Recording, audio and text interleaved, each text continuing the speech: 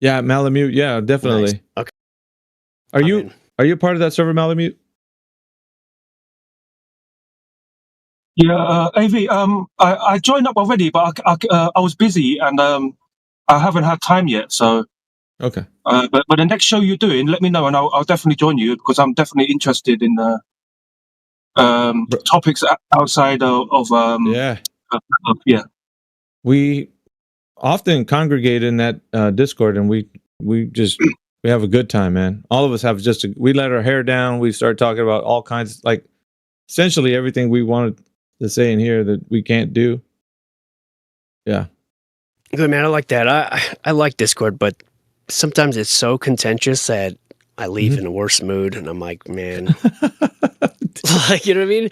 I don't know. It's people come here ready to fight, and I get it. That's the platform, but I don't like being affected by, too much. I get all wound up and mad at some guy, and you get off and you're like, why did I even care? Yeah, and it's just us and that other one. Mainly just people who are making the content. So all of us in here, we have a little contribution to what we have to add for other topics. And it just makes us more colorful, when we're able to speak about other things other than just one-dimensional topic, yeah, that's why I see it. Yeah, cool, man. I'm glad. Thanks for the invite. Sincerely. You're welcome, brother. Yeah, we're kind of changing the platform over there to kind of get it more, like every topic is just going to take up a whole entire show. Like me and Jedi did Civil War for the US and for the UK. It's been this, people, I won't get too much more into it, but anyway, look into it, bro. I will do that, man. I appreciate it. Thank you. Yeah, thank you. I guess we were discussing prior to what I was just saying right now. If people in here know or believe that the earth is flat, and there seems to be like honesty with Whisperjack and Q saying they just believe currently because they haven't tested it yet. But like I mentioned even after that. Yeah, even I mentioned after that is that you guys have been testing the earth. It's just that you haven't realized when you're doing your long distance observations, because it didn't occur to you you were making the long distance observations. It didn't occur to you you were doing those already. So that's why I added that outside of it. It's like you might have already noticed that you did a long distance observation, and then I live in the Netherlands. Like it's flat everywhere, right? The ocean and everything. Like I just go here and I look there and I can see on like for miles. Like the first thing my friends say when they come over here is like, "How can I see that tree in X miles away?" Yeah, right? Yeah, that's another thing too. It's like the other thing you need to do is connect a long distance observation, like with the mathematics. Like you'd have to then put that observation to the Earth curve calculator where you were standing, where you saw something in a target distance, and then punch in the numbers and see if it exceeded that curvature, distance. Mm-hmm. That's the only thing you got to do. That's it, because you've already did the hard part, which is go in and observe, make the observation. The other thing is, of course, your elevation, where you were, how high you were, making your horizontal, your view. Yeah, but I'm convinced that what I'm looking at is flat and not curved, because I'm not seeing curve. That's my point. Yeah, but I guess the part of the test is what I'm saying is when it comes right down to it, they're going to want to know distance, and they're going to want to know how high you were from the ground, because all of that does matter. If you're making a distance view, you're going to say, I saw, 20 miles, and well, how up above the surface were you? Well, it was like 20 feet, whatever. That's gonna matter. But I'm in Holland. I'm below sea level. I see what you're saying, though. Yeah. Just adding a little math to it it'll just make it right, and then you can convert from believer to that you actually know, because now it's solid, right? The only thing that you've shown in your local area that you've done exceeded the curvature distance, like where it would obstruct your view. Now you could say, I have a solid long distance observation, because that's all the Black Swan is. The distance to the horizon. The distance to the horizon. And if the distance to the oil rig far exceeded the distance where the horizon should have been, like obstructing. So you can do that in your local area. It's just a method. It wasn't, it's how people talk about that specific observation being like, oh, this is the black swan. Oh, well, we're just talking about long distance observations, aren't we? Isn't that what we're saying when we bring that up? Where the horizon is able to be seen far exceeding the curvature of the Earth's predictions? What we're saying.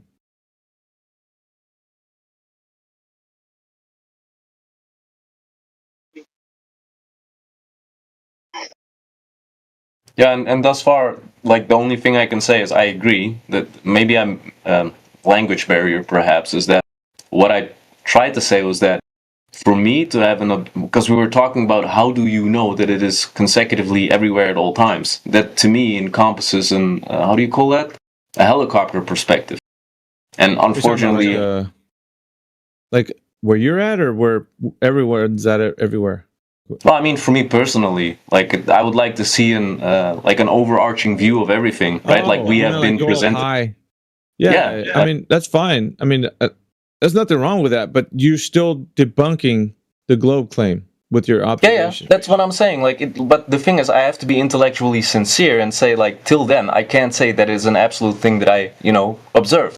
Up till now, the only thing that I observe is everything around me is flat and measures flat consecutively. Q, but you got to remember something also, bro. They're always going to move the goalpost. When you say, I've been as far as a helicopter can take me, they're like, yeah, but you haven't been as far as a rocket can take you. And you're like, shit.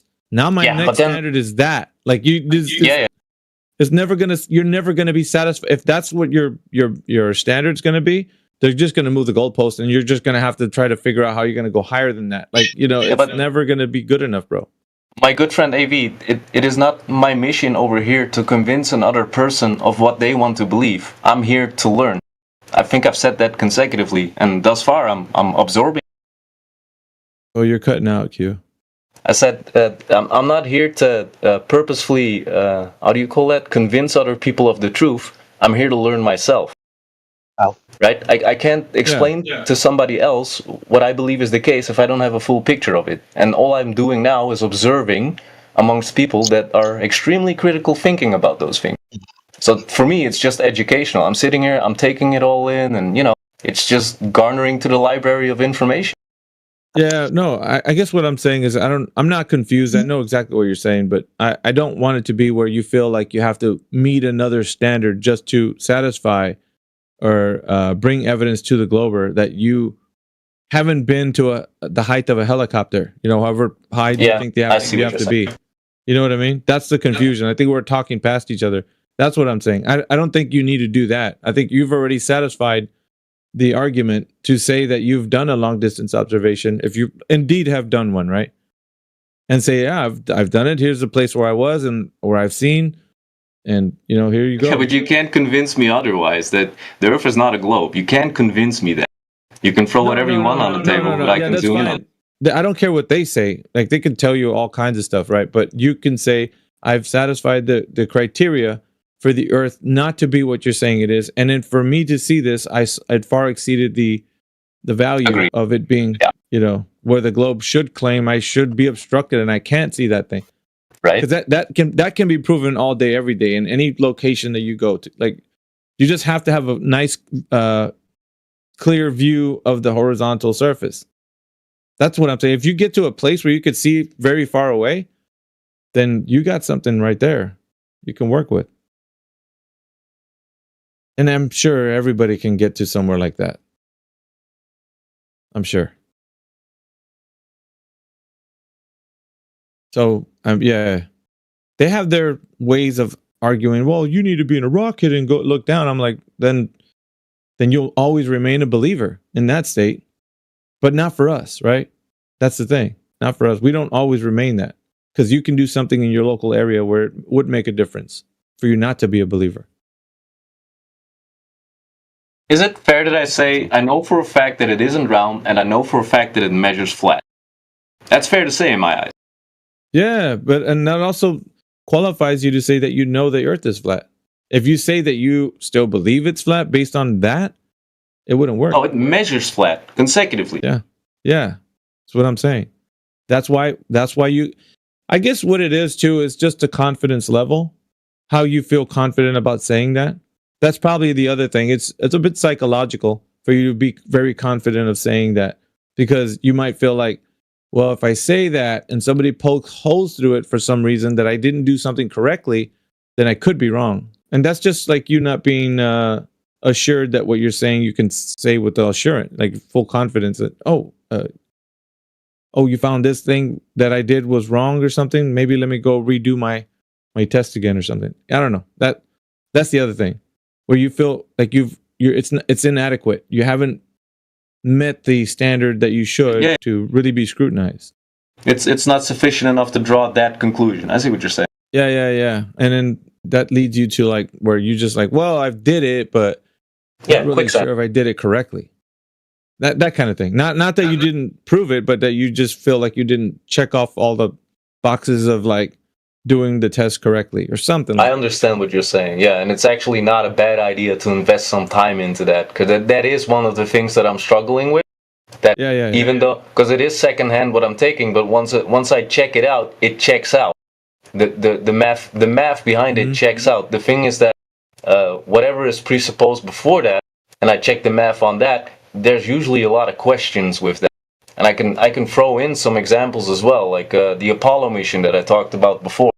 Like, there's a lot of things where, you can be fed a certain thing that you can't check yourself. But if you're in the position to check it yourself, you should. You definitely should. I agree with that. Yep. That's called an internal critique. That's what you do with your information. And I mean, people can look at what you're doing and then critique what you did, but ultimately you were the one to make the judgment call when you're at that location and do what you did. You're like, but then again, you know what we talk about in here, so it's not like you're going unprepared to a location. You already know what questions we would ask. Yeah. And most of it already, I guess to me, it's like most of it already just really solidifies the point that the Earth is flat. So it's the burden of proof actually is on the Glober, to be honest. You're just actually doing justice by doing what you do. You know?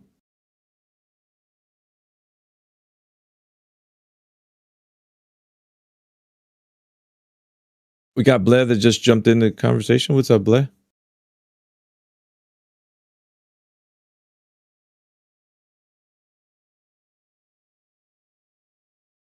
Maybe I'm oversimplifying this, but like, if I see an apple, I'll call it an apple. Simple as that. But if somebody else tries to tell me that is an apple, even though I've never seen it consecutively, perfectly, then I can't make that conclusion. Right?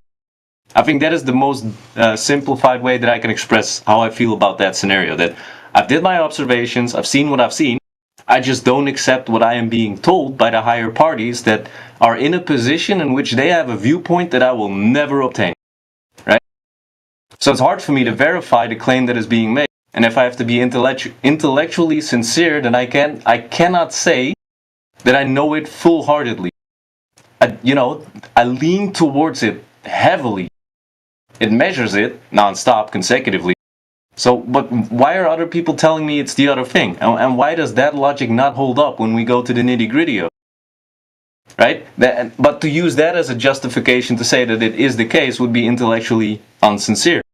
That's what I'm saying. Like, if I have to be intellectually sincere about this, then I have to be in that position to have that full encompassing overview, which I don't, unfortunately. So I have to just... Yeah. In order for someone to disagree, they have to actually have something contradictory in hand. So if you say it measures a certain way, all they have to do is say, no, it doesn't, because, without using a double standard, we're going to take, a common standard, a common premise, and test it, which is what we do. And they say, no, you can't do that, blah, blah, blah. All right, well, that's not really a disagreement. Well, I can give an example of an actual test that I did, like early days when I got in here, and a person who tried to convince me that the Earth is a globe, and he gave me a method in which to do it. I can explain that to you guys what I did, and which kind of gave me reason to believe that what he was saying was lying. Those little GoPro cameras, right? He told me, take a GoPro camera, get it high up, and just film. So I took a balloon, put a GoPro on there. I knew it would pop at a certain time, so I just put it on the beach. And then it would go up, up, up, up, up, pop, and then it would go down. And I could just see the video. And then I looked at the video. And then I came on here and I asked the guy and I said, what I see is a line with a small indent of a curve. Now explain to me why that curve would be there. And then he explained to me, well, that's the Earth being round. And I'm like, well, I think you're lying to me. Because when I asked you to make that measurement, I asked you if there's any factors in between that could influence my observation. May it be the lens, may it be particles in the air, may it be moisture, what? And you said no. You said that I could see it and it would be, as is, as if I saw it. But after the fact, I learned after the fact that there's like particles in the air, especially near oceans, that bend the light, refraction, right? So what I'm seeing is not what I'm seeing, let alone the measuring tool that I'm using is not for that distance, right? So there's a lot of, how do you call it, artifacts in filming. And then as a researcher, for me, right, expert researcher uni, that is not conclusive. I cannot use that as a conclusive thing to say that that is the actuality based on the apparatuses that I'm using. And the way that he approached me, that it was so simple to do, was so insincere. That to me put me over the board. Like, well, if he is saying that that is so it's true and it's so sincere, what else is not true and not so sincere? So the critical thinking mindset came into play. And then the final one that really pushed me over the edge was... I get it. I was trying to ask you something, bro. I'm sorry. Again, I fail to understand how there is a common standard. So you said you had evidence of something. I don't know what that is.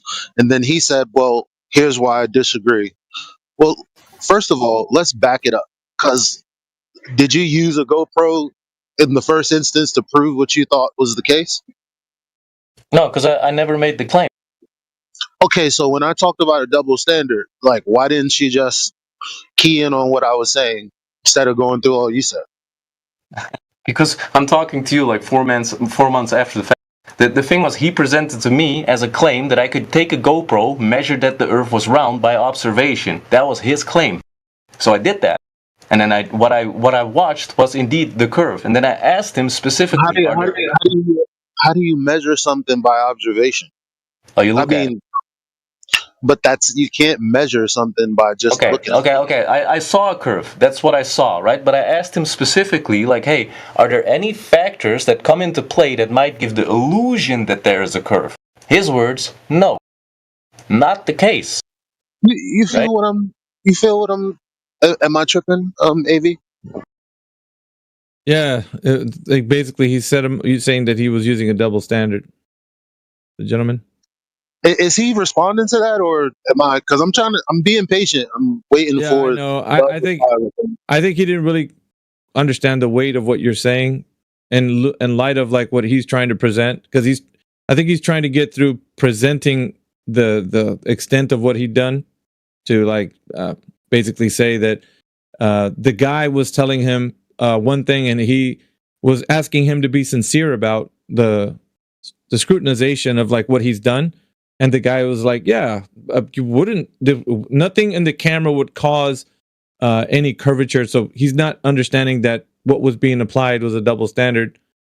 I don't know. Do you get that, Q? I actually do want to ask now that you're like laying it out, I'm getting it. Yeah. So that's exactly what Eli was telling you. So if you would have, well, not if you would have, but knowing that now, you could critique, and I don't know if you're going to talk to this guy again or not, but you could right off the bat say that. Make it known. Yeah.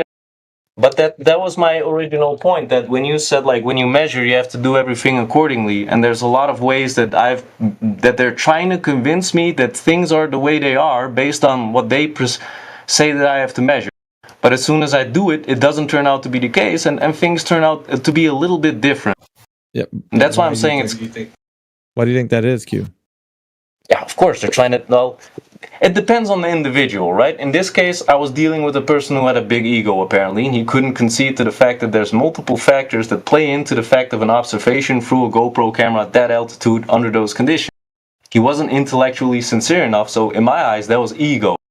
Because if he was sincere enough, he would have taken those factors into account, gave me at least something to work that out, to take that out of the equation and see it the way it was. But it's a form of manipulation. In my eyes, a form of ego, a reaffirming of their own reality. Yeah, but the confidence that he had to present it to you, it never wavered. Yep, I see exactly what you're saying. Yeah. So it never wavered. The confidence never wavered, which gave you the impression that perhaps he could be onto something, or maybe he is right about something. So the thing about these guys that come in here, they're extremely confident. Extremely. Like their level of confidence is like at 100. They don't deny the fact that it's just like, yeah, what I'm telling you is that the Earth is a globe, and here's how you prove it right here. And they're showing you without any, standard of like how they're going to provide the actual proof of the evidence they're presenting. Because at the end of the day, that's not going to be proof. Nothing that they're going to give you is going to be proof. It's just they're submitting things to you and then saying, this is how it is. You can't refute it. But like Eli was pointing out, it's a double standard. They're setting you up. Mm-hmm. That's why at the end of the day, they lost, because they kind of made me into wondering like, what else is there? Hence me sitting here and just listening and then over time taking things in. Remember that instance with the laser device where the guy cited the entire paper, and I think you and a couple of other guys like plowed through the document, found the device that he used to make a measurement with a laser, and then you figured out that the distance that he wanted to measure with the laser wasn't even capable within its range. It wasn't. Yeah, we've done that many times by looking at the specifics of the. One of the things that we do pull them up on is what specifics are they using in the test that they're utilizing, right? The equipment. So the equipment that they're putting forward, it has a maximum effective range. We all know this. Like I think we have to be honest with ourselves when we're talking to these guys. We're like, if we don't go over those details that are super important, like they're just going to get away with murder. They'll easily say that the device covers a range of 50 miles, 75 miles, and then they're going to present their argument on top of that without any scrutiny about like what they're using. I think that's usually a detrimental piece of information, and usually it doesn't get discussed. Usually I hear people just talking about what they did and not what they used in that test. Mm-hmm. Which is a huge part of why they would assume what the information they're receiving. But I think that's what we do in here. We just go over everything. Like, what are you using? What's the time of day? Everything. Every variable that we could possibly think of to actually give them the reason to say that why they would think such a thing. And we hear a lot of flaws. Like, oh, well, this thing it has got an unlimited distance. Like, no, that's not true. You can't bullshit your way through any of the things that we do in here. You can't. There's no way. But does it make sense to you when I say that when I got in here and that guy gave me that argument and I tested it, came back, and then I realized, okay, that was the case. It only pushed me more towards like you guys in the sense that, hey, I'm being lied to and it's not being, presented sincere. I want honesty. I want the truth, right? World truth seekers. And in that context, if I'm being presented that in that context, intellectually insincere, I'm sorry, but I literally within the same week, that measurement with the laser came forward. I was just sitting here, man. I didn't say a word, but I heard you guys go through it, and I did uni. Milli anneannem, yünden tıraş ve kalem. I don't know what happened there. But what was that? Like during uni, I was a tutor, which means I sit next to a teacher. What? Why did you mute that guy? Milli anneannem, yünden tıraş ve kalem. Yeah. Silence. All right. Somebody muted you by accident. They thought it was. Yeah, it's okay. It happened. It was fine. Go ahead. The thing is that when I was at uni, I did a tutor job, which means you sit next to a teacher, and it was for research. And the one thing that I noticed is that you have levels of research, right? Beginner, medium, expert. But what makes an expert and a medium, right? It's the way you look at the way you're doing your research, what devices you're using, exactly up to that little detail where you looked at the fabric, like the factory specifications of that laser to see how far it could measure accurately, and then throw his entire research out of the water just based on that. That made it to me an expert level where I was like, this is truth, right? Now I'm sitting here and I'm just be quiet and I'm just listen, because that was pretty much it for me, where I was like, okay, these guys do not bullshit. These guys actually look at the brass tacks of things and they don't hand waver things off, right? They can't just be told by anybody what is what. They really want to see the nitty gritty about things. So I'm going to just be wise and say, when I don't know, I don't know. And in that case, I'm just quiet and I'm going to just listen. So that's what I have been doing. You've been noticing me for a while here. Come on. Yeah, you sit here silently, of course. I've noticed that. But the other thing too is like, the truth is the truth, right? It will not be moved. So if indeed the earth is a globe, if it was, it will not be moved. It can't be thwarted by any efforts of like people looking into it. But if it's not a globe and it is a horizontal plane, and that can't be moved. So you have, either somebody's telling the truth or they're not. Right? So we investigate each claim. Yeah, that's right, Miggy. Yeah, nice one, AV. Excellent. I think that guy who interrupted just now, he bursted out. I think in his language, he was trying to say, we're flat earthers united and will never be defeated. We're flat earthers united and will never be defeated. I think that's what he was trying to say. That was that I got from that. From that outburst. It just came at an odd time, and he wasn't speaking English, so we don't know what to make of that. All right. Yeah, I put my positive spin on it. Okay, there you go. And by the way, I've taken the liberty. Sorry, I've taken the liberty in the side chat. I posted a podcast, "Descent into Madness." It attempts to explain the psychological barrage that we get from the powers that shouldn't be, and how we have to cope. And how we, the flat earthers, for example, those who go against the norms are killed, and the psychology behind all that. It's a really good one. Go ahead and watch it whenever you can, guys. Like yesterday, I was talking about the young man who popped into the chat and was very adamant that the Earth is a globe, and I was like, I match their energy, so I'm as high energy as them when they pop in here. So I kind of got him to like pump the brakes a little bit. That's kind of what I do when I see the energy level.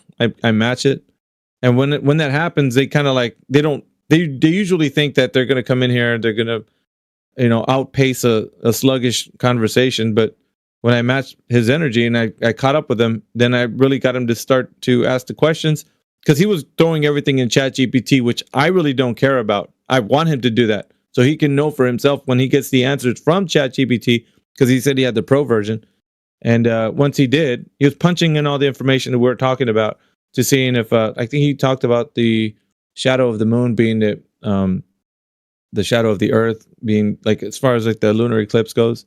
And he found out like there's no way that he can know that it was the actual Earth. All he was getting was explanations. Right. So as he was peeling back the layer of how he knows that the Earth is a globe, he went all the way down to Eratosthenes and found out that Eratosthenes it's the answer he got from ChatGPT, the pro version, was that Eratosthenes suspected that the Earth was a globe or a sphere.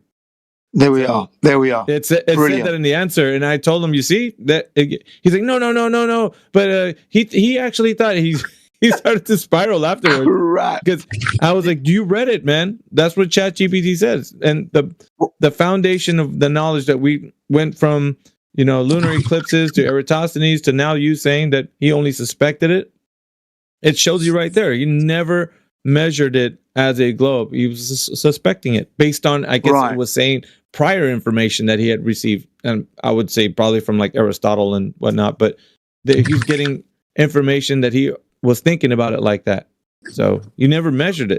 So I don't buy that.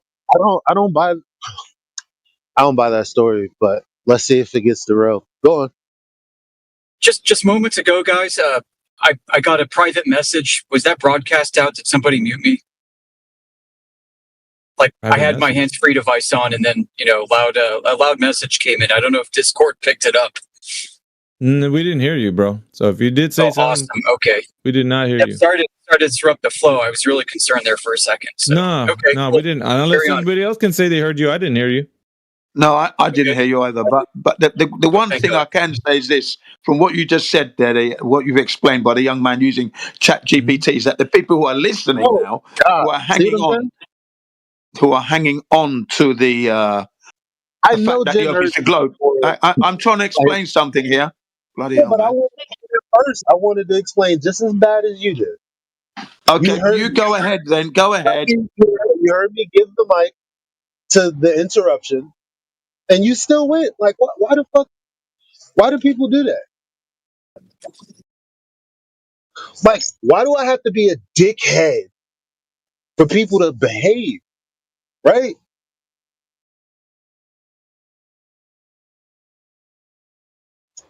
Go ahead, though. You see, I wasn't aware that you were going to speak. You said something, and I didn't know that you were actually trying to say something. So I will allow you to do that because you were before me. Please go ahead now. I don't buy it. Thank you. I don't buy the Eratosthenes story because, again, it's supposedly wrapped in some sort of ambiguity, but ultimately they say he got to just around, not exactly, but close to what we know now in modern times, the size of the Earth. Well, the problem with that is he got the same radius that we use now. And where does that come from? It comes I agree, from 100%. extrapolation of the nautical mile. So, for anyone who's used the sky for angular measurements to traverse the sea, the land, whatever, which is, I mean, that was way before Eratosthenes, right? They could have all made the same assumption. So, knowing that, you know, I don't understand why they would act like they did something so super different by watching the sun do what it does to come to the same determination that he could have based on traditional sailing. F out of here. That's my point. Yeah, exactly. Exactly. I agree with that. I was just going to say, going on what Eli's just said here, I think Eratosthenes didn't get the exact same value we're using now. He got, what was it? 900, sorry, what is it? 24,869 or 68, something like that. He didn't quite get it right. And of course, now they're giving us the 901 miles circumference, basically, which is crap. But the thing about the GPT individual who was using it to question whether or not the Earth is a globe, well, the listeners really benefit from that because those listeners who are hanging on to the Earth being a globe, and they got their proponent in here questioning Chat GTP, and it's going to give us the information. Well, he totally lost, didn't he? Totally. So well done anyway. Yeah. That's all I was going to say. Well done. Yeah, I mean, I agree with Eli's point for sure. However, Chat GPT is kind of regulates this information out to, I guess, whoever in whatever individual. I think it doesn't. I want to ask Yoder this. Do you know about large language models? Like, especially if somebody types in information, it kind of like constructs it in a way to a person, like how whatever the algorithm, however it puts it out, but it doesn't modify that information. It just reconstructs the way what it's saying. Yeah, it's reconstructing the language it's been trained on in order to provide a relevant response. Right. That only matters. Well, here's the thing. Because when I'm using Perplexity AI, which, in general is no better, I actually go through the source. So that it's not some woo language that it's mashed together. And at best, I'll say what it said here and what it said here. How can this be true? Look in the source. This is contradicting what we're talking about. Like, so Chat GTP or whatever these AI programs, they have the same issue that someone would have had with Google if they weren't smart enough to go through the sources, like we've done for years. Ballers always give us something that disproves themselves, don't they? Yep. Yeah. Yep. They always contradict themselves. But I mean, the line of questioning and where we ended up was he was kind of like taken back a little bit because he was like, no, it is a globe. Like he didn't know how to come back from an argument that he like basically was relying on Chat GPT to actually make for him, which led him down a path of just not being able to prove the point that the Earth is a globe in any measurable way, for sure. Because that's what we're talking about. And I don't know what happened afterwards because I got busy at work, but where our conversation was there, then other people took over. You guys were here yesterday. Regarding Eratosthenes, it's gotten to the point for me pretty much here. I'm just tired of entertaining the story itself for the reasons Elijah mentioned. Like the story itself is bogus. It's at best a thought experiment that somebody later in time came up with and attributed to this guy, which didn't really happen. Because when you look at the claims, there's no way Eratosthenes really could have done what he's claimed to have done, given where he was, when he was, what he had available to him, and how he did it. Just a little bit of critical examination reveals this. How is he in two places at the same time? How come the stadi wasn't a valid, like a standard unit of measurement? How come the two cities weren't actually aligned on the same longitude? How come we have stories of him looking in a well versus him holding up sticks or looking at monoliths? Yeah. We've got all these different characters throughout history that seem to have done similar things as them. Why did Eratosthenes get attributed to this? And yep, everything about it seems what's called anachronistic. It seems like a much modern retelling of an ancient myth, attributing things that he had done which he couldn't have done for the time that he was in. It's got all the hallmarks of an urban myth.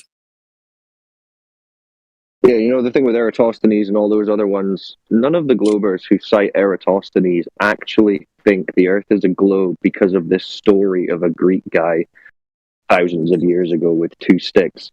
It's the government space cartoons. They're just trying to dress it up with something that they think sounds scientific. So you've really got to like just dig through all that and say, well, this isn't really why you believe Earth is a ball, is it? I mean, in school, they didn't use this to tell you or to convince you. They used images of a ball Earth and told you people are going to space and seeing it. That's what they believed. No one's genuinely believing the Earth is a ball because of sticks and shadows or swinging balls in a shed or a pendulum. That's just all smoke and mirrors because they want their belief to sound somewhat scientific, and they think those things are. That's their attempt to be intellectual deception. That's what I think that is, when they start giving it the sticks and the mirrors crap.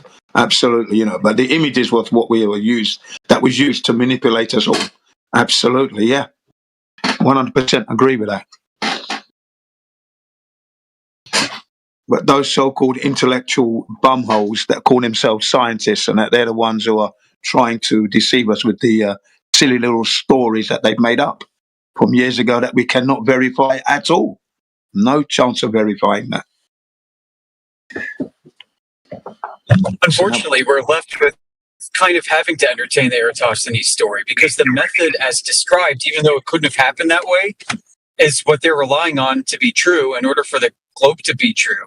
Yes, we know that they are interested in the globe only because of the pictures and cartoons. But if the method itself is what's in contention, then it can be seen as a little bit of a dismissal on our part if we start attacking the historicity of the story rather than the method that's being presented. It's kind of like attacking the messenger, not the message. And that's what Globies would come back with if we decide to dismiss Eratosthenes based off of its lack of historical, historical relevance and verifiability. So it kind of catches us arguing in a way that we don't really want to be because we know it's not productive, but we almost have to for the sake of showing the audience that we're interested. Yes, sometimes it's unavoidable just to bring home the fact that we cannot verify what you're saying. So if it's dismissive, fine. But of course, the methodology as well can't be proven here on Earth. So, nothing wrong with dismissing something that's stupid, provided you've made it clear why you are dismissing it. Yeah, I think that's fair. Fair enough. So clever Globers will bring up, well, Eratosthenes actually would have had to use 3 sticks or 3 wells for him to verifiably prove that it is spherical. And they're very clever for saying this, but then the second they say that, you can retort back and say, well, I guess for the past 2,000 years, what Eratosthenes did really was insufficient after all. So why would you bring that up in the first place as a valid method for discerning the topology of Earth? If he would have had to require 3 sticks instead of 2.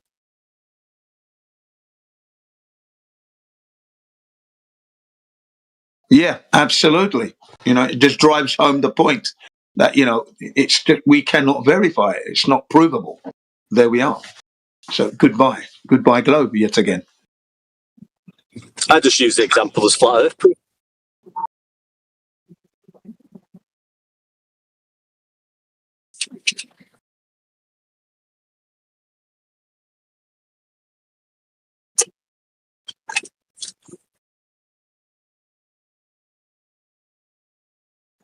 Yeah, I see one deck is in here, bolstering up the power in this server, with the knowledge.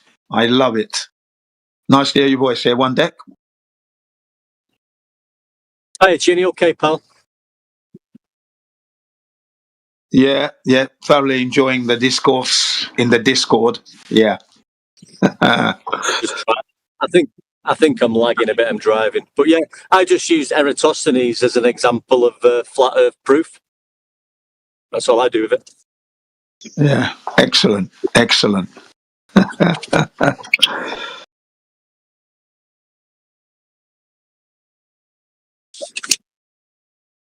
And then you have to grant them that it even happened, which there's no evidence that it did. But the point is that Indio brings up is that the degree as a unit wasn't even a thing back then. Which let him have the flat Earth proof.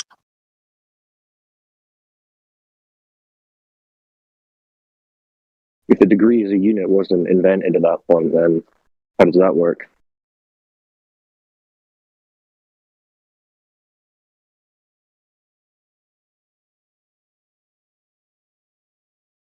I'm not sure, but if a Glober uses Eratosthenes to me, if he wants to use it, you go ahead and prove flat Earth then, Glober. Measuring your angles of the surface of the Earth. Well done. My sentiments exactly there. One deck, let them have it. Flat Earth proof. It's very good. I had some of a good chat last night with a guy who came in, and I got a good response on the refraction one because we were talking about the lack of curvature and all this, and he said, "Oh, Indio, I heard Indio in another debate with a Glober, and he used refraction, and he sounds like he got Indio with the refraction argument." And I said, "Well, why are the Globers invoking refraction to begin with?" And he quickly came around to conceding, well, because reality doesn't match the globe. He actually said that. It's like, well, there you go then. How are you going to employ that as an argument for the globe when it is in fact a concession that reality doesn't match the globe? Well, that was an excellent response there. Well picked up on that one. Good. So you conceded. That's the reality coming through there a little bit. Wicked. I'm going to use that in the future when they bring up refraction. Say, oh yeah, why are they claiming refraction? Oh, because there's no curvature. Okay. There you go. So it's not an argument for the globe, it's a cope. Yeah, it's just mathematical after the measurement.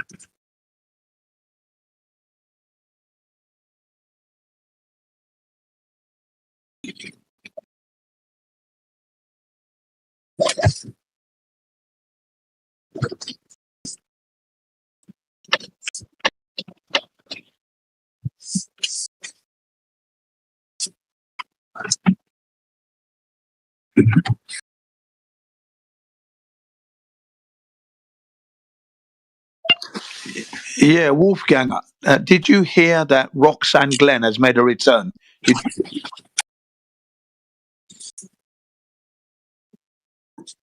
Roxanne Glenn from the Globe Live Tour apparently has made a comeback. I don't really keep up with all the community stuff, so. Oh, okay, no, I just wondered. That's all. Here. Was she the one that said she went back to the Globe? No, she not that I've heard of. Never went back to the Globe. No. Okay, that must be another not that one I've heard of. She was part of the Globe Live Tour, if you remember. Yeah, I remember. I remember the name, but I don't know anything about her. So what? She went dark for a while, and now she's back on it. Yeah, I think she went. I don't know about. Yeah, basically, she gave it a break. And from what I understand, she's back, but I don't know at what capacity yet. I just thought maybe you might have heard something. That's all. I'm going to look into it. I only heard 2 days ago, so I don't know what the actual SP is on whatever she's up to. But she took a break, personal matters, from what I understand, from her own mouth. Good to do. I mean, this is. Especially if you're putting your name and your face out there on this topic, that's going to invite some annoying attention, so no doubt. But no, I don't know anything about what's going on with her. So okay, yeah, that's all right. Yeah, I thought you might have done that. So I'll search later on today. Probably I'll have a look. Been meaning to get to it, but I've just had so many things to be doing, so I'll get to it eventually.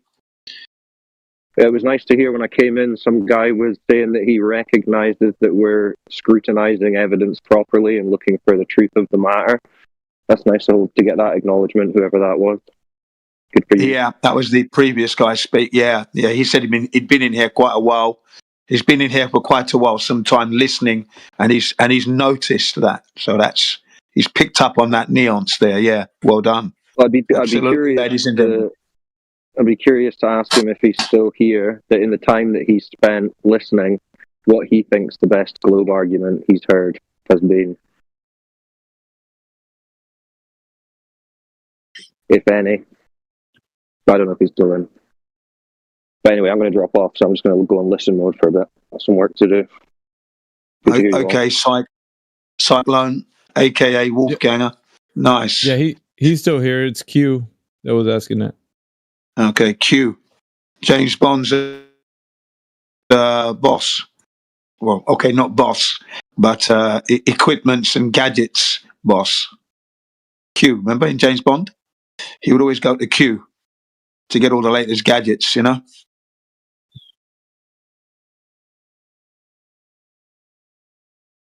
Watches that are incendiary devices, for example, Take the watch out, turn the winder one direction, it's a magnet. Turn it the other direction, it's a bloody bomb, blow up the whole building. That's a watch, and it tells you the time. Old dude says he's in class right now. That's what he said. He was going to go to class. Then he'll be back afterwards. Okay. Yeah. Do you remember that? Do you remember Q in James Bond? Q with all the gadgets. Some people might remember that. I don't. Not really sure. Okay, that would be in Sean Connery's times. Yeah, he would go to Q, and Q would give him all the latest gadgets he would need for his next mission.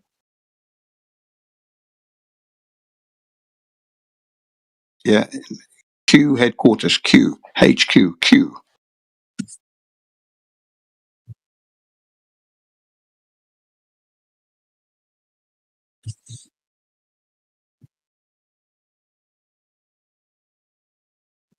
So obviously not a James Bond fan then.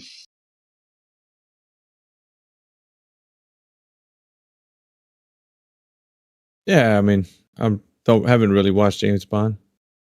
No, yeah. I've seen maybe one or two, but I don't know. That's all right. Yeah, no big deal.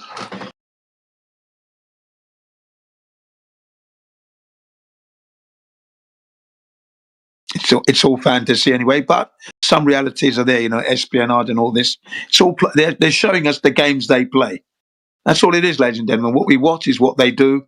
More gaslighting anyway, to some degree. Yeah.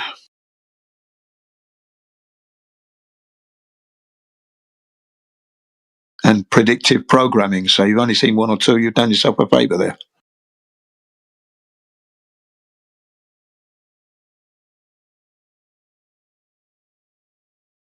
But yeah, watch that podcast I posted. It's called Descent into Madness. It's a really good one.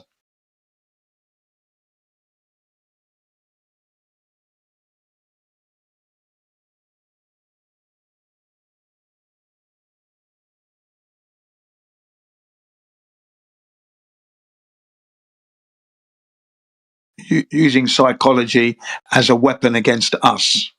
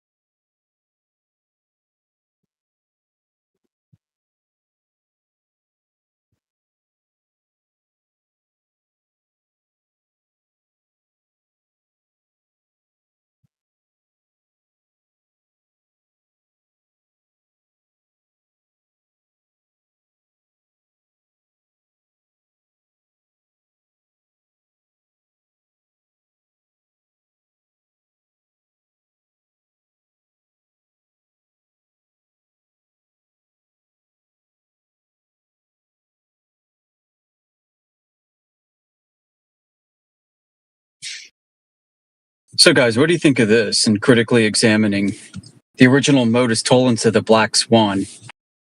Right. So, this has been a topic of debate off and on recently, more or less, whether or not the modus tollens itself is powerful enough to make a case for flat Earth. And I can get this, where the principal weakness behind the argument is almost in its very framing, because it supposes that all white swans that people see everywhere is evidence of curvature of the Earth, except for this one instance where we can show it's flat with our black swan. It almost sets us up, if we use it in this manner, as a weak argument. We should reverse it. The white swans we see everywhere is evidence of flat Earth, and demand that the Globie present his black swan of the globe.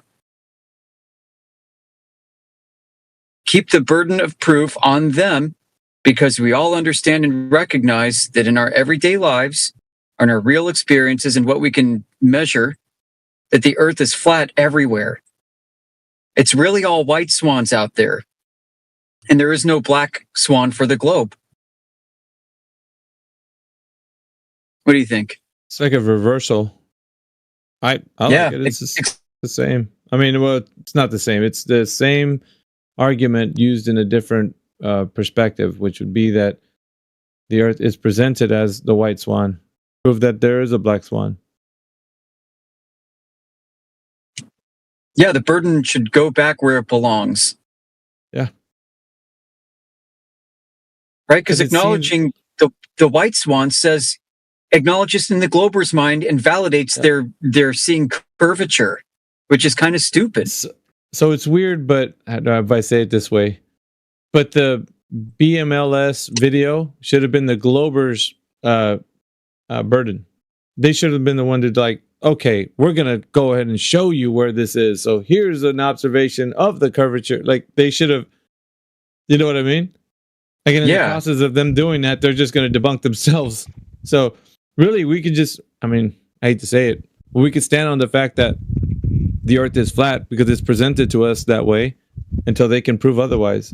And they won't be able to. They won't be able to. So it will never, the burden will never be ours, like as it was in kind of like the white swan or the black swan is. Like it was shown that it's not a globe, but yeah, you're right. Go back to reality. Coming back to reality, acknowledging reality, and go back to your senses. Yep. Makes sense to me. We should call it the white swan instead of the black swan then. Got lots of white swans. Yeah, you're... sometimes when you put forward stuff like that, it just makes a lot more logical sense. Like, we've been carrying this argument like it was a way to debunk the globe, but at the same time, that's why it gets scrutinized the way it does with the globe. And they don't have, like, they can't say that it was evidence of globe either. So it's not like it's going to change that fact. Right. But it's just the way it was presented. That's what you're arguing, how it's presented. It was shown. Yeah, like, and you know this. We're the ones having to, take up the mantle of trying to debunk something. Isn't that right? That's right. What you're saying? How that originally came out, I think, was a product of where we were at that point in time. Mm-hmm. We were a bit less mature back then than we are now in how we've been thinking through these things. We've grown a lot. Yeah, it's like we would invite someone that says, I did an observation to prove the globe. It's like, let's see it. Yeah, let's go through it, walk through it, because all we've ever experienced is observations of the Earth being a horizontal plane. Like, go ahead, do your best. Yeah. But so, I think it's... Sorry, yeah. I think it shows that the fact that we, pick up the mantle, it shows that our integrity is intact because, okay, we take the mantle, we trot, and we rebut and prove that the Earth is flat by debunking the globe at the same time. So that's good, I get what you're saying, Jen. That part doesn't change. What changes is the argument, the way it's presented. Yeah, absolutely. Because you're saying if the Earth is a globe with a radius value of 3959, that's how it begins, right?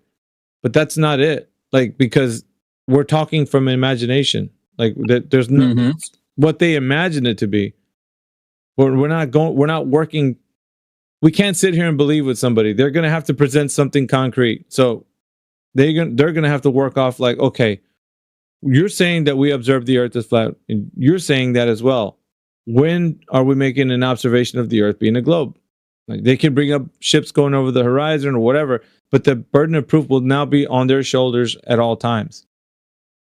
And they're never going to come up, even if they can throw out whatever they like and we're going to do the critique as to like what they're presenting and how this demonstrates the curvature of the Earth being in accordance to the radius, diameter, and circumference. Like, we're just going to do that because that's what their standard is. Their standard is their size of the Earth. So if their observation doesn't match that in some way, like they're presenting it, then we're going to call them out on it. But it's never going to be the fact that we're saying we start with the argument that way.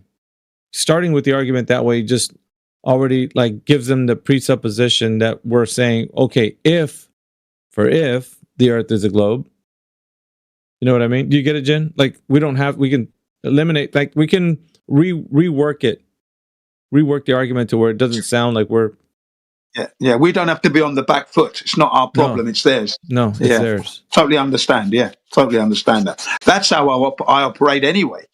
Yeah, I know. That's what I'm saying. Yeah. I'm agreeing with you. I'm saying, like, yeah, that's exactly right. We're all seeing the same thing. So in the case of if we were to rework that argument, it'd be like, so all swans are white. That means that all observations are leading to the Earth looking as a horizontal plane or a flat Earth. So that's what we're saying. If you got a black swan that the Earth is a globe, then we'd like to see it.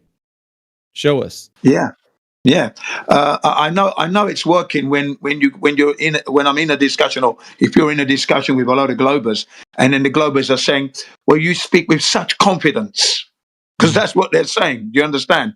You know, they're listening. I'm arguing with one of their groups, one of them in the group there, and then they all end up saying, yeah, but you such confidence, you're so sure. Well, why wouldn't I be sure?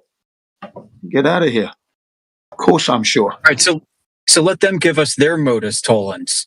Yeah. You know, if Earth is flat and observed as such and measured such everywhere on Earth, you know, instead of Earth as a sphere, the radius of 3, flip it around. You know, then we should be able to present evidence of Earth being flat and measurably flat in every instance, and then say, well, here I've got a case where the Earth doesn't measure flat, where the Earth has measured a globe. Therefore, the Earth can't be flat. Let them produce their modus tollens that debunks the axiom. It tends to debunk the axiom that we have a visually, measurably flat Earth in reality. You know, it's impossible for them to do. But yeah, the modus tollens is on them to give to us for debunking what we have, what we start with in reality. Yeah, this is excellent what we're saying, because, ladies and gentlemen, what you're witnessing here is the last residues of the indoctrination falling off of us. That's what you're witnessing right now as it's being discussed. Okay, because we've all been indoctrinated. That's what happened. Let's put it this way, Jen. The argument will be complete now.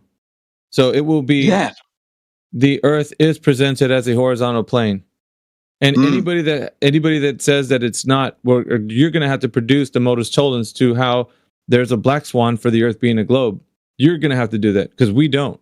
It's presented as such, it's measured as such, and it's navigated across as such. So we have all evidence and proof that the Earth is what it actually is portrayed to be from what we see from our vision. So they have to come up with the whole argument, not us anymore. So now it's going to be, like you said, it's a falling off of the last bits of like the bad arguments. Bad arguments. I would say it still solidifies a point at the end of it, right? The way the black swan is now, the way it's worded, that the Earth cannot be a globe. But in this particular case, we're not starting with if the Earth is a globe anymore. It's straight from the Earth being a horizontal plane. So now it's like the Earth being a horizontal plane, it's a horizontal surface. It's flat. Now is the way it starts. It's an affirmation. It's not like if the Earth is flat, it is flat. Yeah. So absolutely. But now when we go back to like 2016, 2015, 16, 17, and that, I used to say, before I'd answer a question, I'd say the Earth is flat, and then I'd answer the question. Do you know that? Every time. I used to say that. I used to say the Earth is flat, and then I'd answer the question. And that really used to wind them up. That's psychology in reverse, okay? Because the Earth is indeed flat. Yeah. The end result is the same in the argument. Oh, sorry, Jamesy, you go on. In the modus tollens, can you use it as if the Earth is a globe, based on the radius, blah blah blah, the horizon should be at 1.2 miles based on this 1 foot observed height in feet. You know what I'm saying? Yeah, and their presentation, you mean, like when they're presenting a modus tollens to us? Listen, using the black swan and using the observation, I mean, using that photograph, right? Because you're saying they have to present it. Yes, I agree with that.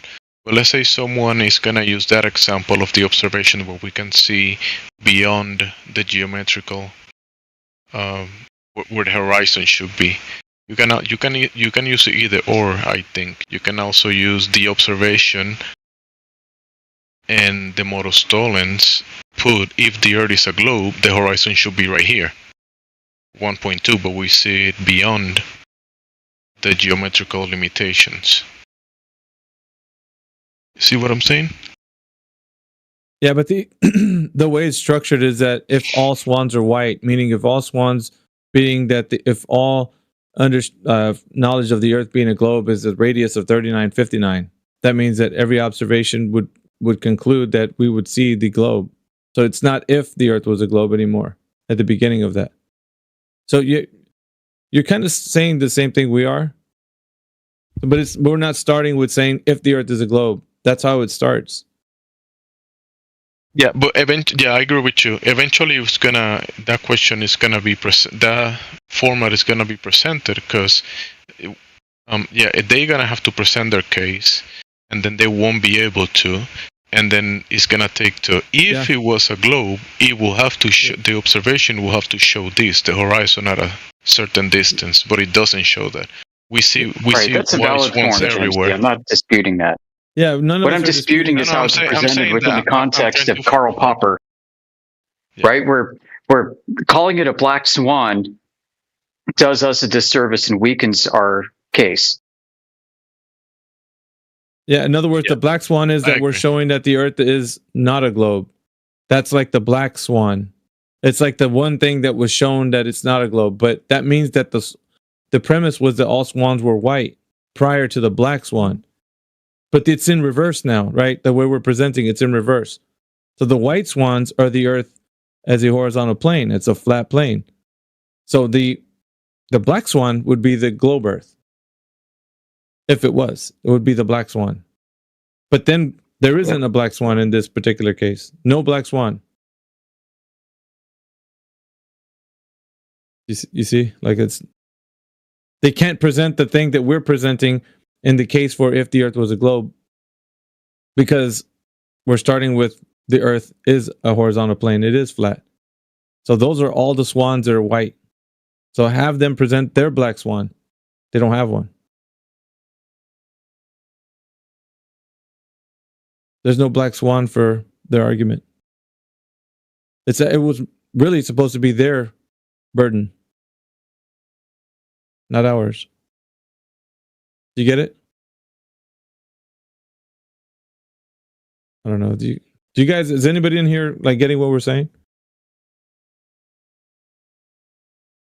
Yes. Yeah, I get what you're saying. I understand it fully. You know, basically, you stand in the flat Earth stance because the Earth is indeed flat, and you reverse that Motus Tollens. They've got to prove it now. They have to bring the black swan, which is the Earth being a globe. That would be the black swan, wouldn't it? Like if they, it would be. It's the odd man out, isn't it? It's the odd man out. It's the odd. It doesn't exist. You see, absolutely. So if they prove the black swan, in their position, the Earth would be indeed a globe, because we're saying that in all observations, the Earth is not observed, measured, or navigated across as a globe. So if you present something that actually shows that would be the black swan. Yeah, I'm going to go back to saying that because the Earth is flat, blah blah blah blah blah blah. Yeah, the Earth is flat, blah blah blah blah blah blah blah blah blah. It used to really get on their nerves. It used to rattle them up when I used to say that all the time before answering any question. The Earth is flat. How is the weather? The Earth is flat, and then I'd answer the question. You know what I mean? Tease them all the way. Exactly. I love this. Just making sure we're making sure and 100% sure that the Globers know their position. They must know their position. Yep, must know their place. So true. Yes. So what brought you to this channel? More Thierry? Moriarty. I just wanted to hear the debate. There's a lively debate going on. I wanted to be a part of it. Okay. So do you think the Earth measures to be a globe in some form? Probably. How the fuck should I know? But probably. Oh, it's a question we ask people that are coming into this channel, because a lot of people are confident that the Earth is a globe. They don't realize they don't know if it is or not. That's what we do here. Did they like do that for like a study? Like they went to school and they spent their entire lives trying to. Well, have you ever been to school? I don't know if you have or not, so I'm asking. I have a master's degree, but it's not in the shape of the fucking skull or shape Skull? of the. Excuse me, shape of the sphere of the Earth. Yeah, no. So if you've learned some information about it being that, do you think it could be tested and verified as such? That's what I'm asking. So you've been through academia. It sounds like you said you're studying for a master's. Is that right? Yes. Okay. And in your time in school, has somebody ever given you information enough to verify the Earth being a globe? It's been presented as so, and I've had to accept it. They give all these studies and whatnot. I'm sure you're going to contradict them, and I'm open to hearing them. I'm very open to hearing it. Well, the contradiction is that we do not observe the Earth in that fashion, nor do we measure across the surface in that way, or navigate across the surface in that way. So, in every instance of the Earth being a globe in whatever way they're presenting it to you, whether through video or images, none of that information can be tested and verified. So it's a part of the belief system that you've had, even in the vernacular. You're using the word globe almost in every instance, right? We're on this beautiful globe, the globalist, everything. It's just you're lambasted with the idea that the Earth is a globe, but there's no way that you've or anybody can test and verify it's one. I'm accepting the premise. I'm accepting your premise. Yeah. Yeah, and everybody in here who ascribes themselves as a flat earther will be able to tell you the very same thing. We've known about this ever since we were very young, but the information comes at us and there's no defense to it because we're just being told. We're not being taught, because if you were being taught, you'd be able to tell somebody how you know what you know. You're just being told some information about planets and cosmology and a lot of the things that you believe, are building up a worldview in your mind. But none of those things can be tested to be true. So you have to, on a certain level, just take it all on credit that what they're saying is true. And that's the part, like, I guess with critical thinking, you start to realize, well, I don't really know if it's a globe. Nothing I can do to test it. So specifically, like the circumference of the Earth, 24,901 miles. The radius of the Earth, 3,959 miles. If you're going to see if any of those claims of the Earth's size are able to be verified, I don't think you can find a reason to say that you know, nor anybody else. And that's a challenge. That's a challenge for you and everyone. So.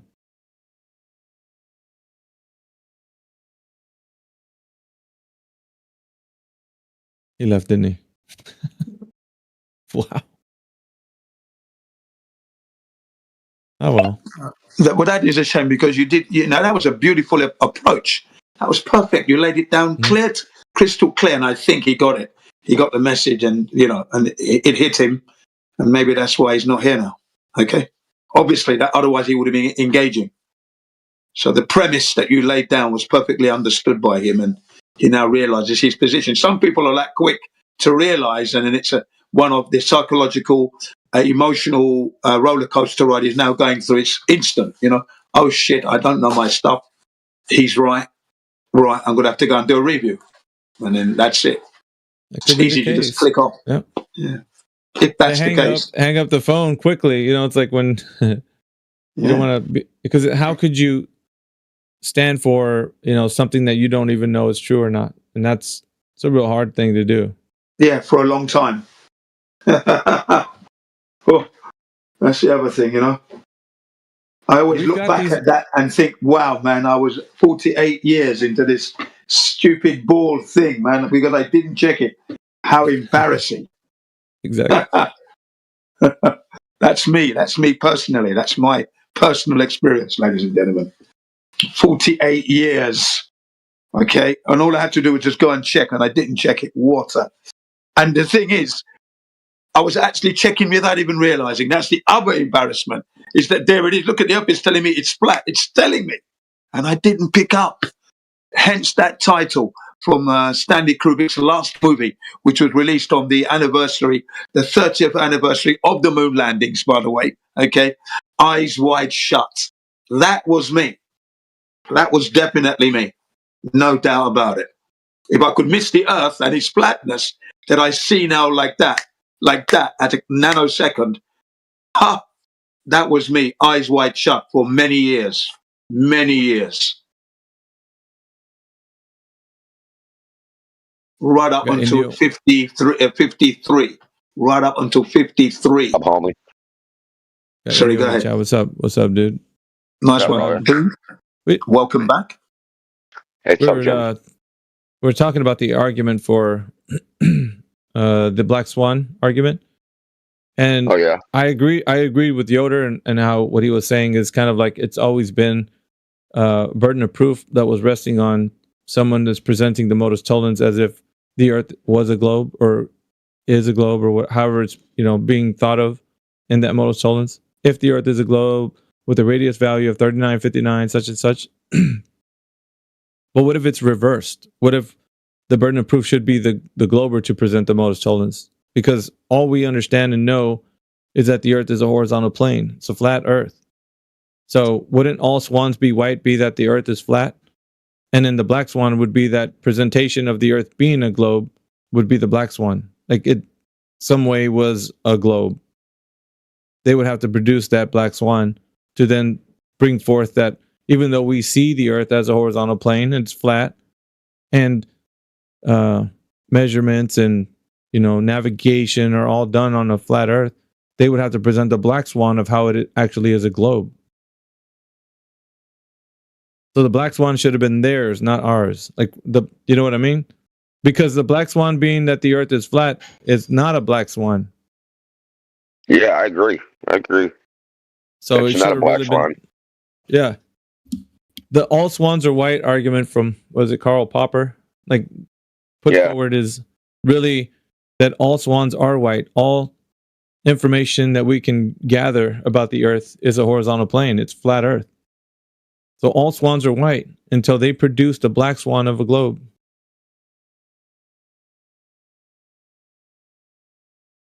So, we were talking about this last time a little bit. I only use the black swan to demonstrate that the horizon it's not geometric. I mean, that's what I really, because it doesn't disprove the globe. Yeah. You know what I mean? It disproves the geometric horizon. Yeah.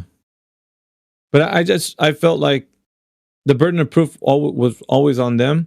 So, because every time we bring, I'll say it like this: every time the black swan is being presented, like even the California one, it's always like you go under levels of scrutiny, and the globers twisting and turning, and three horizons. They're writing. Remember they were going through. There's 3 horizons, 5 horizons. They were saying all sorts of nonsense. So they're making it the way it sounds, and when it's presenting, it's a lengthy argument per se, not because it's not presented concisely and things like that. Could be the case by the one presenting it. They're not doing justice to it, whatever. But not only that, is that the glober, once it's on their hands, they're twisting and turning and saying all kinds of other things about it. And it's like, wait a minute. I've always felt like it's not our burden. We don't have to show you that. Like, you got to present that to us. You got to make it make sense to us to show that the Earth is an actual globe with a measurement and a distance and everything. It was always their burden, not ours. But it seems like every time it gets brought up, it's our burden. You get what I'm saying? Not that it is, but I'm saying it's always the way it's presented, because it's a black swan. The black swan is flat Earth, and it should be the opposite. The black swan should be the globe Earth, because we don't see a globe like this. You know what I mean? Well, how would you how would you present it now in the new formulation? Well, say Joe Glover comes in and starts yapping. the Black Swan would have to be their argument. So if the modus tollens was presented, they would have to restructure it to where it would say not if the Earth is a globe, but the Earth is flat.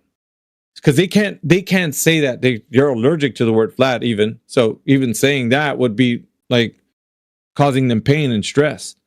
So they would have to be able to, in some way, because the challenge is the Earth is a globe in their mind, but how do they manifest that as it is an actual globe?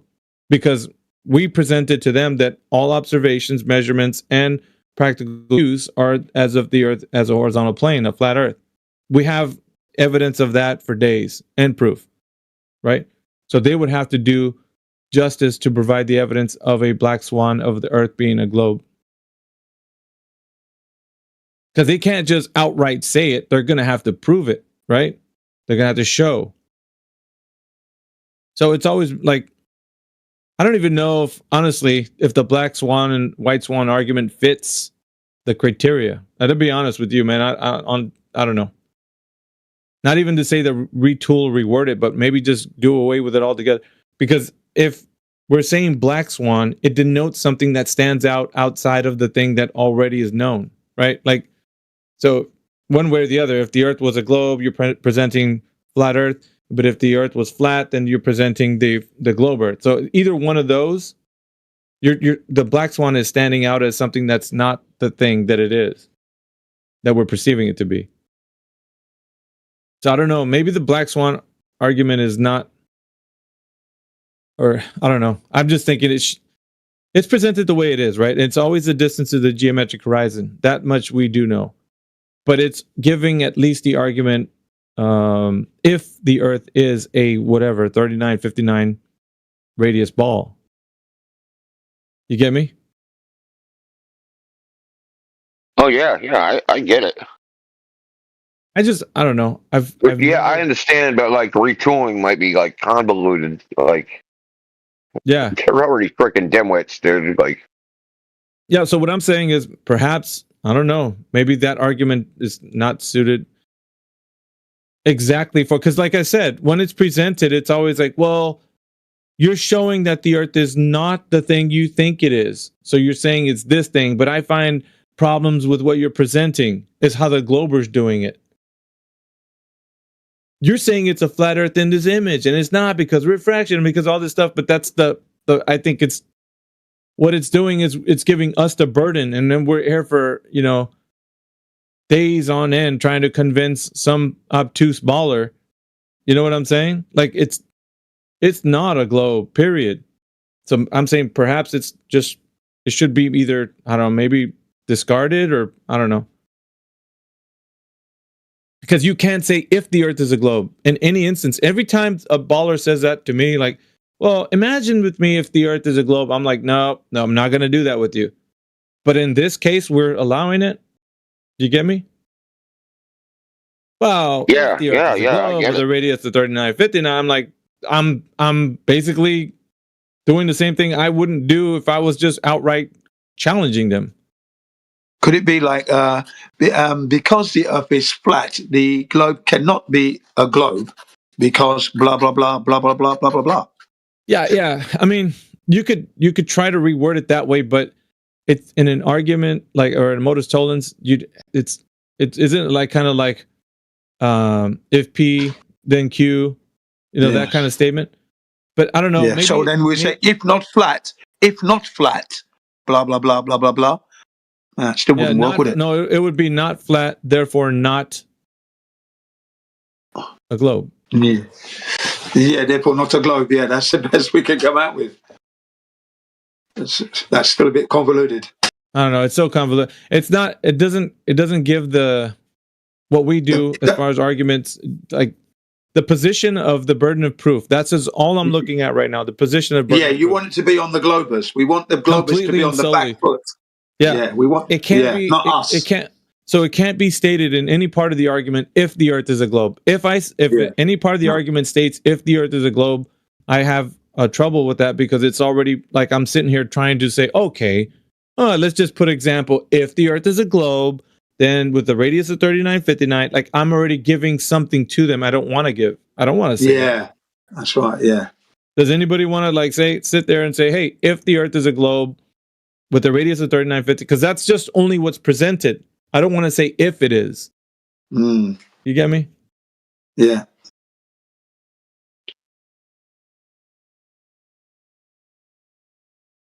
Well, because we see, I mean, I'm more concerned with the practical application of redoing it or reversing it. I can't imagine how that can be done. Yeah. I mean, so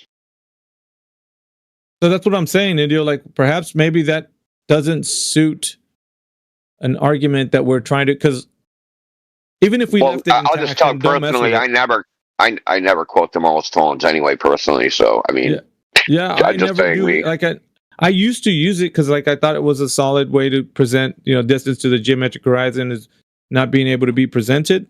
But at the same time, I'm like, I don't know. Something never really sat well because it's usually you have to give it to them, right? If the Earth is a globe in that Morris Tollens of a radius of 3959, and it starts that way, and then I don't do that when I argue with Globers, period. I don't do that with them. Okay, let's just imagine if the Earth is a globe, and I'm just like, no, it's not a globe. I guess changing the why would I imagine that? Why are we imagining anything? Yeah, because the Earth is flat, then the geometric horizon doesn't exist for your globe. Yeah, it should be presented a more like a position that can't be moved.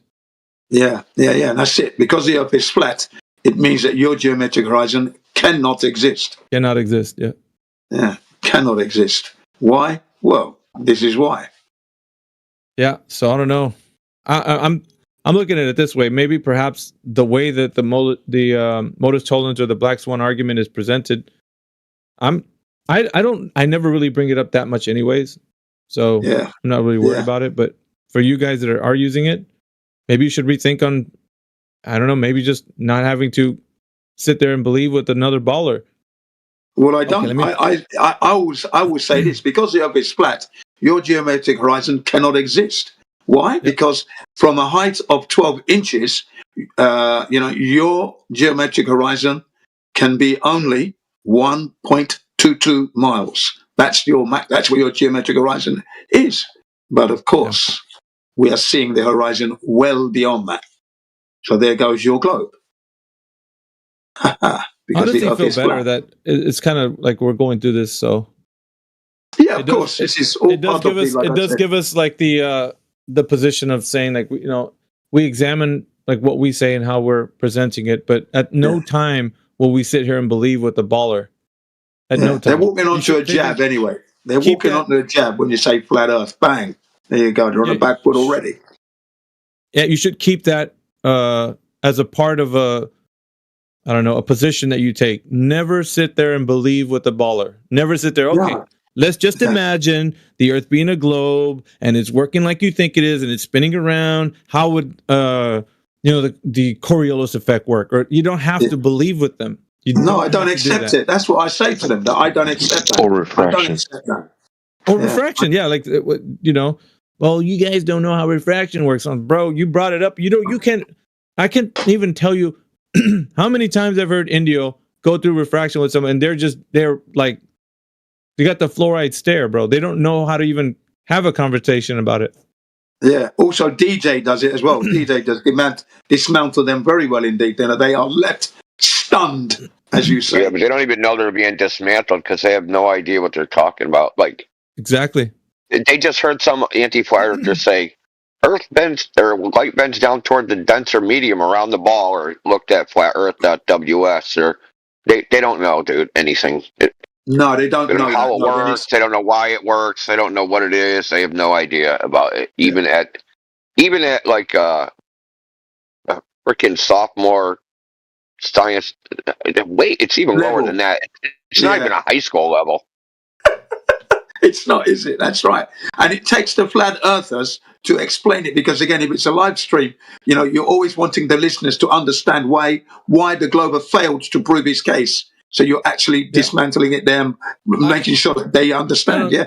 Most of them never even heard of it. They never even heard of it until they entered this topic. Yeah, that's right. Now that we have like kind of looked through this argument, and I guess I'm opening up the channel for anybody to kind of give a critique about it. But if you feel like the black swan is some sort of like solid argument, then you have to actually examine what's being said in the argument. Because remember, when you say if the Earth is a globe of a radius of 3959, you go down that route, you're sitting there and giving them at least the credit that their belief system has some sort of weight in an argument. And I don't think it does, not even a little. It's like saying if pixies are real and they sprinkle dust and they make you fly, then the Earth would be like, that's what you're going into speculation land with them. Yeah, you're going into La La Land with them, and I often say I don't agree. When they say, but can you agree with, and no, I don't agree with anything at this point. You're a globe, I'm a flat earther, so there's nothing we're going to agree on here, right? Let's stick to the truth of the matter. The Earth is flat. Now prove your globe, okay? Thank you. So our I don't know. I often have those arguments, often. I would leave it up to the person that's listening to what I'm talking about right now. Maybe that's been brought up by Yoder and maybe us discussing it. But I would say, if you think the black swan has some sort of relevance to you, bringing it like a point to the geometric horizon not being where it should be on a ball that they're presenting, then you're taking the mantle of being scrutinized in that example. So that means that when a baller comes in here and starts looking at what you're saying, oh, well, you don't know about the amount of horizons we got. What about refraction and whatever's going on in the air? Like, so and then they're going to just scrutinize you all day long, and you're just going to be in the back foot trying to like figure out how you're going to convince them. That's the opposite. It should always be they're the ones on the back foot. We don't have to do that. They do. The work is there. We strike first. Strike first with the jab. The Earth is flat. Strike it. Strike first. Set. Put them on the back foot. Exactly. So I'm happy to maybe like the little. I don't know how you guys feel. I'm feeling more confident. Just like maybe just do away with it altogether. Like I don't use it anyway. Yeah, I mean you could do it, and that's fine. Yeah, I mean I use it, but I'm going to use it slightly different, like I always do. Yeah, but think about it though. When you use it, you have to say it exactly because like there's a certain pathway to getting to where the geometric horizon isn't the way or where it is. You know, so it's the way it's supposed to be used. You have to at least put in the modus tollens where you say if the Earth is a globe with a radius, and like that's the part that I don't want to do. I don't want to do that. Yeah, I'm not going to do that. I'm going to say it can't be a globe. I'm going to be saying it cannot be because the Earth is flat. It cannot be. That's what I'm going to be doing now. But that's the thing, Jen. Then you're not using it like it's the way it was meant to be used. So then it's not the black swan. Like you can't. You've changed the argument. So it's not the argument. So it's either use it like it is or don't. You know. I'm fine tuning it. Yeah, I'm fine tuning the black swan to suit my delivery. So that's what I'm doing. Well, so before it was put into a logical syllogism form, people were just simply pointing out, they were making observations and saying, "Hey, the globers were telling me the math is saying that I should be seeing the horizon at this distance, but I can't. It's further away than that, obviously because of this landmark here." They were just simply making that observation, like to be a conspiracy. Ben was just going out and looking across across large bodies of water from a really low vantage point above the water and saying, well, I know that point there, according to this map, is so many miles away. Well, I'm seeing water beyond that. That's where your horizon should be, but I can see water beyond that. He was just pointing it out. He's saying this doesn't make sense. This is not consistent with what they're telling us. That's all he was simply saying, right? He wasn't saying it in any logical syllogistic form. No, he was just saying it as it is, as a raw egg is a raw egg. Yeah. So it became that. It became that argument. That's how it morphed into that specific argument, that modus tollens. But the problem is, though, that is not the Earth being the radius value has never been tested. So it was turned into an argument, like with the modus tollens being like, if the Earth is a globe. But then that's the problem, though. It never really was. So we don't. We can avoid that altogether. We don't have to give them the like. I'm gonna sit here and at least say if the Earth was a globe or is. We don't even. We could skip that. It's like it's not one, not a globe. And so they don't. Not, yeah, it's so bad. There is not a globe. Yeah, it's so bad that they don't even know how big the Earth is said to be. That's how bad it is for them. They don't even know what it's said to be. You could ask them, okay, what's the size of the Earth? I don't know. They don't know. No one. They don't know. They don't know it. So they don't honestly, know it at all. Saying that in the modus tollens is giving them information they didn't even know. They could, and that's because the information's out there. They can just research it. Nobody comes in here telling us, "Hey, man, the Earth is this big around." How many? Okay, I'll put it to you this way: how many Globers come in here and tell you how big the Earth is? How many of them that you can recall that come in here straight up and say, "I know how big the Earth is"? Out of 20, you might get one. Out of 20, ladies and gentlemen. Yeah, that's how bad it is. So they don't even know the size of the Earth. They're claiming to be a globe with a curvature on its surface. That's how horrible it is. And then when we go into that specific argument with the Black Swan, aren't we giving them the side? Like, well, it's said to be a radius of 39, 59, and we're handing it to them, in a sense. Well, yeah, I totally understand that. Yeah, I was just going to say to T-Dub, did you get a heat wave today? You got a suntan? You got a suntan on in Australia? You got burnt to death, didn't you? Apparently. It's been scorching. Yeah, actually. Yeah. Yeah. You've had record heats.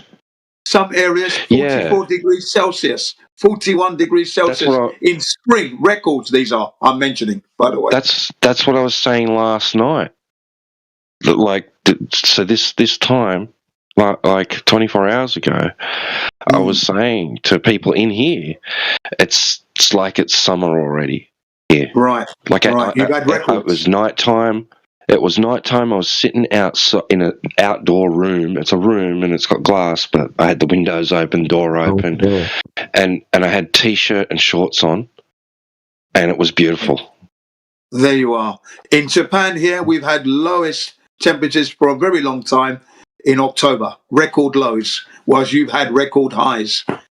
Yeah, I just want to get back to the point, Jen. Go ahead. I don't want to get sidetracked. Like, I just want to stay to the point that when we're actually getting these arguments out to people, that we have to stay concise with, like, not giving them any quarter to, like, having the Earth be a globe, not even an imagination land. So anything they bring us, they have to know at least we're really generous, right? Aren't we? When we have a conversation with these guys, because we start giving. We give them too much leeway. Yeah.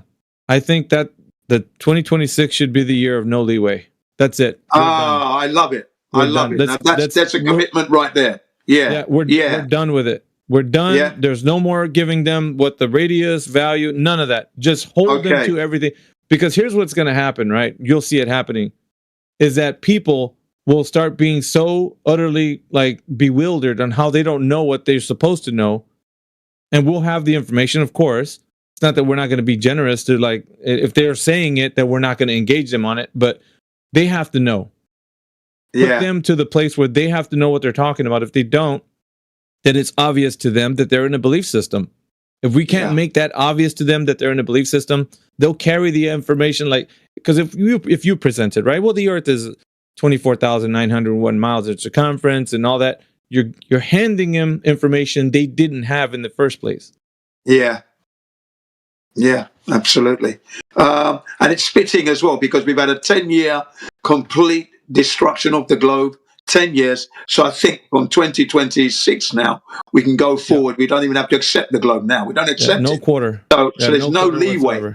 After 10-year loss, you get no leeways anymore. It's all done. It's done and dusted now. Yeah, isn't it, debate? You guys just like to deny science. Release my head on my shoulder, Bob Oblong. Come on now. That's ridiculous. I bet you hey, Leaf, I bet you still couldn't answer general knowledge questions about the solar system. I don't care about it. Yeah, there you go. Why'd you come in? That's very cute. That's an instant mute. Yep. We're asking serious questions. You can take it seriously or leave. Yeah, and I think that's another part of the reason why they feel that they could say those dumb things that they do. But if we're bringing this up to a standard where we do want excellence, and when it comes to these arguments, we're going to have to sharpen them. So shiny, sharpen them and polish them up. That's what I like to see. Smart-looking flat earthers. Yes, very nice. Fit and ready for action. And a standard of Glober that's well above Leaf. No, Leaf is not even in. He's not even close to being. He's insulting nature with the name. Actually, Leaf. Shut up! You're not a leaf. A leaf. When I look at the letters leaf, I know I'm going to get nourishment. And I'm going to be kept in good health. You are not that material. Well, guys, insult to the name. He's just got to grow a little bit. Yeah, that's what I said to the. That's what I said to the representatives of Nissan at the Tokyo Motor Show. I said that car is nothing like a Leaf. It's an insult to nature. That's what I said. All right, so if I put it to you guys this way, if you don't tell them anything about the globe and you ask them to present information or evidence or proof that the Earth is an actual globe, do you think they're going to be able to muster up the intellect to be able to do it? Like I said, 1 out of 20 probably. Yeah, that's as good as it gets. And the other guys, they're going to fall by the wayside. They're going to be shouting, and they don't know. They're going to be. It's ad homs. You swim through ad homs if you're a flat earther. That's what's going to happen. You know how bad it is, guys. And you're a retard. How bad it is. I'm going to tell you how bad it is. Even if they have you in here with technology being what it is, with all the AIs in the world, with the pro versions of every large language model, they could not even find information that solidifies that the Earth is a globe. You can go in there as confident as can be and talk to them, and not even if they're using those AIs could they even get the information that the Earth is an actual globe. Not even if they do that. Yeah, even AI's got some integrity, even though it's it's been uploaded with man's data. It's got some integrity there. Yeah, and they're appealing to that today. So you could say they're like, "Well, let me use ChatGPT. Go ahead." Do you think that's going to help? It won't. You could phone a friend. You could get your PhD. You can wherever you want. They're not going to be able to produce information that's going to solidify the point that the Earth is an actual globe. Period. It's not going to happen. True. It's true. Yeah, so, we're not worried about you. Use whatever aid you need. It's not going to work. We're gonna put the challenge out there. We got some people in here. We got Rian. Rian, welcome to the chat. You've been listening to what I'm talking about right now. We're asking people that are coming in to provide evidence that the Earth is an actual globe. Think that's possible? You want to take the challenge? Stand up by your devices. Stand up, young man. Come on now. Stand to attention when you're being spoken to. Glober. You never know, man, like who you're going to be speaking to. And that's kind of cool too, because there's some people who work in organizations like Josh Ingersoll working with the program. Supposedly. Satellite industry. But at the same time, he doesn't even know if the Earth is a globe. How amazing is that? Like, so it doesn't matter who you appeal to. Like those guys can't even produce the information that will verify the Earth is a globe. Can't do it. For the past couple of weeks, we've held him to the highest standard, and he has failed all the way. It's all belief. Can't verify anything. He hasn't. Yeah. So that's the end result of his satellites, and then we know they cannot be there. So whatever he's making isn't going to where he said it is, and he hasn't proven that it has done. He's in trouble, really. That's what I said to him. Can't accept anything you have said. With the knowledge I have and the lack of knowledge that you have in your ability to verify that it's up there, well, you know what? You haven't done anything good. He says, "Oh, I'm sorry I haven't convinced you. I'm just here to, chew the crap, basically, whilst he's driving," he said. Do you remember? Something like that, anyway. He's not here to present any information. He's just here for entertainment and just conversation. There you are, ladies and gentlemen. See that? There you are. And then he, every now and again, when he feels froggy, he'll say something against what we're saying, but that's about it. He doesn't present like how he knows the Earth is a globe. He's like, well, we got these satellites, and they're at distance away from, certain ground stations, and he knows we know distance data.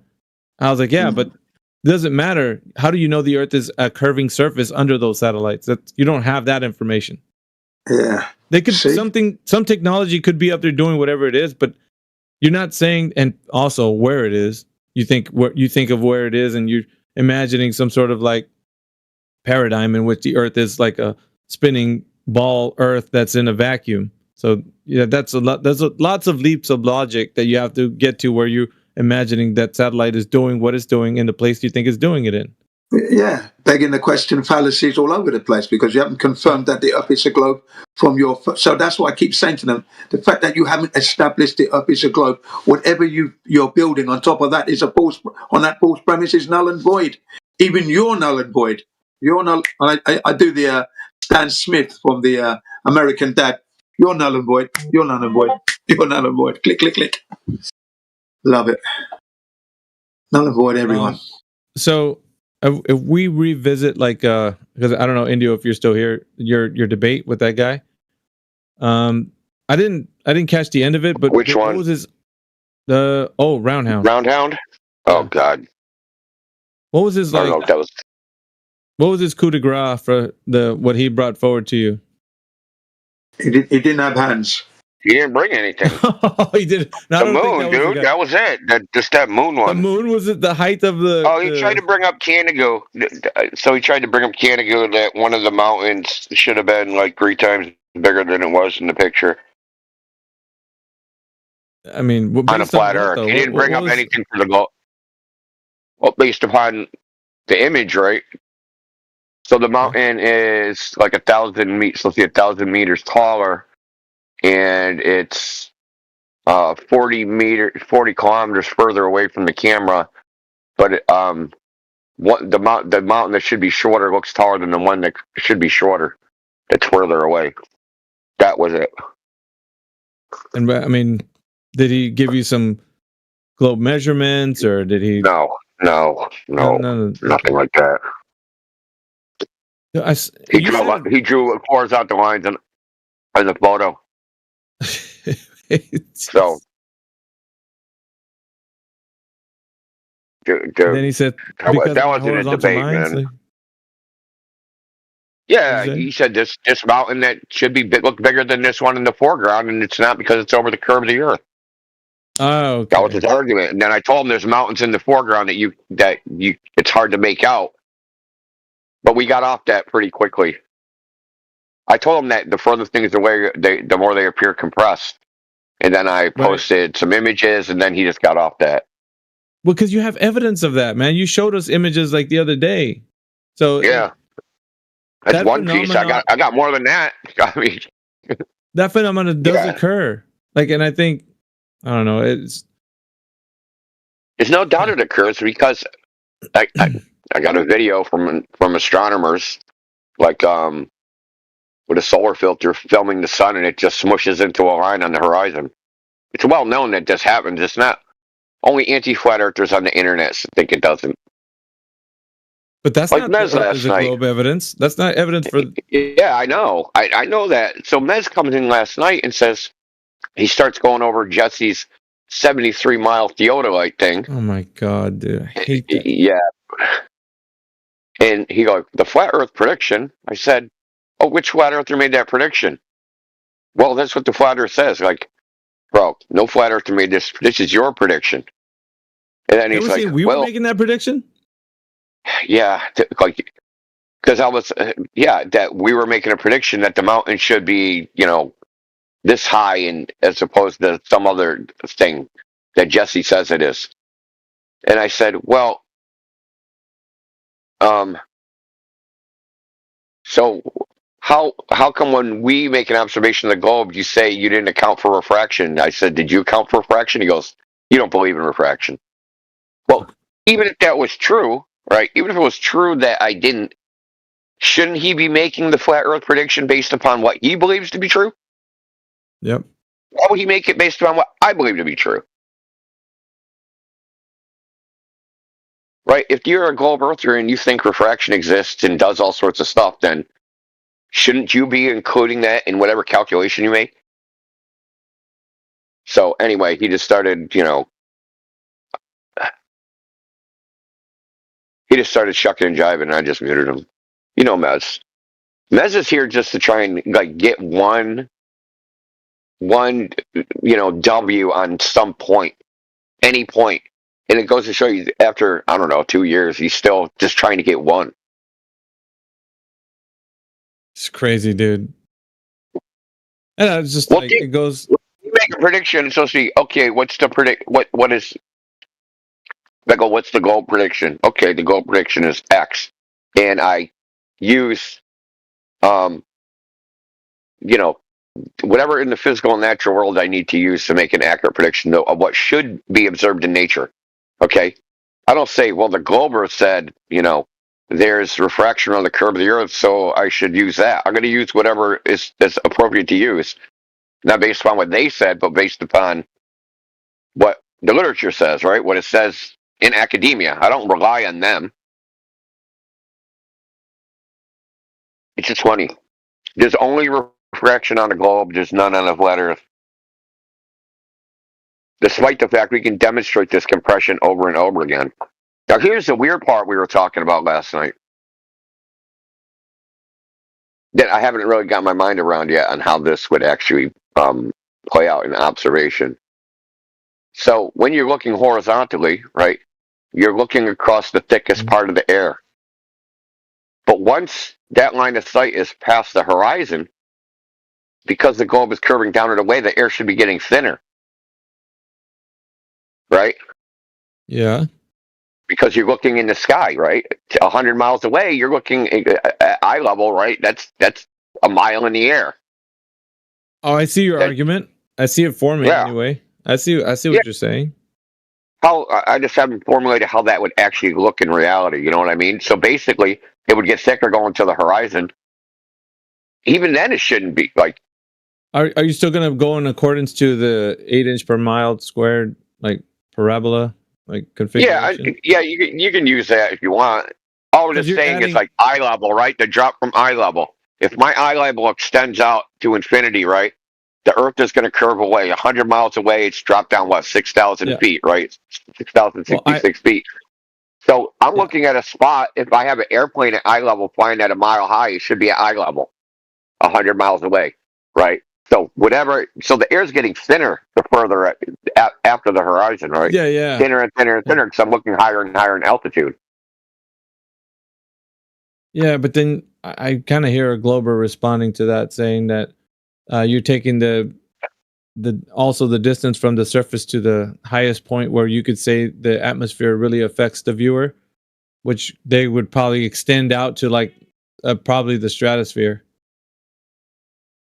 You know what I mean? So then you'd have that extra, from the point where the horizon is would be the leading edge of the sphere to where the stratosphere is. So then they'd extend that line a lot farther. So it would have to be, you know what I mean? A super far distance in order for it to be because it's like putting a ruler on a basketball.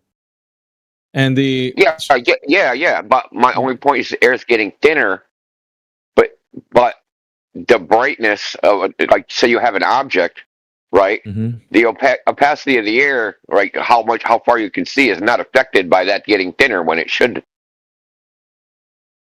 So I'm saying when they model what the air is, right? Okay, what's my visibility? Okay, 10 miles, right? That's based upon a horizontal plane. So my visibility at 100 miles is also based upon a horizontal plane. Right, but on the globe after the horizon, the air should get thinner. So pretty much at 100 miles, I would have to diagram it out. I'm not explaining what model it correctly. is that? What model are you talking about? For the air being opaque to the just the absorption based upon the gases. It's based upon the gas content. Is there a specific model that's adhering to that we could say? I think it's called the Rayleigh model. And that would be like giving us information of what you're saying, the absorption rate from over across horizontally. But that you said that's based on a horizontal baseline. Is that right? Yeah. Well, because the absorption's exponential, as far as I know, they probably use a horizontal baseline. I'm not going to say that for certain, but okay. Typically they just use like how far you can see based upon how far the light can travel through that before being completely absorbed. Right, so you can just model that out. How far can can the light penetrate through the gas before it's absorbed? And they just say 10 miles, right? But they're assuming, sea level pressure. They don't assume you're seeing around the curve, right? They're not doing any calculations for curved rays of light curving around the globe, staying at sea level. So they're just might saying be using a horizontal plane for the baseline. Yeah, exactly.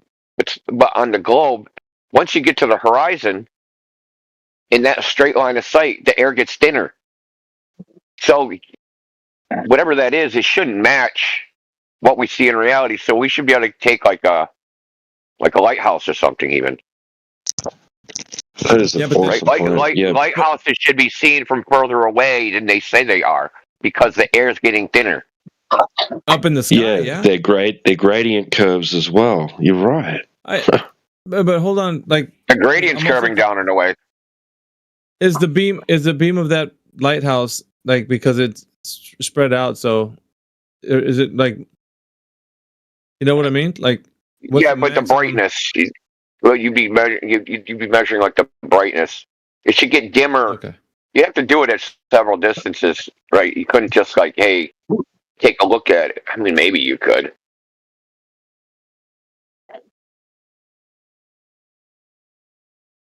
You'd have to measure the brightness because the brightness.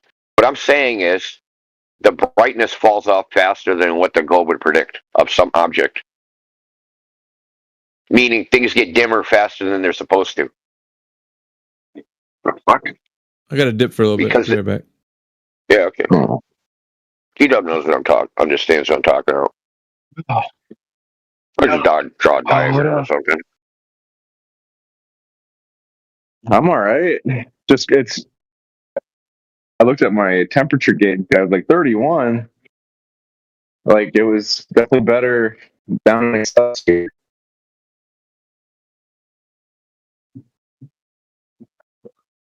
Back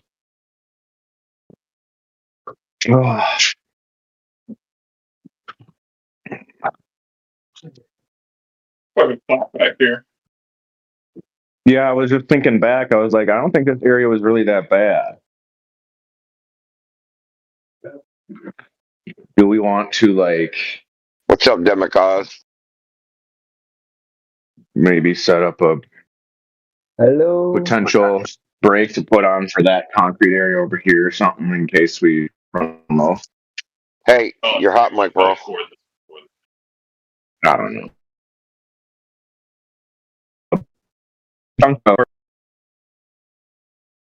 Block. All right.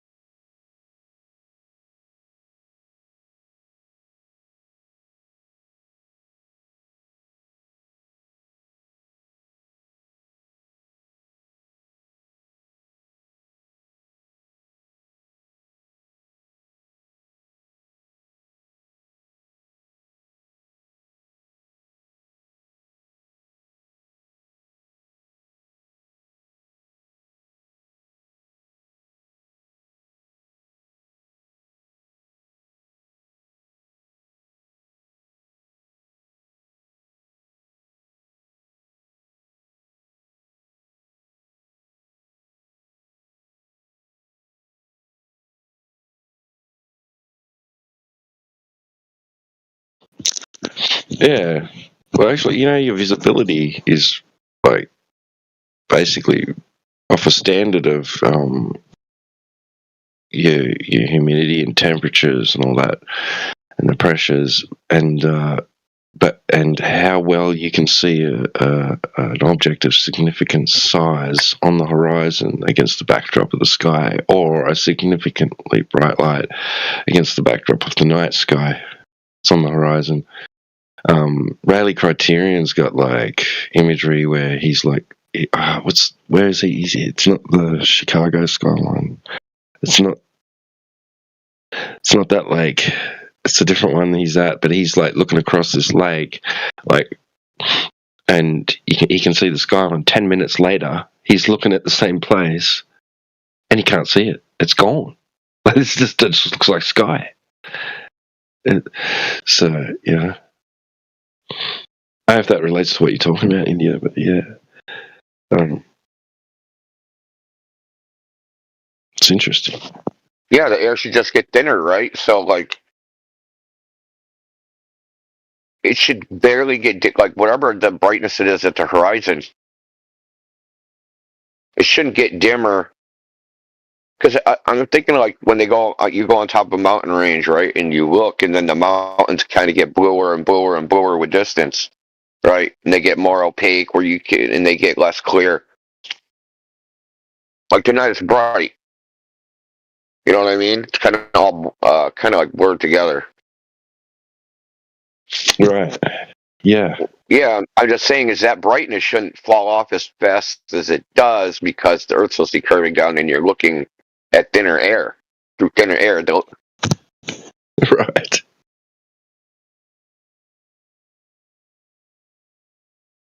Basically, once it's past the horizon, like, so say the light was a flashing light on an airplane, right? It will be going into thicker air, but if it was going the other way, it'll be going into thinner air, even though you're shining, say, a laser horizontally.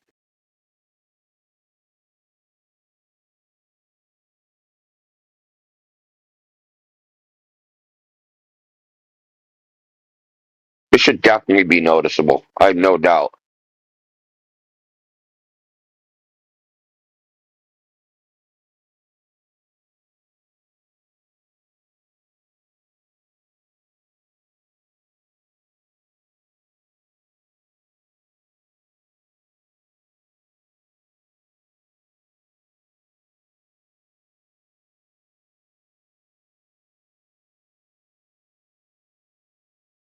Well, think of the Chicago skyline, right? If you're looking at the top of Willis Tower, which is the tallest building, you're looking up on the globe. Even though you're looking horizontally, right? We know we're actually looking horizontally, but on the globe, you're looking up. You're looking from, say, Warren Dunes, 200 feet, up to 1,600 feet.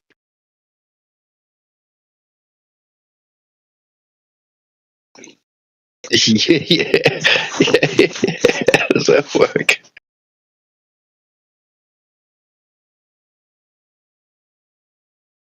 I don't know. I never thought about that before. I think I did, which it's some of the Canada stuff. Because they're at 9,000 feet at Peak Fenestrel. And if they're looking way out and they're looking at, Grand Ferrand, or what's the other one?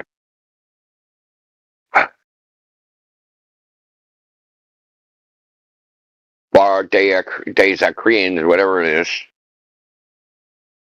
That's 13,000 feet. So you're looking up 4,000 feet in elevation. I want to know how come no one's ever seen a plane at eye level.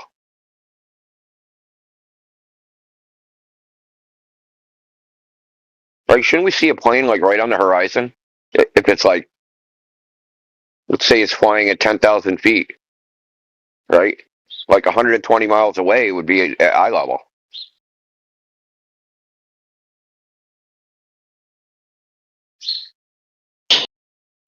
Yeah, that's a good point. I think Demok's like sort of talked about that before. Things like that, anyway. Shout out to Demo. No, he comes up with some shit, dude. He does. Occasionally, like I'm like on the same plane as him. Sometimes I'm like, I see where you're going with that. Yeah, that's pretty cool.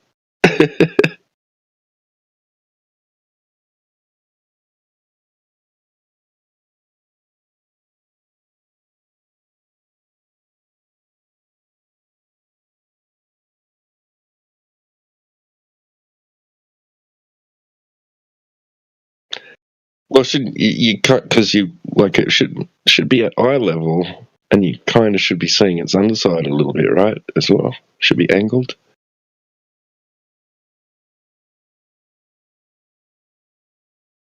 Aircraft on the horizon, near the horizon, eye level. I mean, geometrically it would be angled, but you'd never really be able to see that. No, I guess not. Well, with a powerful telescope. That's what they tell us, right? We should be able to see China. The powerful telescope. See millions of miles. We see light years. A couple hundred miles, that's nothing. Right.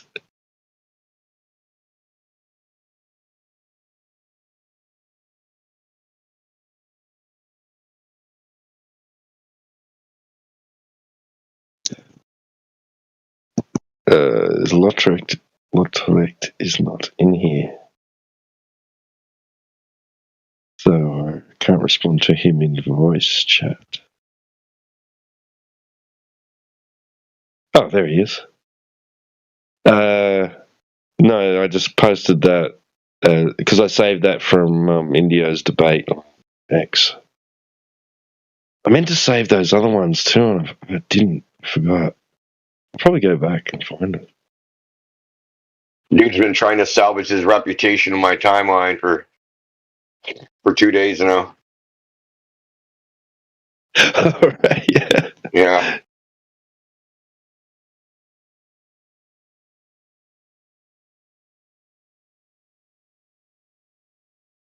Doing a bit of damage control, is he?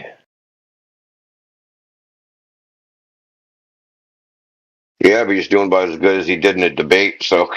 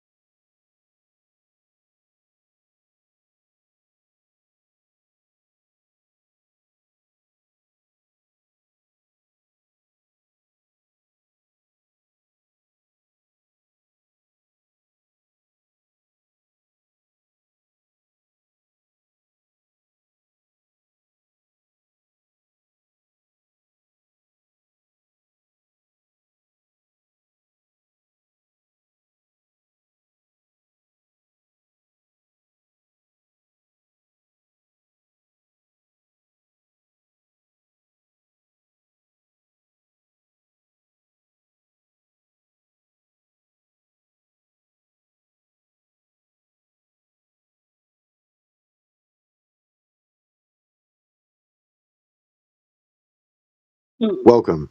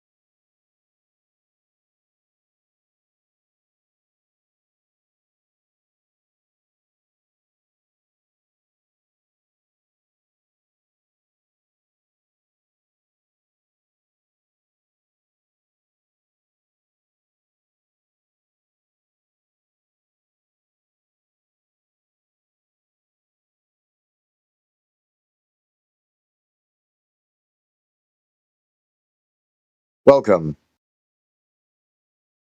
Thank you.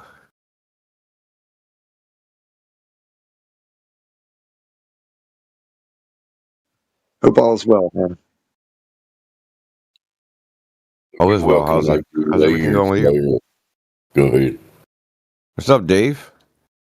Came here to kill the chat? Mother...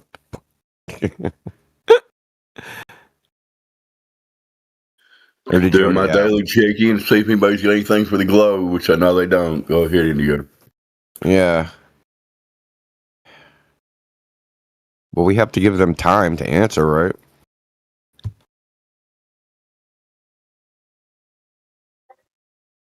I'm sure somebody in here right now has the measurements for drop over distance consistently over to prove a globe. I'm sure they're getting ready to tell us. Go ahead.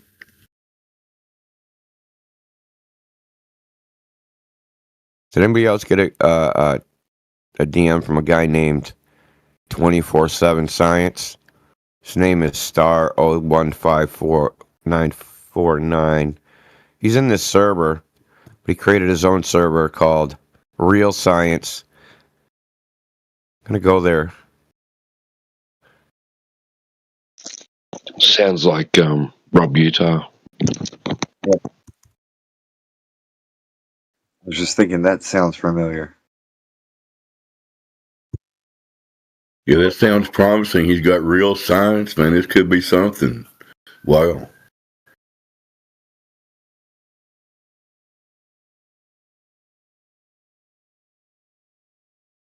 That's fucking Rob Utah. I'm gonna be fucking pissed, dude. I'm gonna curse him out.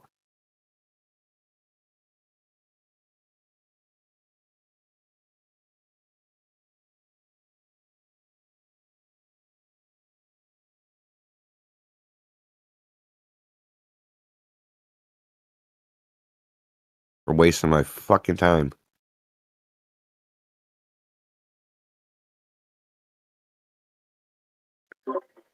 Just want to mention, India, I caught a little bit of your round hound, whatever that was. That guy was pathetic, but good job.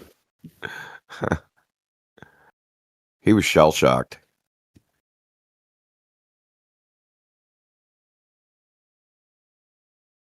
You know, like when they're in the trenches and they blow the whistle for everybody to go charge, and this dude is just like frozen at the bottom of the trench, shivering. That's what he was. He was just shell-shocked. I warned him, dude. He didn't know what he was getting himself into. Typically on X, they'll do something like that. They'll like, oh, debate me. I'm like, better check around. It might be a bad idea, especially because they're noobs, right? They're just total freaking noobs. Like, better check around, then they just vanish. So it seemed like his go-to thing was to pull up a flat Earth proof about Canigoo and then talk about the mountain size or something. Is that what it was? Yeah.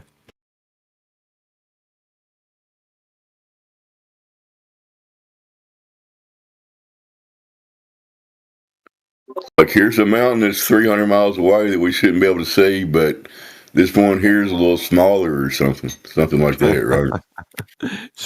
It's smaller than what the flat Earth says. Should be 3 times larger.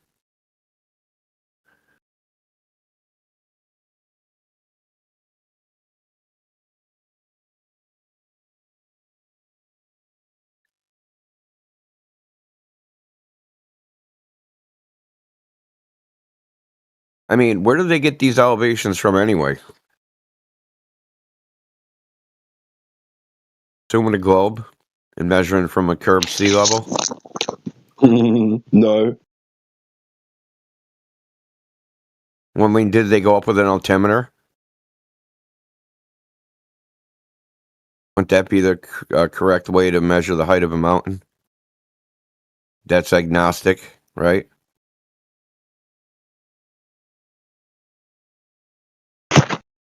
I think they just gone off old surveys. Yeah, but didn't those surveys assume a globe? So let's do this. Say you're at sea level, right? Well, I mean, say you're at sea level, right? And then you take the angle that a mountain is, right? Same shit that Mez does. and then you assume the Earth is a globe, and then it's curved down, and that like a mile of the mountain's hidden. You go, okay. But if you don't assume it's hidden, then you're going to get a different elevation to the mountain. Understand? If you go, hey, the distance is 100 miles to that mountain. Okay, it should be dropped down 6,066 feet. So I'm going to subtract that, or I'm going to add that amount to whatever angle I actually measure. So say 100 miles away, it should be down 6,000 feet. I measure an angle that corresponds to 1,000 feet, so that mountain must be 7,000 feet tall. I just can't see the bottom 6,000 feet.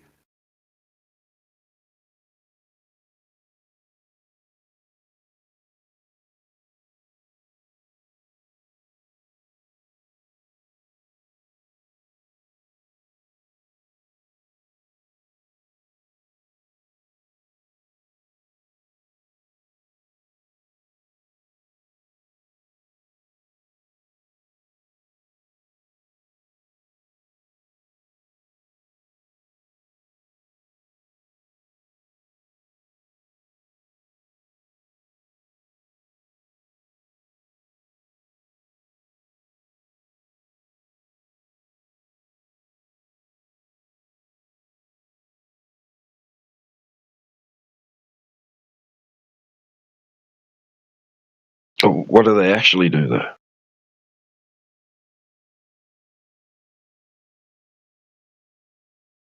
You just measure it.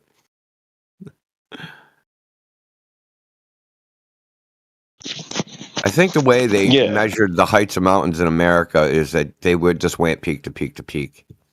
And they set up like big fires and used something called a heliotrope and just measured mountain peaks relative to each other, right? So they started with like some reference height and then measured heights from that. That's how I think it was done. At least that's how I'm pretty sure it was done in the out west. That they just went, like the USGS went and just measured like the height of every mountain peak in the United States.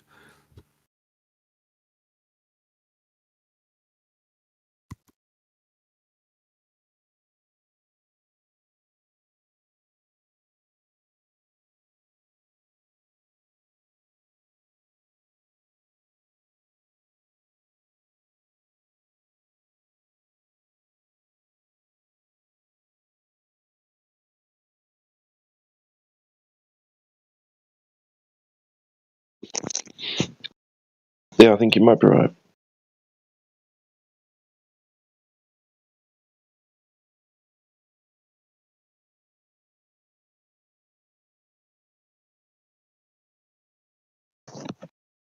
Didn't they end up calling those sort of people explorers?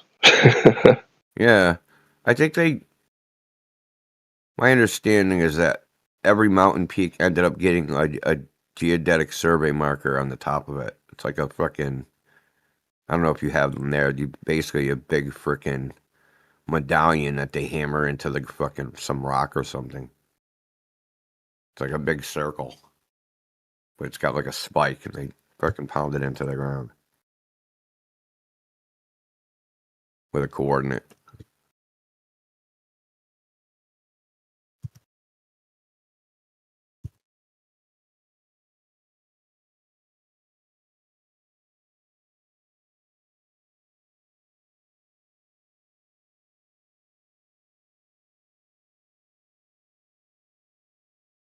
It's really important to get a handle on the geometry of the coordinate reference systems. So, what do you think about elevation climbs? Yeah, I don't know which is more accurate, a barometric reading or or a surveyed elevation.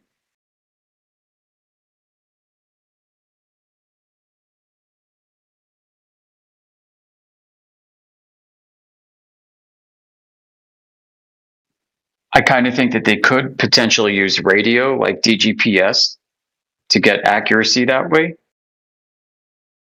but I've never looked into it more deeply. I'm pretty sure.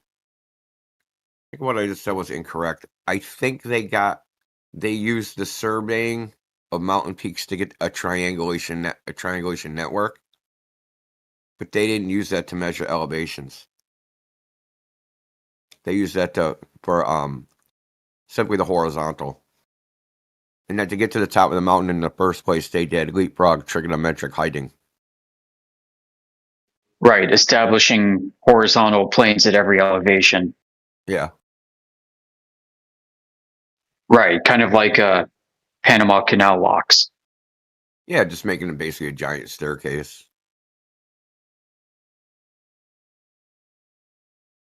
Geometrically speaking.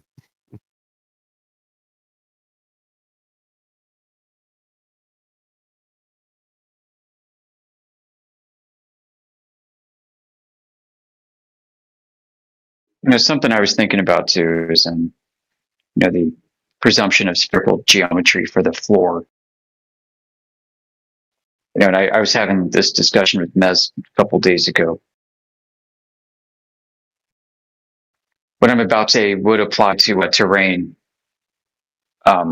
almost as much as it does to stars. But if you're at a particular latitude, like let's say 45 degrees north latitude, and let's say you're looking at Polaris, and then you look 90 degrees west, and then take an elevation to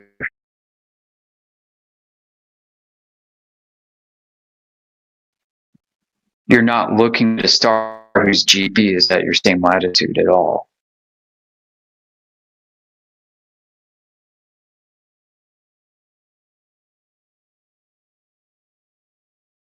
The star is going to be further south, even though you're pointed 90 degrees due west in this case. It's because your circle of equal latitude, if you thought it was on the floor, is going to be curving off to the right, off in the distance.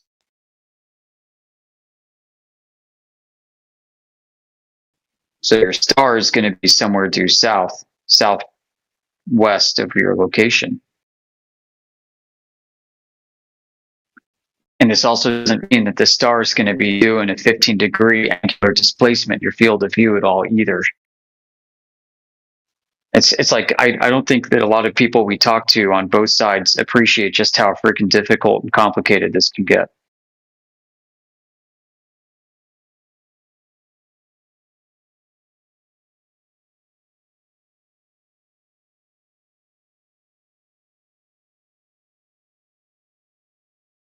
Still trying to figure out how everyone sees parallel rays when they look in the sky, no matter what direction they look. Yeah. Move 1,000 miles to the west, I look up parallel over there. But if I move back where I started from, they're parallel from a different direction there.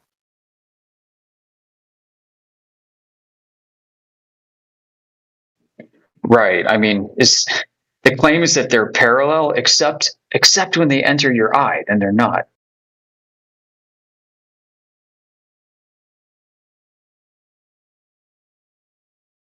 Because if they were parallel entering your eye, then you'd have no way to judge depth. And everything would just occupy your entire field of view.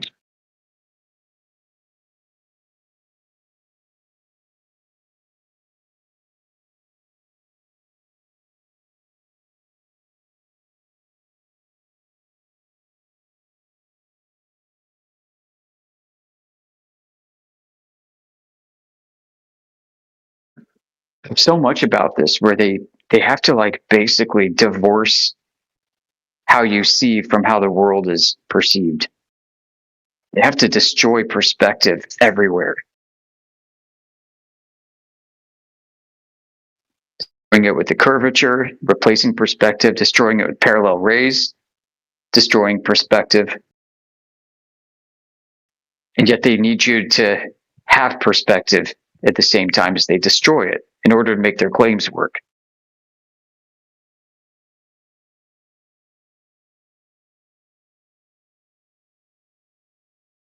It's such a mind job that they've done. I got to step back from the mic. I'll be listening. All right, man. Thanks for all that.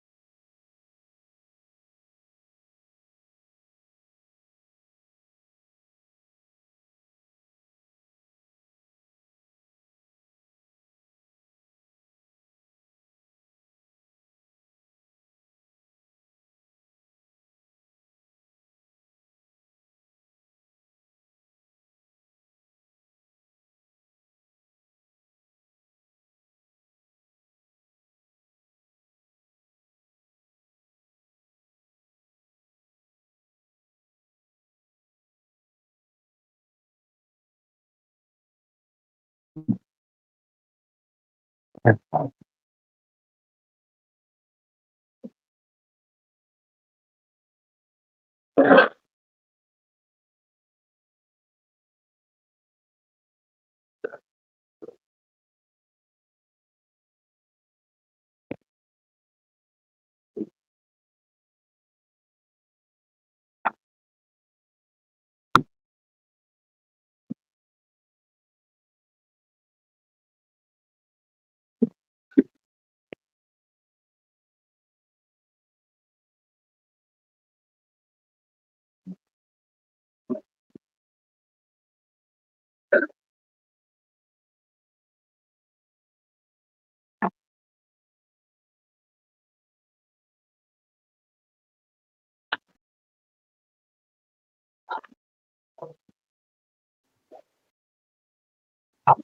moment of silence for the globe.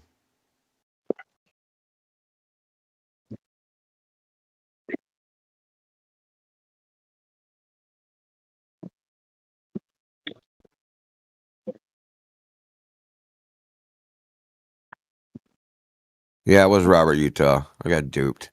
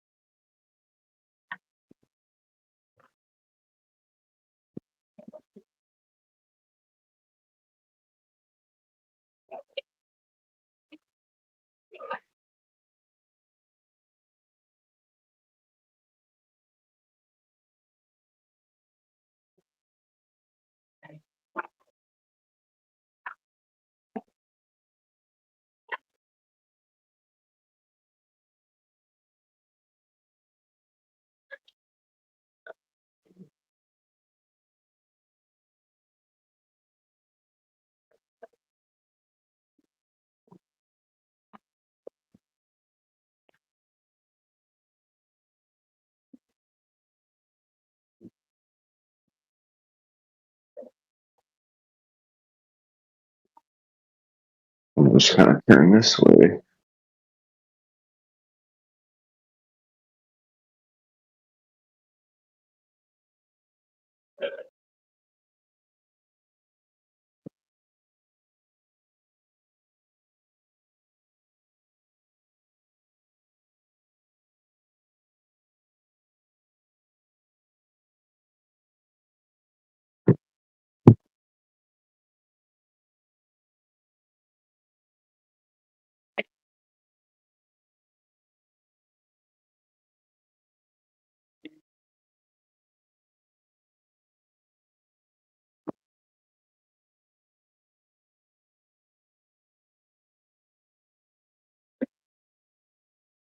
All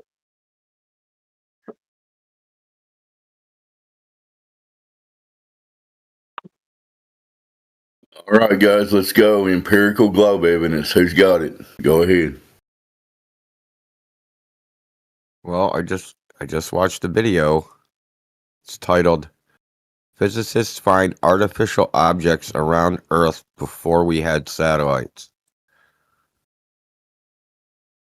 So they looked at photographic plates from the 40s to the 50s. And they think they saw stuff in outer space orbiting the Earth before.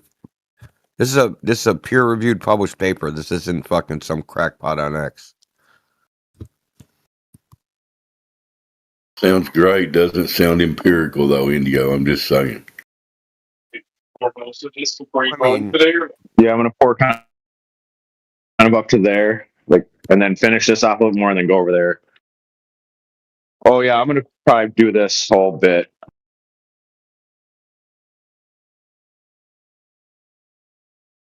What are we getting paid, Truth by Proxy, dude, if we got to do your job with you? Is that a hot mic? Is that globe No, evidence? it's a hot mic. Oh. Trying to I get don't know how it got that way, but I'll mute. It sounded like the start of a globe cruise. Well, yeah, I mean, he's pouring concrete, so there's your flat Earth proof. He's got to make sure that concrete is curved. You got to measure and make sure that concrete matches the curvature of the Earth. Be careful there, man. Don't use the level, man. That'll fuck it all up. Laser level.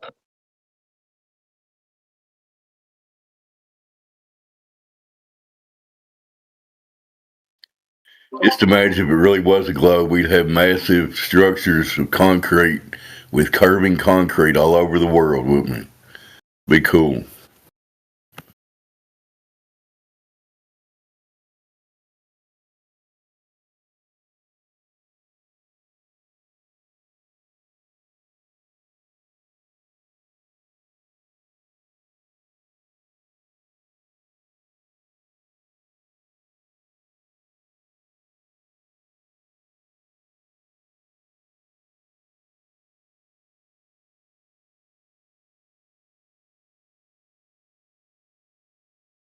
Yeah, we all know this, but almost every globe proof, or when people try to prove the globe, they start with the word if or imagine.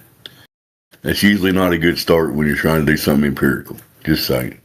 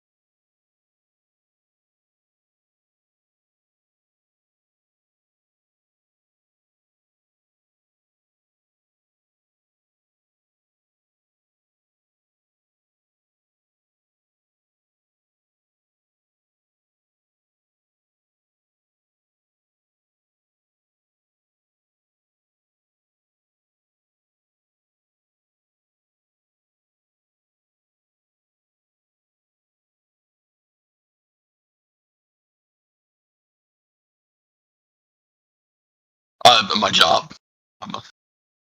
Nice. So I'll just leave it at science-related things. Nothing related to flat Earth. What type of science-related things do you work on? I'll just say I work more in like the drug pharmaceutical industry. Oh, you're drug dealer. Okay. Sure. Yeah. We'll leave it at that. Yeah. We'll put it that way.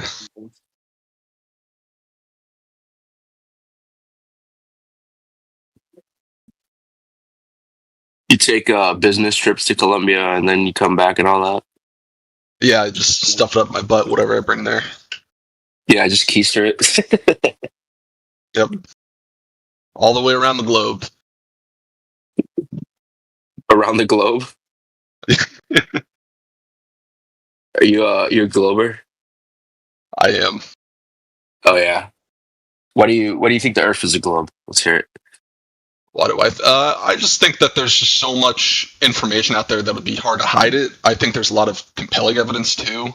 I know like you can't point to one thing. Like we could look at different objects in space and say, well, that looks like it's spherical. Obviously, I can't prove it, but I think just a lot of things kind of lead to it. So, for instance, I look at Jupiter, for instance, and I see that storm. Like I think we estimate that it's been there for like 200 years plus at least, or that's when we're watching it, and how it just kind of wraps around this thing. So it makes me at least believe that something like Jupiter at least is a sphere because it's kind of reproducing that same eye.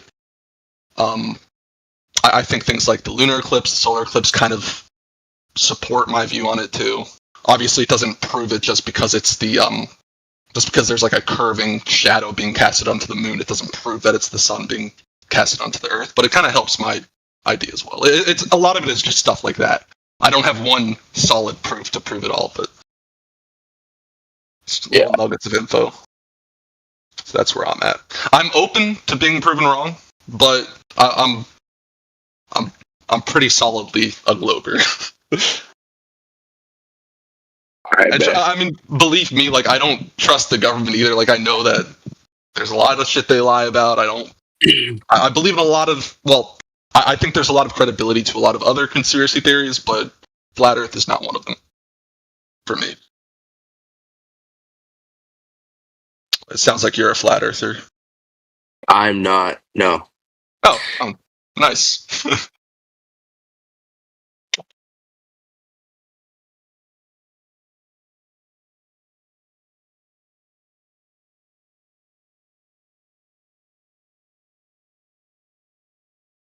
No, I'm just chilling here to listen to stuff because it's interesting. Nice. But no one else is talking. Or am I the only one in here? I don't even know. No, I'm not. 20 people. It's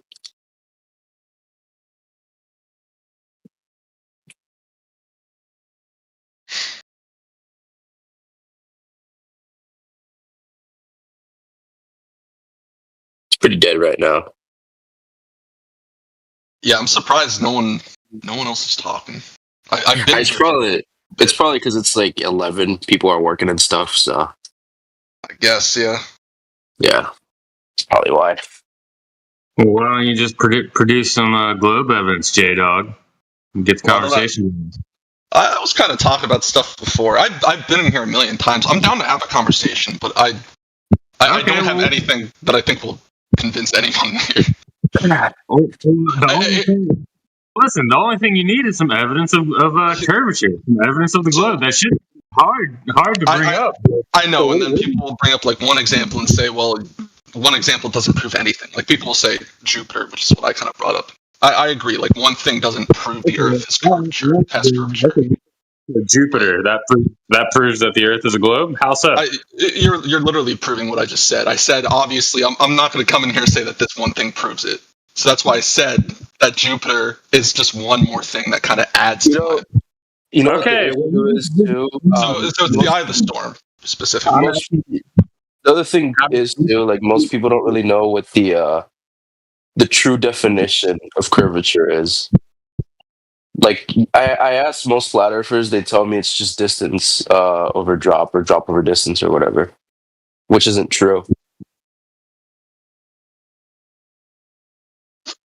All right, well, J Dog, how does Jupiter? You said Jupiter. Okay, so how does Jupiter prove to you that the Earth is a ball? It doesn't prove it, but it kind of supports my idea of it. And I'll say, so the storm itself, this is something we can observe with the naked eye, but we can also use like telescopes. I have my own telescope. We can watch the storm wrap around this object. So to me, the fact that this thing disappears from Jupiter at times and then comes back around on the other side looking effectively the same makes me believe that it is probably a spherical object. I'm not going to concretely say it's spherical. And then when I see other objects that seem to be spherical, it makes me think that I'm on something spherical. But once again, that's one thing of like thousands of things that I've observed or have seen and kind of feel that the Earth is a globe. You see the great big circle in Jupiter. It moves over time. So you're saying that to you indicates that it might be a sphere. So that makes you think that you are also on a sphere. I mean, sure, it adds to it, right? That's not going to be the thing that I'm going to say that proves the Earth is a globe, but it helps. I think. You're just saying this strengthens your belief. That's a good way to put it. Sure. But you see, the thing about this room, it's not about beliefs. You know, obviously, they're looking for proof. All right, we need proof. So what proof? What evidence? No. Well, here's my issue: is that I mean, the best proof you're going to get is empirical evidence and just seeing it for yourself, right? I don't think we're going to ever see whether or not the Earth is flat or curved unless we're astronauts going out into space. I've seen things from flat earthers here too, where they're using like a laser over like 20 miles of what should be a flat body of water, right? And then they claim that there's no dispersion to a laser, even though that doesn't exist. Light disperses when it's passing through different media, right? So the laser experiment, while people can bring it up in here, it's flawed, and there are refraction happens. Hold on, J Dog, because it's not a fucking experiment. A measurement is not an experiment. So let's get that. All right, the semantics. Are we really going to argue semantics, or do you want to have a conversation? Sure, experiment or measurement. I don't care. Wait, okay. If you don't care, then get the fuck out of here. All right, what do you? I agree with you. I don't care if it's an experiment or measurement. Like, what do you? Like, we're talking about the same thing, right? It doesn't matter whether or not we agree on the definition of something, right? That's ridiculous. That is measurement is a part of an experiment. People need that a measurement itself is an experiment. Yes, and a measurement. It's a measurement. An experiment is a methodical way to prove or disprove something. A measurement is just something you take that can help you in that experiment. That doesn't mean they're the same thing. Yeah, that's what I'm doing. But J Dog he freaked the fuck out because I'm trying to. Freak the fuck out. You were telling him that a measurement and experiment were the same thing. What are you talking about? No, I said it's not. Yeah, you were. I literally heard you. That's literally what you said. So an experiment is a scientific procedure undertaken to make a discovery, test a hypothesis, or demonstrate a known fact. And there's an or in that statement. Do you think that any of those things were done in a laser experiment then? But you're saying it's not an experiment, so it doesn't check off any of those boxes, because that was an or statement as well, by definition of an experiment. You don't care. You were like, well, I don't fucking care. This is semantics. It's not semantics. It is stupid. It is stupid, because we're just arguing semantics of experiment and measurement when I'm just talking about the thing itself, the laser of the water, right? Are we trying to disprove Earth or the curvature? You don't have a conversation. You can't have a back and forth. You just crash the fuck out. He's not crashing out. Can you tell me something other than that I'm crashing out, though? Like, what am I doing wrong? Like, be productive with your conversation, at least. You're not using words correctly. You're not using them how they're supposed to be used. You're using words however you want. Words just mean whatever you want them to mean. I literally just proved you wrong on your use of experiment after you called me out on that. But that's fine. How's your day been going, though? I don't want to have like an argument with you about words, dude. Like, if you want to talk about it, you don't want to have an argument about words. You don't want to have a conversation about the shape or surface nature of the Earth, because you can't. You just crash out. And can you use another phrase other than crash out, or is that? No, that's what you're doing. That's a correct phrase for your actions here. You're crashing out. Do you even know? Young kids say. We used to say melting down in my day.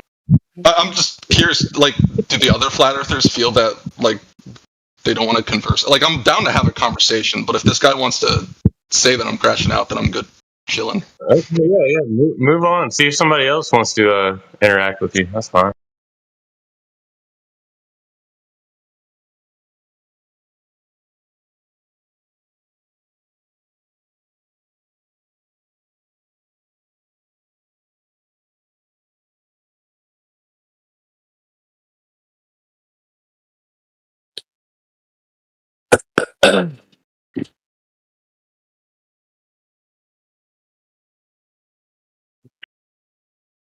A measurement's not an experiment. I'm not talking about semantics. What is this? This is crazy. You can't even have a conversation. I think you're the one crashing out, man. Ain't nobody arguing about it anymore. Like, just move on. Yeah, I bet you want to. I know you want to move on from that. That's embarrassing. Move on from that. I'm not even the guy you were arguing with. I'm the guy who was calling you out. Yeah, you're just the little white knight butt buddy or whatever. You're just like, oh A white no. knight butt buddy. Yeah, that's what it seems like. That's what you're doing. Yeah, He can't just keep resorting to insults. Just keep proving me right. Go ahead.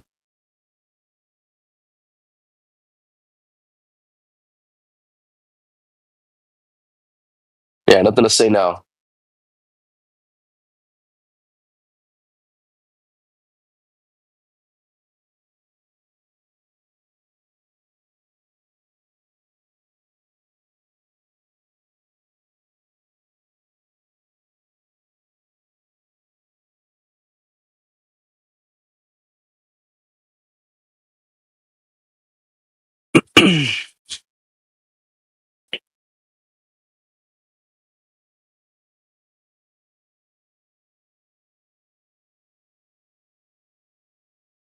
I'm sorry the definition and correct use of words triggers you so much. You and what is it, Neo? Neo, you're getting triggered. J Dog, you don't like it? Yeah, dude, I'm like so triggered, bro. It's crazy. Like I'm screaming out my lungs in anger right now. It's crazy. These low level globers, just talk to Matthew. You can actually learn the arguments and maybe come in here with some better rhetoric. Because right now it's just falling flat. Is that what rhetoric means?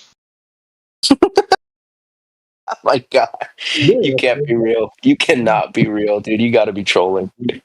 That's all you got. You gotta be trolling.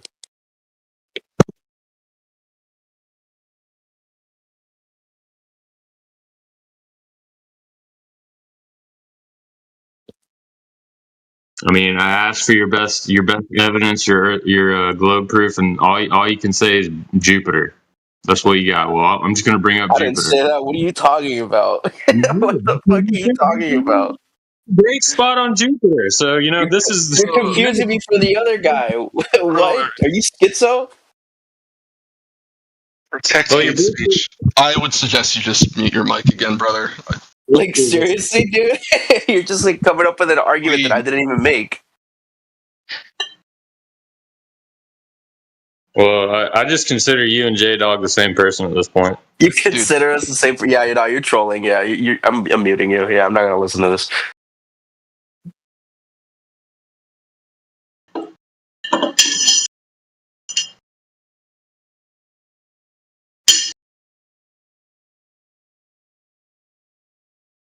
I can't with these people who think free speech is like a given human right. Like it's crazy that people still think that.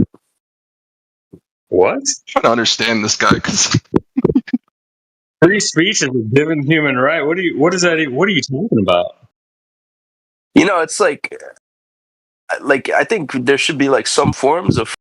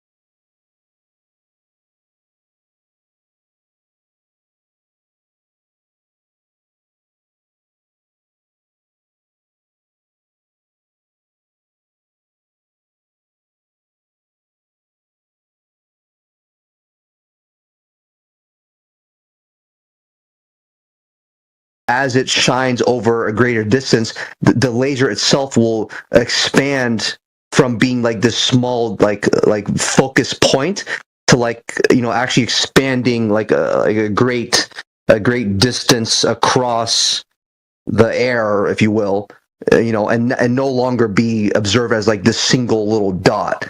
Did you guys know what I'm talking about? Like they actually like say that. Yeah, over distance it spreads out a bit, right? And that's why people use very powerful lasers. But it even says in the manuals how much they spread out over a particular distance. It's not going to help the laser bend around 300 foot of curvature.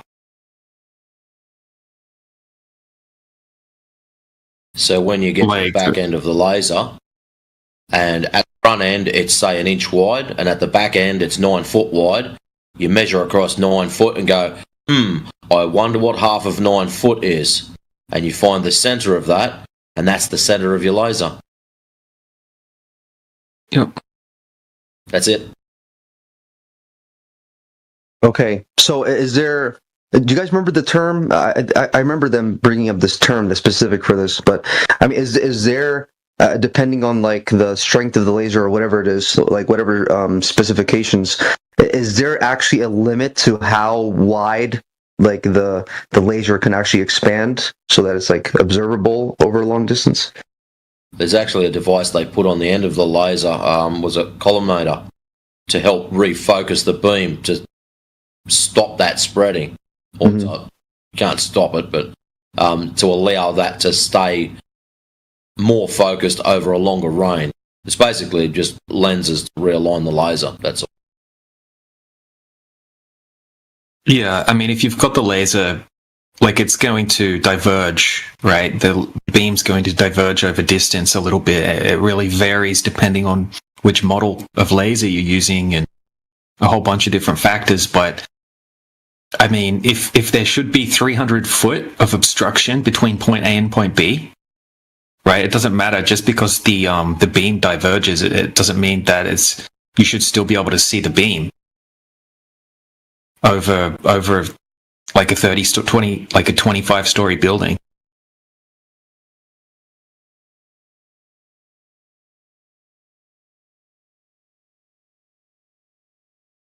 Yeah. Like people are looking back at the source of the laser, right? So someone will be holding the laser at point A, right? And then the observer will be at point B, like 30 miles away, right? And they'll be able to see the source, like the point source of the laser, right? Even in the Taboo Conspiracy one, you can see it reflecting off the water as well. Maybe it's this one in the side chat here. It's the Great Salt Lake in Utah. Hello, everyone. Yeah, that's the one. Yeah. Yeah, it's a good one. It's actually got a really good black swan long distance observation in it, that one.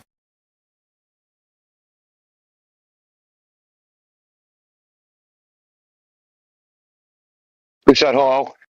Someone said hello, or is that in the audio?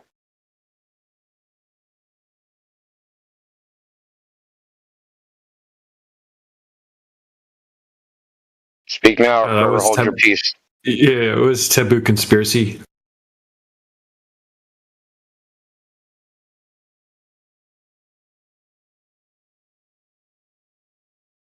You got plenty of room, man. Sorry about that. Fucking people are retarded, dude. Oh my god, I can't get by. I only have 3 feet on each side of the vehicle. Oh my god, I'm gonna... Hey, Indio, did you get your pass? Did you get your pass back? My pass? Yeah, you were talking to some guy borrowed your parking pass or something the other day. Oh, he brought it back. Good stuff, man. Dude, awesome. I was spiraling, bro. I was freaking spiral. Here's the messed up thing. He brought it. It was like pristine when I gave it to him. He brought it back. It was like all wrinkled and folded and stuff. Like, what the, dude? What did you do in 30 minutes? How did you do that? Because you just stick it on your dashboard, right? And when the meter person sees it, they just don't give you a ticket. So, like, what did he do beyond sticking on his dashboard? I don't know, whatever. I'm just glad he brought it back.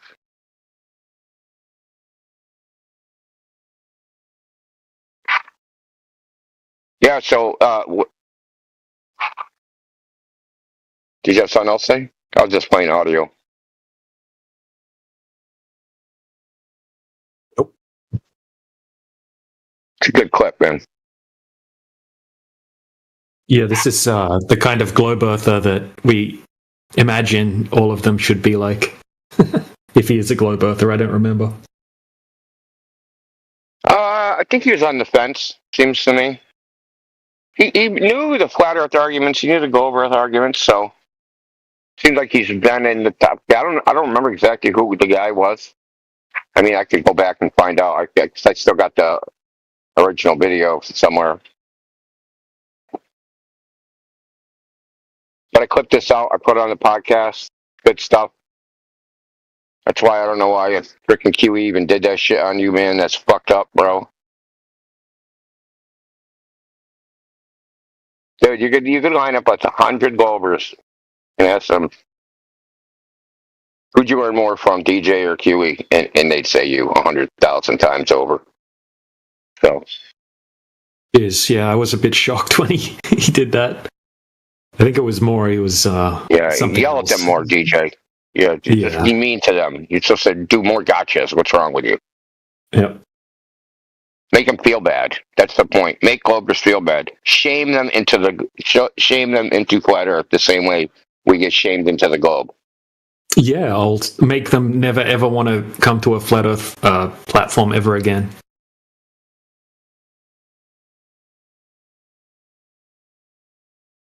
Well, I mean, to be fair, me and Mimulus, our theory was, especially back in the beginning, in the early days, was we're gonna just treat them like shit, because then they're stuck either way, right? Right, like how did I put it? It's like, well, if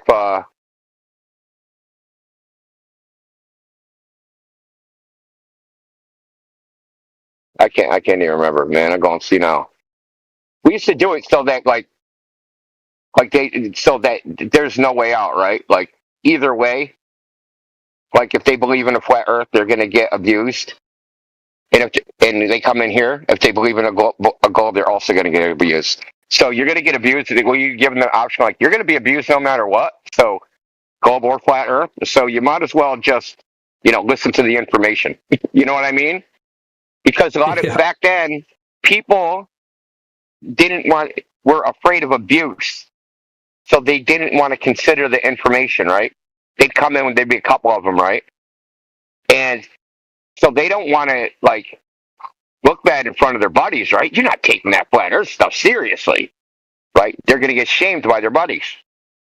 So we're like, okay, you're going to get shamed either way, right? You're going to either side, right? If you believe in the globe, we're going to shame you. If you believe in flat Earth, your friends are going to shame you. So either way, you're getting shamed. So you might as well make the most rational choice. If it's a lose-lose situation, right? You might as well take the most rational choice. But this is back then. It was a totally different environment of what we were dealing with. Like I said, a lot of people they would not consider the information because they were afraid of abuse. That was like the game back then. It was really crazy.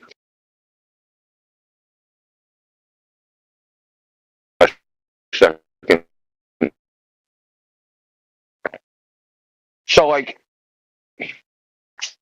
if you went to Jump Pandas and said you're a flat earther, they could try to debate you. They just sat there and just insulted you, right? You're stupid. How can you believe a flat Earth? Didn't you graduate from fucking high school? You got to be, all this stuff we've all heard before, right? So so if they seem inquisitive about a flat Earth, the globe earthers are going to abuse them. In the point of the abuse is to signal to everyone else, do not investigate this topic. You're going to be severely abused. That was literally what their purpose was back then. And I'm talking like 2017, 2018. That was the only thing they did. They didn't try to even debate the topic. They just tried to heap verbal abuse on people so that they wouldn't investigate the topic. They didn't want this topic talked about. I've said that before, that like they don't even want the discussion to happen. They think it's a waste of time, or it's backwards, or, you know, there's also the religious thing that they don't like, because a lot of the dudes that did that, they were crazy atheists. So the whole point was to just heap abuse on people so that they wouldn't look into flat Earth, right? So we figured, okay, these people are afraid they're going to be abused if they, you know, inquire into flat Earth. Okay, come in here and defend the globe. You're still going to be abused. So you might as well just inquire into flat Earth, because you're going to catch abuse either way, right? That was our thinking. I mean, we stopped doing that as the dynamic of this topic changed, but that was our thinking in the beginning. Not the way QE wasn't that motivated to. I don't ever think QE's motivation was ever that, but that was me and Mimios's motivation, because we talked about it many times.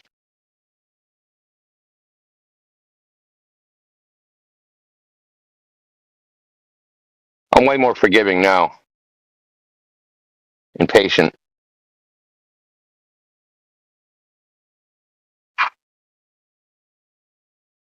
You know, like coming in, what are you, think the earth is flat? What are you, dumb? What are you, stupid? Didn't you finish 8th grade? Yeah, it's an effective way to turn people away from it. I mean, that's the main tactic. You know, that's what YouTube promotes, the videos that mock flat Earth. And even like McToon even still puts like floating rock discs with water off the edges as his thumbnails, even though he knows good and well we don't claim that. So yeah, yeah. He's like, listen, he's like, I triangulated McToon. Dude, he's a dumb shit. The other, maybe it was yesterday. The dude, I don't know why he tries to interact with me, because I cook him every time, and then he ghosts. But he's like, I triangulated the sun. Like, bro, you're on that. Like, that shit was debunked by Decimal Z, which is Dr. Zach, right? Freaking like in 2019 or something, right? That is even possible to do. That it's even possible to triangulate the sun. It's not possible, right? So to still be on that, for him to still be on that is like, what the flying fuck, bro? It's like you're not even worthy of interaction at this point.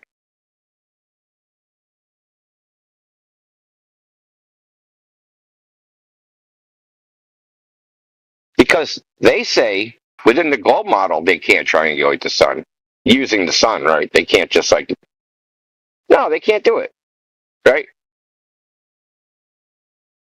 But we have to be able to do it, right? No. The flat Earth should be able to do it, but the globe Earth can't triangulate the sun. But the flat Earth should be able to triangulate the sun. Go ahead, Elijah. That's what we say, it's a double standard. Of course, it's always a double standard.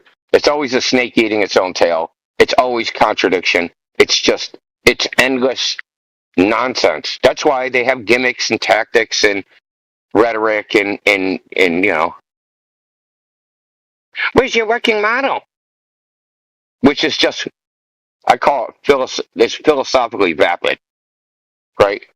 To even broach that as some thing. You have no working model. Yeah, what does that mean? They'll say,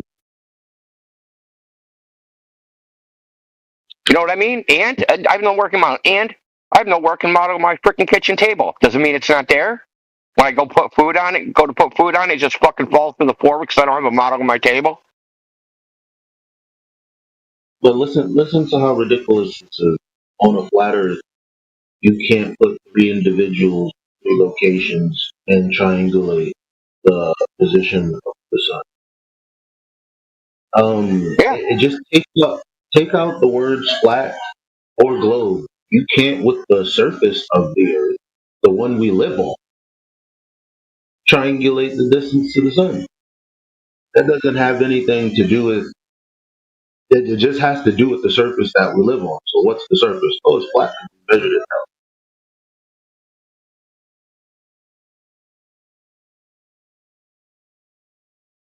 Yeah, it's just good. You know, the point I was making is like this. Some of these guys, my point I was making, some of these guys are still stuck in like 2017. Even the anti-flat earthers, dude. It's like, I wonder who falls for that shit, dude. Those are the people we need to find. The people that fall for that. That's what I'm saying. It's not by mistake. Like the majority of the people are still held by whatever program is being run. You know, it's not an accident that, you know, they control the data and how we consume it. So, you know, they can literally get people to fight against the truth, regardless of what it is, and that's actually what they're doing, though. That's literally what they're doing. Oh, that's a fucking scary proposition. But you're right. Unfortunately, they could go on TV and say anything and fight against this. Fight against water is wet. Water's not wet. How dare you? Freaking Donald Trump said water's not wet.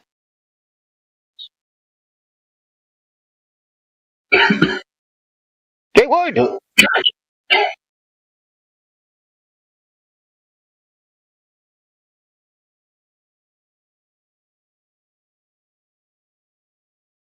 why do you think wealthy people try to get over on the population? Because when you try to fix it, they fight against you. But what else is a person with resources going to do other than be a good human being? Be tailored to something greater than them. Know that, you know, duping humans are just a bad thing, even if we are dumb. But that's normally what people do. They use people's belief and trust to manipulate them. And they tell you to take your trust and belief away from, let's just say, your God, whatever it is that has you, you know, living a good life as far as you're concerned. Society always has a way to worm themselves into your natural way of going about it.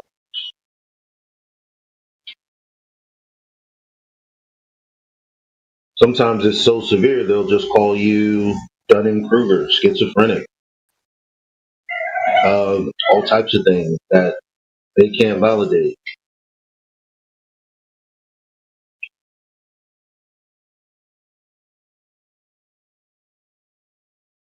Yeah, but even if you were Dunning-Kruger schizophrenic, that wouldn't make you wrong. Okay?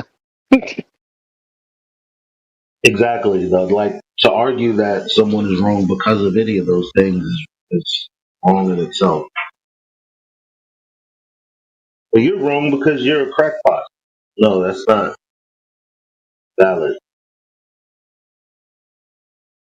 Oh, how many times have you heard someone say, "Oh,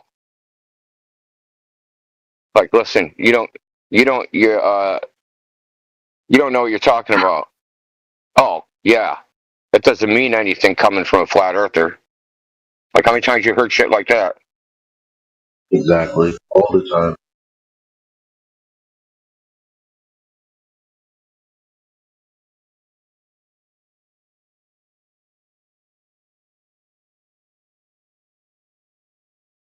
Hey, Scott had asked me to, because we were talking about, you know, why Globers don't like address anything, and he was like, "Well, post the map," and then I did. No, he didn't say anything. I think it was during the conversation y'all were having.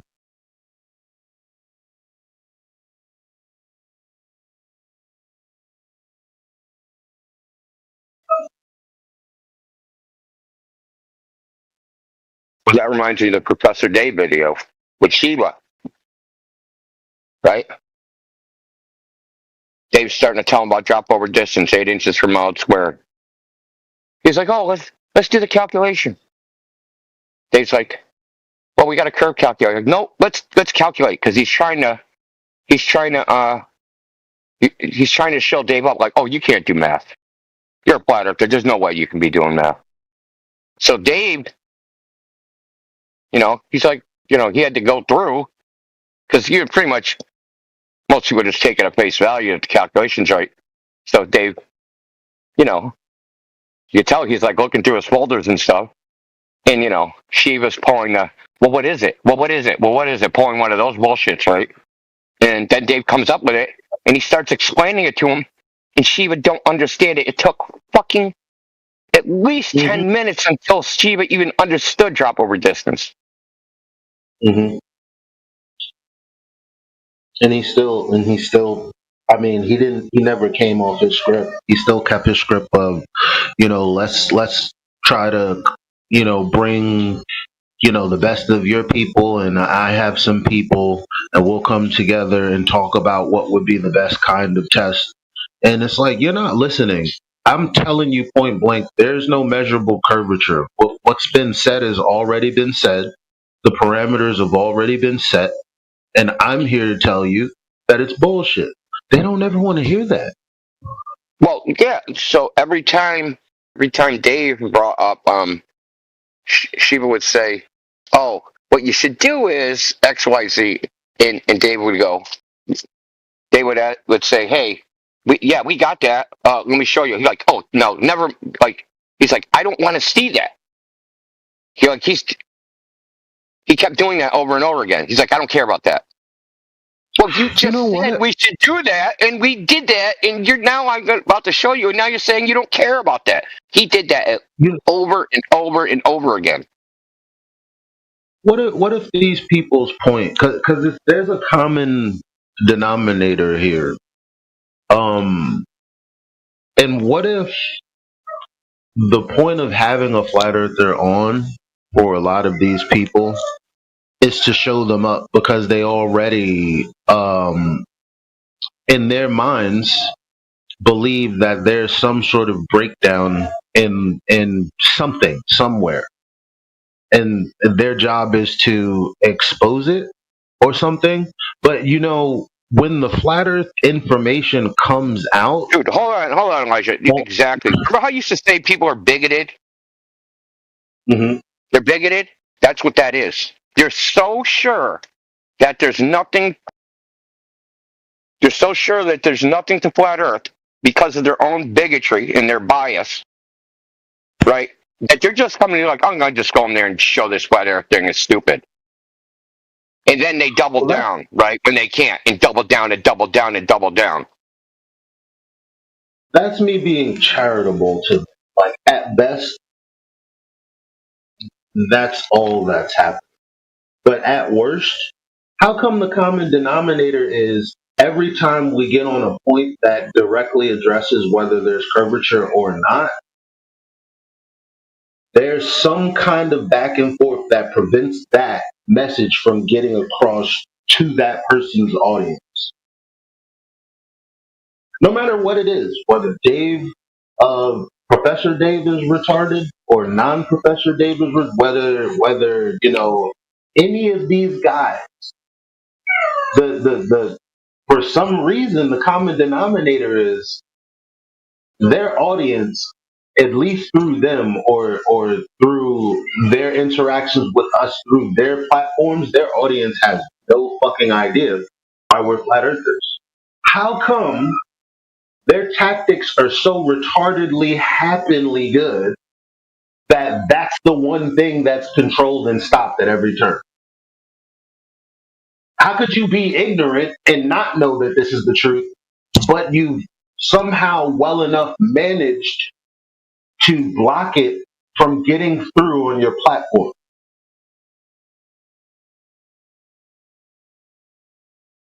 Is that just an idiot? Is that just on accident? Yeah, it's a good point, man. I'm gonna start monitoring that, really paying attention to that happening. Figure out how it's happening. Because everybody could talk about, what I don't care. Whatever people's see, people speculate too hard, and they're like, oh, this person is a this person is a that, this person can't be trusted. Like I don't. For example, I don't like Witsit. Witsit is not my friend. I've told him we are not friends. We're enemies, right? That doesn't stop me from realizing that in all of his conversations, the bits that are supposed to be like drilled in and talked about are actually covered up by something retarded that happens.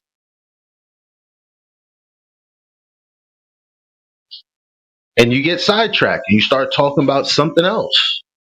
How is that how is it possible that that continues to happen no matter who you are, where you go, or what it is?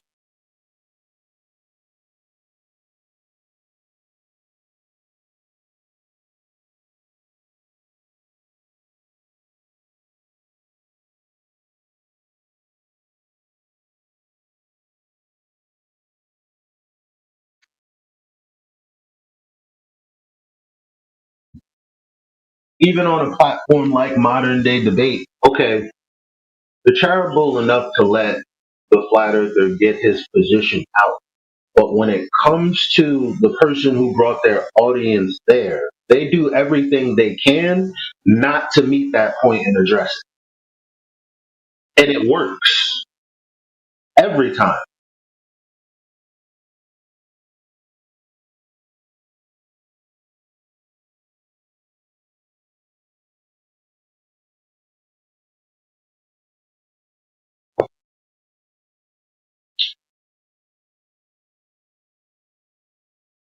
That's not speculation, that's just an observation.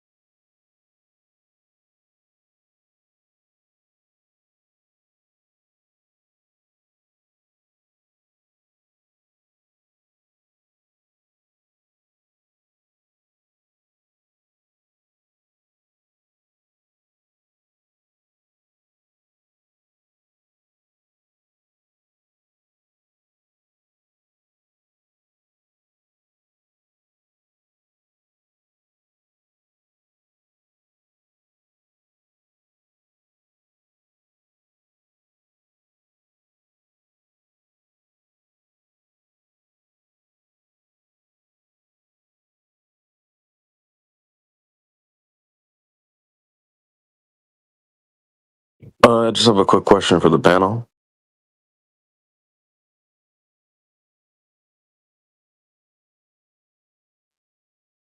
All right. Are we live? Yep. We are.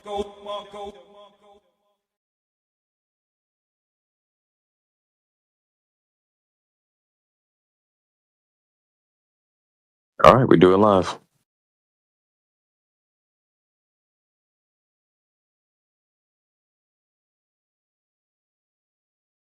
I will be back in a couple of minutes, though. Not a couple.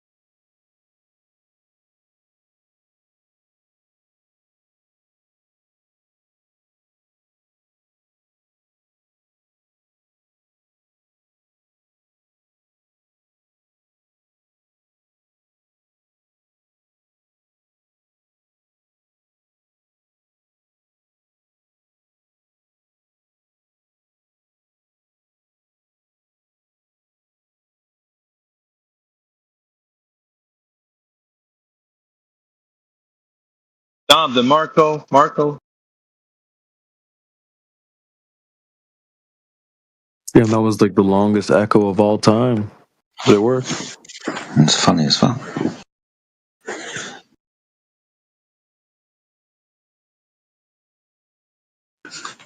What's up, Alpha? How you doing, buddy?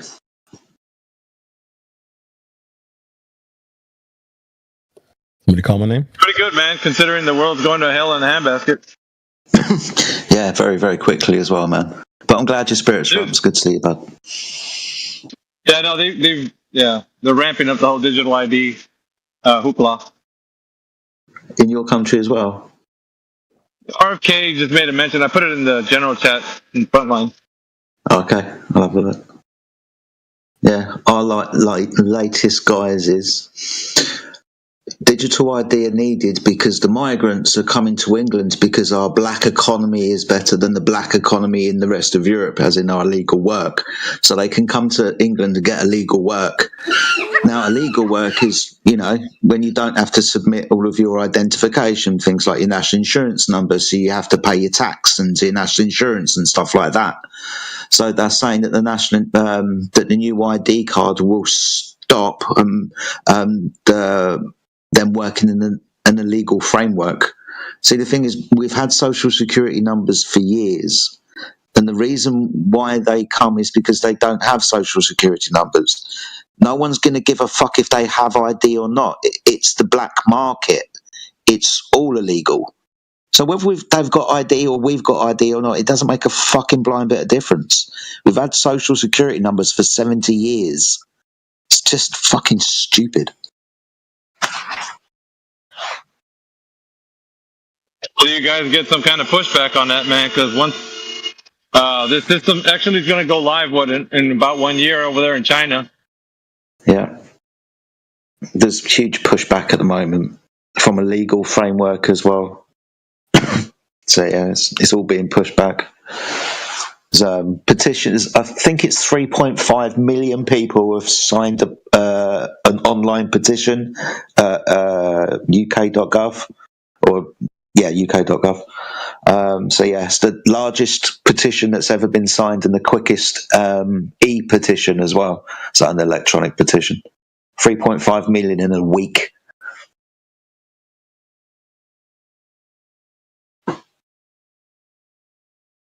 But yeah, don't give up over there, man. Hopefully Tommy Robinson will have something to say about it.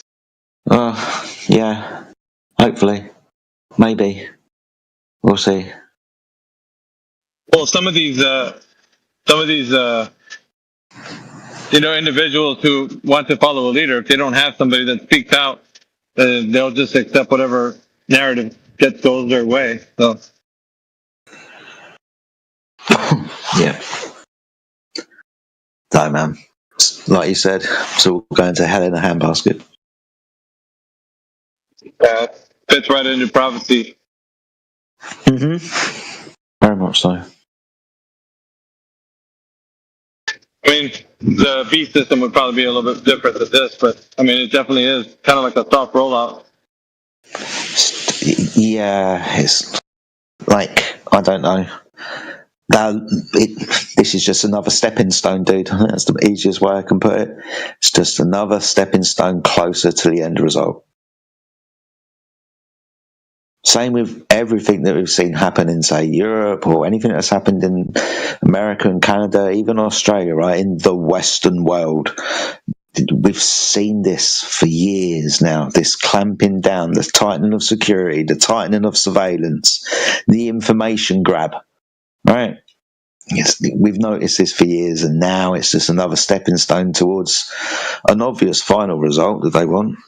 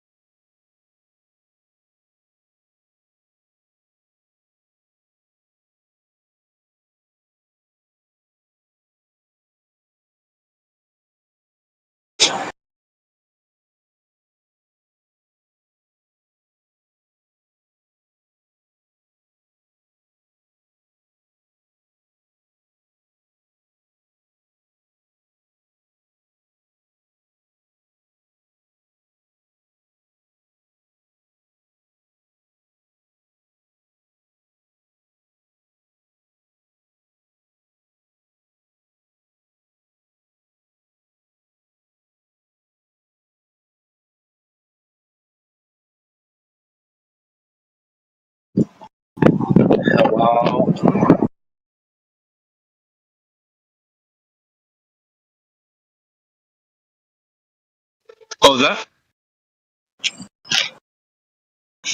Who killed the chat? It was Dinner Jedi. No. No, fuck you. I'm just suppressed. Hey, don't you mean Muhammad Jedi? Yeah.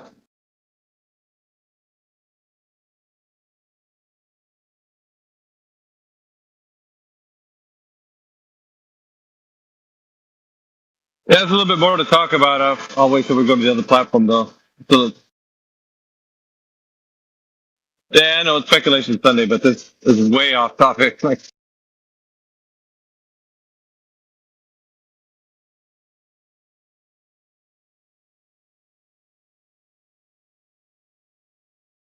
Day just keeps getting worse. At some point we'll go over to your server and talk about that stuff. Unsorted just reminded me of something that I found out yesterday, which I'm glad he reminded me, but I'm going to chew my face off. Just quickly, I told you the other day that identification cards were sought to be brought in within the noughties, the early 2000s, when the Tony Blair government was around. They tried to do it then.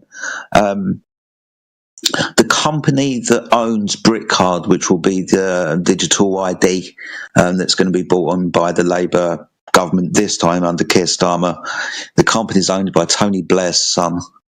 Thanks for reminding me that, Adam. I found that out yesterday. So yeah, I don't know what anybody wants to make of this, but yeah, the company that's going to be dishing out the digital ID is owned by our ex-Prime Minister's son.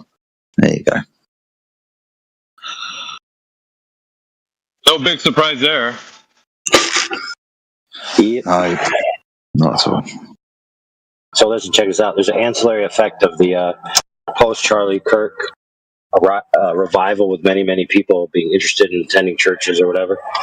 What that means is an influx of people into the church body that are essentially novices, and they're going to bring in their confused ideas and their social media methodologies of alleged truth scrutiny, and it's basically going to inundate the church with a dilution of truth that the church isn't equipped to handle at the present moment. So a lot of churches are just going to be overrun with nonsense. It's going to weaken them rather than the increased membership strengthening the church. It's actually going to decrease the strength of the church if they are not on point.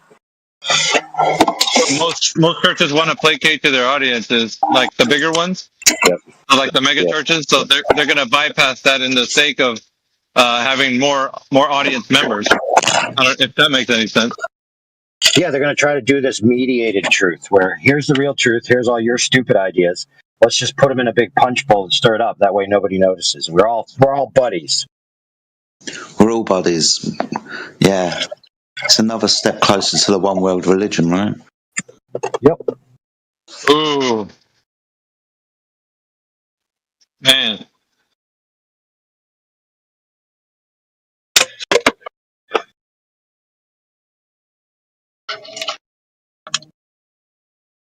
There's a quote. It's a very important quote. It's called, "The world will be made right by the law." If you don't know where that quote comes from, you need to know. Very specific wording. Like I know where the world will be made right by the law. Now, what do they mean by made? What do they mean by right? And what do they mean by the law? And who said it?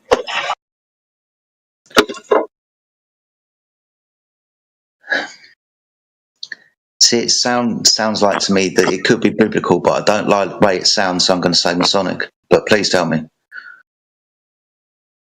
The post-temple destruction, neo-pharisaical, antichrist Judaic order. There you go. Yeah, okay. It's kind of both right and wrong at the same time. Okay. Think about all these systems, like the social credit system in China and all these other rules where, you're going to go to jail if you hurt somebody's feelings, if you say a bad word. It's like they're attempting to control human behavior through laws and strictures, right? Yeah. That is going to result in humans being either morally perfect or, as we've seen in all previous regimes, eliminated. Yeah. And by the way, being eliminated doesn't mean you're necessarily killed. It could just be like you're shoveled into a caste system where you're essentially no longer a free individual. You know, like your existence has to be relegated to a functional slavery while everybody else thrives because they're willing to accept the system and follow the quote-unquote rules. Yeah. You're basically cast out of society. Yeah. Or killed. It's not that killed off the table. Yeah. Well, I mean, the less hands-on approach is that they don't have to deal with you until you become a nuisance, and then they do. Hey, dude, I've had flat earthers tell me that once everyone knows the earth is flat, it's going to be peace on earth, and anyone who's not the program, we're just going to have to eliminate it. What? Really? Yeah. Yes. So what was the Tower of Babel about? Well, part of the delusion is that if you can give everybody the same stuff, nobody will covet other people's stuff. The problem is, it's impossible to give everyone what their hearts desire. There's no like, oh, everyone gets a Nintendo, now you're all happy. That's not how humanity works, and we all know this. Yeah, there's some greedy people that say, I want private Nintendos. Yeah, the classic example is this. If everyone had a wife, everyone would be happy. There'd be no cheating. Yeah, right, dude. Nope. Unless you give everyone the same wife and transverse to the same husband, there's always going to be differences which cause a polarization that could lead to an attraction. Right? So, for example, I have a wife, you have a wife, but your wife has bigger boobs. So I'm gonna try to cheat on my wife with your wife. It's like this idea where you're just going to give everybody everything and they're never going to do anything wrong is retarded. Yeah, the law can't save you. Well, the whole of China is going to be a part of that next year, so we'll see how it goes for them.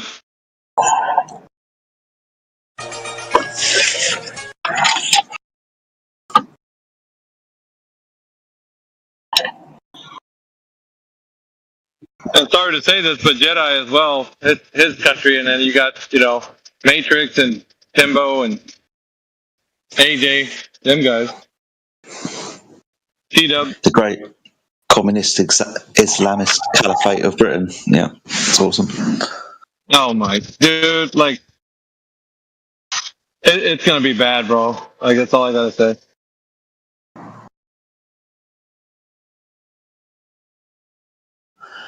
Oh. It's weird because on the other side of the picture we've got what's called constitutional collapse.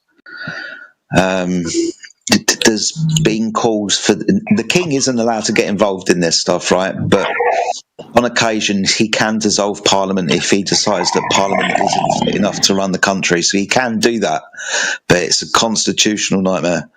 There's calls for the government to be dissolved at the moment. There's legal precedent. There's legal conversations going on within British constitutional law. So if one thing doesn't happen, they'll just dissolve the government and completely put the country into crisis. What's the protocol for that? You guys all vote that the king's going to make a decision, or how do you go about that? Like the king steps in and he's like, okay, enough's enough? Yeah, it becomes Roundheads versus parliamentarians again. Yeah, it's weird. It's not like a petition. It just becomes a decision that's made by the people, and the monarchy kind of pushes it through before the country descends into absolute anarchy. The last resort is to dissolve the government and bring a new one in. But yeah, I think I'll put a video on it on your other channel. I'll have to watch it again. When's the last time that's happened, Jedi? Sorry? When is the last time that's ever happened? I do know this. 1600s or something. King James or what's it? Dissolved government. Removed the prime minister and his party at the time. So it's happened once before. What did history tell us about that incident? How did that go? Constitutional reform, taking away of certain king's powers or the monarch's powers, which is why it's a very grey issue at the moment, because power was like moved around and so forth. Parliament was given a slightly stronger power. See, as always, it's just a transfer of power from, especially in England, it's the monarch and then and now the Parliament. So that power has had to be changed over centuries, even still today. So yeah, it's just a changing of everything, dude. The bottom line to it is the country is literally on a knife edge at the moment, and it could just take one more slip and it's going to go through the whole thing. I'm going to start drawing blood at some point. These protests that we had in London a couple of weeks ago, they've spread to the rest of the country, starting to get a little bit more violent. The police are starting to get a little bit more hands-on. Yeah, it's not turning that nice. Kind of figured that's how it would go. But they have to start somewhere. You know, those guys. Yeah, real quick. Let the record show for the people that come after. This all began giving women the right to vote. I rest my case. Misogyny. As if this conversation couldn't get more controversial. Yeah. I mean, I don't want to be rude, but when we look at the portfolio, the folio of the people that we have in government at the moment, there's more women than there are men, especially in our Labour government at the moment, especially on the front bench. It's like, I don't know, 8 to 4, 8 women, 4 men. There's actually news in the world in that regard, which is Kentucky banned the assumption of maternal primary custody, and they put in the legal system the assumption of 50-50 custody, and their divorce rate went down by 25%. What was the name of what does that mean? I can't remember off the top of my head, but it's basically just making it equal between the sexes, and then all of a sudden it's the case that women just aren't divorcing the men as much. Really? So in other words, there are things present in society that give people the avenue to not actually buck up on their character, but rather take the easy way out. And it's been that way for decades. And I mean, as crass as it's going to sound, it's because the powers that be manipulated the female population and the simp population to agree that women are better off doing things that don't involve mothering their own children, raising their own children, and being allegiant to their family. And they infested modern women with that. And this is what we get nowadays. Because once the women are like that, they're no longer invested in the progenation, right, in the country. And then the children that they raise aren't. And it decreases the birth rate. And then the only way to sustain your population is with immigration, and then your population's essentially supplanted. So it's basically a death spiral. Which is exactly what they did. Is it not? They put that crisis on the countries who were very successful. And then all of a sudden, they're influxed with immigration. The immigrants breed like rabbits and take over. Isn't the pound the leading give them all currency? Go ahead. Isn't the pound the leading world currency of like the highest valued right now?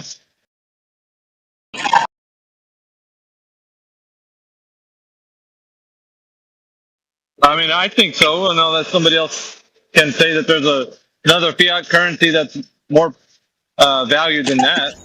I think it's the pound is, but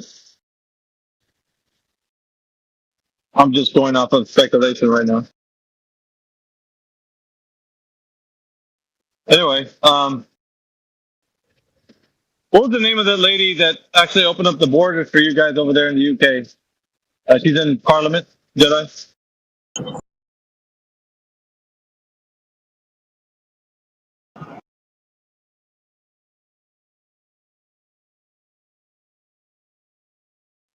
Probably got business.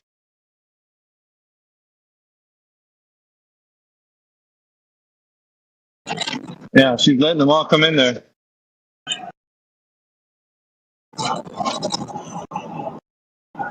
It's just like this guy. I just saw a post that someone got arrested for 2 years in jail for saying a mean post on Facebook. It's like, let's be frank with each other.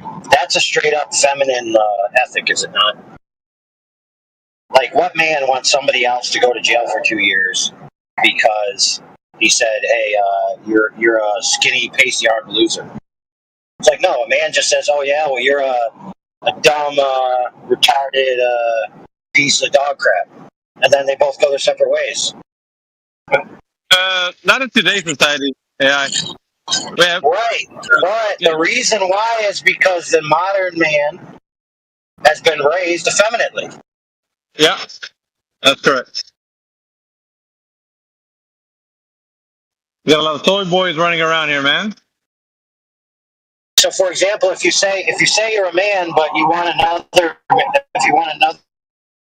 man to pay with time in prison for calling you a name, you haven't graduated to manhood yet. You're still a child.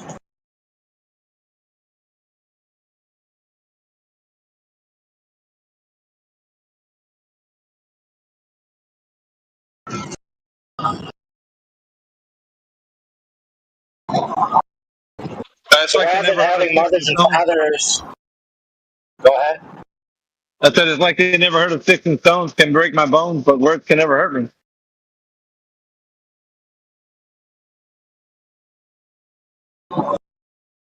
It's not to say that the feminine ethic is wrong in itself, but it needs to be balanced with the masculine ethic. That's why we're a sexually dimorphic species. We have male and female, right? Not everything is about the feminine energy to the exclusion of the masculine and even the demonization of the masculine. Like, you start doing that in either direction, your society is going to suffer.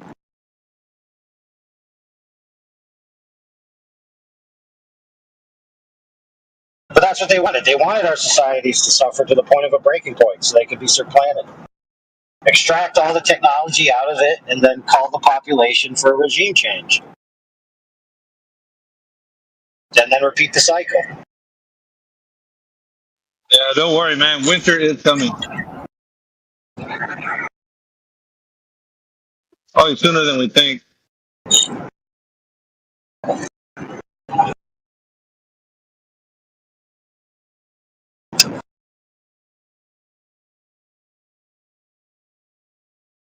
Yeah, and to be fair, there's a lot of truthers and a lot of flat earthers who themselves are still in part of that cycle. They don't even realize it. Some of them are being played like a fiddle, just like they were before. They're adopting all these new philosophies, all these new religious rhetorics, all these new ideas about the way the world should run, and that we need a regime change, right? And they're like, oh, we need the truth to come out and the powers that be to switch out for something new. So they're just waiting for the new hotness, just like the disenfranchised Globers or whatever other tribal identity you want to attribute to it. Everybody's waiting for the new hotness that's going to solve all the problems, make everyone buddies again. Right? So when it comes along, they're gonna look it up. They're like, yeah, I love it. You're gonna have two arms. Yeah, it's like BSDM Stockholm syndrome. Spank me, daddy. But make sure you feed me. As long as you feed me, you can spank me around as much as you want. Yeah, give me one car, one house. You know? Yeah. Yep. Do whatever. One Obama phone. Oh yeah, one Obama. Don't forget the Obama phone now.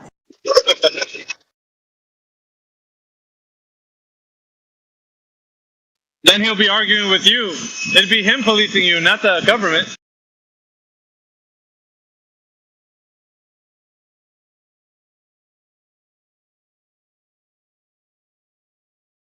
Because, like in that system, their neighbor can get social credit points if they go ahead and tell it on you. No, I'm serious.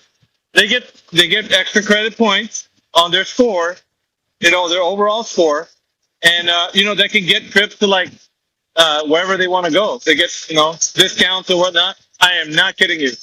That is exactly what that's gonna do. Wait a minute. So you're telling me that right before you go on a store, you're like, you know what? I only have $17, but if I rat out my friend, they'll give me $3, and then I can afford the super large milkshake. Bro, it's as nutty as it sounds right now. Like the way I'm saying it. But yeah, you can get extra credit points for ratting on somebody who's doing wrong in the social credit system. 100%. That's what they're saying it's going to be.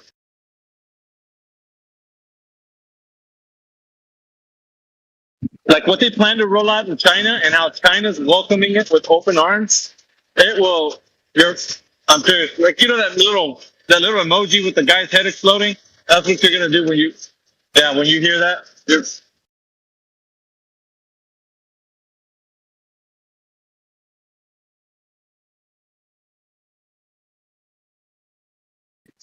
insane, dude.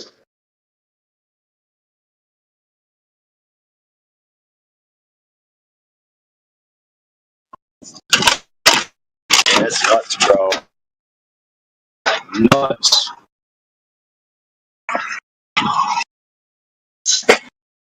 Yeah, I think that those guys are like, oh, you haven't heard nothing yet. Oh, honey, hold my beer.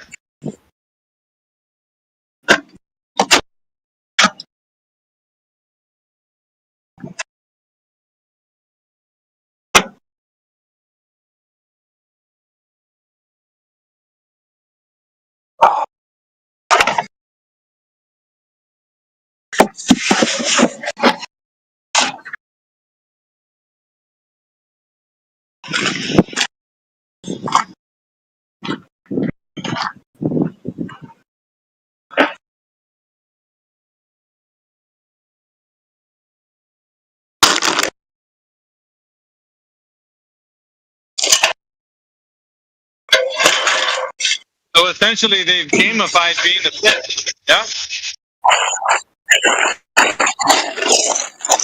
Yep.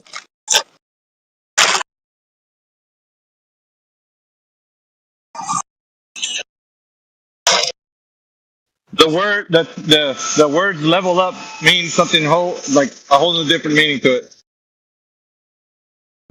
Bro, it's like like how they have their own Bible version, and they're gonna have the new versions of movies. So when the guy, like in those all those famous movies we know, where they're saying to the guy, "Hey, being a snitch is bad," they're like, "Hey, bro, being a snitch is good.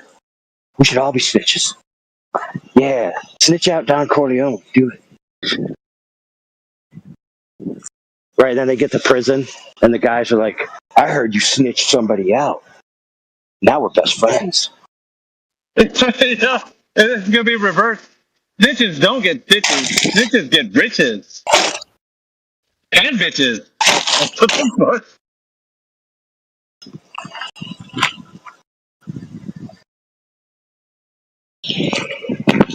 Yeah, you ain't a snitch, you's a bitch.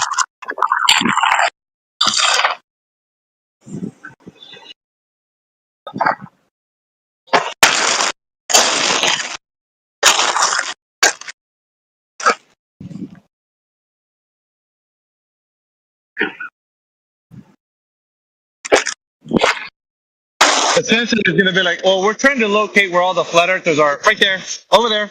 The 2 houses down. That guy. Yeah, the blue house with the white trims. That right there.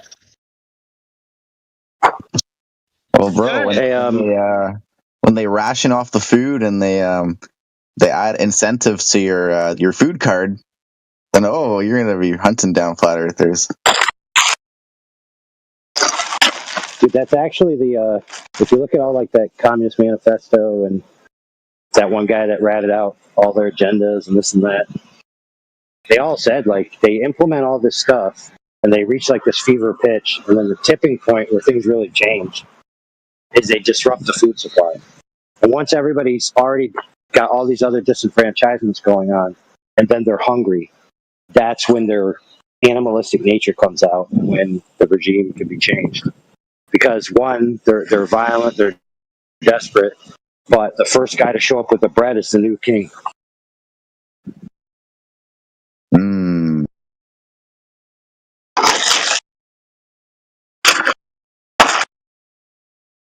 Sounds like you got all the bread, or maybe chips.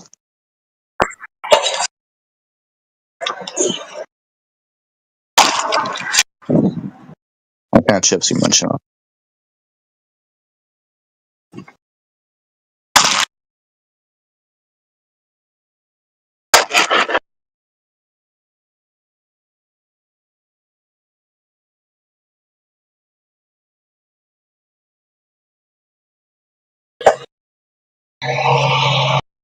All right, just had to pick up my 8-foot level. My 8-foot level is actually curved.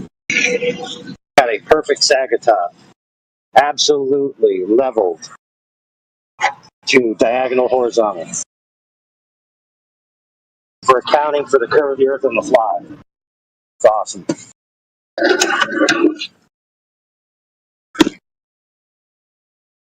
Actually, I just ran it over. That's why it's curved. Sorry.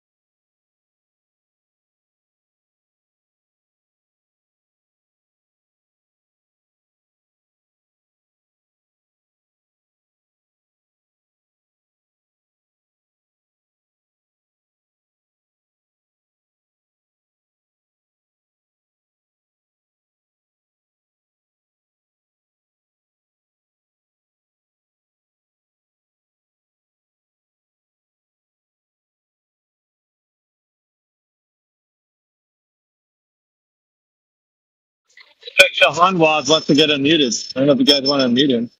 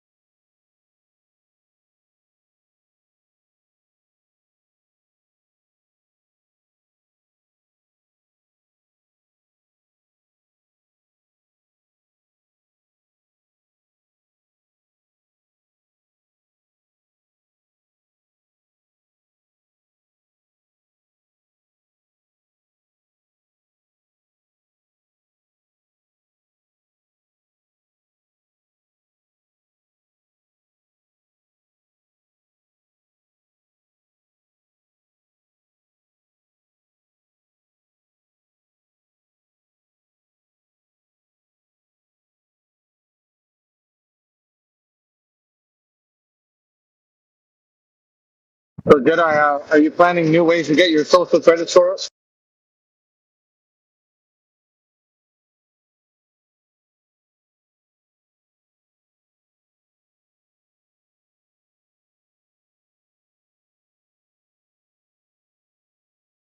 That's when that's the conversation. Holy cow.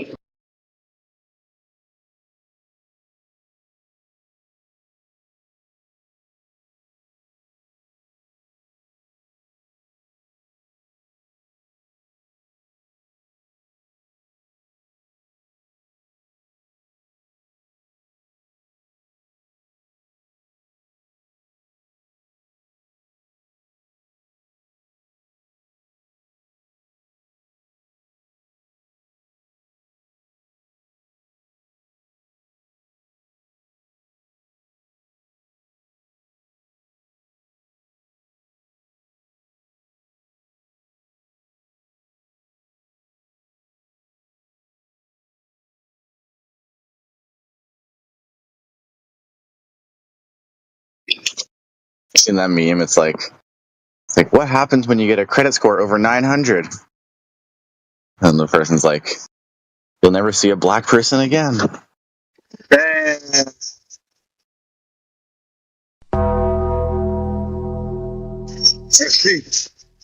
Stevie, I thought Stevie would have been quick on that one. Probably not here.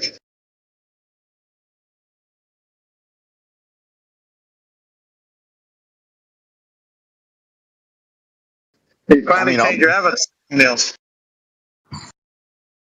Yeah, I'm on a rotating avatar. The next couple weeks. I'll bring it back to the truck eventually.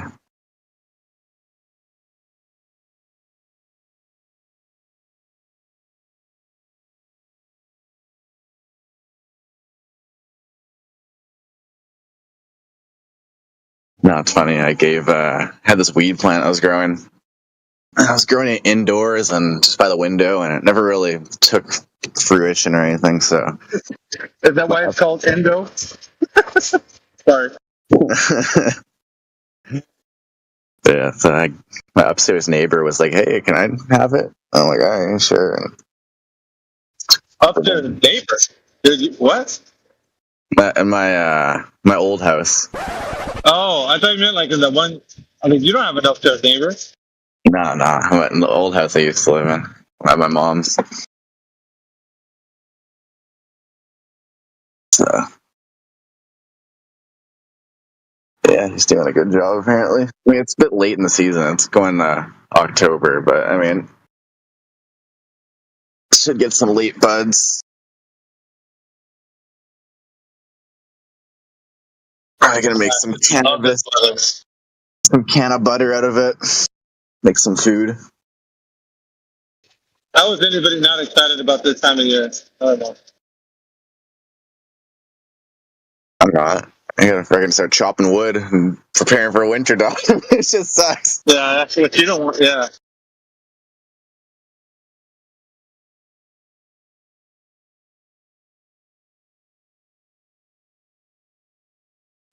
Everyone's like, "Oh my god!" In the city, right? I get to wear my sweater. Oh, I get to dress up now. Oh, like, bitch, I'm freezing.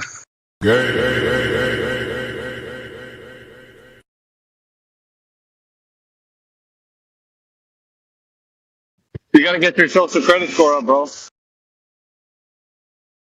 that gonna make me warmer? I don't think so.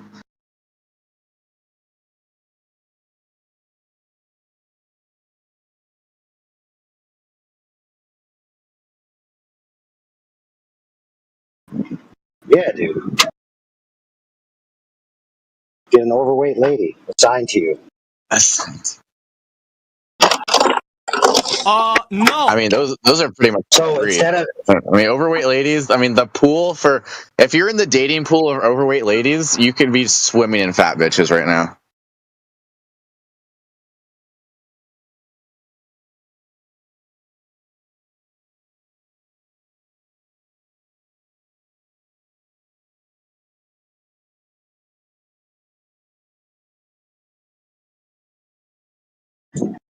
oh man, this sucks. We don't say fat itches. We say fatty boom booms. Shut up, bitch. No, I'm joking. But no, I'll be the guinea pig for a social credit score. You'll see me just getting hauled away. Where's Neil at? Oh, he's in jail for a couple of months. Bro, we only get like -5 social credit points if we tell them where you're at, bro. It's not really the Jew thing worth the squeeze. I'll be on the most wanted list probably. You might be on it now. What the fuck are you talking about? Hey, listen, we should all just go to prison. What we should do is we should all go to prison and then isolate the people who aren't offenders into a special area where they can't be affected by us. So since there's way more of us than them, what we'll do is we'll put them behind the prison walls, but the prison will be outside the prison walls to keep them safe.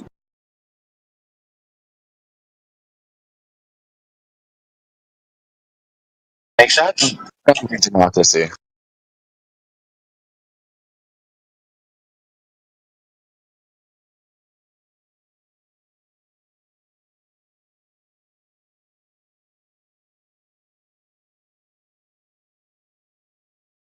It's like 80 degrees here, bro.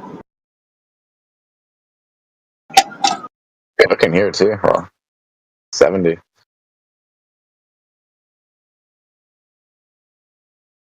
Yeah, but you're toiling on a roof, though. Right now, I just picked up my big ladder, 32-foot ladder. Then I got to do a exterior ventilation shroud. Like the little flappy arm, pest control screen. For a 32-foot ladder? Like, well, it's two parts. Do you set it up yourself? Yeah. That's wild, bro. What do you think this is, Canada? I don't know, man. I went up with like 15-foot ladder. It was like one of those home ones where they're like clicking every single stage. It clicks. One of those expensive ones. But yeah, I was installing window blinds like 2 stories high, and there's nothing to fall back on. I thought that was scary. So I don't know what the heck you're doing. You're freaking doing some parkour or something. I mean, really, like, it's kind of like once you get used to it, it's like, you know what I mean? It's second nature. Well, yeah, once you're up there, you're like, well, if I die, I die. So it's just like you just keep on walking. Well, dude, these new ladders, they got like, you know, rubber feet built right into the end. And well, if that's just 32 feet, that better be a good very ladder. Stable. I don't want no like. Yeah, it's very stable. Yeah, I don't want no freaking. Okay, maybe the ladders back in the day might have been better. Who knows? Who knows with the technology, right? I mean, then again, they didn't use harnesses building freaking skyscrapers back then, so.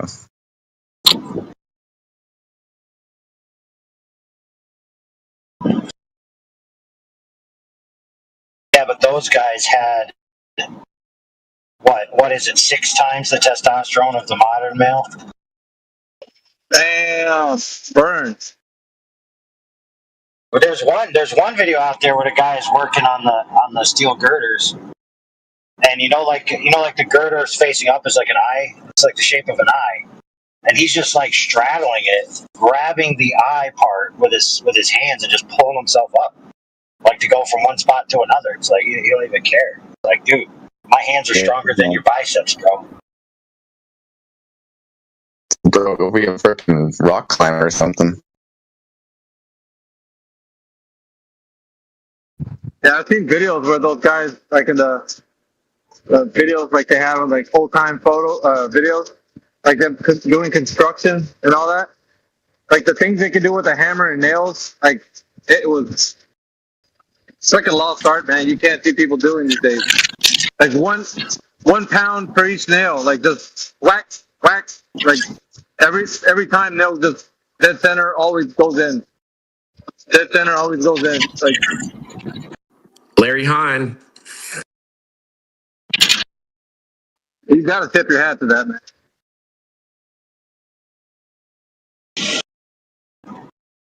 Look up Larry Hahn videos for carpenters. He's the one-hitter quitter with the big nails they're mostly from the 1980s. He's got just incredible videos of carpentry with the hammer and nail.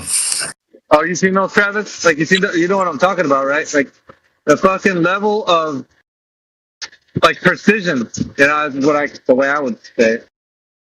Yeah, I'm in University of Hawaii for carpentry right now, and most of the old school carpentry, they didn't even use nails. It's all just incredible joinery. But yeah, they seem to. I don't know how they did it, but they could get those nails one hit, bam. And it was going through wood it's not pine, right? It's like the tougher woods.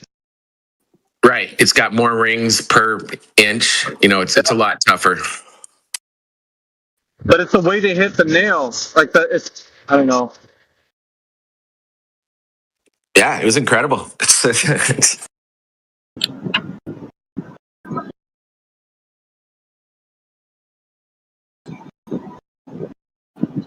Yeah, the men of yesteryear could do a lot of shit dude, by themselves.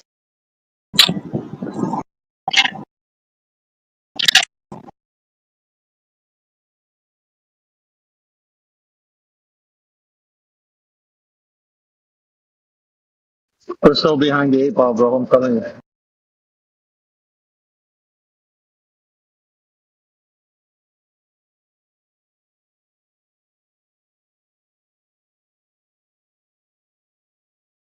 It's kind of strange though, because most of the alpha males got taken out in the world wars, didn't they? Most of the alpha males went to go fight. They were valiant, but they were the ones in the front lines, and they usually the ones that never made it back.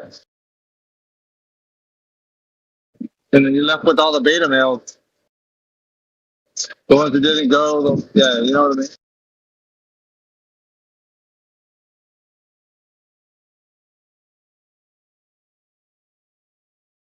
And the Sigma males who just don't give a shit. Yeah, exactly.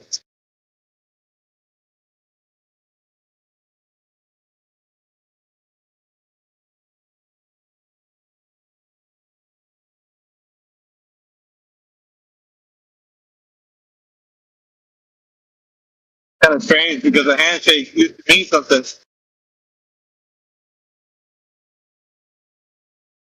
Shoot, your word meant something. Like you saying I'm going to be there?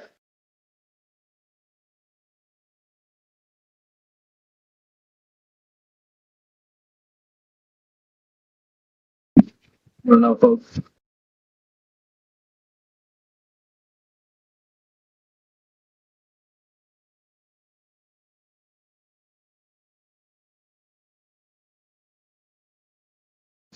What up, Thomas?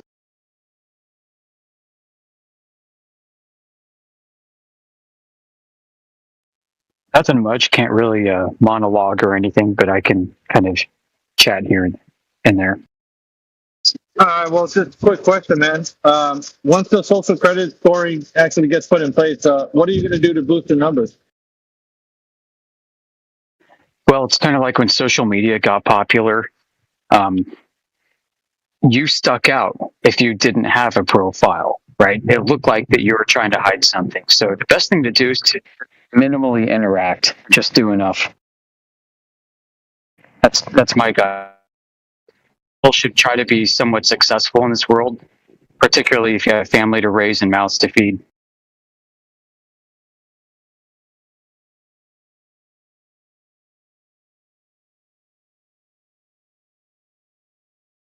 China's getting ready to roll out with that, so we're going to see how that goes for those guys. Not that they were not living like that already, but it's a system actually is going to be implemented. Yeah, they're basically, when something like this happens and you've lived long enough to see these technology surprises in this way that impact society, they're like 3 courses of action. Like, number 1, you can go all in, drink the Kool-Aid. Number 2, you could minimally interact and do just enough so that you can kind of straddle the line. Number 3, you got to just fully pull the plug and go off-grid and go full Amish. You're going to be try to go in between you.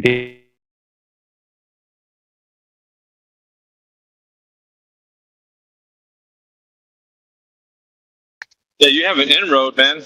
We're out over here in the wild.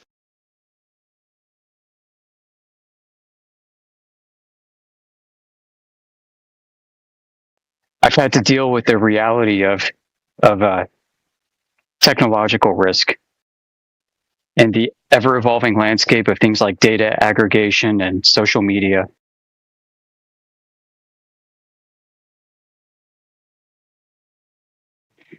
So one thing you can do is just practice good online hygiene and try not to have a big ego.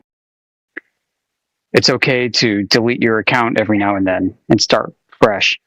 Even though you can't completely erase all the breadcrumbs, if you just create enough chaos, then it's going to be hard enough to pin you down to any one identity at any one point in time. Pause. You also have to characterize who it is you're trying to erase your breadcrumbs from. I mean, you're not going to erase your breadcrumbs from the big overarching state. So what you can do is protect yourself against actual like online criminals and crazy ass political groups, crazy neighbors.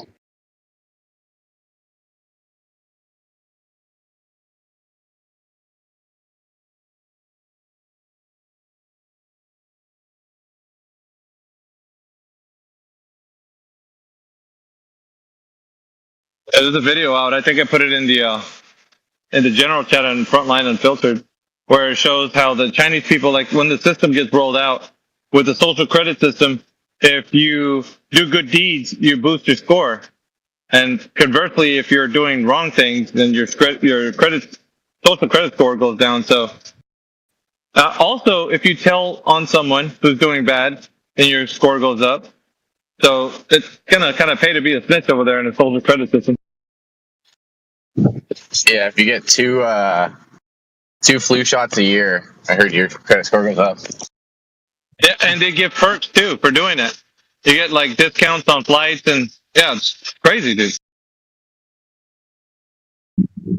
Someone who's got some family connections to former East Germany and experience dealing with the Stasi over there, their secret state police. Yeah. They had all of this just in a very analog sort of way. You got flu shots. Let's go. Get your free rotisserie chicken. Dude, for simple things, they would reward you for simple pinches of salt that you would pick up between your fingers and sprinkle in front of the state. They tried to make it so easy to rope you in. And if you were good, you got like a telephone. Like, it's crazy the amount of people are going in for their shots right now. Like I said, I work at a pharmacy, like for picking up stuff.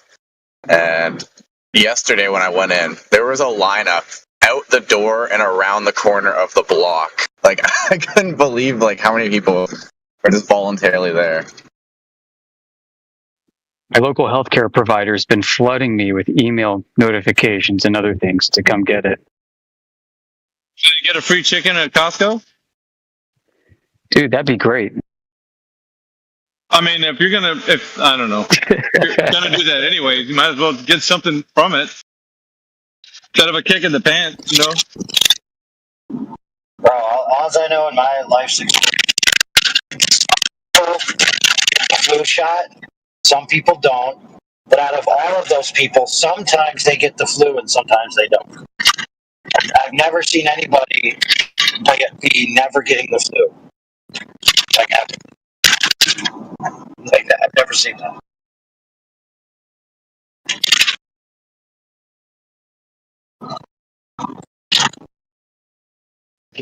I don't know. The logic's so dumb. They're like, yeah, I get a little sick when I feel a little bit bad for the first couple of days, but then I'm protected, you know, for the better good, for my parents. I'm protected. It's like, bro.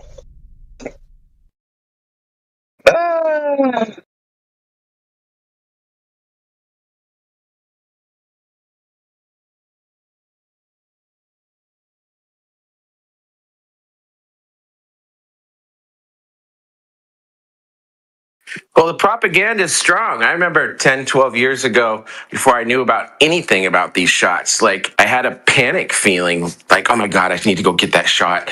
I don't want to get the flu. Like I remember panicking almost. Like it sucked.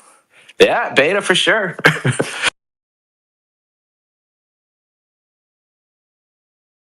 It's designed that way, yeah? Yeah, like when I grew up, like my parents and my grandma, like they would be on my ass like every year. They're like, "Did you get your food?" I'm like, so like I would just get it because they'd pressure me into it, and then eventually got to like 13, and I was like just tired of them nagging me. I'm like, you know what? I'm not getting it. So they would go like ballistic on me for not getting it, and then eventually, like, I was just like, became a rebel. I was like, all right, fuck these people, and then I realized like how much of retards, growing up. How did I make it surviving off canned beans and hot dogs every day? Gosh dang, fried bologna every morning. They'll keep importing people from places that bring all these strange diseases and overwhelm the system so much that you might not be faced with any other choice but to get one. Dude, I couldn't even tell you the stack of some weird paper I signed in the motor pool before we went to Iraq. How many shots we got is ridiculous. Oh, did you get the anthrax shot too? Oh yeah. Your thing was holy crap. This explains why you are the way you are. Yeah. It's like a freaking straw in a Coke can. Yeah, dude, it's like, like all the horror movies where there's this alien that has this huge proboscis that they inject you with their babies with. Yeah. That's like what it feels like. All right, dude. You know those little 1 ounce creams of like either eye cream or Neosporin. Where you snip the tip off and then you squeeze out this really thick, oozy cream. That's a good description. That's what the anthrax needle feels like, and it looks like that because it's super thick, and the stuff that comes out is like a thick cream. You can feel it. You can feel it expanding inside you. Hey, yo, what the fuck? Hey, dude. I'm just talking about anthrax.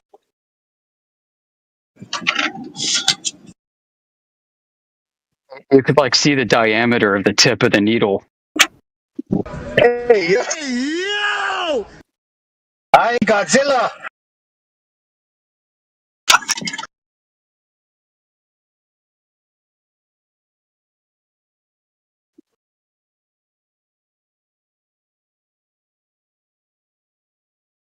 What's even in that stuff? We'll have to do an episode on Frontline. I'm suspicious. I would never do that. I don't care how dirty these Jeets are. I'm not doing it. Yeah, exactly. I don't care what they're bringing in. I ain't taking anything that's gonna quote unquote protect me from the Jeets. Bro, it's the Jeets that are making that shit. What protect me from Jeets? Oh, I'll just go wear a bunch of deodorant. I'm fine, bro.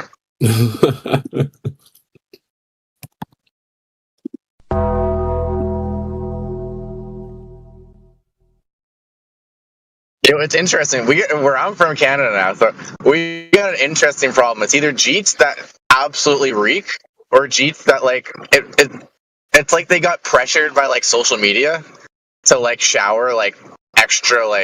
I swear they probably use Fair point. Fair point. Keep in mind we're not on Rumble. Oh yeah, we're not on Rumble. Wait, you can't say Jeet? I love India and all Indians, and I love Israel. And Iran is they're having a nuclear bomb. Don't forget the chairman of China. And China's also number one, and the UK has very good immigration policies.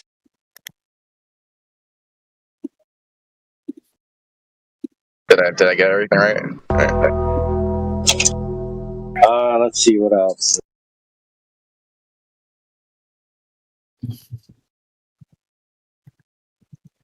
Is my credit score going up? They just dropped hard.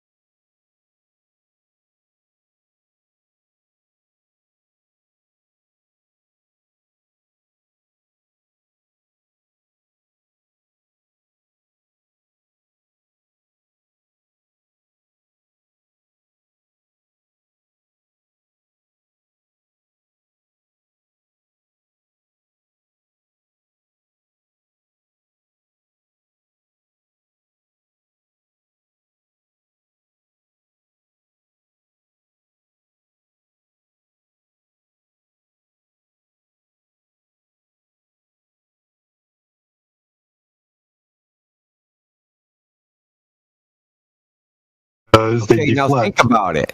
His evidence, he doesn't really know the details of it. And he's saying, I don't know anything for certain. I don't know what else. The dude basically conceded that he's fucking empty-headed and confused. And it just What ended did he up in an say about argument. truth? He said something about He absolute. doesn't believe in truth. He doesn't believe there's any Yeah, such that's thing. retarded. That's retarded too. Yeah, because either something is true or it's not. It either is or it isn't. Well, I agree with that, but he didn't. Yeah.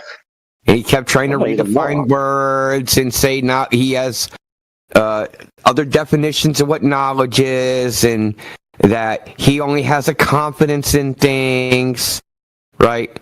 But the main point is his evidence was the neutrinos, and he didn't know how it worked, so he couldn't even tell you with any detail. He was trying to read ChatGPT during the debate. Okay, but he couldn't Google faster than I could ask questions.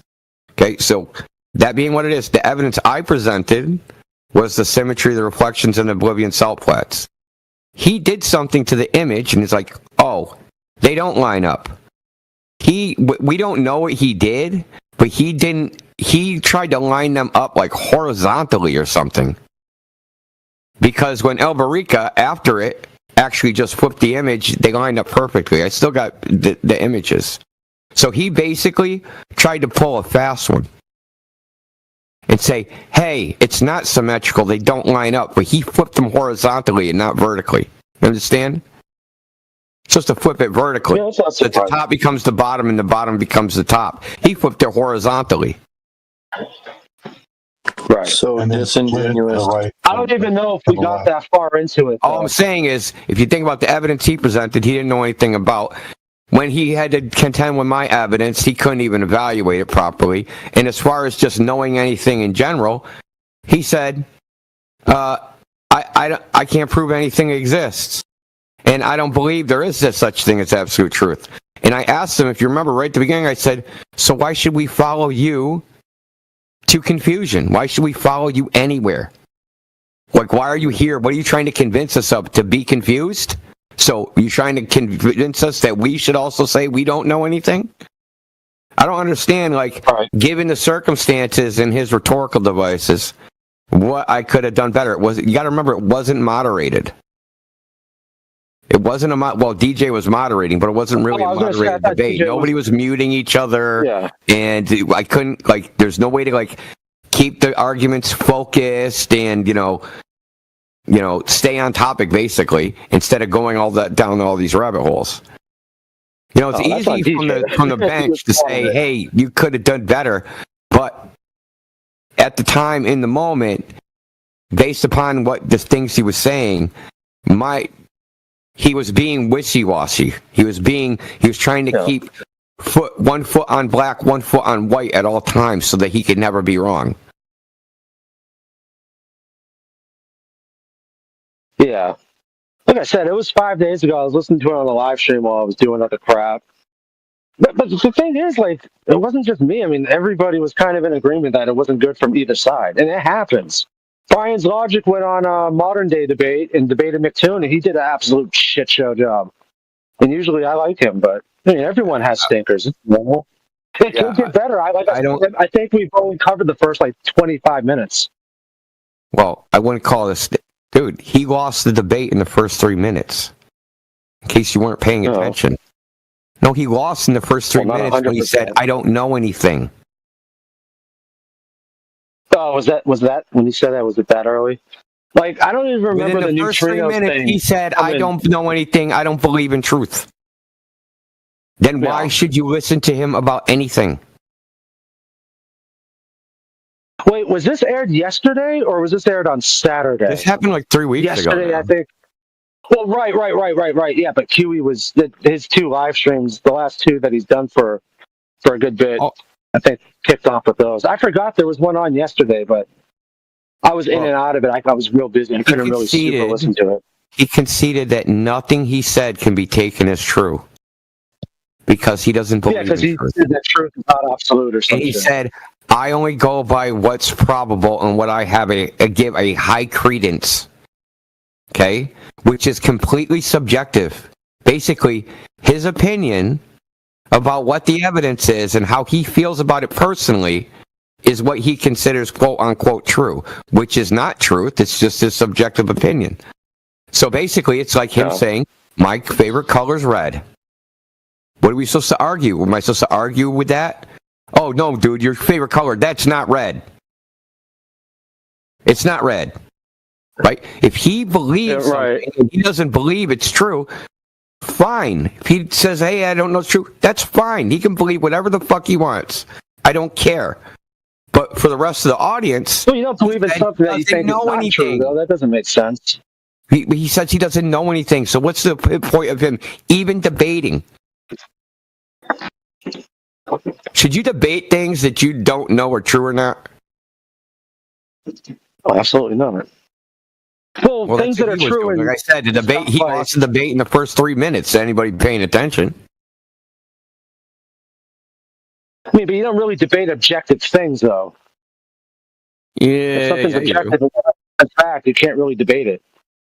Well, my favorite color is red. We can't have a debate about that. Exactly. I know for exactly. a fact. So when he says, "I don't know the Earth's the globe. I just believe it," what are we arguing about? What he believes? You understand? You understand what I'm saying now? We're arguing about what he believes, not what he knows.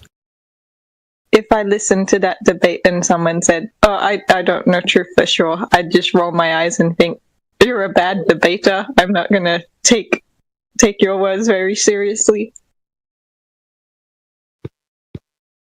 Yeah, he was the dude. I mean, he's a PhD. He has a PhD in mathematical physics, and his argument evolved to, "You can't prove I have hands." Okay. Just to what the girl said, you can be an excellent debater and have a track record of 101. But that one time you're back. You know, I mean, Tom Brady got smoked in the playoffs a couple times. And then sometimes if you're a shitty debater, you'll get lucky and win one. Just, you know. Debates are hard, man. Well, we have a difference of opinion. The debate was over in the beginning. If you go watch it, go listen to the first 5 minutes. The debate was over in 5 minutes. It was over. I'm just curious. He doesn't know anything. And I said, why should we listen to you then? If someone says, I don't actually know what I'm saying, and I go, then why should we listen to you? And he doesn't give any answer to why we should listen to his lack of knowledge. It's over. What's the point of him debating? I totally agree. I agree, bro. What's the point of him debating, Vax's Wax? I agree. He doesn't know what he's talking about. That's going to win. Indu, what am I supposed to do? Keep arguing with him? Let's argue with him more about what he don't know. But you end up continuing with it because it turns out to be it's like a 2-hour thing, and then like you guys talk for like an hour at least, right? I think the total time is like 2 hours. My part is something like an hour and 15 minutes. And then there was like questions from the audience after or something. It's like an hour and 15 minutes, including like the intermediate period. I think I can look at it real quick. Well, yeah, but I mean, like I was saying, and you know how like when Huey does his live shows, how like if they're reviewing something that's an hour and a half, they're gonna spend 4.5 hours on 15 minutes, and he's going to pause every time someone says a word. So I don't even know how far into it I got. But apparently, I said something that really offended Dandelion. So if she knows what my comment was that she was really offended by, then it might shed light on what I didn't care for. Yeah, it might. Yes, that's right. Or do you want to tell Indio about your other comments that you made? Yeah, when we were off the air. No, you don't want to. It's fine. Yeah, you portray yourself however you want, Wax. You're welcome to have whatever opinions you want to have. Why are you acting so strange? Oh, I can't even imagine why. Yes, you can just contemplate. You're coming off hour and 22. Awkward. So it's an hour and 22. Wax. Yeah, I was dying to know what you thought about me. Yeah, I'll write that in my diary tonight. Wax, thanks. See, why are you being so weird? Yeah, you seem like you have.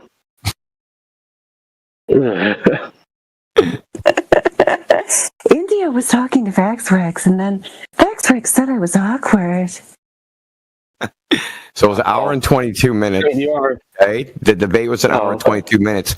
I think what you're disappointed about is that the topic was not a flat Earth globe Earth debate. And actually, it wasn't. No, it wasn't. Think about it in the totality of it. The actual flat Earth versus globe Earth sections combined are probably 10 minutes. No. Yeah. It was a philosophy. And like I said, I don't even remember hearing about neutrinos. Because, like, it was driving me nuts Yeah, but he said he doesn't know anything like that's about... like the word of the... He didn't know anything about the Minos experiment itself. I mean, you know... Well, the thing is, when I was hearing about neutrinos, I was like, what the fuck is a neutrino? Like, I don't know. So, and I kept hearing all week, is this going to be the one about the neutrinos? I'm like, I have no idea what anyone's talking about. Okay, so that's why I didn't want to talk about it, because it's very obscure. Nobody knows about it. I know about it. I could have went into more detail than I did, but I didn't, because I wanted to get off of it, because it's basically a waste of time. It's basically going, hey, my globe Earth evidence, I called it, I don't know what you listened to, right? I called them out on it. So it's a particular debate tactic called obscurantism, where you actually try to hide the truth by presenting just like very obscure and esoteric information that nobody knows about. And basically you would have to do reams of research even to find out about it. So I'll give you the brief rundown. So they were measuring the beta decay, which is the radioactive decay of I think it was cesium element, and they were measuring the temperature of water because the beta decay would make the water heat up, but it didn't heat up enough. That meant there was missing energy. So Wolfgang Pauli, in a joke of a letter, sent to a bunch of physicists that maybe there's this ghost particle called a neutrino where the extra energy is. Okay? And then years later, they supposedly found it. But there's another guy that also published this said, no, they didn't find it. Actually, the guy that invented the Van de Graaff generator. So, make a long story short, there's this imaginary particle, neutrino, and the only way you can, quote unquote, you can never actually detect it. You have to detect something else, because the neutrino would only interact with the nucleus of an atom, which is very small, via the weak force, right? Not the electromagnetic force, not the strong force, not the gravitation, the weak force. So it has to be super close to the frickin' nucleus, okay? When it interacts with the nucleus, it shoots off an electron neutrino, a tau neutrino, or a muon neutrino. So these are flavors of neutrinos.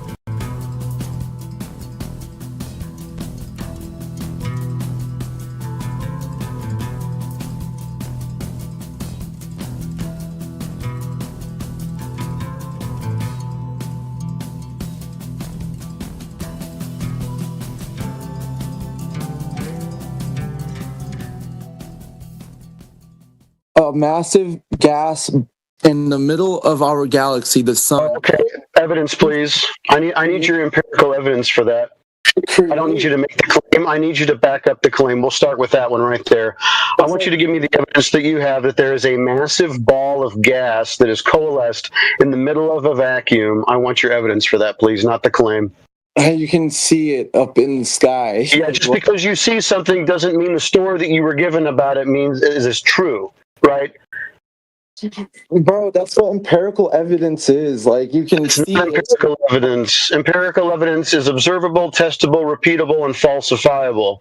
So far, you've gotten the observe part where you see a light in the sky. The rest of that shit that you told me, you have no evidence for. Not one bit.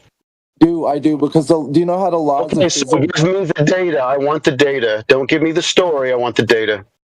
Yes, but the laws of physics explain. No, I don't hear about the laws of physics and how they explain things. I want the data. I want the demonstrations, and I want the data. I got you. And there's like nothing. Don't tell me that there is. I want it posted in side chat. I want the data. I will get it to you. No, I don't want to hear your diatribe. I want you to get it right now. We're not going any further unless you prove your claims immediately. Dude. So are you denying? Dude, does it seem unfair that I'm asking you to back up the story that you're telling me? You moron, I'm getting it now. Does it seem unreasonable? Good, get it. We'll see if it's empirical or not. Oh man! So the mathematics, I'm doing both. I'm multitasking. I'm speaking. I don't want to hear you talk. I want to see the data. I'm sending it. Okay. Okay, great.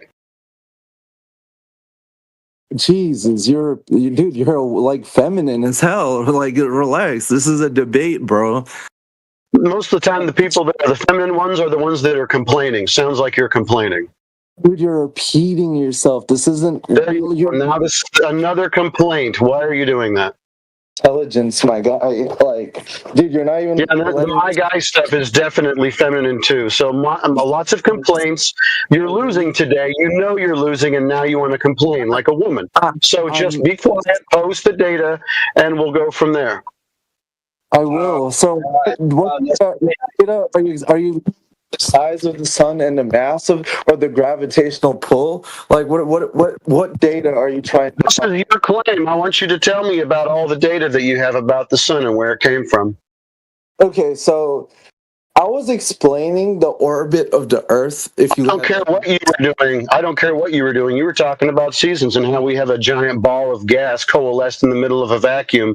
In fact, you don't know what? Make it easy on yourself and just demonstrate for me that right there in small scale. You don't even have to go to space. Show me a ball of gas coalescing in a vacuum on the small scale on Earth. I'll wait. Well, why? How can I do that? I don't have what? Isn't that what the sun is supposed to be? A burning ball of gas coalesced in the middle of a vacuum? Isn't that what it's supposed to be? You want me to create the sun on Earth to show? Yeah, I mean, I feel like it would be unreasonable for me to ask you to go to space and give me this data. Why don't you show it to me on a small scale? I'm trying to find out what kind of data you're looking for, and yeah, you can. You can literally put space. You're the one that's looking for data right now, and you don't know what you're looking for. What are you looking for then? And they all align with each other, sir. The laws, even Isaac. So I don't need more explanations, John. You keep explaining yourself, but you're not posting anything. What kind of data are you looking for? Well, tell me, how does a ball of gas, how about this? Let's make it really simple. We'll start at the beginning. Because you said that the sun is this thing, a burning ball of gas that is floating and coalesced in the middle of a vacuum. Can you demonstrate that for me on the small scale? Right here. Here, I'm dropping one. University of Houston. Yes, you can. You can make a fabric. You can stretch a fabric. This is a 2D. No. In the center. No. I need you to demonstrate this for me on the small scale, John, not give me a claim about somebody putting a bowling ball on a trampoline, okay? We're talking about a ball of gas. A ball of gas. Show me a ball of gas. Give me the demonstration of this in real time. Not the idea, not the mathematics, the actual demonstration of this physical thing. I want to see it. You can get a telescope and look at it yourself. Okay, so this is circular reasoning now. So you are saying if the sun is a burning ball of gas, you'll see it in the sky. You see it in the sky, therefore the sun is a burning ball of gas. That's special pleading, and it's begging the question, and it's affirming the consequence. You did the trifecta, John. You committed 3 logical fallacies at one time. Good job. You haven't even let me speak. You can look at it with a telescope and see. Yeah, so looking at the light in the sky, does that mean that it's a burning ball of gas in a vacuous region? The chemical compounds, and we know everything, the fundamentals of the sun. Okay, give me the data. I want you to give me the data and the instruments used to collect the data, because you know this, right, John? You're denying chemistry? I'm not denying anything. You haven't presented anything. I want you to demonstrate that. If I'm denying it, you're giving me the data. You're not giving me the story, John. Give me the data and the instruments that they use to collect the data. And then if I say, no, that's not true, then I am the one that's denying something. But it would need to be empirical. And also, by the way, it would need to be falsifiable. If I can't falsify it, then it's not empirical. See, you don't even know the depths of what you've gotten yourself into here. I'm asking asking you just for simple demonstrations in the physical world of the claims that you're making, not you making more stories up about the things that you've already been told or indoctrinated or hypnotized into. Just get the data. Just because you can't comprehend it. All right, so now you're just going to just talk about what? Just because I can't what? Get the data, John. Get the data, John.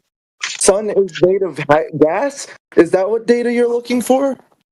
Like, what data? You're not making sense.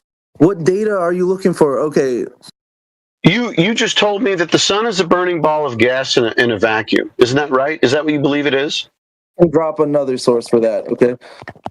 No, I don't need you to drop another source. I need the data. I don't need the story. I don't need the physics, the astrophysics telling us about what they can't prove and they haven't proven. Well, yeah, they have, because all... Okay, how did they prove it? That's what I'm asking for. How did they prove it?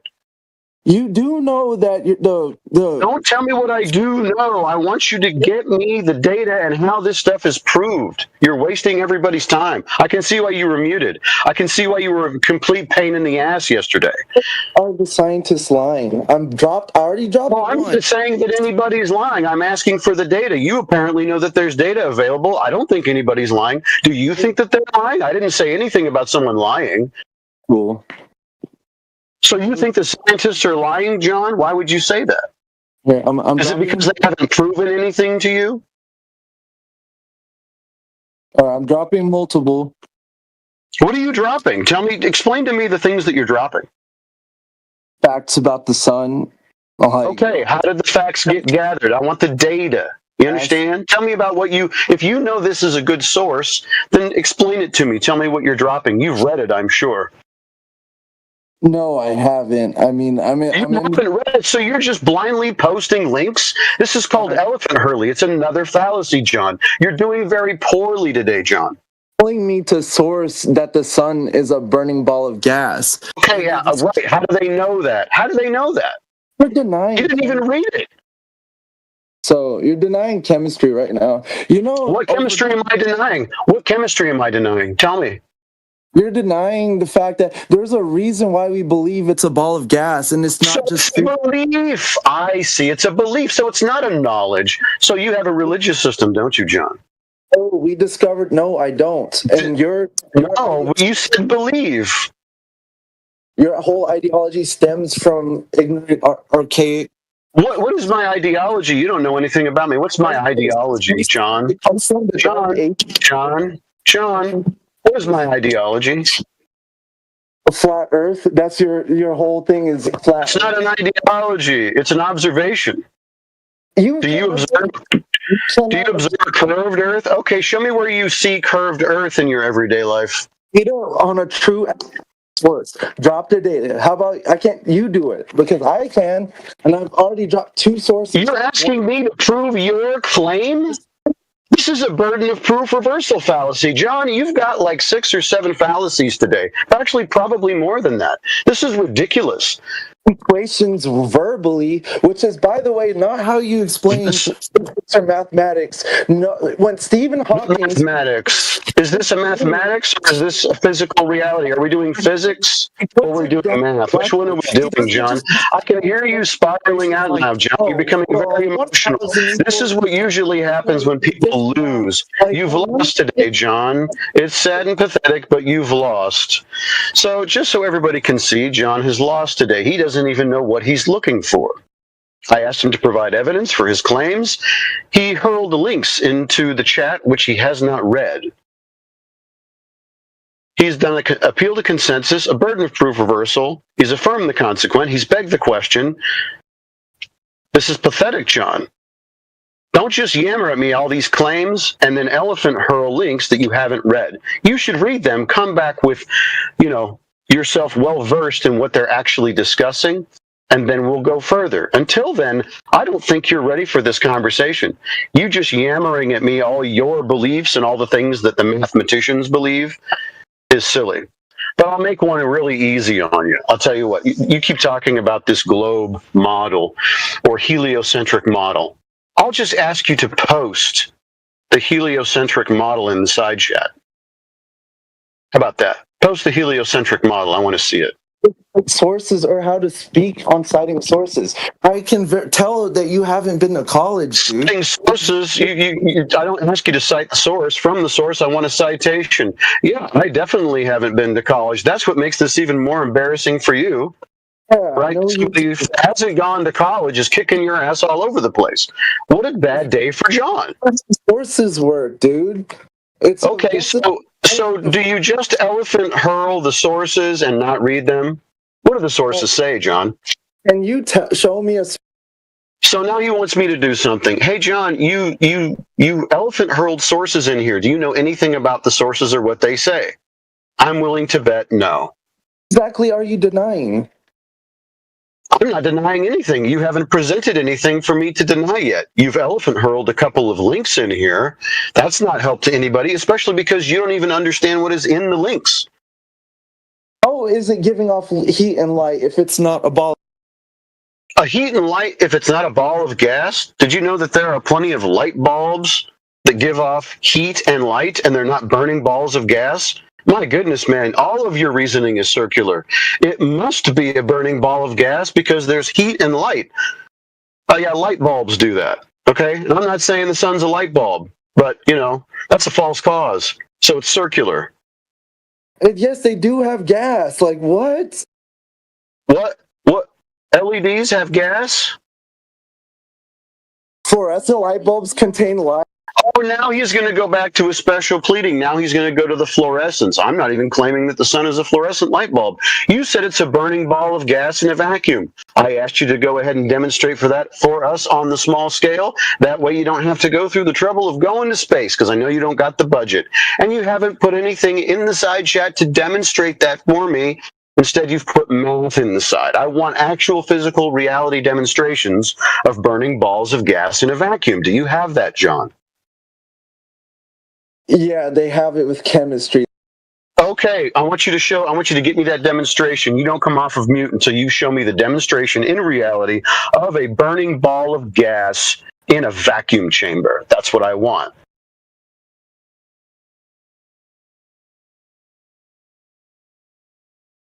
Or, when you figure out that you don't have it, you can just put in the side chat, I don't have it, that doesn't exist, I was wrong, instead of just vaguely appealing to chemistry. Yeah, in chemistry they have that. What, burning balls of gas in a vacuum? I'd love to see it.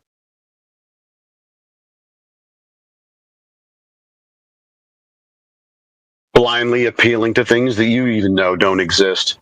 My goodness, man, this is pathetic. You've got too much pride. You're in college. You think you know something. You don't know nothing.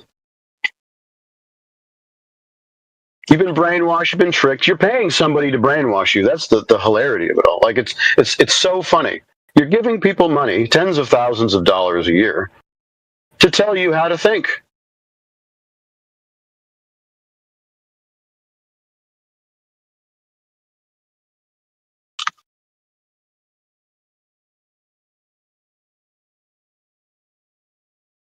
Actually, that's wrong. Tell you what to think.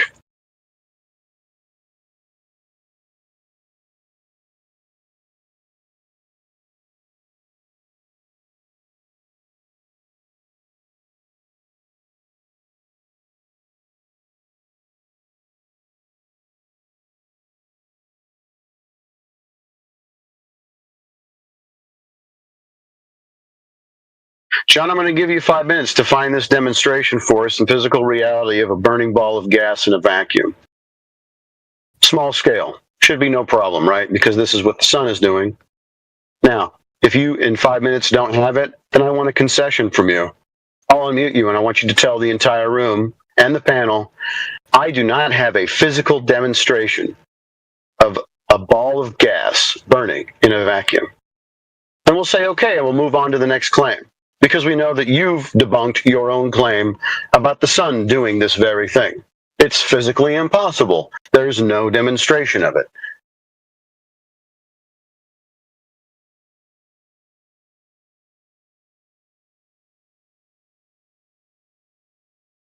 That's not a concession, John.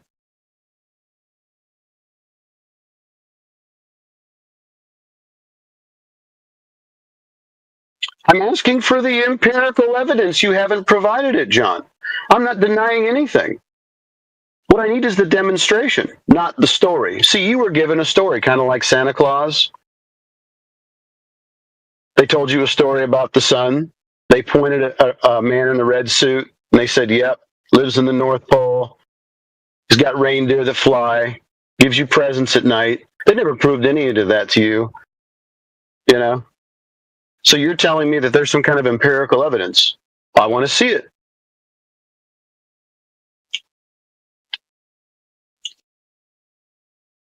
John, is this source going to have a physical demonstration of a burning ball of gas in a vacuum?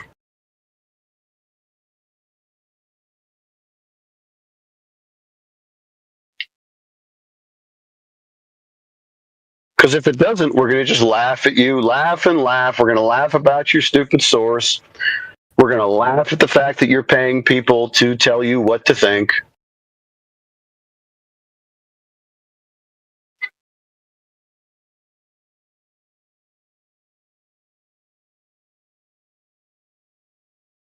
Oh, this is funny. Is that the source that you're dropping?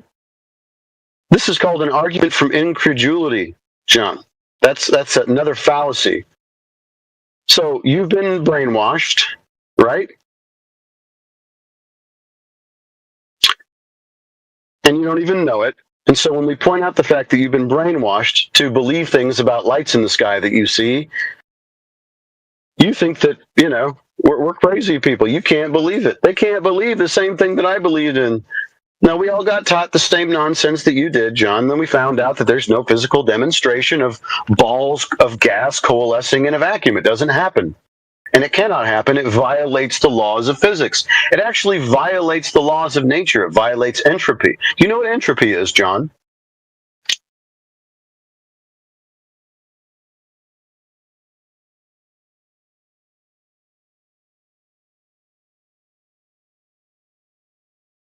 Now he's going to tell us once again what we do or don't know, right? This is his shtick. Now you can't comprehend. So now this is all ad hominem and poisoning the well. These are fallacies, John. Can you support your position without using fallacy? That would be the real question here today.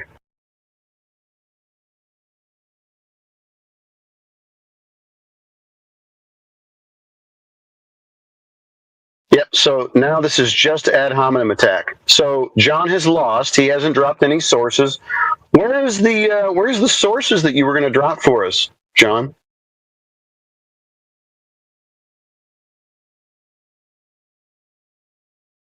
Your 5 minutes is almost up. I'm waiting to see this demonstration in physical reality.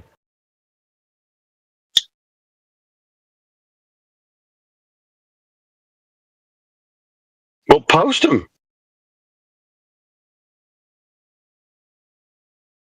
Different points. This should be hilarious. No. I'll accept a video of somebody conducting some sort of observation where they got gas to coalesce in a ball in a vacuum chamber. And, you know, to put the cherry on top, like the sun, set that sumbitch on fire. That would be even funnier.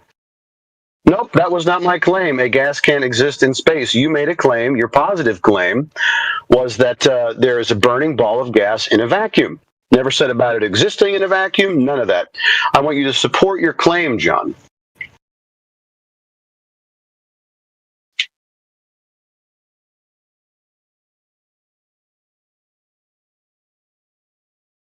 Am I not hearing this guy?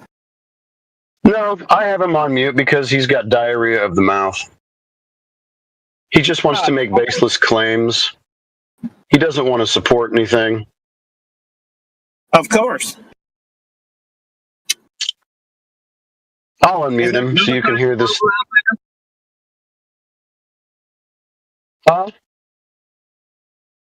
Is there another kind of Glover out there? No, I don't think so. Okay, John, do you concede that you do not have a physical demonstration of gas coalescing into balls inside of a vacuum chamber? Yeah, obviously we can't fucking make that. Is that your girlfriend, John? Is she here to help you? Do you need someone to rescue you? No, okay, so I'm finally unmuted. So you can't replicate that. What you're talking about, I see. So let everybody hear that it cannot be replicated. So this idea that gas will coalesce into balls inside a vacuum chamber and then be set on fire for some dumb reason cannot be replicated in any way, shape, or form in physical reality. At least here on Earth, this is not happening at all. So is that a concession, John? Do you say, I can see this cannot be demonstrated?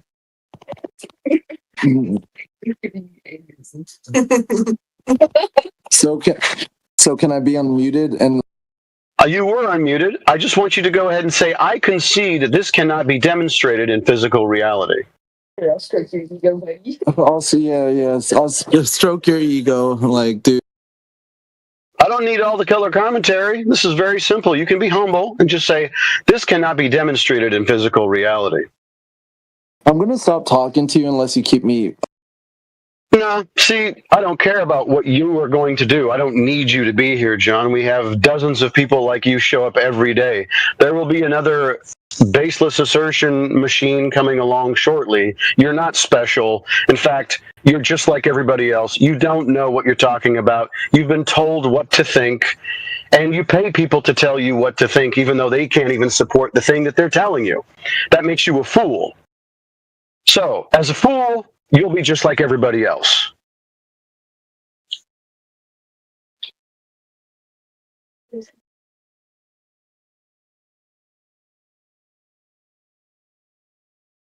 Tell me, John, how did your professors prove to you that gas can coalesce into a vacuum chamber and be set on fire?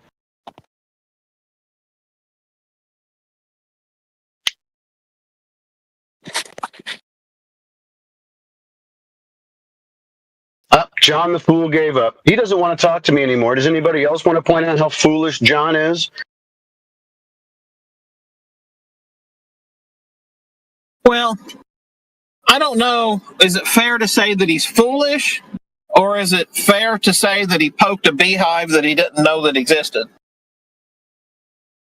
No, I think that he's foolish because we're pointing out to him, like in real time, that the things that he was told, the religious system that he adheres to, this heliocentrism, is actually not even possible in physical reality. But he still believes it blindly. He's never been given any evidence for it. He's just been paying people to tell him what to think. No, for certain. And so he poked a beehive he didn't know was around, and he thought he was going to get some honey, have him a fun little time show off in front of his girlfriend, and jet lag. We don't need to hear about your jet lag. I'm not even sure that's probably like his girlfriend. It's probably somebody that has him in the friend zone. You know what I'm saying? Like there's just a female in the room, but, you know, they're never going to have a future together and she knows it. He doesn't. Right, exactly. Yeah. You know, it's like the white knight girlfriend thing. Like you're projecting.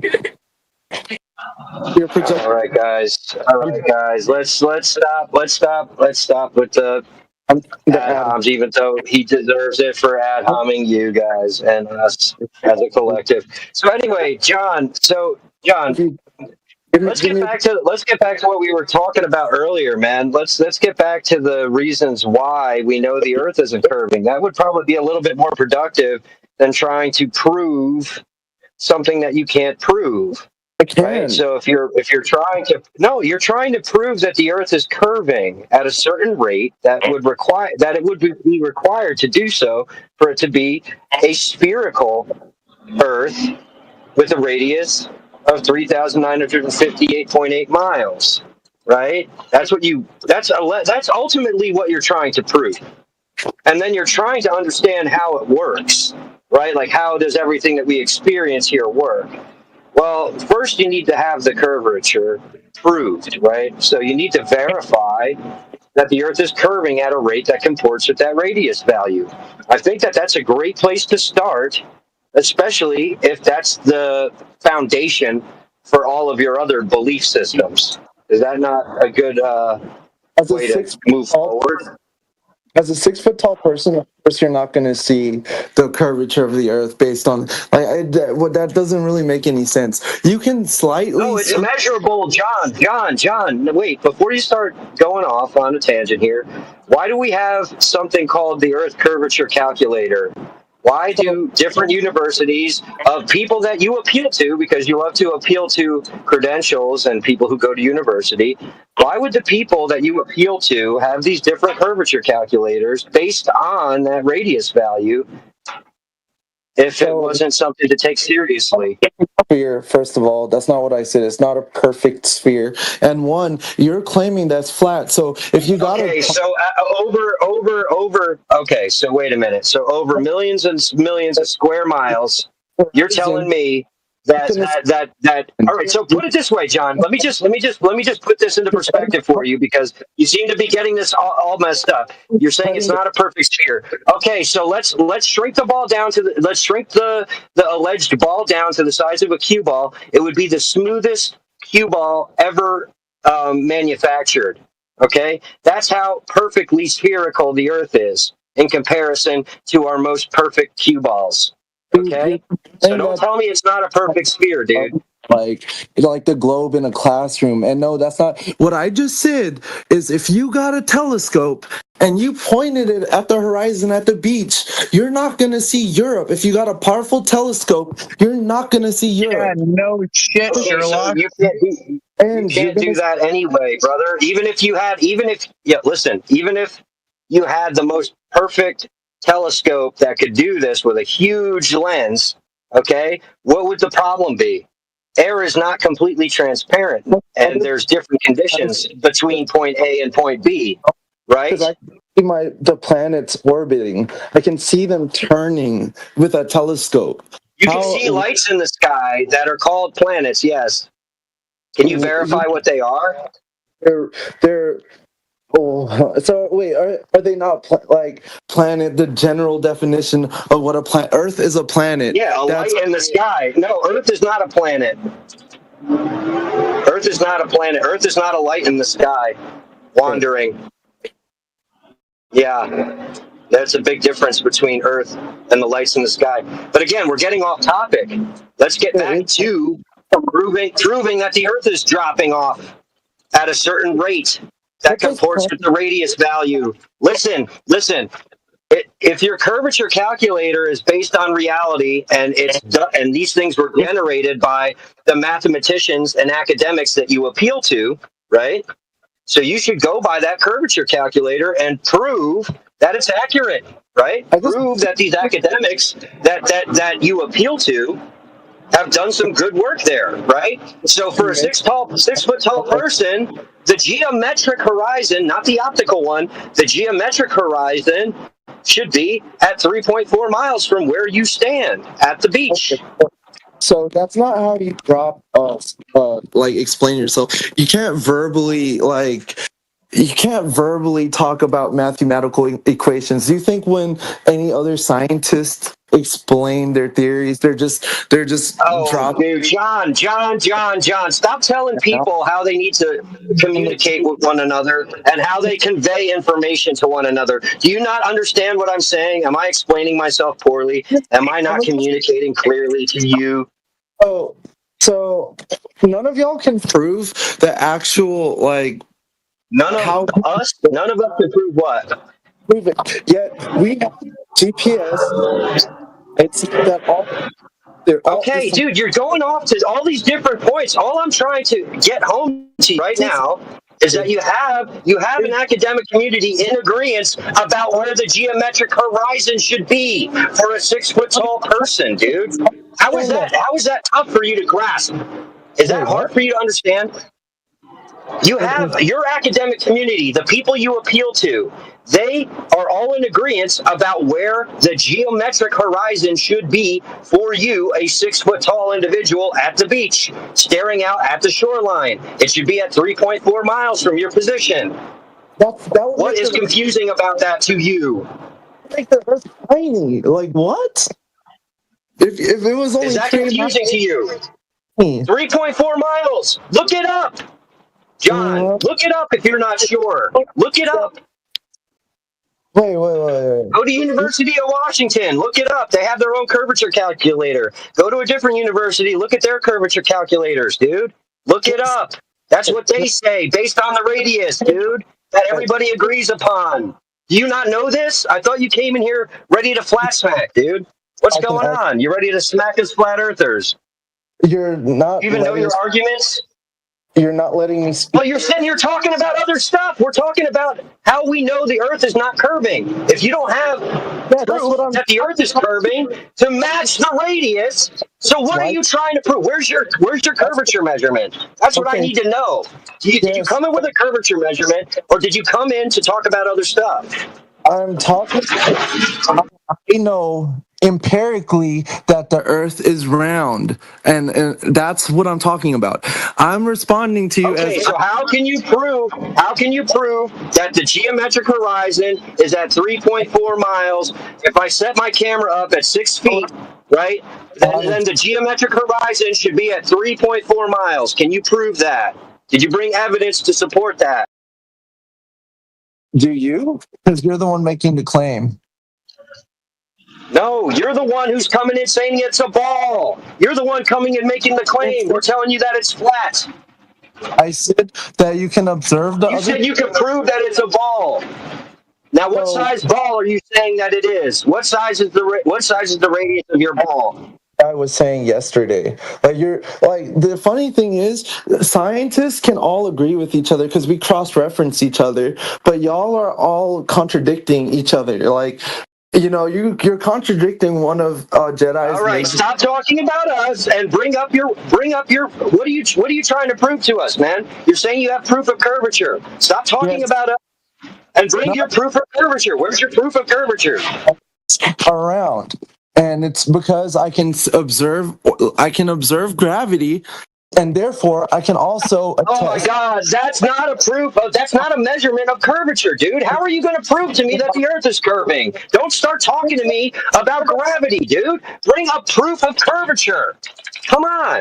I'm talking about other planets. You can look at other planets. And you don't even know that they're planets, brother. You know that they're lights in the sky. That's about all you can verify. You can look in a telescope, you can see a light in the sky, and that's about it, dude. Don't tell me you know that they're planets. Don't tell me you know that they're planets, that they're three-dimensional objects.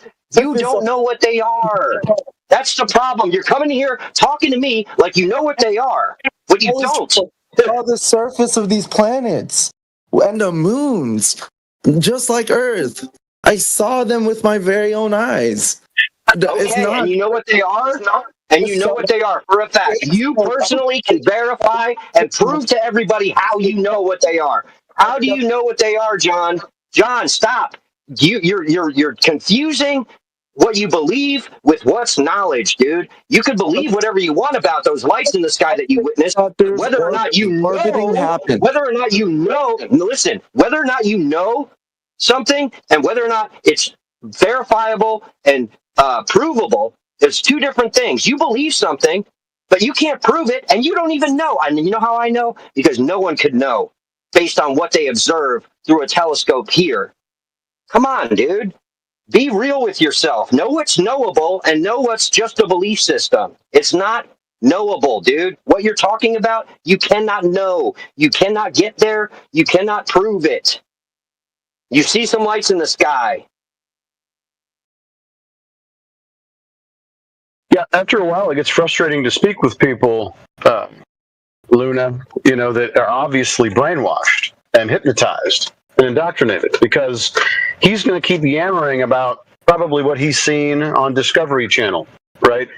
And all the scientists that agree, they cross-check each other. Oh, great, I would love to see what experiments the scientists have conducted, using the scientific method to verify these claims and then cross-check them with each other, where they all do the same experiment and get the same result. That would be the thing that I want, not his, hopeless appeal to, we do this, therefore it must be true. He hasn't done any of this stuff. He doesn't know anybody that has. That's the most pathetic part about it. So the hypnotized individual, we have to kind of beat our heads against the wall with them, because they will not come out of their brainwashed state. I don't know how to get you to where you can just think logically or reasonably, John. But you better start doing it. Just wipe the slate clean and go, okay, let me pretend I don't know anything. Let me pretend that all the things that I've been told over the years but never actually given any evidence for, let me just wipe that and let me see if I can prove something from the base level. Right? Let's try that.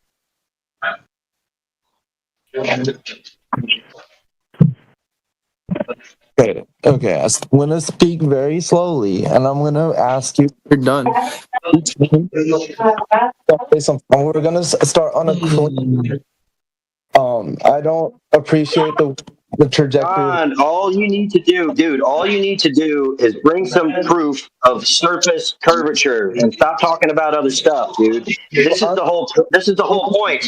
We know it's not curving, okay? We know it's not curving. The whole panel knows. We've done the research. You haven't done it. That's the whole point. This is why we're here. So we could save some time if you would actually bring something that we know you can't bring. That's the point. Okay, show me the academic source. This is really an arguable thing. Which respectable, like renowned scientist agrees with the flat Earth theory? Like, because if it's true, there would be someone out there really like making academic sources. Dr. John D. Is that good? There's a bunch of them. So show a credible scientist. Wait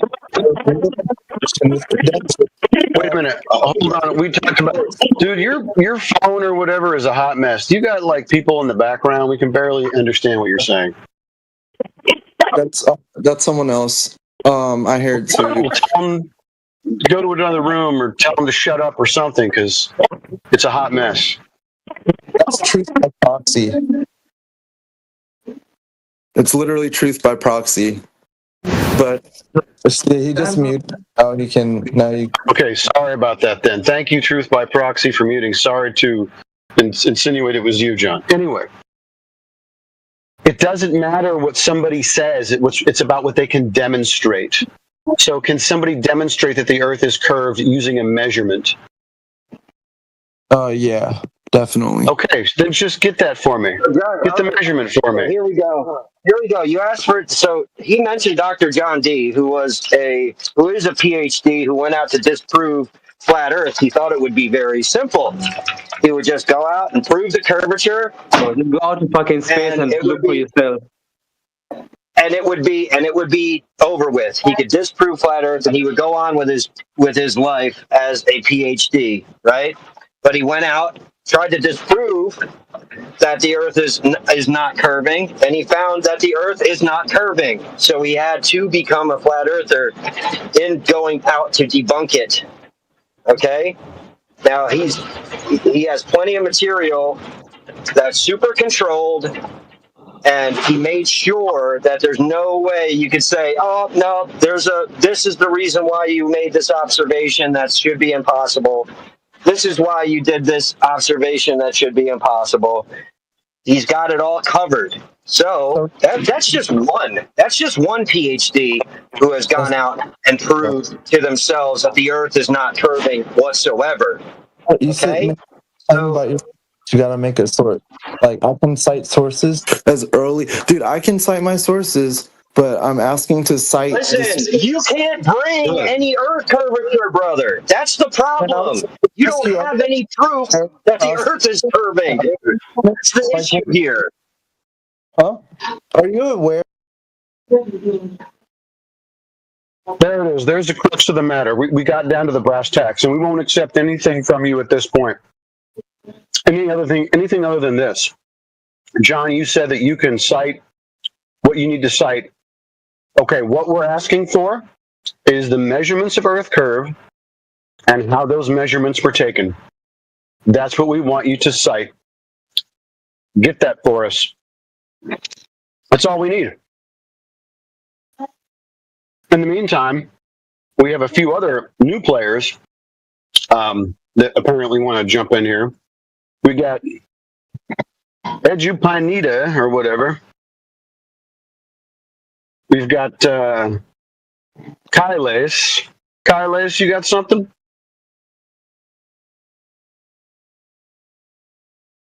You got an open mic. We got a lot of new people. We got Swamp Billy Jim. We got VK. That's a cat emoticon. VK, I think we already know who you are. Probably another troll. Yeah, yes, I'm here. I just want to make one point. Like, we people, when compared to the size of Earth and people, we people are so small so that we cannot be able to see the curvature of the Earth. Okay, that's a great claim. How big is the Earth?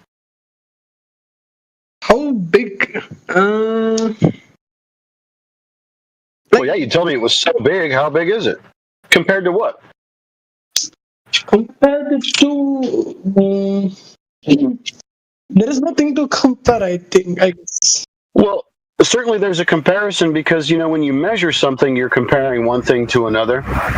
And typically there's some sort of standard by which you compare. So how big is the Earth? Thousands of kilometers. I can compare it with other planets. Like, so, okay, let me ask you this question. Do you think Earth is the one and only planet in the solar system?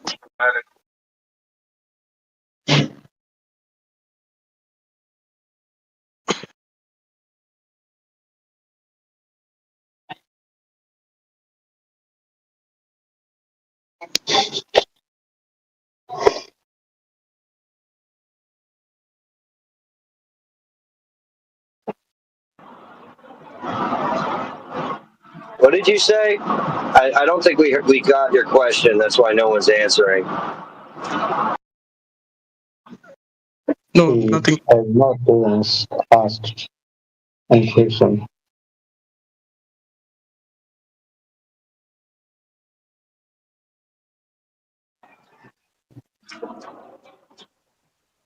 Who's the guy who just asked about something about the solar system and the planets? John, is VK in the VC? Yeah, I'm the one who asked it. He asked about. Can you repeat your question? Can you repeat your question? I'm sorry. He asked about the comparison of planets. Sorry, the size of Earth. So that's why I said we can compare the Earth with some other planets for the size. Okay, how? With Jupiter or with the Sun. Okay, explain. Going. Okay, you don't know how. Let me wait for a minute. So now you're going to research it, something that you don't know. Let's see how that plays out. But I can make a point. No, you can't, because you haven't said any information. You just said, yes, this is it because yes. So, okay, it's okay. Let me ask you a question. Do you think Earth is flat? Okay, first of all, are you going to concede on your last point and make it? Because I'm new to this topic. Because I'm new to this being the same size as the planets, or being able to tell what size other planets are you going to concede that point first?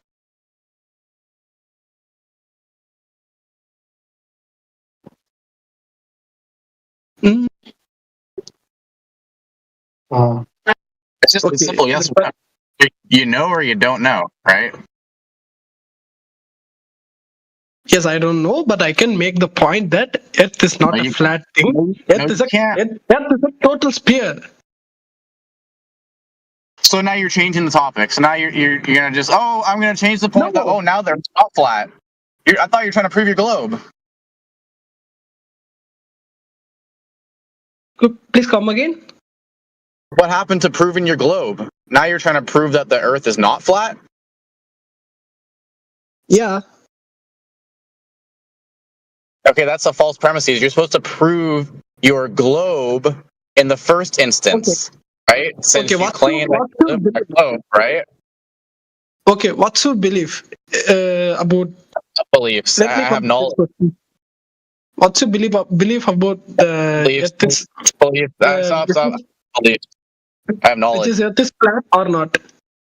Yes, the Earth is flat. I know. I don't believe it. I know it. How?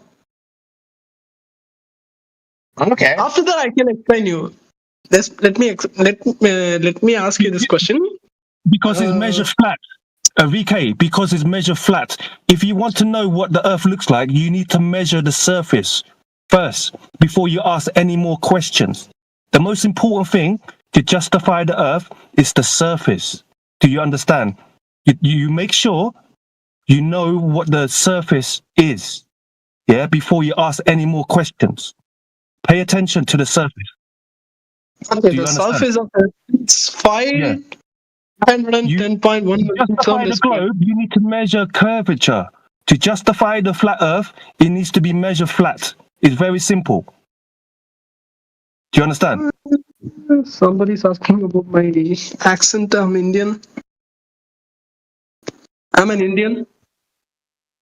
Okay, VK, good on you and your people, man. So let's get to the crux of it, right? We need to, like Flat Earth Final Boss just told you, if we're gonna prove that the Earth is curving, we would have to find measurements that verify this radius value that's been agreed upon by all the government space agencies, right? So we'd have to verify that that's a correct statement, right? Now, according to that calculation, okay, the Earth's curvature in 10 miles you should have 66 feet of drop from your position if you're a 6-foot observer, okay? 66 feet. And at 20 miles, it's going to be 270 feet. And at 30 miles, it just gets exponentially worse the further away you get from the observer, okay? So if we're not finding that drop over distance relative to your position, right, then you can say, okay, well, how much is it curving, if any, if it's curving at all? And if you find it's not curving at all, then what do you say? You say it's not a ball. You say it's flat, correct? So that's what we've experienced, and that's what we're telling people about. We're letting people know the Earth is not curving. There's no drop over distance off of any shoreline where it would be easy to witness. Okay, and there's plenty of observations and there's plenty of observations and tests that have been done to verify this. So that's why we're here. That's why we're having these discussions with people. Not because we want to beat people over the head with it. We just want to make sure that people are aware that they've been misled somehow. We were all educated into believing that the Earth was a globe when we were young, and before we learned that the Earth isn't curving. Okay, so we were globers at one point, and now we know the truth that the Earth is not curving. So that's why we're here. If you have any questions? I respect your point, but it seems like a contradictive point to me. Okay, guys, right now I searched in Google, is Earth is flat or not? And it said it's a scientifically disproven conception. You just cut off the guy we were talking to. Sorry, Scorp. We were just talking to VK. So you could talk next, okay? VK, what were you going to say about it being a contradictory? What were you going to say about that? Okay, I respect your point, but the point that you are presenting is totally contradictive. Like it's a total pointless. How? By how? Yes, by how? We can be able to see the curvature in the shore areas, not in the. Wait. We can. You can clearly able to. You can clearly able to see the curvature in the shore areas. You can. I've been to the shore areas. I don't see it. Would you like to demonstrate this? Do you have a video, or do you have some evidence you want to post? Let me show you something. Is there any option for showing videos in the Discord? Because I'm new to the Discord. No, you can post links. You can't stream a video. No. Okay, then let me share. Okay, then let's share the YouTube video to the comment section. Yeah, post it in the side chat. We'll take a look at it, and you can explain it to us. But make sure you explain it to us, and don't just say, "Go watch the video." All right. So, I hope you watch the video before you post it. Yeah. Okay, so while he's looking that up, Scorp, you could go ahead now while he's getting that video sorted out. Sorry to cut you off earlier, but thanks for waiting.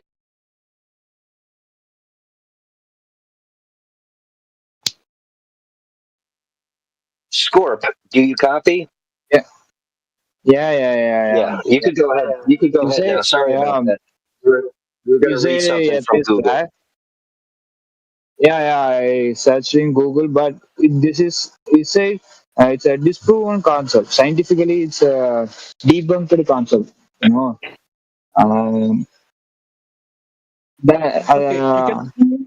Okay, you can see the shorts video. This is what I've seen from the YouTube. This may be contradictory for you guys, but this seems valid to me. Okay, let's see.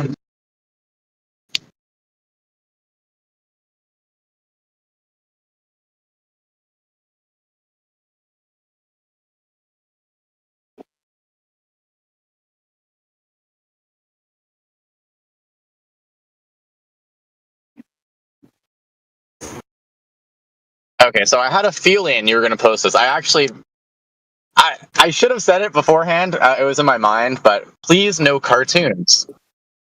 If you could post an actual video, right? Because cartoons are just cartoons. We want physical evidence from the world.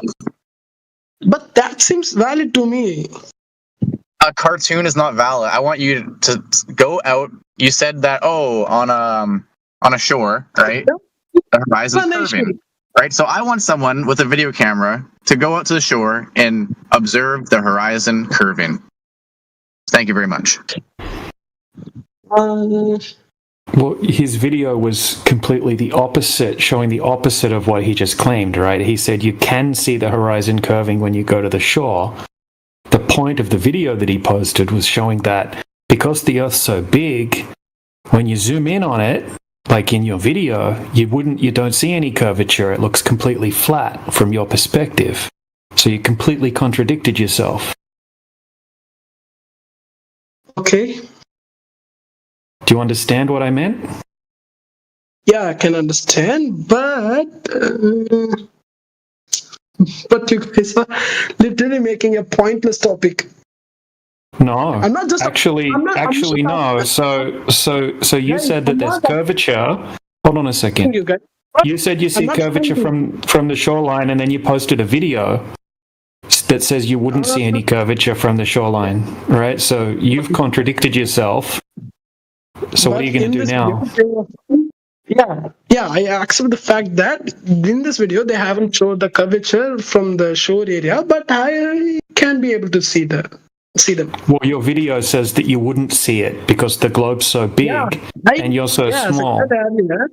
As I said earlier, we cannot be in this video. They haven't shown the curvature from the shore area, but I can be able to see it.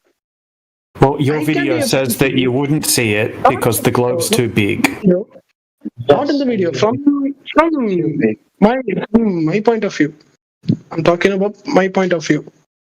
Yeah, so from your point of view, you wouldn't see the curvature from ground level at the shoreline, right? What you would see if the Earth were a globe would be a horizon at a certain distance, depending on the height of the observer.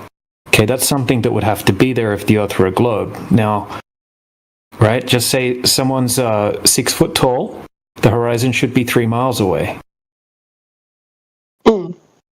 Okay, so when we go out and make observations, in reality, that's not the case, right? We can see far beyond where the curvature of the Earth should start.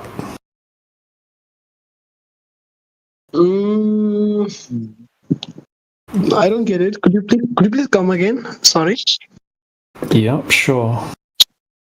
Okay, so I'm going to put diagrams so you can follow along.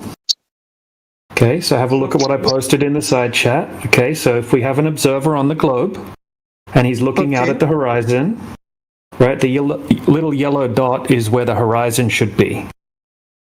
Okay, so that distance depends on the height of the observer. Right, do you understand that? Okay, so a man standing on a sphere would observe the physical geometric horizon at a certain distance, which on the diagram is represented by the red and yellow circle. The physical geometric horizon is the maximum distance that the sea and sky can be observed to meet. And then it shows you a picture on the right. Do you agree with that? No.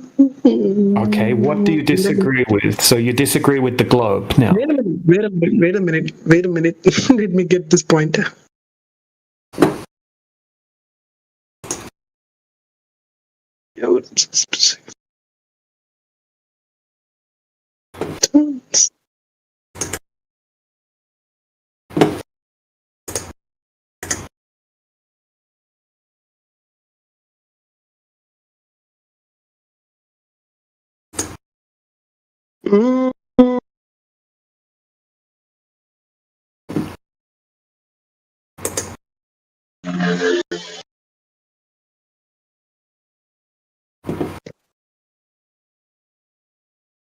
Kailash, do you see the diagram as well?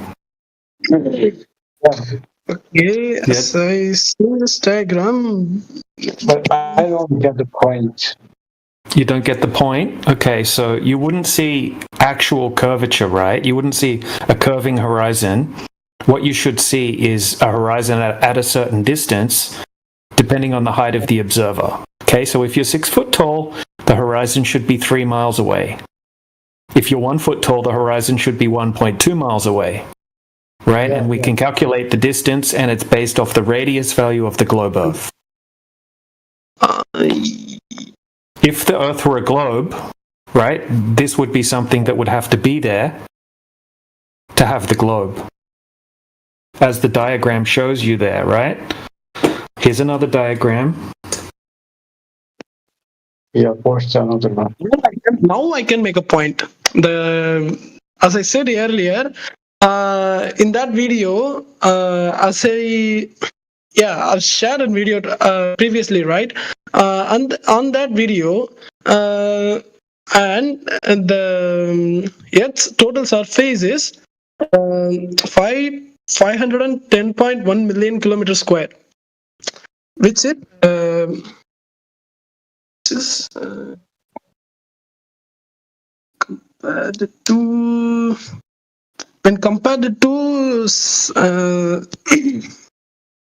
no, I don't know how to make this point to you guys, but I can due to my broken to you guys. Let me type. This is what I'm doing right now. Right? Okay. I'm trying to teach you guys how your globe works in relation to the curvature. And then I'm going to debunk it. But right now we're stuck on me trying to explain to you guys what your argument should be if the Earth were a globe. So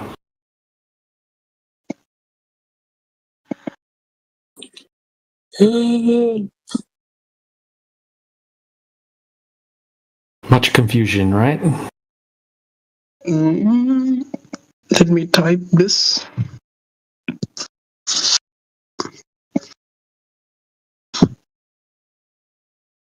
Kailash, are you following along? Yes. Except the video. Okay, so VK, I'm going to talk to Kailash quickly about this.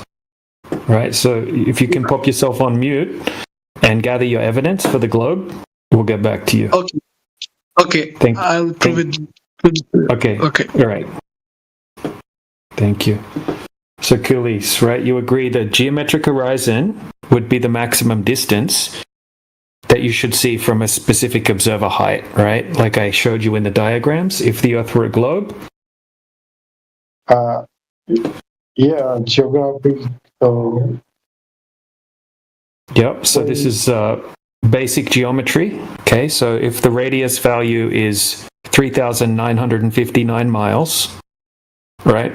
we can use the formula 1.225 times the square root of the observer's height in feet, and then we'll be able to know the distance to the horizon if the Earth's a globe.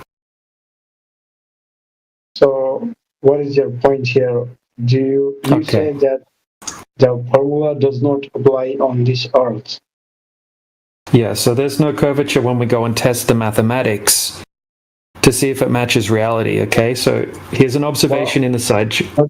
It is the Earth has uneven surface. They have Right. No, I understand, okay? They tell us that 72% of the surface area of the globe is covered in water. Okay, so that's oceans and seas and lakes.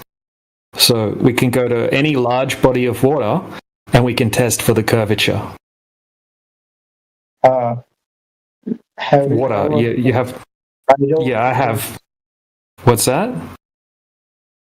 Tidal or something like that. Say that one more time, please. Tidal, tides. Yeah, tides. So it's called mean sea level. Okay, so the tide's not going to make much of a difference. Okay, we could go to a lake where that doesn't have any tides, but even if you're doing it over an ocean where there's tides, the tides don't make a difference in how much curvature there would be over these small distances we're making observations, like 20 miles, 10 miles. Right, the tide's not going to make a difference. The water's not going to be higher at point A than it is at 20 miles away, which would be point B, due to tides. It's all going to go up and all going to go down at the same rate, roughly. Already, this must be. Score. Put yourself on mute. Then I think see. Okay, Lise, right? Do you understand?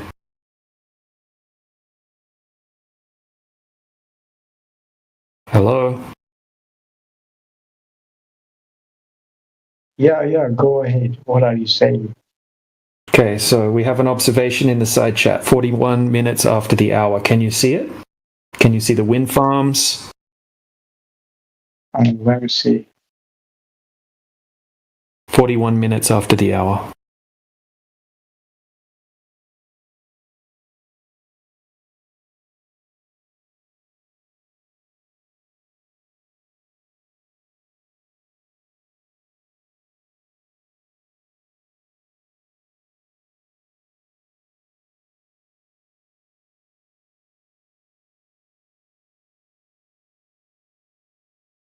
What does it so?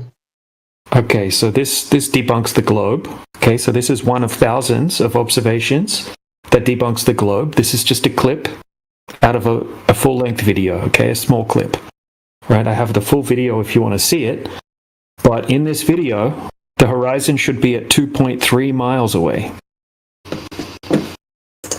Okay, but we have the windmill farm, which we know the distance to. Okay, so the windmill farm is 11.2 miles away.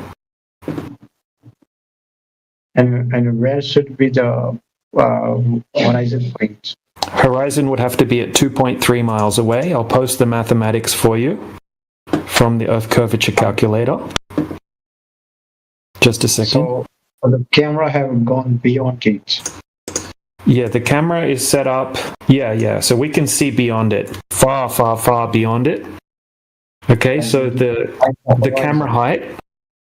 Yeah, so the camera height's 3.5 feet, which is 1 meter. Just over 1 meter. Right, so here's the mathematics. Right, this is just a screenshot from the Earth curvature calculator, so you can check it yourself if you need to. Right, so there's a link to the Earth curvature calculator. So is the camera a drone? No, the camera this is the camera. It says super zoom camera. It's a Nikon P900. Here's some information about the camera. Okay, so this is the camera that was used in the observation.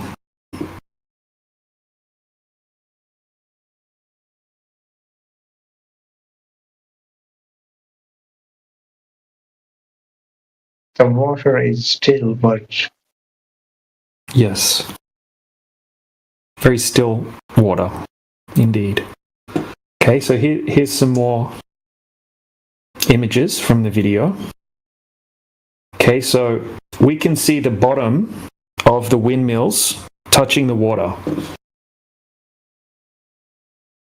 Okay, so here's a close-up photograph of the windmills.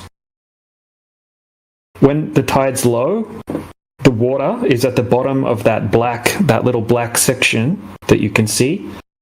And when the tide's high, one second. Right, so this is what it looks like when the tide's high, right? So during this observation, the tide was low.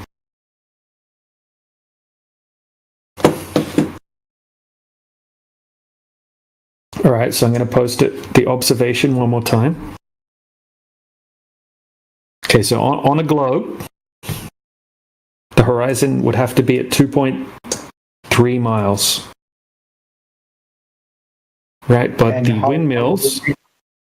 And how do I know that it should be 2.9? 2.3. Right, so you could do the mathematics yourself, right? And you can calculate it based off the radius value of the Earth. Or you could go to this link here, right, which is an Earth curvature calculator, and you can check for yourself, right? So if you go to the link and you type in 3.5 feet as the observer height, then you'll see that it will tell you the distance to where the horizon has to be on a globe. Okay. The height of camera? Yeah, height of camera, 3.5 feet. Meter? What is it, meter? I'll check. I think it's 1.07 meters, but that's just trying to remember. Make sure. Just...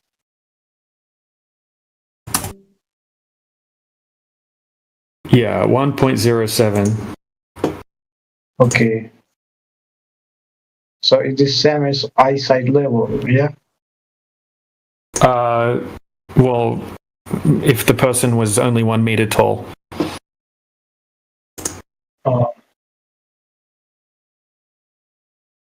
But he's just got his camera on a tripod, 1 meter high. Okay, so that means the horizon should be 3.69 miles. Yeah, it's so sad. And how do I believe that this formula is correct? How do you believe what? And how do I believe that this formula is correct for the Earth's curvature? The camera height? You said the Earth curve formula. Oh yeah, so you could the Earth curve formula, you can just go and look it up yourself, or if you go to Google and you type in Earth curvature calculator, you can pick any Earth curvature calculator, right? These are mainstream Earth curve calculators. These are not made by flat earthers. This is basic geometry, but if you can't do the geometry, then you can just use one of these calculators and it will do it for you. They're all going to give you the same result because it's the same type of formula that's being used.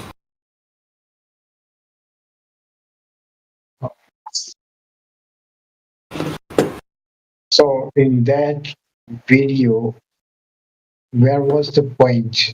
3.69 kilometer. Yeah, so that's where the horizon should be if the Earth were a globe. So you should not be able to see any more water after that. And what was the point? And how do I know that point is? Well, okay. So if the horizon was at 3.69 kilometers, right, where it would have to be on a globe, then that means that you shouldn't be able to see any water past 3.69 kilometers, but we can see the windmill at 11.2 miles away, right? What's 11.2 miles in kilometers? Let me check.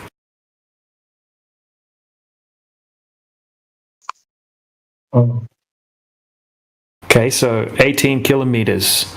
We can see the windmill, right? And we can see there's no obstruction of the windmill. And then we can see the water beyond the windmill. Okay, so the bottom of the windmill should be obstructed behind the horizon. That should be 3.6 kilometers away. Right, and it should be obstructed by 52 feet. Which is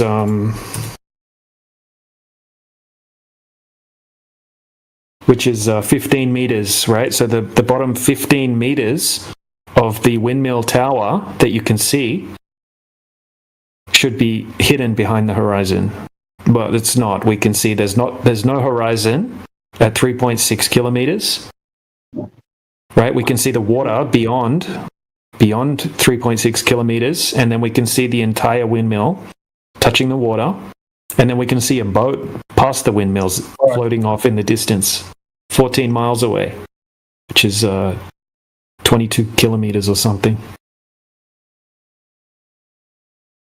It may be just the upper part of the windmills. All right, let's check that. Right? Okay. So this is from the observation. Okay. Here's a close-up photograph of the windmills. Windmill 1 is 8 miles away. Windmill 6 is 11.2 miles away. Right? See the black part at the bottom of the windmills in the close-up photograph? We can see that in the long-distance observation.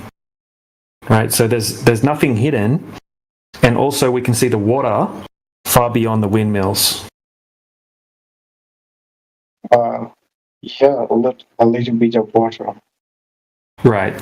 So you shouldn't be able to see any more water past 3.6 kilometers. Right? But the closest windmill is more than 10 kilometers away. The furthest windmill is 16 kilometers away.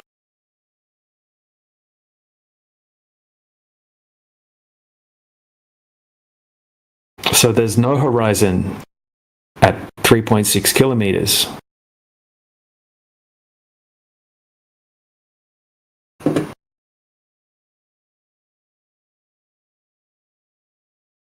Once again, look at the diagram. Here we go. Okay, see how where the horizon is, where the yellow dot is, you can't see any more water beyond that, right? Because it's hidden, it's starting to become hidden behind the curvature of the Earth. Okay, that yellow dot should be at 3.6 kilometers in this observation. Yeah, sure. And But, should not see beyond yeah, it. you shouldn't see any water beyond it. And then you should only be able to see about 1/3 of the windmill farms towers, right? The bottom 16 meters should be 15 meters of the bottom 15 meters of the windmill towers should be hidden behind the curvature of the Earth. But we can see the whole windmill towers, and we can also see a boat that's off in the distance.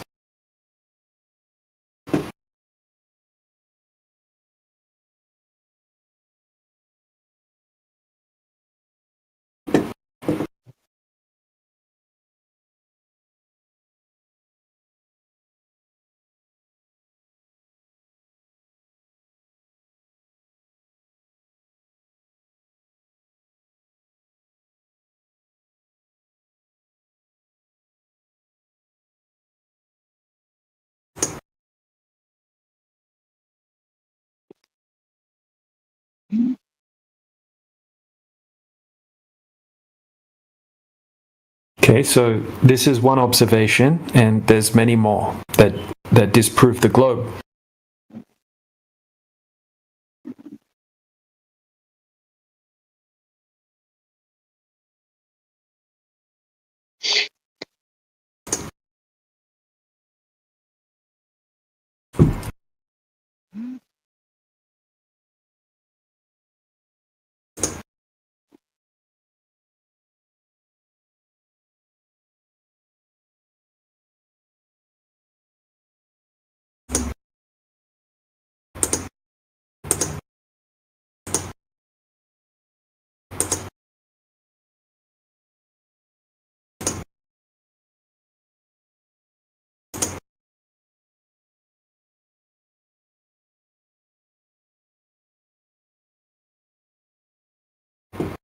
So, Callus, I'm going to share the video that this observation is from. Are you there?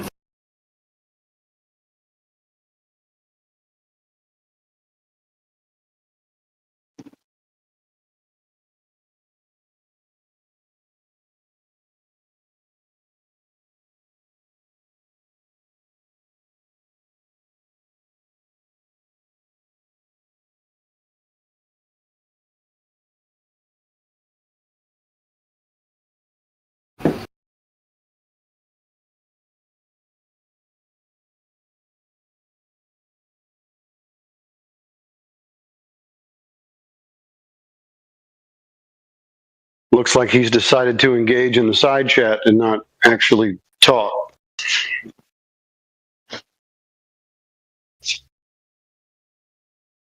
Yeah. So, Kalis, anyway, there's the full video, right? It's done by Dr. John Dee. He's a PhD. He goes over all of the details in the video. There's a lot more footage than I showed you. So check that out. It debunks the globe completely. 100% debunks it. Okay. I'm on this video. Yeah, so analyze the video, right? Use your critical thinking skills and come to your own conclusion.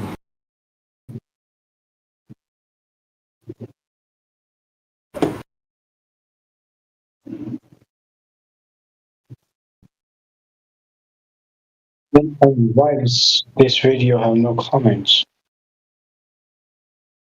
Well, he turned the comments off, I guess, right? Is there any special reason for it? I don't know. NASA turns the comments off on all their videos. Why do you think they do it? Maybe trolls or something like that comment too often.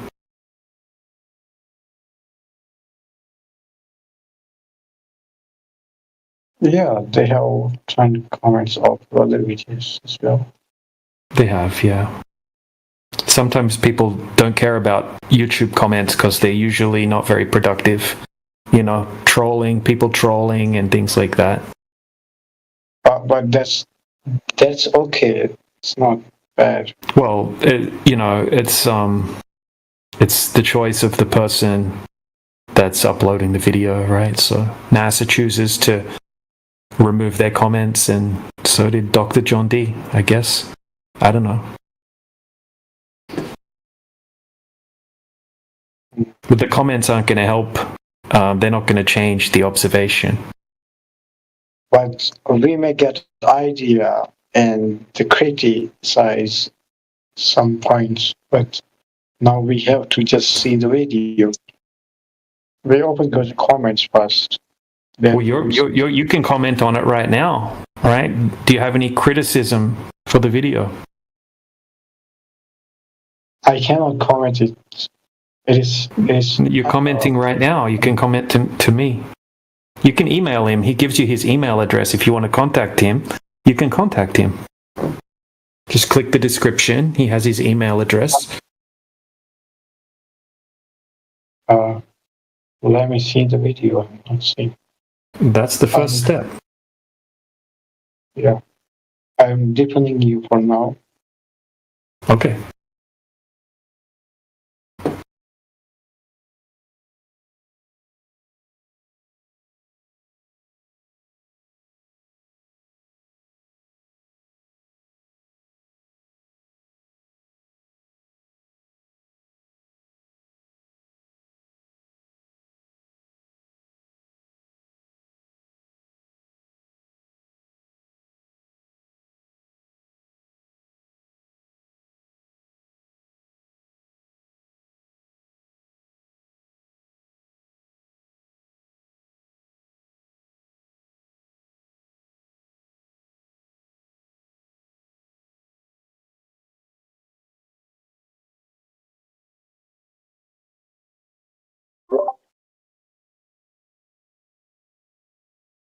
What's up, guys?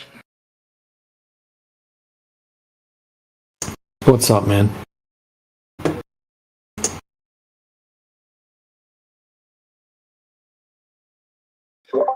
Why is everybody muted?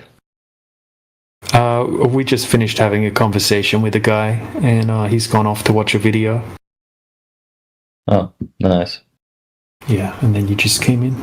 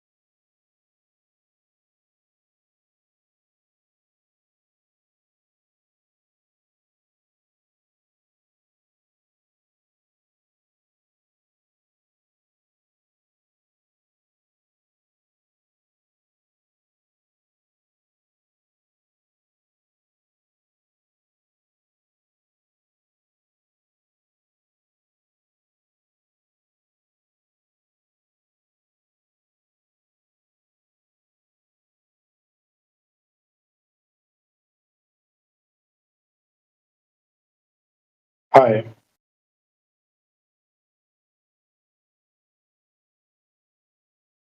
Can you hear me? Or are you just different? Yeah, I can hear you. Can you provide any other video or proof that shows that? Because that video is quite low quality, and No, the video is extremely high quality. It's in high definition. Oh, maybe it's not in high definition, but the video is not low quality. What are you talking about? Can you just provide me another video? I can. Do you want me to go over it quickly with you? Right. So, right, next observation, we have the Great Salt Lake in Utah. Okay, it's a big giant lake in Utah where we have very low humidity in this area, and you can see a very long distance. Okay, so in this video, the guy sets up his camera at 5 foot height. Here's a picture of the camera. It's a Nikon P1000 super zoom camera. Okay, so he's set up his camera at 5 foot height, and he's going to be zooming across 33 kilometers to the other side of the lake. Okay, so all the way across the lake. It's a big, big lake. So the shoreline on the other side of the lake is 33 kilometers away. Okay, so his camera's set up at 5 foot. I don't know what that is in meters. 1.5 meters or something like that. Right, so here's a Google Maps distance marcation of where he's doing the observation. So if you can see the yellow line, he'll be standing at the top of the image. Okay, that's where that camera is set up that you can see. And he's zooming into the shoreline on the other side of the lake where he has a friend. Okay, so here's an image that his friend took on the other side of the lake, right? So this is what you're going to see. The camera is a taboo conspiracy, and the target recorded is Robert Pegel. Yeah, so right, so Robert is on this side of the lake. Okay, so this is what he's going to be zooming into. Okay, so we see the shoreline, that's the target, and then we see the big white tower in the background. Okay, so now let's go over the math, just like before. All right, so I'm going to give it to you in the metric system, so it's easier for you to understand. So just give me a second, because I only have it in American imperial. in the imperial system. 1 second. So just give me a second. I'll just convert it.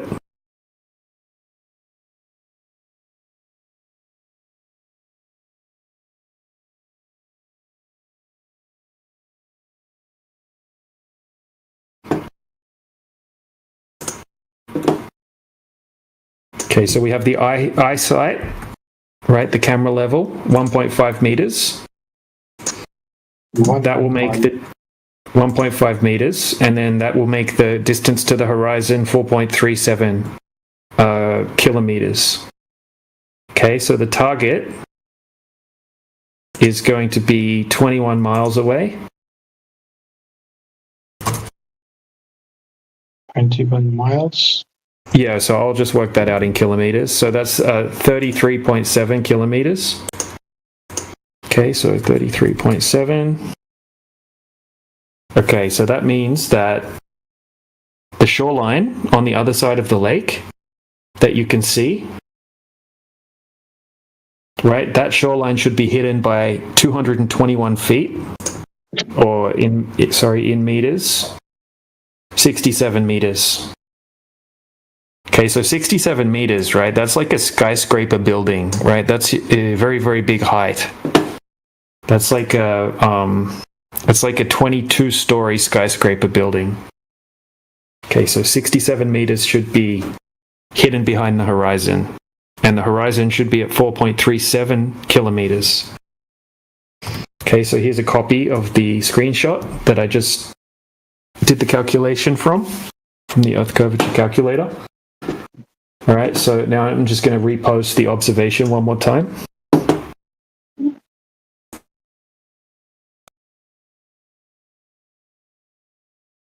And then I'll share some more images. Okay, so there he is zooming across, right? And when he zooms in,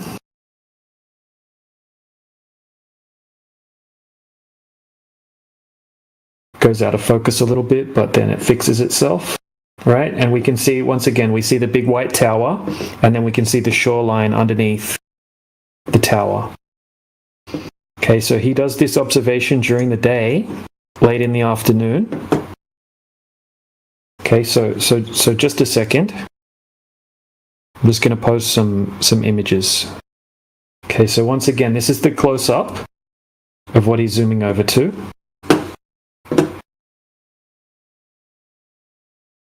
Okay, and then this is what it looks like from 33.7 kilometers away. And then he stays there, and he does it again at nighttime. And then this is what it looks like at nighttime from the same location, 33 kilometers away. Now, I told you to take note of the big white tower. So here's the tower, close up, right? This is the close-up photograph of the tower. And then this is what the tower looks like from 33 kilometers away. Now, remember that you should have 221 foot of obstruction, right? And that obstruction should be behind the horizon, right? The horizon should be at 4.3 kilometers. So we see no horizon at all over the entire 33 kilometers. That's impossible on a globe, right? And then we see no obstruction, and we just see flat water, and the tower looks exactly the same as it does close, as it does 33 kilometers away. Right, so this one is even more powerful than the last one that I showed you. So after this observation, they actually go ahead and do a high-powered laser test as well. But I didn't include that in the presentation. So I'll post you the video that this is taken from.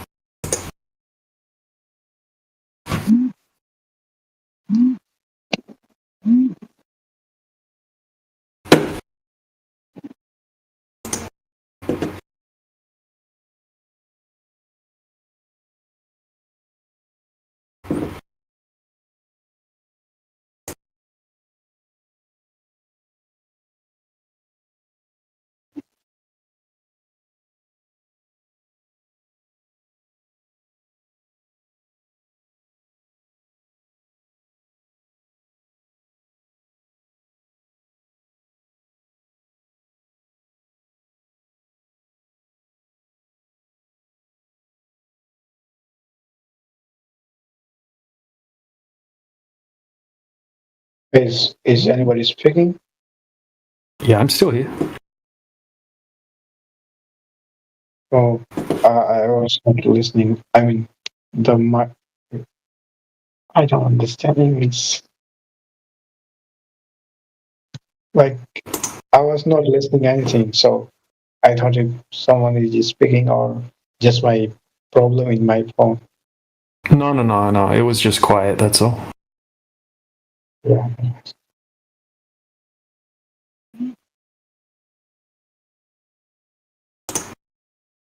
It should be like that the bottom part of objects that are beyond the horizon point should not be seen. Correct.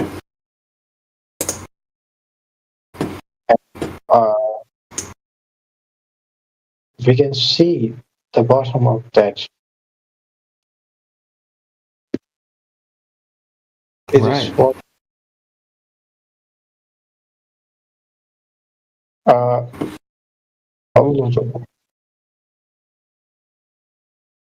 You want one more?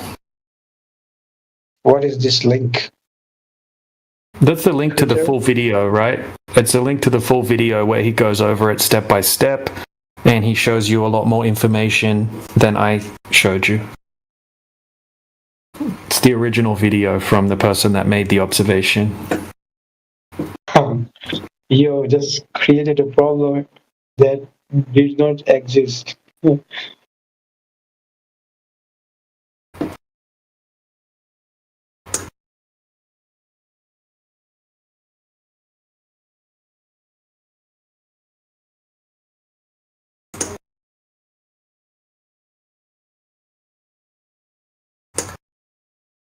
want to see another one? No, I'm not in that video.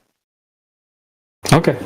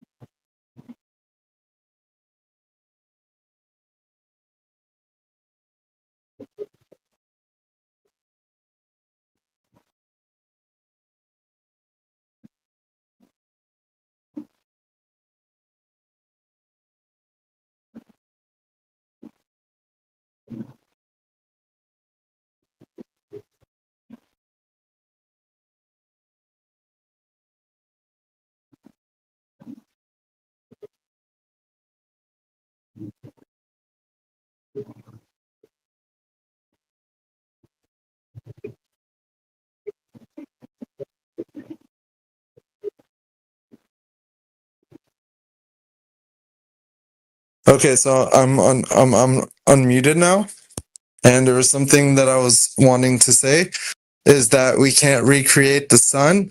We can't recreate the sun in a vacuum, but we can use mathematics to understand our reality.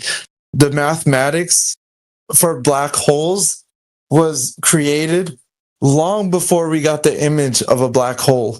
And that's all I wanted to say is that, yeah, you can't, just because you can't create something on a smaller scale doesn't make it not real.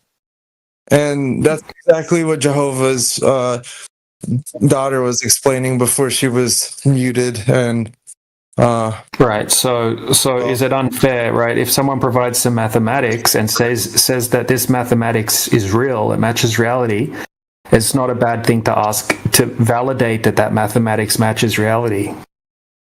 Yeah, I mean, Albert Einstein, Isaac Newton's mathematics, it's very, you can find that very easily just by looking into it. And nobody has to debunk certain things like the Newtonian. Yeah, so Einstein debunked Newton, right, and replaced Newtonian with relativity. So he did 115 years ago. Things. So Newton made very basic concept of gravity, like on in a mathematical format. Like none of that is debunked or changed. It's been replaced actually. There's no general relativity is something completely different. But when it comes to gravity, the concept of gravity and the mathematics for gravity have stayed the same. No, that actually hasn't, right? So it changed from mass attracting mass, right? The force of gravity.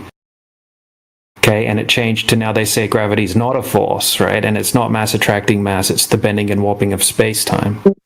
So it completely changed. So it's F is force, G is a gravitational constant, M1 and M2 are the masses, and R is the distance between their centers. That equation. I would like to say that, my opinion, the Earth was once flat until they buried your mama. Yeah, put yourself on mute, bro, or I'll ban you. Oh, sorry. It's all good. Yeah, so just give me a second. I'll just find some citations, and then look, let's just debunk that entire globe theory once and for all with some real-world observations. But first, I just want to read some citations out from subject matter experts on your own side. Like you can't verbally source. You gotta put the link. Yeah, I'm getting them. I just said I'm getting them right now. So. I just wanted to say one more before I go on mute. Force equals mass times acceleration. That's Newton's second law that is still applicable. That's what. Right. So let's see what the citations that I'm about to quote say about that. Yeah, so in science, they're called theories because science is ever evolving. That was a very basic understandings of gravity at the time. It didn't nullify. For instance, nothing was nullified about Newtonian second law. Okay, so let's go over what some experts have to say about it here, right? So the citations are in the side chat. I'm going to start with the bottom one. Okay, so here we have Andrea Ghez, who's a UCLA professor of physics and astronomy. Right, so it says we can absolutely rule out Newtonian's law of gravity. Right, we can absolutely rule out Newtonian's law of gravity. Okay, then we're going to go up above that. Which law of gravity? Huh? It's not a law. It's a few. Which Newtonian law are you talking about? You're just saying his. We're talking about Newtonian's. We're talking about mass attracting mass. Newtonian gravity. No, so there's 3 laws of motion. Which we're not talking about that. We're talking about his gravitation, right? Mass attracting mass. What do you think the laws of motion are? It's all applies to gravity. Yeah, so we can absolutely rule out Newton's law of gravity, right? Newton's law of gravity can be ruled out. According to Andrea Ghez, UCLA professor of physics and astronomy, right? And there's a whole series of citations right here, right? We've got one saying that Newtonian's gravity was toppled from the throne by Einstein. We've got the one above it, right, from sciencealert.com saying that it is replacing Newton's law of gravity.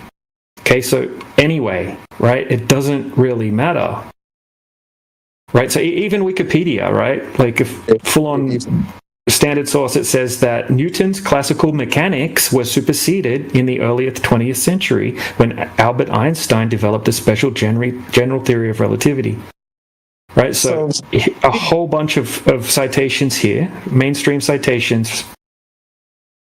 You know, they can cross-reference each other. Like, they literally cross-reference each other. So it's not that. Yeah, cool. So let's just debunk the globe, right? And we can put all of that to bed.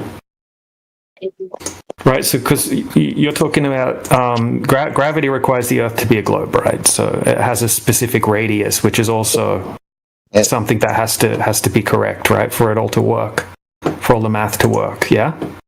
But it doesn't say it nullified it. It said it superseded. It says it abolished it. It says it toppled from the throne. It says it completely replaced it. It says we can absolutely rule out Newton's law of gravity. because we have more advanced equations now. And I'll give you an example. So our understanding of general relativity led to Hawking's understanding on cosmic radiation. Yeah, that's all good, but your argument wasn't that, right? Your argument was that they're interchangeable, right? And that you said that relativity didn't replace Newtonian's law of gravity, which it did, right? So now you've moved on from that, and now you're trying to talk about now you're trying to talk about Einstein, right? I wasn't saying Einstein was wrong, which you're not able to prove he was right, right? But what I'm saying is let's just debunk the globe, right? Empirically, right now. I can debunk the globe for you right now, and then you can scrap all of this nonsense. Conception. First of all, force equals mass times acceleration is Newtonian physics. That is literally our definition of force that we got from Newton, and that hasn't been debunked. Okay, well, you can go take that up with UCLA professor of physics, Andrea Ghez, right, who cited right here that we can absolutely rule it out. That's not what that means. Read the context. It supersedes it, as in science. So that applies. Supersedes. What do you go read the definition of supersede, if you want? I know what it means, but if you don't seem to know what it means. And the way that Albert military, they'll have documentation that says this is the way you conduct yourself as a soldier. Whenever they come out with new rules, they say this supersedes the old rules, and you don't use those old rules anymore. You do not reference that material anymore when something is superseded. Times acceleration, how is that false?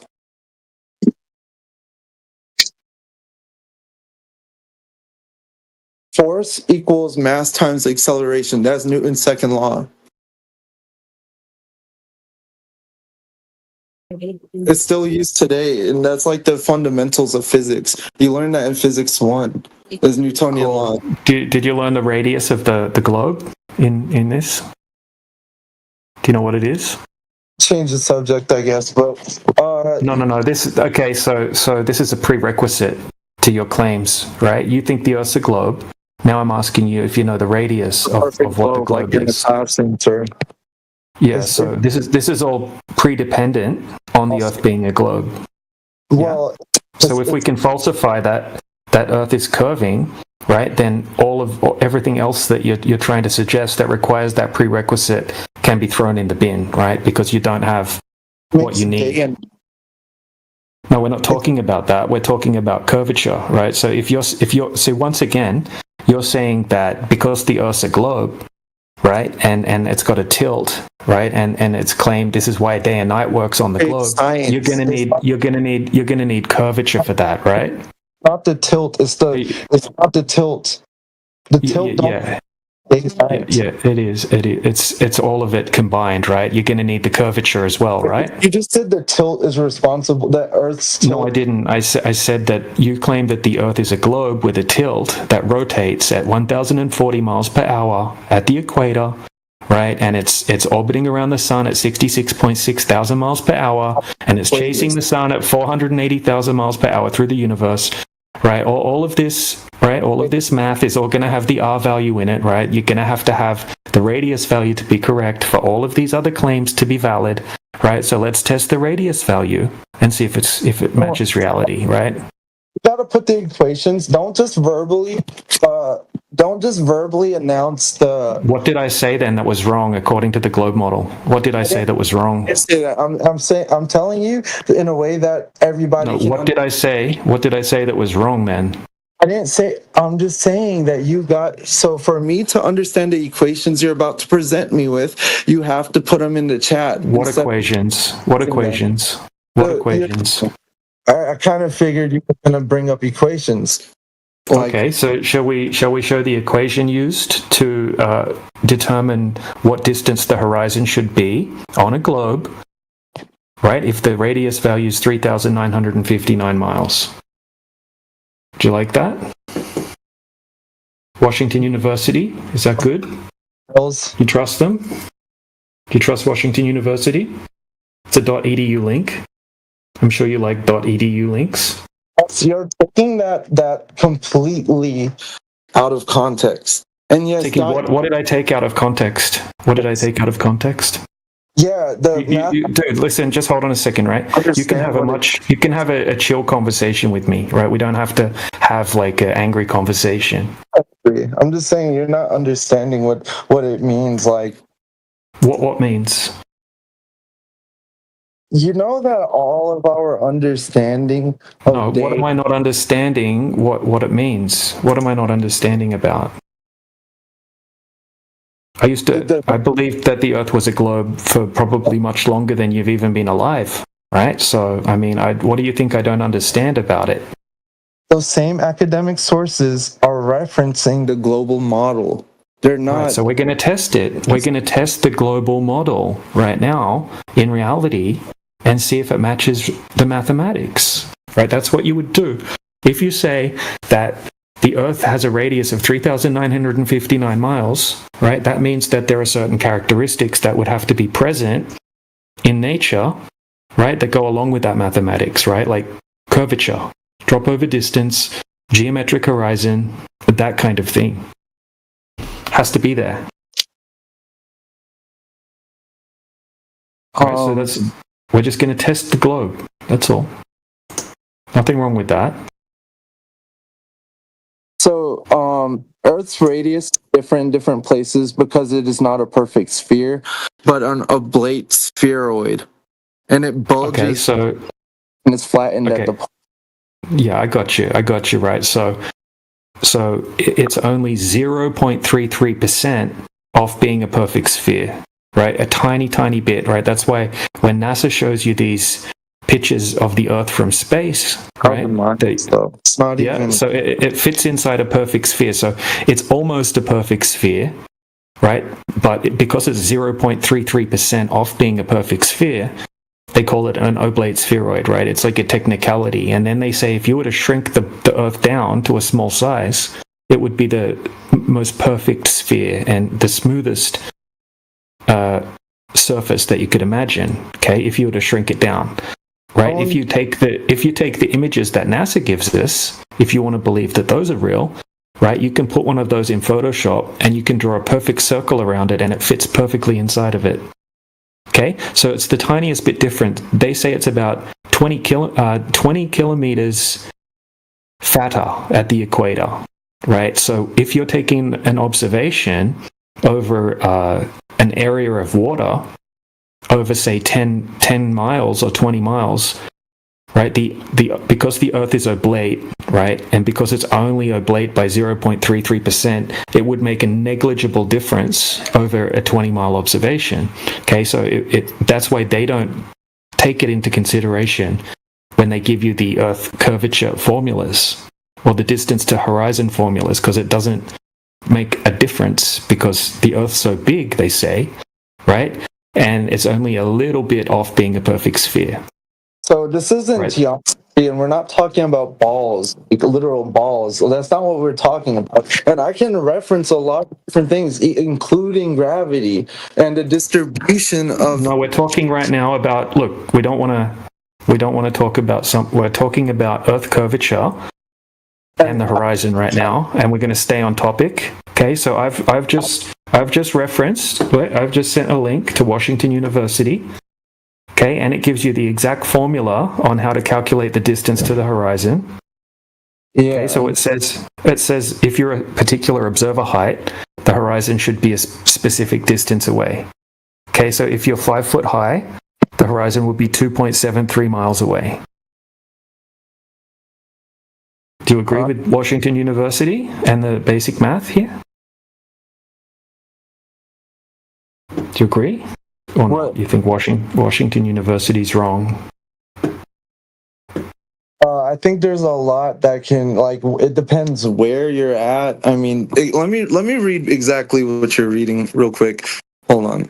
It depends on if like how. No, because it's only 0.33% off being a perfect sphere, right? It makes such a small difference to the distance to the horizon that they don't even include it.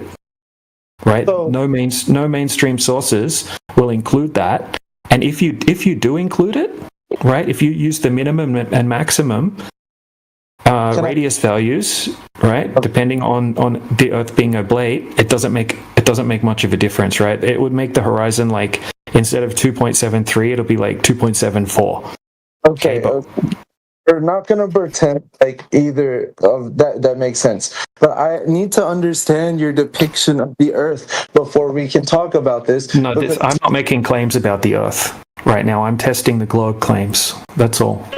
No, I understand that, but I can further this by saying, so if I start at the UK and I just go west around South America and then keep going west, I can go all the way around Asia, back around Africa. Yeah. You're trying to change off. Okay, so remember we're talking about Earth curvature right now, and how far away the horizon should be from a certain observation height, and how much drop there should be over distance, right? That's what we're talking about now. If you want to talk about cardinal directions and that next, that's fine, right? But right now we can debunk. Because no, because I'm going to show you an observation that completely debunks the globe. I can show you multiple observations that are impossible on a globe that completely debunk it. It's not a perfect globe. That's the thing. When you take so what percentage is it off being a perfect globe? I just told you a minute ago. Do you disagree that it's 0.33? Oh, you're using mathematics that apply to an actual circle. This is geometry. No. If it were a perfect sphere, right, then it wouldn't be off by 0.33%, right? Because it's not a perfect sphere, it's off being a perfect sphere by 0.33%, according to the mainstream, right? It would make it a certain amount fatter at the equator than at the poles. It is. Right, so when they say it's an oblate spheroid, right, they say it's almost perfect, but it's just a little bit off. So technically, you can't call it a ball or a sphere, right? Because it's oblate slightly. Okay, so ships disappear over the horizon? Yes, that's what we're about to put to the test. So are you telling me they don't? I'm about to go over that and prove to you that the horizon, what you think the horizon is, and what the horizon must be on a globe, is not present in reality when we go out and we test for it. So you're telling me if I look over the ocean with a powerful telescope that I can see Europe?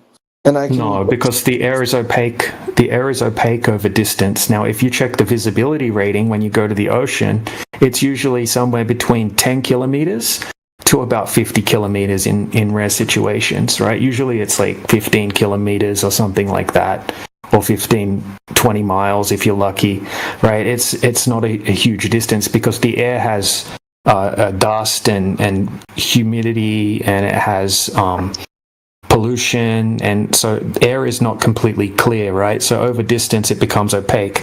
Like if you picture yourself standing on the top of a big mountain, and you have mountains in the distance, right, going away from you, you'll see that every mountain gets duller and duller, right, because of the opacity of the air. It becomes more opaque over distance. Now, under perfect technical...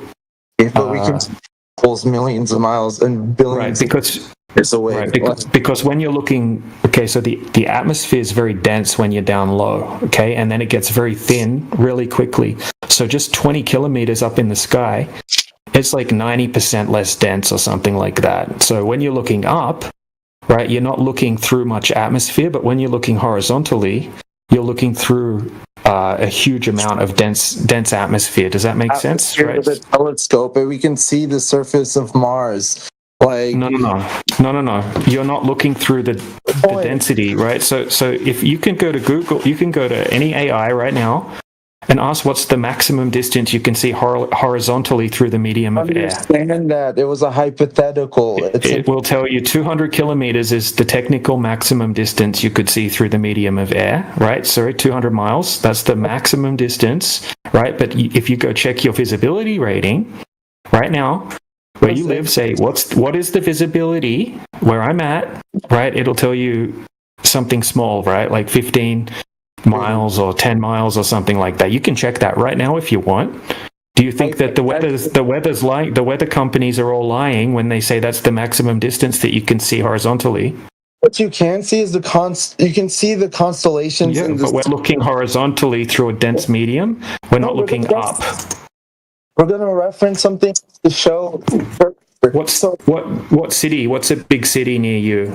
Different constellations are visible from different parts of the world. What city are you near, or what? Just tell me what state you're in, or something like that. Or you could just check it yourself. But for some reason, I have to check it for you. It was a hypothetical. Yeah. So we're talking about long distance observations over the surface of the Earth. We're not looking up. Stop zoning in on what I'm saying. I'm making a second point. It was a hypothetical. Good job, buddy. Yeah. You understand that when you're looking through something dense, it's different than if you're looking up where it's not dense at all. But if you what's that? Obviously. So my point is, you can reference other things outside of a ship going over the horizon. You can reference the moon. You can reference where the stars are and how people see different. For example, we're not gonna. Okay, what you're trying to do now, you're trying to avoid talking about the surface of the Earth, and you're trying to talk about the sky. So we're talking about the horizon distance and the drop over distance, right? You brought up boats over the horizon. Yeah, so you think the horizon is because of the curvature of the Earth. Disappear. When it goes so let's go over that. We already have. No. You made a claim, right? And we've gone out, right? We know the claim, and we've put the claim to the test, right? So let's show you the evidence, right? That there is no such thing as a geometric horizon that ships go over. Y'all have no evidence, and this isn't. I'm trying to show you the evidence. Do you want to see it? Simple. It's not a perfect circle. Your geometrics are dependent. Okay, we can take that into account. You're acting like there's some kind of Pythagorean theorem for figuring. Because you know what mean sea level is. Not that simple, sir. Do you know what mean sea level is? Explain. Are you talking about the air density again? Yeah. So if you live on a globe, right, according to the globe model, right, so the mean sea level would be the average height, right? So the mid tide, right, and that would be the height that the water is on the ocean, right, to the center of the globe, right, to the center of the oblate spheroid that you think you live on. Okay, that's what mean sea level would be, right? So water would curve at a consistent rate. Now, if you take the 0.33% slight difference into account, it doesn't make much of a difference to where the geometric horizon distance should be on a globe, right? You can look that up yourself if you don't believe me.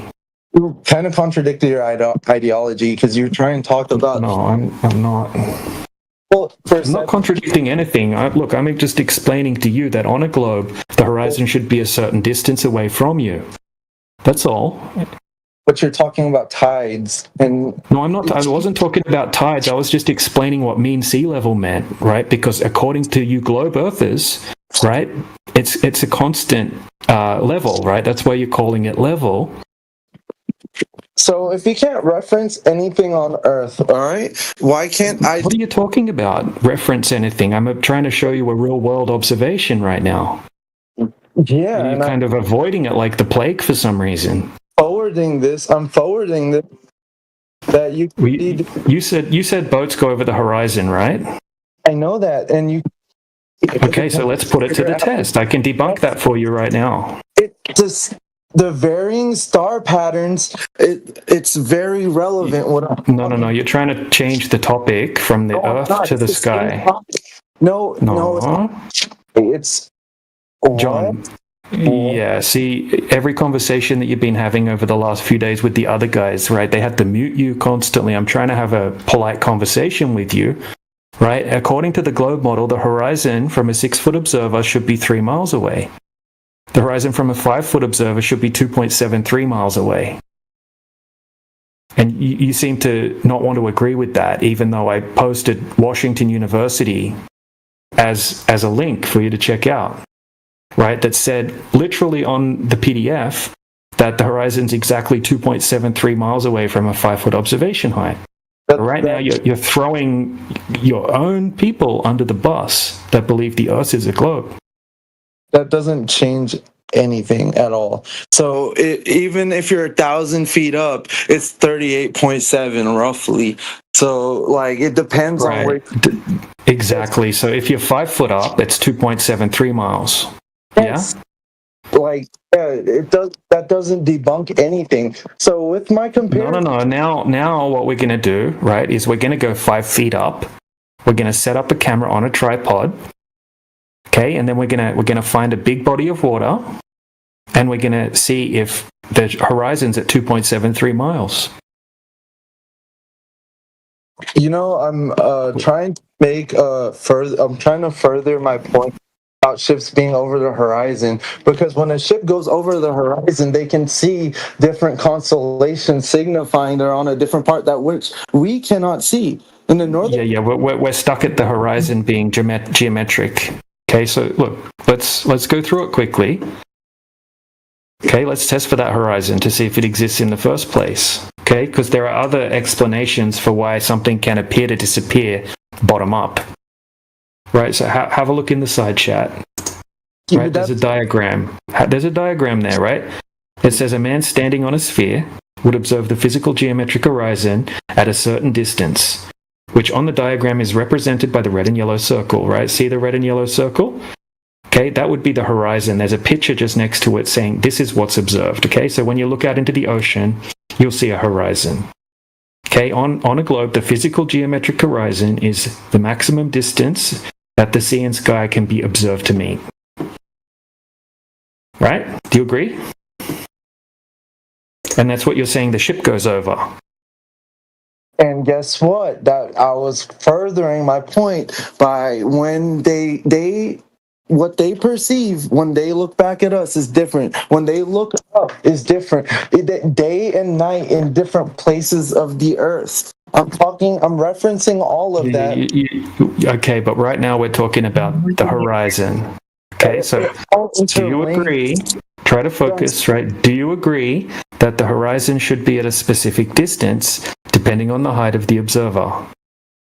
Yeah, no, it varies depending on the height of the observer. Is that what you're saying? No. If the height of the observer doesn't change, then the horizon should be at a certain distance. Okay, so if you're standing there... No, that's with your perfect circle. Okay, so... So I told you earlier, right, it's only a tiny bit off being a perfect circle in your globe model, right? Did you want to go and look that up? It's not dude, there's so many astronomers. I told you, right? I gave you Washington University. Washington University didn't take that into account because it's such a small difference that it's negligible.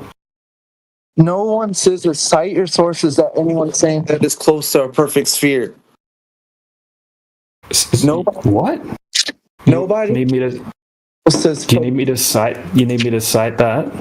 Yes, nobody's saying that because we understand because of the Newtonian laws, we understand how gravity and mass interact, and because of that, we see it's just impossible. It's impossible for the Earth to be a perfect or close to a perfect sphere. That's not possible. Not to mention the mountains, ridges, and the Mariana Trench. We're talking over 72% of the Earth's surface is water, right? That's what they tell us. Okay, and they tell us that it's the sea, right? And it's called sea level. Yeah, and you're talking. Okay, so that means it would have uniform curvature, right? But they tell you it's a little bit fatter at the equator, and it's only a little bit, 0.33%, and if you were scaled down to Earth, and you were 1% is not a small amount. If you were to scale down to Earth to the size of a quarter, do you know how small we would be? John, why are you going against Washington University right now? I agree with this. As a 6-foot observer on sea level, you can't see that much horizon. But you know what? When you're up on what distance should the horizon be if you're 6 foot tall? and you're looking out into the ocean at the shoreline. How far away should the horizon be? Exactly, you're at. If you're closer to the equator or what not. Distance? Okay, so give me the range. Give me the range. Okay, do it from the maximum radius and the minimum radius with the oblate spheroid taken into account. I agreed with you. What are you talking about? It's not that far. It's not you. We can only see. It's approximately 3 miles, right? It's approximately 3 miles. Do you agree? Give or take, and depending where you're at and the other variables that are into account. Yeah, so it's approximately 3 miles. Now. Yeah. It changes, and what you're applying is geometrics. It's like me saying, algebra is applicable to like I don't know, biology. Like it didn't make sense. What you're trying to do is say that, okay, my floor in my house is not flat. And I know this because I can look at the lights in the ceiling and tell that the lights are different between the rooms in the house. I know that the floor is not flat because the lights are different throughout the house. Where DJ is trying to say, hey, if you find out if your floor is flat or not, then you should actually go and measure the floor of the house and see if there's a slope or curving, waving happening somewhere, right? Because if you was to hire a contractor and you told that contractor, hey, my floor is flat, the first thing he's going to do is measure the floor. He's not going to start looking at your lights. He's not going to look at the ceiling. He's not going to look at the walls. He's not going to look at the appliances you have in your kitchen. He's going to pull out a level and he's going to measure the floor. And where he finds the floor not being level, he'll tell you the steps to take in order to level that floor. Dude, that analogy doesn't make sense at all. Like, it doesn't make any sense. So what the Earth is flat. Therefore, let's go measure and see if the Earth is curving. Let's see if the floor is curving. How do we do that? We check for drop over distance, which is what DJ's been trying to get you to do, and you've been running away like it's a plague. And there is drop over distance. Like, what? Like, if you point a laser, it's over her. It's gonna go down. If flat earthers have debunked it. Or actually drops away from your observation point, things would physically be disappearing bottom up because of this drop over distance, right? Like your friend, he walks beyond the hill, and now his legs are gone because the hill is obstructing the view of his legs. So this is what DJ is talking about. Earth is big compared to human beings. It's very massive. We can't listen. Are we talking to Don Pettit or John Pettit? John Pettit right now. Observer, you do realize we have people in planes in the International Space Station that see a whole lot more than we do. They see the dark side of the Earth and the day side of the Earth. Yeah. They see the different hemispheres. When you're in a different part of the world, you see different constellations. Are you denying that? Don't try to change the topic of the distance to the horizon, dude. Right? You're not going to get away from it. I'm speaking in the chat, I posted a screenshot from a question I gave Google. I asked Google, is 1.2 times the square root of the observation height in feet a good enough equation? And it says yes. An expression like 1.2 times the square root of the observation height in feet is a valid equation that often represents it as D equals 1.2 times the square root of H, and is used to approximate the distance in miles to the horizon from a given height in feet.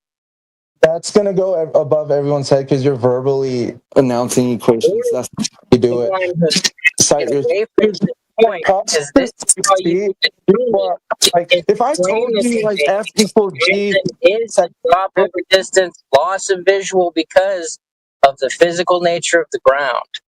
Like, you can't no, you just said yes. We are using a good enough equation to find the distance to the horizon. John, you stop talking over Tactical Droid, please, dude. Right? Try to have a normal conversation. Right? Wait for him to finish reading what he's trying to read, and then respond after he's finished talking. He had to make sure he insulted everybody on the panel real quick. You heard him get that out. He was like, "Oh wait, your citing equation is going to go over everybody's heads." It's not. You're a chode, bro. It is like you have to cite. You have to. How am I supposed? Am I supposed to write down everything he's saying to understand the equation? You should write down the equation and Don't go verbally announce. yourself. I can say and go do it yourself. And if I'm not talking to you, then I'm talking to whoever's listening to you. Run away from the point that we are making. it's the same. I'm making another point that stems from the original. Yes. It's a non sequitur. It's And correct. it's the illogical fallacy But it to say that my ceiling tells me what the floor is. No, that's not what I said. Stars in the sky tell me what the ground is doing. When we're saying measure the ground and see what see the same constellations. Everyone would see the same constellations at the same time, and with the model that you're giving me. Yeah. They don't though. In the northern hemisphere, we see the North Star.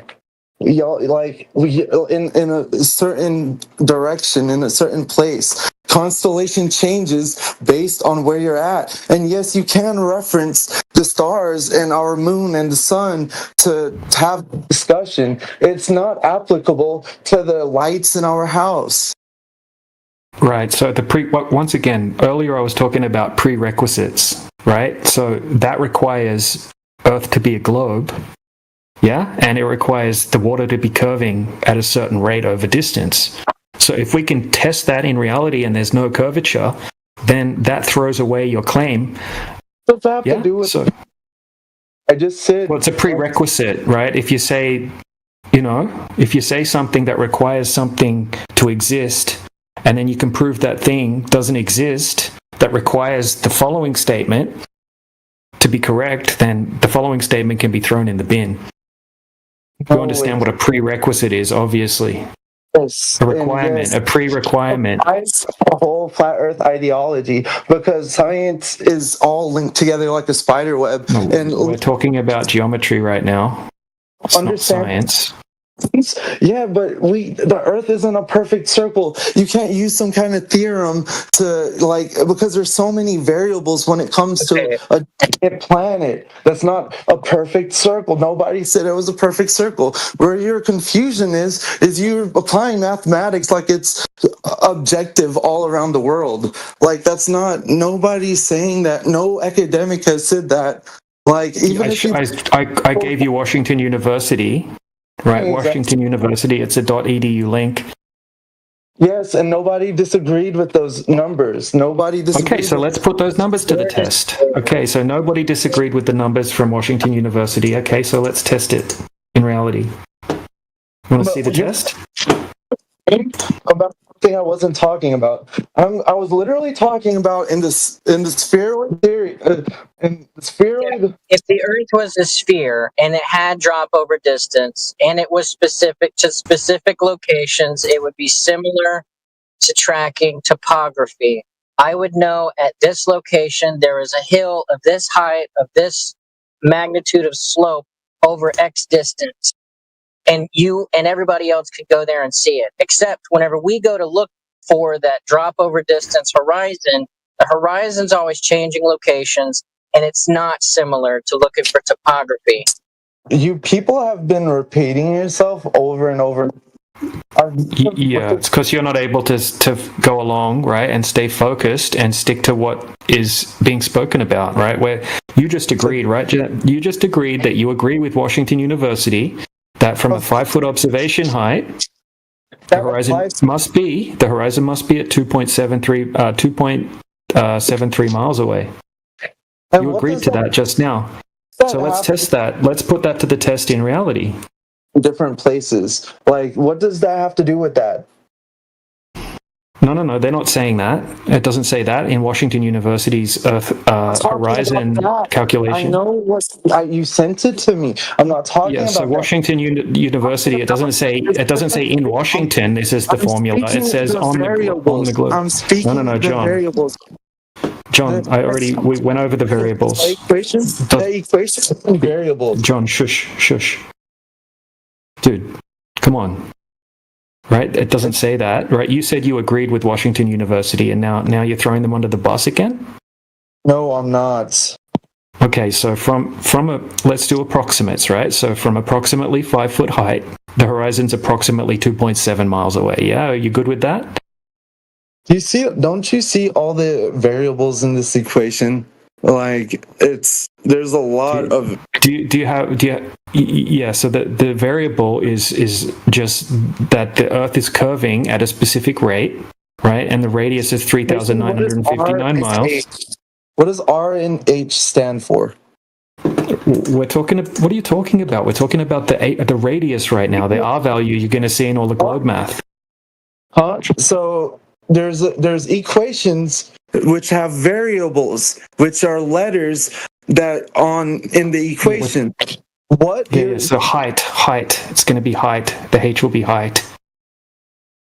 Okay, what about R without looking it up? Because I hear you clicking around on your keyboard. And I don't know, radius, probably. Probably. I'm not touching my keyboard right now. I'm telling you, I already told you. And I showed you the Washington University. You already agreed. Set number. You're very intellectually dishonest, right? That's why people in here get annoyed with you. You already agreed that the horizon should be approximately 2.73 miles from a 5-foot observation height, and you're avoiding, right, this long-distance observation like the plague because it destroys your globe. That's ad hominem, and I'm just going to say this, like, everybody... How is that an ad hominem? No, bro. Understand? That's... Giving all that... Dude, come on, don't lie, right? So lying pisses me off, right? So when you say I just said an ad hominem, right? Just saying that you're avoiding the demonstration like the plague, right? That's not me attacking you. Just says you're avoiding it. Why are you avoiding it? On the Washington.edu, it says the different numbers that the variable presents, and it's next to a whole. See that graph? H is cool. What? It also says that. It gives you a chart, and it says from a 5-foot observation height, what distance does it say the horizon should be? Does it say 2.73? By any chance? Same thing. Yeah. No one's disagreeing with that. Yeah, of course. Okay, so here we go. We've got a camera set up at 5-foot height. Okay, see it? Okay, so this is Great Salt Lake in Utah. All right, so let's go over the observation quickly. Just let me explain it. I'll be very fast. Okay, so this is the location here, right? This is Google Maps, and the yellow line is showing where he's going to be doing the observation. He's got that camera set up at the top of the yellow line, and he's going to be going across, right? Zooming across, and he's going to be seeing what he can see across the lake. Now, here's the math that goes along with it. From the Earth curvature calculator, that you're going to see it matches up with Washington University. Okay, so we put in the observation height, 5 foot, and then it will say the target distance, right? That's 21 miles. Okay, so the shoreline on the other side of the lake is 21 miles away. It says D1 equals horizon distance 2.73 miles, right? Lining up with what Washington University said. Now, under that, it said target hidden height, 223 feet.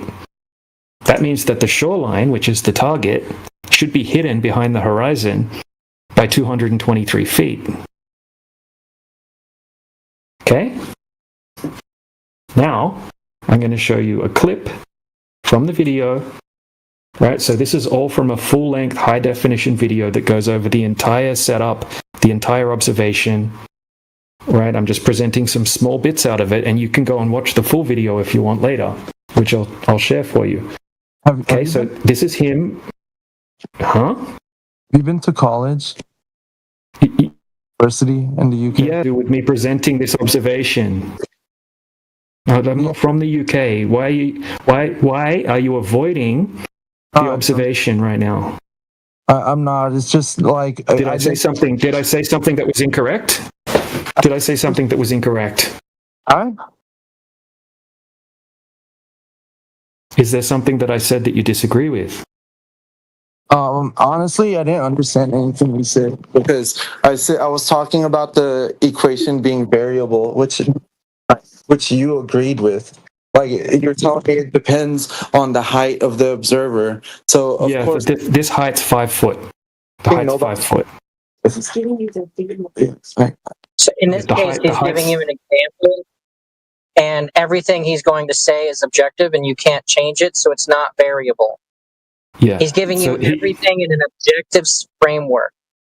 Yeah, he's not changing his height, right? That's why I showed you the tripod, right? He's not lifting the tripod up and down. He's got the camera on the tripod, right? It's approximately 5 foot above the surface of the water.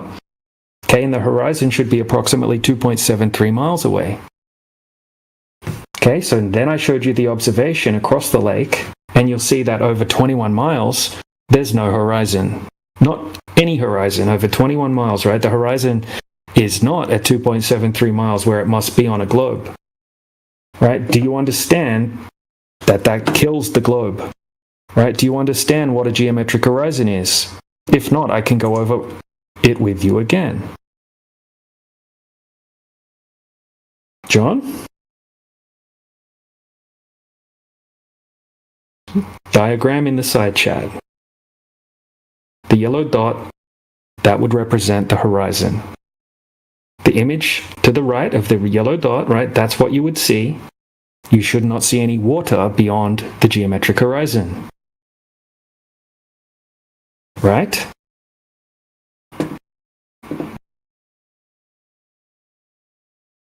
John, if you're not going to respond, dude.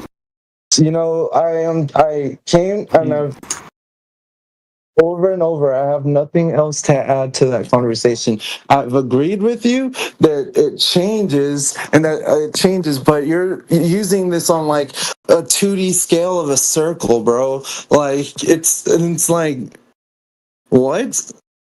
This isn't geometry. Oh my god, dude, you sound like a freaking stoner right now. Big science. This is geometry. College, like this is just basic mathematics right now. You seem to be struggling to pay attention. So I've already made my point that forwarded that when a ship goes over the horizon, they experience some things differently when they're on the other side of the world. They see. Okay, so you're claiming the horizon, right, is the place that boats go over, right, which would be the curvature of the Earth. We're putting that to the test and showing you that there's no curvature when we test over a 21-mile body of water. Over a 21-mile body of water, there should be 293 foot of curvature over that distance. Height of the observer. Like what? No, that's not dependent on the height of the observer. What's dependent on the height of the observer is the distance to the horizon and how much should be obstructed of the target.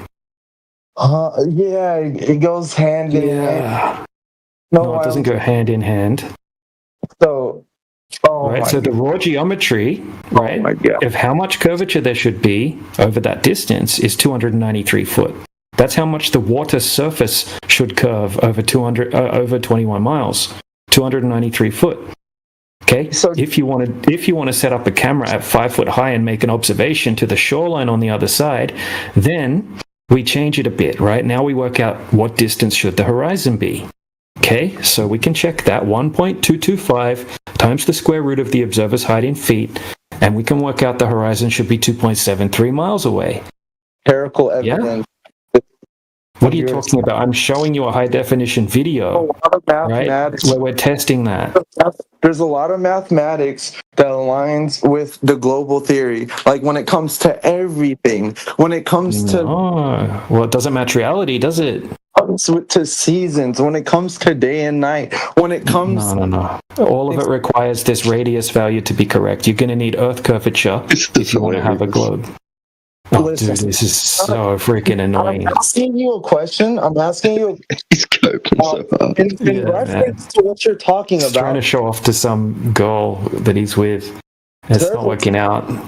But you're not making sense, and I'm asking you a question that's completely relevant, and you're dodging it.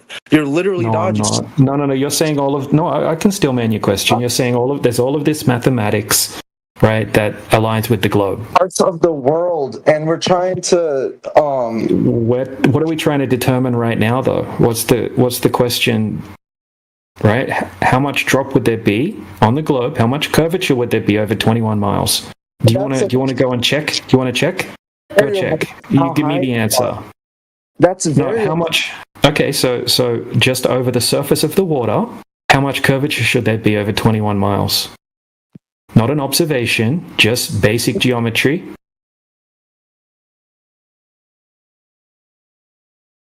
Yeah, the thing is, like, do you know how to do? Can you do the math, or you don't even need to do the math yourself. You can cheat. Why right? You can go to. How is my question irrelevant? Well, I asked the question. So, when the ship does go over the horizon and they do get to another part of the planet. No, they don't go over a physical horizon. The Earth isn't a planet, and there's no curvature. Then what is a planet? Oh, what? Well, okay, so the definition of a planet is a wandering star, right? But we don't live on a wandering star. We live on a flat plane because we went out and measured it, and it measures flat. We're not a what? Where are you getting this? Yeah, the Earth's not a planet, right? Flat earthers don't claim the Earth is a flat planet. Flat's not a shape. Did you know flat's not a shape? Yeah, flat. It's not a shape. Right? Do you think flat's a shape, John? Excuse me? I don't... Yeah, do you think flat is a shape? Yeah, but what does that have to do with whether Earth is a planet or not? Like... So you claim the Earth is a planet, right? And you claim it's an oblate spheroid with a radius of 3,959 miles. We're putting that to the test, and there's no curvature, right? So it can't be that, right? And we're not claiming it's a flat planet. I'm just trying to explain our perspective a little more to you, right? We're not claiming to know the shape of the Earth. You are. Okay, so when we go and test... Bless you or something. I don't know. Right. So when we go out and test for the curvature, there's no curvature. So it's flat, just like you experience it. Dude, why can't we move on to the second point? Because if you don't have curvature, then the second point is completely useless, right? Because you're going to need curvature for the second point to be correct. On different parts of the planet experience the same things, like there's just daytime and they see the same stars. Like, is that what you're telling me? No, why would you see the same stars in different places? Well, because that's why you don't like. There's no. The world that proves curvature. If it was flat, they would all see the same stars. Why would they all see the same stars? Because it's flat and it's Why would you always see the same stars? Because it's facing one direction. When they see different stars, it's because their sky is in a different... You're still thinking of some sort of flat disk planet floating around in the globe Earth version of outer space. Right, with all these burning balls of gas trillions of light years away in a vacuum, which is ridiculous. No, I'm not. Right? I don't. You have a limited field of view, right? And you don't know how far away the stars are. And when you're in a different part of the Earth, you see a different part of the sky, right? Just like if you were in a giant building that was 100 miles across, or 1,000 miles across, and you had lights on the roof, right? When you're standing on one side of it, you're going to see different lights than if you're standing on the other side of it, obviously. They're astrophysicists right here. You can see yeah, so even the astrophysicists... You can, and there's more than stars. You can see planets, you can see moons. And y'all are just repeating yourselves about the horizon. Because if you don't have curvature, if you don't have curved water, then you don't have a globe. Whoa. Water? What? Yeah, if you have flat water, right, if 72% of the surface of the globe, right, is said to be water, and then all of the water measures flat across the surface, then you can't have a globe, right? Then how do tidal waves work, and how tidal waves, like tsunamis? This makes sense. First of all, DJ. First of all, everything DJ says makes sense. You're debunking all of science off some ancient theological. Whoa. What are you talking about, man? John, slow down, brother. Slow down. I'm not John, take a breath, man. Y'all haven't been trying Take a breath. Take a breath, man. The reason why everybody keeps repeating themselves is because it's very important for your claim to be true. Measurable curvature has to be everywhere. Everywhere. You can't have a bunch of flat areas adjacent to one another and you say it magically starts curving. Yeah, but he just said that people on different parts of the planet don't see the same stars. So he just because the planar surface is very large. Does that not make sense? So if the planar surface is very large, the area above the planar surface is also very large, meaning if you're in a gigantic warehouse, all of the lights above you are going to change as you travel around the warehouse. Does that not make sense? No, but it's the same. You can see the same. Okay. Still see the just same, really confused? Same constellations. Yeah, his brain's in a knot right now. Millions of light years away. They're millions of light years away. It's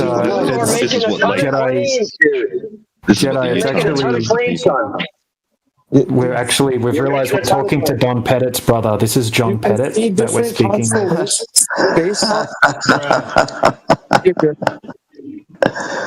Get it all out, mate.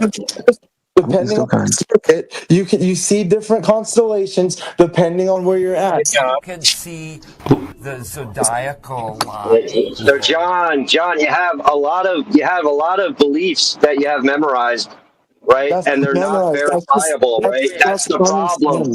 I haven't even thought about. No, it's the problem. Why would you think by looking at a light in the sky that it's millions of light years away, you would think that on your own, or would you need to be told that information? You would really come to that conclusion on your own. Oh, I see a light in the sky. It's a tremendous distance that I can't even fathom.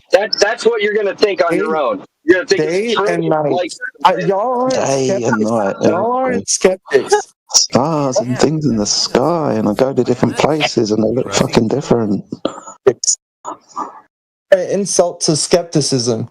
Like, no, dude, you're pointing out something really obvious, and it's like you can't see the wood for the trees. Misinformation 5 times yesterday. It's not misinformation, it's just how you observe the world. You're not listening, dude. I think that's clear. Destroyed that technology. Here before Jedi. All they did was repeat themselves, and now they're all talking about, dude. Jedi, I'm muting you, dude. Don't mute a moderator, otherwise you'll get kicked out. It's just not going to happen, dude.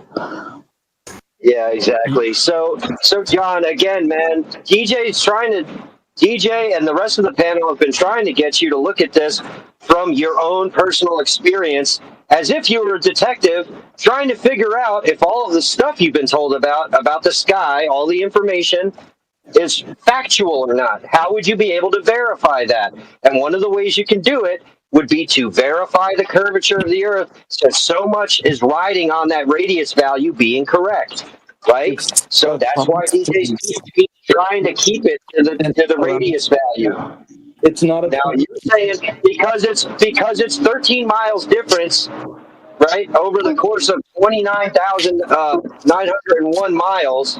Number one end to the other. That's what you're trying to say is it's imperfect, right? You're saying it's an oblate spheroid, right? And he's trying to tell you it's negligible, which is why it's not factored into the curvature equation in the calculator, right? So let's just get back to the basics, man. Are you telling us that on a sphere there's flat areas, perfectly flat, non-curving areas on a sphere? Is that what you're saying? Dude, how How do you guys make a living spending all day on Yeah, so John, right? Have you put Jedi on mute? No, I can hear him. He's a moderator, so don't put him on mute, or we'll have to remove people that do that. He's not muted, but he spreads misinformation. That's right, dude. Let's not get off onto the wrong foot today. He said that atoms were on the molecular level yesterday.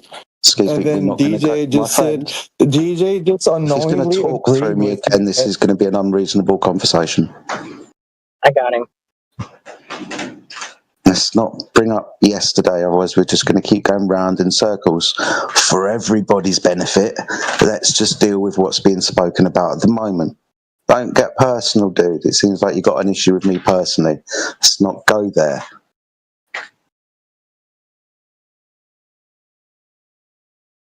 That you're trying to use to understand how far Horizon is. Use those mathematics and understand how constellations work. How we Yeah, so John, right? It seems like you've still got Jedi muted. Oh, he's not muted. I heard him. Well, we just proved it with an experiment. I put you on mute, then I unmuted you after Jedi was finished speaking, and you were still in the middle of your own dramatization of the event. I was responding to somebody because they were trying to argue with me about the distance. You didn't even know you was muted, dude. When I agreed with him, but that still does not debunk the spherical Earth. Sorry, can somebody catch me up? Disappear over the horizon. So, DJ was talking to the gentleman whenever I arrived, and he was going through the Black Swan with him. And the guy wanted to talk about everything except for the Black Swan. Oh. And DJ gave him multiple examples of the Black Swan.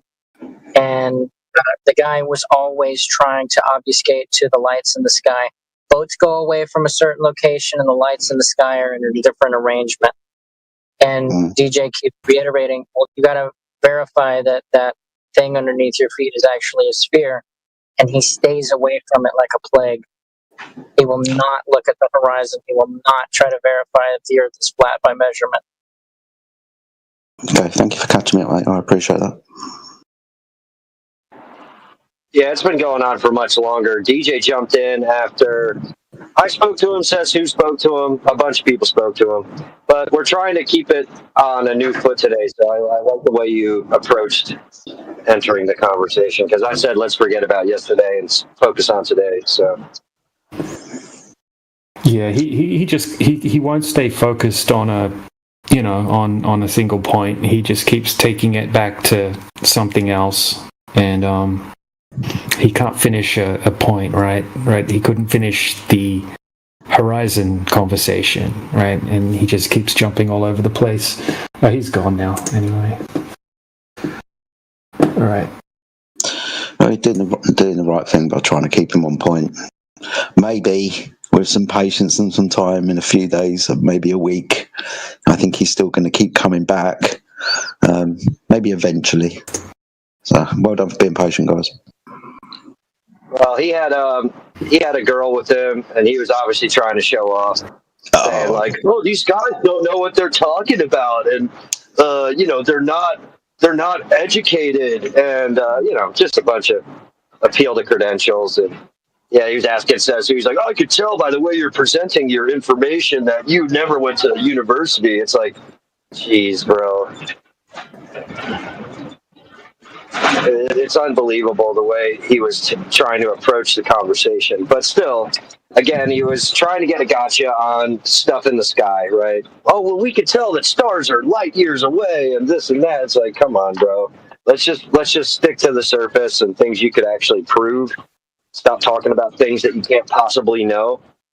And I understand the information you memorized, dude. Like, we understand it. We used to have this stuff memorized and think it was true too, bud. Come on. Yeah. It was pretty funny, now I think about it, because like he probably thought, oh, these dumb flat earthers are going to go in and show my girlfriend or this girl how how I can wreck people in a debate and show how smart I am. And then he was just getting destroyed, and then he was stuttering, and he was freaking out and all over the place. And yeah, someone's not getting any tonight. That or you just made it a flat Earth without having to talk to him directly. The interesting thing about my conversation with him is that I didn't make any claims at all. He was the one that was making all the claims, right? So there was no information for me to present. So it's like, you go ahead and back your claim, but he didn't do that.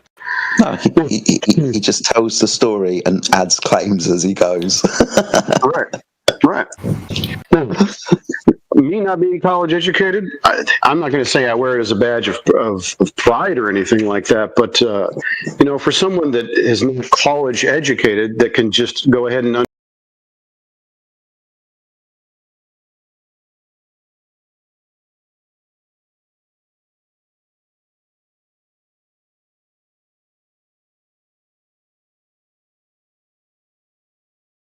flat. Okay, so we're testing characteristics of curvature, which would be the geometric horizon. We can't find it ever in any observation. So we're questioning whether it exists in the first place. Okay, so we're looking for evidence from people that make the positive claim that it is actually something that exists. Yeah, so you're not talking about validity in the sense of a formal deductive argument, how it would usually be used, right? You're talking about it in a sort of, I guess, outside of that box sense, right? Like informally speaking. I explain for just everyone in chat like what black swan means. A lot of people might not be familiar with it. Let me explain what it means to me, and anti-globalist, if you want to say what it means to you afterwards, by all means. But what a black swan means generally in like philosophy and logic, it's a reference to, for example, someone might say all swans are white. They might make that claim. They might say all swans are white.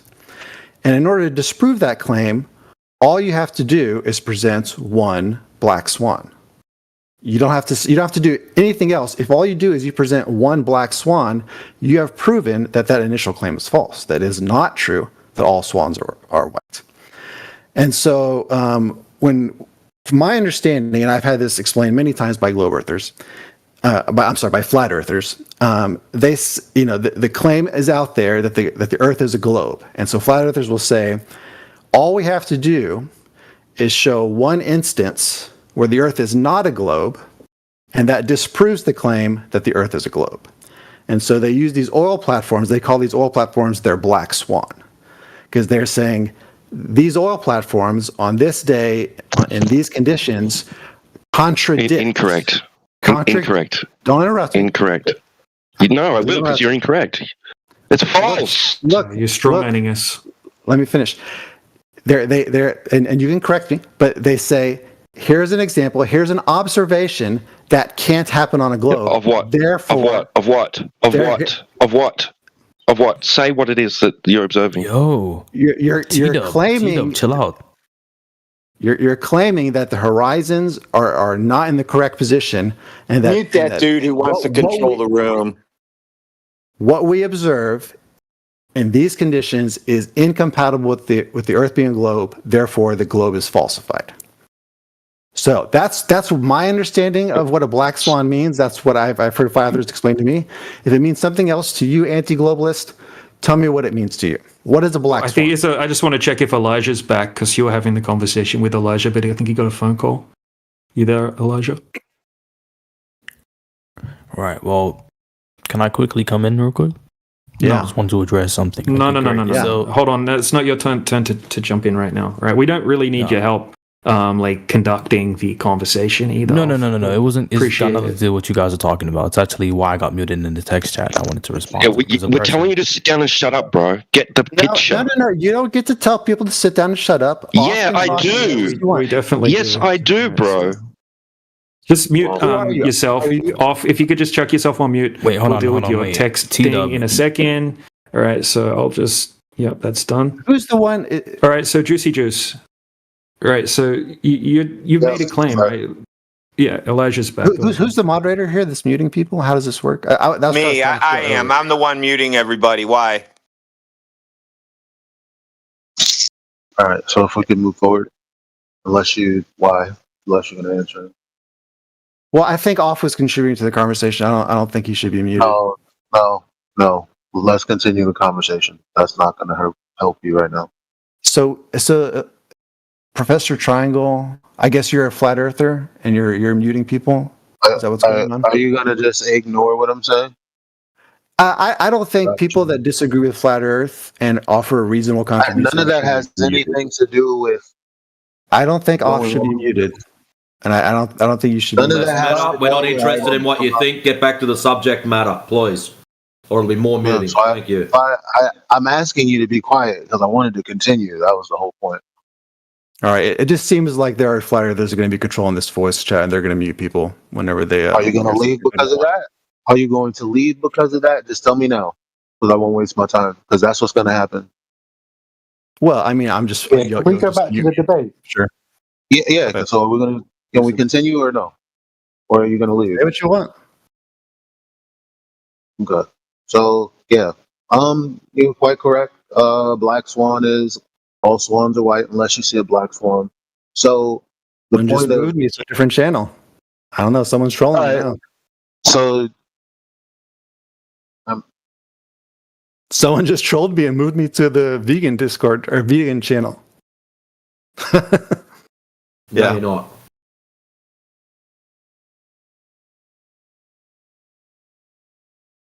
But again, someone keeps moving me to a different channel.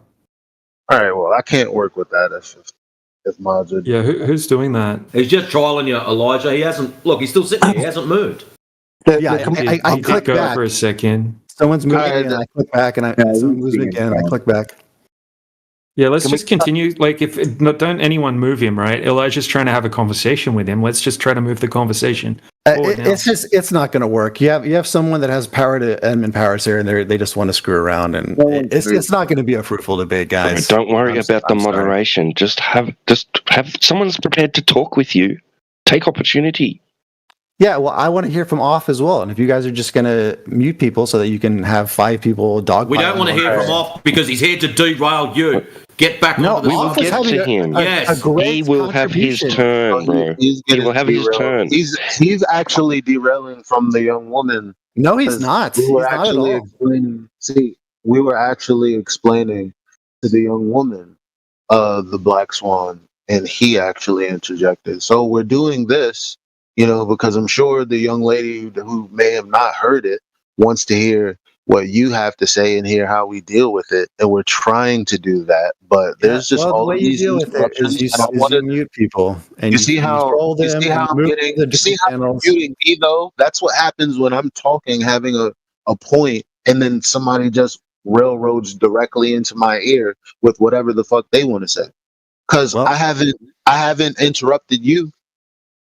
Sure, but I got interrupted too. This is part of that conversation. People were interrupting me. It's fine. That's the problem. That's the problem. It has nothing to do with me. I keep trying to have the conversation you claim you were trying to have, but you keep complaining. Can I ask a question, guys, so we can get back onto this? Right, I want to confirm what the claims being made. Are you guys saying if the globe, already doing that, the geometric horizon, I was already doing that. X, is that right? Like it must be at a certain distance. So if the horizon is X, the Earth is not a globe. Is that what you're claiming? It's based upon your elevation above it. There's a formula to work it out. Yeah, but is this what you're saying? Is this where we're at? If it is a globe, based off that formula, the horizon should be in a very particular spot. But that wouldn't prove it's a. Can I continue then? Because the answer you're looking for was actually coming up, and what I was trying to say. So I mean, you could have just been quiet. Let me finish. Okay, so as you said about black swans, all black swans. If you have all white swans and you see one black swan, that's all it takes to disprove that there are all white swans. And so in this case, the black swan is the horizon not being geometric. So why are we attacking this point? Because we've been told that refraction happens at the horizon, where whatever it is, it's happening at a horizon that is geometric, whether it be sinking, looming, this, that, why this building's disappeared, why this boat's disappeared, why these turbines have disappeared, it's been because there's been a geometric horizon, and then they've explained to us how much was missing, just like you're doing. The only difference now is that we're pointing out where the horizon is and how it defeats your entire premise in the first place. So, yeah, the modus tollens, if P, then Q, not Q, therefore not P. So, if the Earth was a sphere with a radius of 3,959 miles, then Q, every distance to the horizon must be measured no further than 1.2 times the square root of the observer's height in feet. Not Q, we don't observe the horizon at 1.2 times the square root of the observer's height in feet. Not P, therefore the Earth isn't a sphere. Great. Can I respond to that? You could. Yeah, so your modus tollens. If the Earth is a sphere, then this is what you said, if the Earth is a sphere, then every distance is measured at such and such distance. Then we observe that it's not measured at such and such distance, therefore the Earth is not a sphere. That's your modus tollens. Correct? Yeah. That's what you just said. Yeah. But your initial statement is incorrect. Your initial statement is incorrect. You said if the Earth is a sphere, then every distance we observe of the horizon is going to be at such and such distance. But that is not correct, because refraction can cause us to observe the horizon at different points. So it is not true to say if the Earth is a sphere, then we will observe the horizon at such and such distance, because there are certain days where that will not be the case. Stop the cap. So then my response to that is refraction, eh? Okay, then you can't claim that the horizon is blocking anything. There you go. Well, then I guess we've successfully discarded the oil platform Black Swan. No, it's not discarded. It's not discarded. It still proves the point that when Globers say things disappear this amount because of this distance. That's not the only evidence that we provide. If you're gonna say okay, and you can have all kinds of different evidence. You can have 100 different pieces of evidence. I'm sorry. I was talking. I didn't expect you to interrupt. There are 3 other people also interrupting. It's not just that globe earthers can interrupt, or flat earthers can interrupt. I feel like I made my entire point. There's really nothing else for me to say. You got to determine, whoever's listening out there, what you determine on your own. I done what I came to do. That's it. Yeah, there's 100 pieces of evidence that thousands of people can bring up and point at. We're dealing with this one piece, this one claim of a black swan associated with these oil platforms. So if your claim is refraction, you also disclaim the physical geometric curvature. That's what you disclaim by squawking refraction. Yeah. So please choose wisely what you wish to claim. Curve obstruction. Now, exactly. You guys can make this argument that says, hey, we can't trust anything we see. You've made it. No, you've made it. Wait, all I'm doing is addressing a specific black swan claim. Yes. The black swan claim is if the Earth is a sphere, then we will always measure the horizon at such and such distance. And I'm saying that is a false statement. And will we? No, you will not. We won't. So there's no maximum or minimum distance to the horizon. It is a false claim. Even with variables? Bro, that's not answering my question. But we can't calculate the variables. How are you going to calculate? Is there a minimum and maximum? Is there a minimum and maximum? Too much variables. There's too many variables. Is there a minimum and maximum? Simple question. You can't establish that. Is there a minimum and maximum distance to the horizon on your ball, given all your variables? I don't think you understand. So, bro, is what I'm essentially asking is your claim unfalsifiable? Yeah, are you saying it can't be proven one way or the other? Is that what you're saying? There are lots of observations. There are thousands of different observations. No, we're talking about one specifically, like you said. And you can look at one specific observation. It's not an ask for you to go on a tirade, dude. Just answer the question, yes or no. You can look at Is it unfalsifiable or not? You lost already. Really. You can look at one specific observation and say, you know what? It might seem this way, but it could be this. It could be this other possible thing, and you could do that for all the. Well, it could be given these variables. What is the maximum and minimum, so we can apply it? Obviously, you're displeased with this image. Yo, hold on. I know we've talked about maximums and minimums, but hear me out. Like I know I'm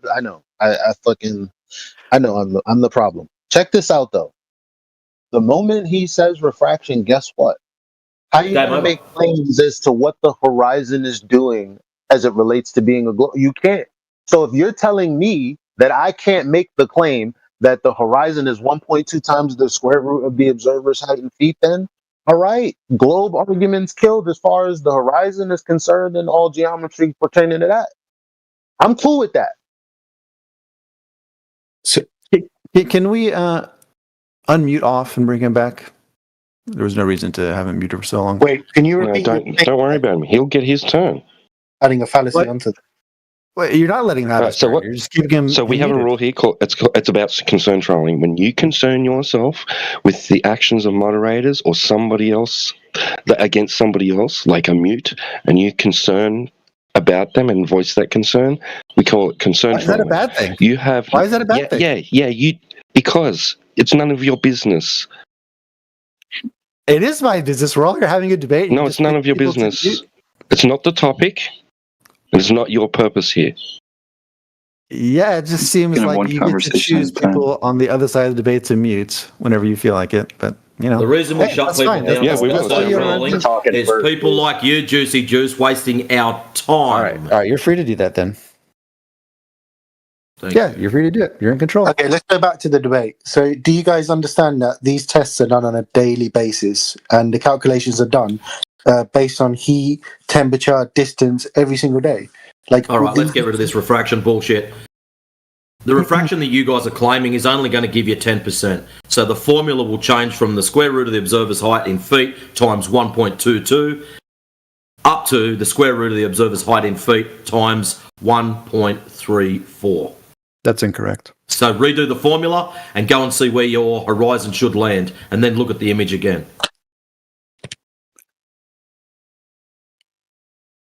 And plus, when you said it's incorrect, you better come back with the correct formula then, since you know what's incorrect. Since you know what's incorrect, you better put the correct one up, or you might not ever come back in here. There are advanced calculators you can go online that will calculate refraction from you, and well, like Walter Bislin, dude, put the correct formula in. I don't have the formula. There are calculators online that'll calculate this for you. So how do you know that what we've stated was incorrect? Can you prove that what you stated was correct? You made the positive. No, Juicy Juice, you were the one that stated we're incorrect. So that means it's up to you, Juicy. Juicy, shut up for a second. Stop spurging out. If you make the claim with anyone, why are you talking? If anyone puts down a formula and you say that is incorrect, that means you are in the knowledge of the true and correct formula. And if they ask for it, you should provide it. Not that I know the formula, it's that I know that the calculator shows that it goes way more than 10%. And you said they were incorrect, so you must know what the correct thing is. Because he just made the claim. It's way more than what calculator? Post it. Where did you get this 10%? Why should we trust that? Yeah, the 10% is incorrect. It's completely incorrect. Really? Why should we trust this 10%? Show us. Prove it. They should be muted until they post what they're objecting with. They've already told you made the positive claim. You made the positive claim, 10%. Show us. Actually, stop, Juicy Juice. You were the one that called formulas were incorrect before I even mentioned that. He said it's 10%. He made the positive claim. Prove it. How do you know it's more? How do you know it's 10%? Why should we trust that? Where is our physicist? I'll get this video for you, boy.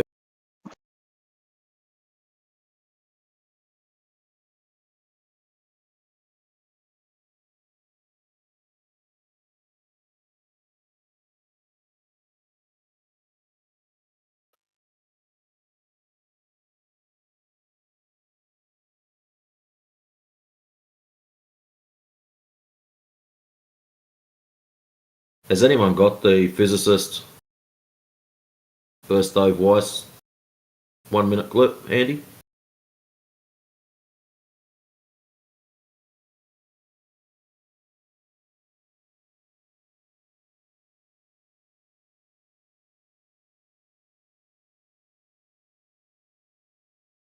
Mic check. Good. Yep, working. Okay. So, are they gonna provide anything, or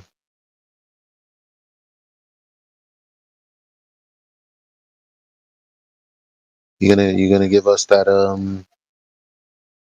calculator or whatever you're talking about?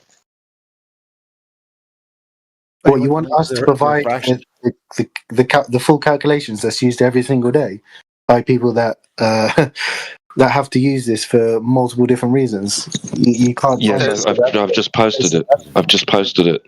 Yeah, I've just posted it. Who's speaking? Who's on? So you got from Washington State University. Okay, so for all practical purposes, we can estimate the distance to the horizon using 1.22459 square root of h, or perhaps even simply just as 1.2 square root h, which gives the distance in miles when h is in feet.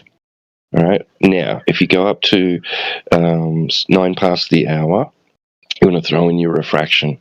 All right. So this is from Andrew Thomas Young, aty.sdsu.edu, quite easily verifiable. Now, let's try to allow for refraction. Usually the air is densest at the surface, so the rays of light are concave toward the surface. Right. So the solid arc OH now represents the curved line of sight.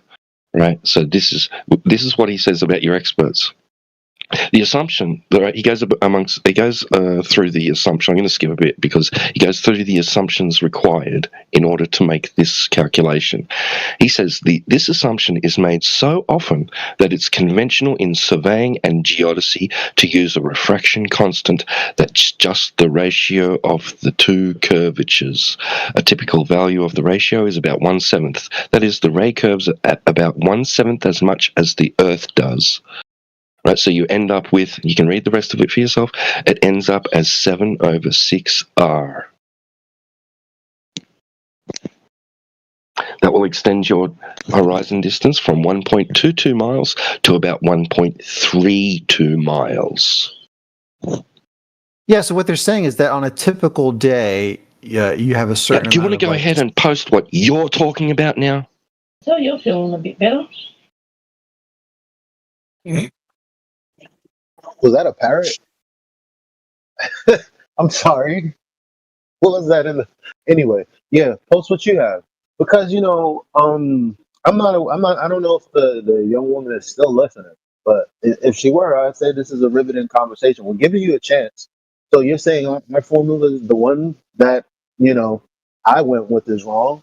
Now you're saying the one that he's going with is wrong. So I'm not saying it's wrong. I think it's his little thing. You did say mine was wrong. The text that he's presenting, the 1/7 ratio. I believe, if I'm reading this correctly, it's referring to refraction like on a typical day. But that doesn't really address what we're talking about. So again, if you have a counterclaim, please provide the evidence. I'm just using this claim. I don't need any other claim but this. So the counter is that this formula, the one I gave, is false. I'm not saying it's false. So if you're not saying it's false, then bye-bye globe. What do you mean? No, that's not the conclusion. I don't understand how it works. You can't make that claim. You just can't make that claim. Because you're going back to the whole concept. Unless you're going to provide the evidence for your rebuttal, you have no. I'm going to really end it right there because I don't know. I don't want it to become circular. Like, that's my overall point. You don't have anything here. I killed the globe because, again, if you're going to say refraction, then the point is you don't have any claims to geometry about what's blocking boats and buildings and by how much. You literally tried to do that inside of this argument without the horizon doing it, while arguing for the horizon being not where it's geometrically claimed to be. So for me, that's a win. Now, Your statements are getting kind whatever of you're, convoluted. how? That's exactly how the whole conversation went.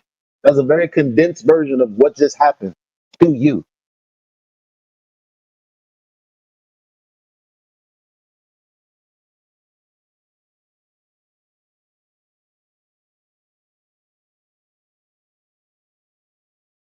So if you don't have anything, I guess I'm It's done. the ball. It's in your court now, guys. Because what we've done is we've showed you the maths that shows that it's not going No, to you be haven't. Horizon isn't going to be where you thought. Let him finish. Let him You haven't finish. showed it. Let You've him spoke finish. about it. We'd like to see it.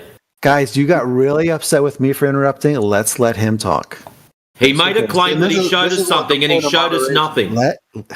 This is the Guys. point of moderation where you know he's acting like a what is that, a seal or whatever. Like he literally is trying to let the other guy lie when clearly we just had a Lie? 15-minute argument about what he wasn't doing, which was not providing anything. Now he's going to talk about we've already showed If you. you're He just didn't going to show talk nobody shit. over and you object to when I And interrupt. then now he's going to act like, oh, like come on. Yeah, That's not. Husky.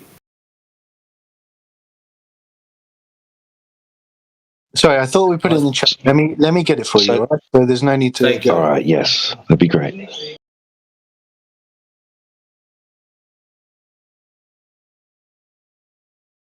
Look, that's fair, but let's limit the amount of sentence cutoffs we have with then 3 people explaining the sentence cutoff. Because now we've multiplied our time by 4 times and nobody's actually said anything.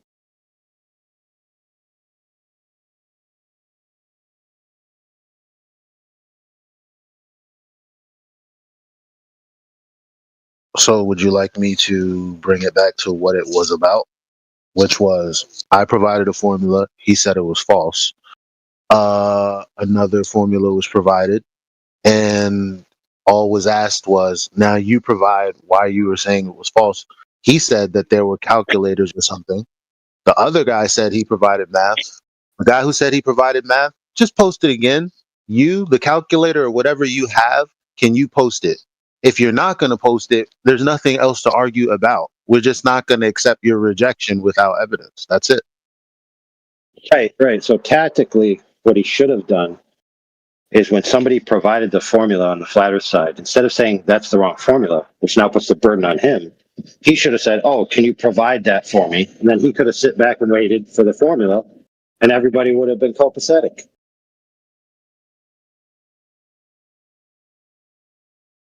Now, since he made that tactical error and instead made the accusation that it's false, he then had to prove the correct formula, which he didn't do. So the only evidence on the table is the correct formula so far, which was provided by the flat earthers. So the Globers are in the negative points right now in this debate.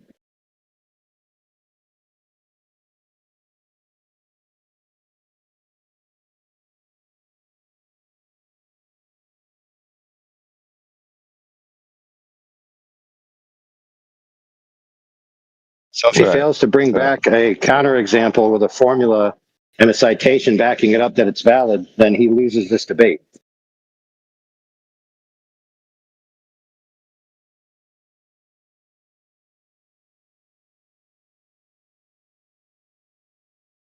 All right. And if he I didn't does, even then know it was I'm a waiting debate. I was just to playing Call address of the Duty. elephant in the room. Sorry. We must have lag. I was just saying, I didn't even know it was a debate, dog. I'm sorry for spanking you in the middle of Call of Duty. I don't want it to end. I don't want to win like this. I want you to provide as strong as evidence against me you have. Well, I know you don't have any evidence against me because you're very claim about the Horizon not being, uh, the thing that blocks things that you guys claim for like sunsets and all of that. I guess I was done there, but now you have a chance to fight with the refraction ghost, whatever that is. And it's like, you're not winning that either. So I don't really know. Like, you lost twice technically if you don't respond in a way that turns the tables.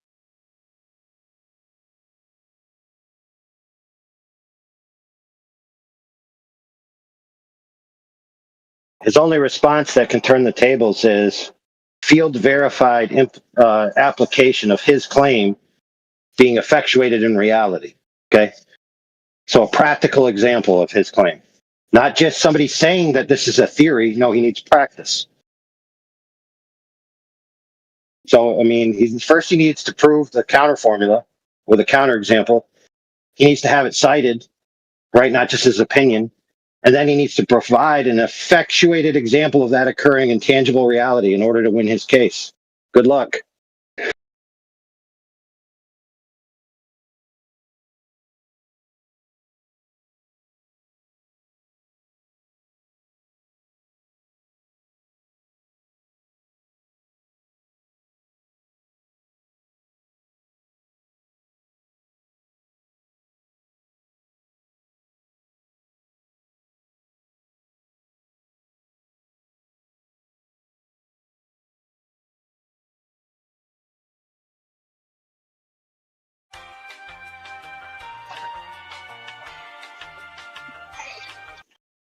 Hey, should we put him on the list of debts outstanding? Yeah, no problem with that. That's a list? That's pretty cool. Yeah, we got a list of Globers who said, hey, I'm going to go get this evidence that proves my case, and they have yet to bring it back. Husky just posted something up.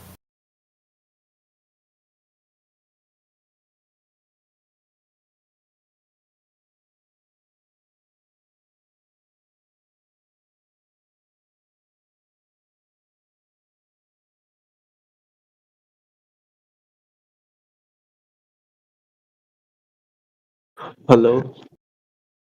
Okay, I've got host, phylogeny, and life history stage shape the gut microbiome in dwarf and pygmy sperm whales. Yeah, I think that's a mistake somehow.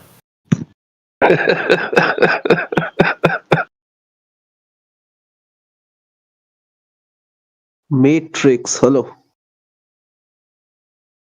Hey, Paradox, how's it going, mate? It's going all right, mate. I'm asking, what is the radius of the Earth if it's flat? The radius of the Earth, if it's flat, I'm guessing that you're assuming it's a circle. Yeah, correct. He's assuming it's a circle. He's also assuming that anybody knows how big the Earth is. Yeah. Well, without actually, number one, knowing where the center of said circle is, and number two, knowing where the outside of the edge of this circle is, I can't give you a definitive number, my friend. I see. And that's based on the assumption it's a circle in the first place. Mm-hmm. The scientists are saying the circumference of the spherical Earth is 44,000 kilometers, according to the scientist who propagate that Earth is sphere. Okay, so they've given you this number and you've just taken their word for it. So now the fun bit begins. How do we validate this? How do we verify and prove that that number is correct?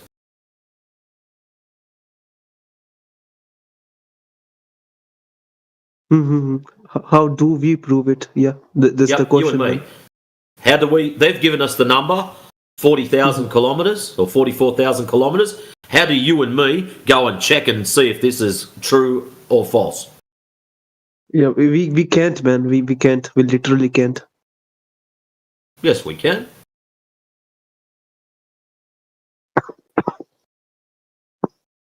It's just geometry. From that given circumference, we should be able to calculate out what the radius should be, what the curvature rate should be, the diameter should be. We should be able to calculate that.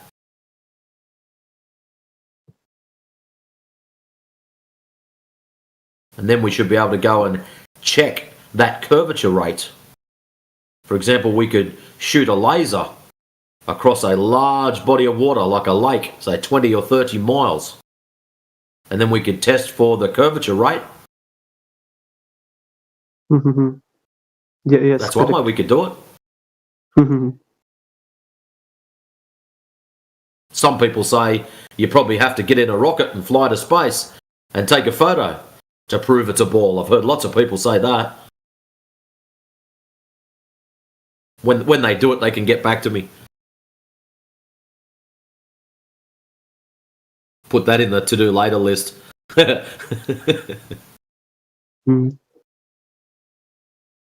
funny By the part way, is with that laser test, people have already done that. Hmm.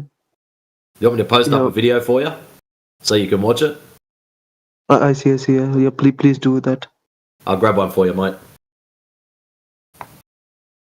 By the way, what percentage of humans believe that Earth is flat, or Earth is not sphere at least? That's a good question. Being the fact that I haven't spoken to everybody. I believe My guess it's is like in the 10% millions. in America. My guess is It's in like the millions. I don't know how, because 99% of all statistics, statistically speaking, are false. So, no, I'm kidding. No, but look, I don't know. Well, I'll answer that question. We hear about certain statistical surveys done, but I don't know if I can trust those surveys. Exactly. So let's at least give some numbers. So they did a quiz of people 18 to 24. 40% said they weren't sure that the Earth was a globe, or they didn't necessarily believe the Earth was a globe. Okay, 40% of that age group in the United States.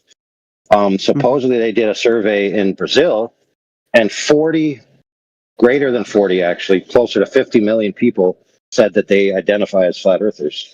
And so just in those two demographics alone, you can clearly see that it's tens upon tens upon tens of millions of people across the earth, especially in the advent of the internet and what's occurred over the past decade. So, for example, you may not know this, but YouTube, right, and other social medias in the past decade started to get a ramp up of flat earth content, which was original content, meaning people posting, not just reposting. And the relevant search results ended up surpassing all other search results on YouTube, even surpassed Justin Bieber. And then it surpassed Donald Trump. So more people were interested in flat earth, producing content for flat earth, than were interested in Donald Trump and Justin Bieber. So if you use that as any type of metric over the past decade to the interest, and then the other polls, which says people don't necessarily believe the earth is a globe or they accept the earth is flat, either way, you're talking about tens upon millions of people, dude. Maybe even between 1% and 10% of the global population, if not more.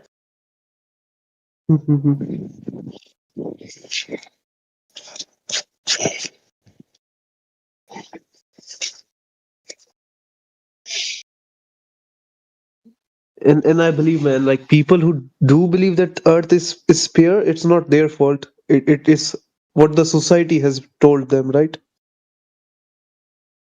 Correct. Yeah, it's all around you from the moment you're born. I mean, it's pretty much decided for you before you're born what your worldview is going to be. Nobody's really given a choice.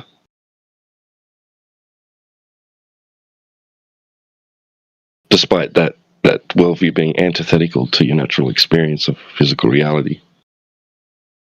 And like whenever you search about the flat Earth theory on internet, all the result says it's false theory, it's false, and all the results are negative. Why is that? Very interesting, isn't it? When It's you've got because, right? Tell you what. Or go ahead, Okay, bro. go on. I was just going to say that the people that own and manage those platforms, right, are predominantly globe earthers. So of course they're gonna steer their algorithms towards people finding content which is against that paradigm. Have a drink. Right, that's true, but that's only part of the story. So remember, I just told you over the past decade that the relevant search results on almost all social media platforms, especially the big ones, were all about flat Earth, and they were surpassing other topics. Now, shortly thereafter, especially when it surpassed Donald Trump, there was a meeting of the big CEOs and leads of all these companies with the United States Congress, in which Congress pushed to them, how are you going to stop this disinformation? And then they took decided and decisive action to stifle the spread of relevant content, whereas where you could search for flat earth and you would get all kinds of pro content rather than anti content. So yeah, they did it intentionally.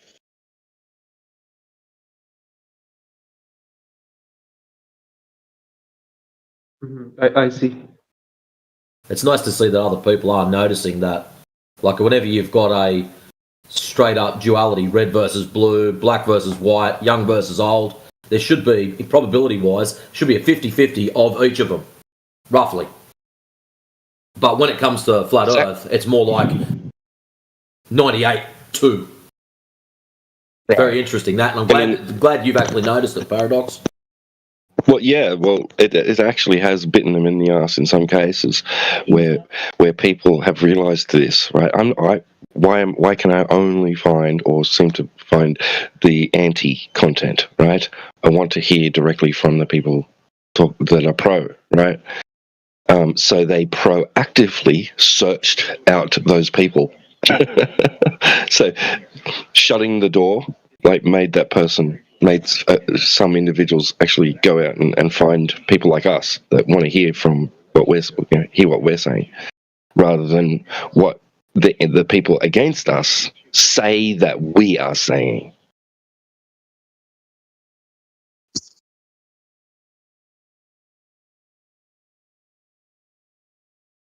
That's correct.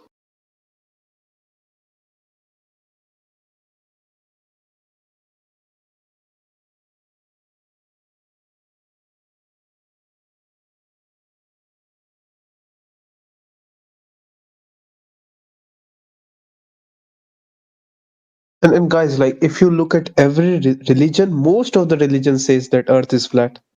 Most of the religions say. No religion says that Earth is a sphere. It's a recent phenomenon that people have started calling it a sphere.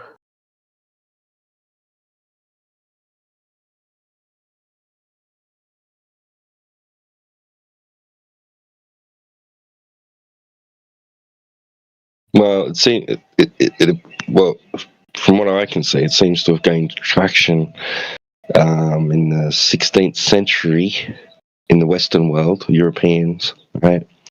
And then they were taking that ideology to places they were conquering or colonizing, right?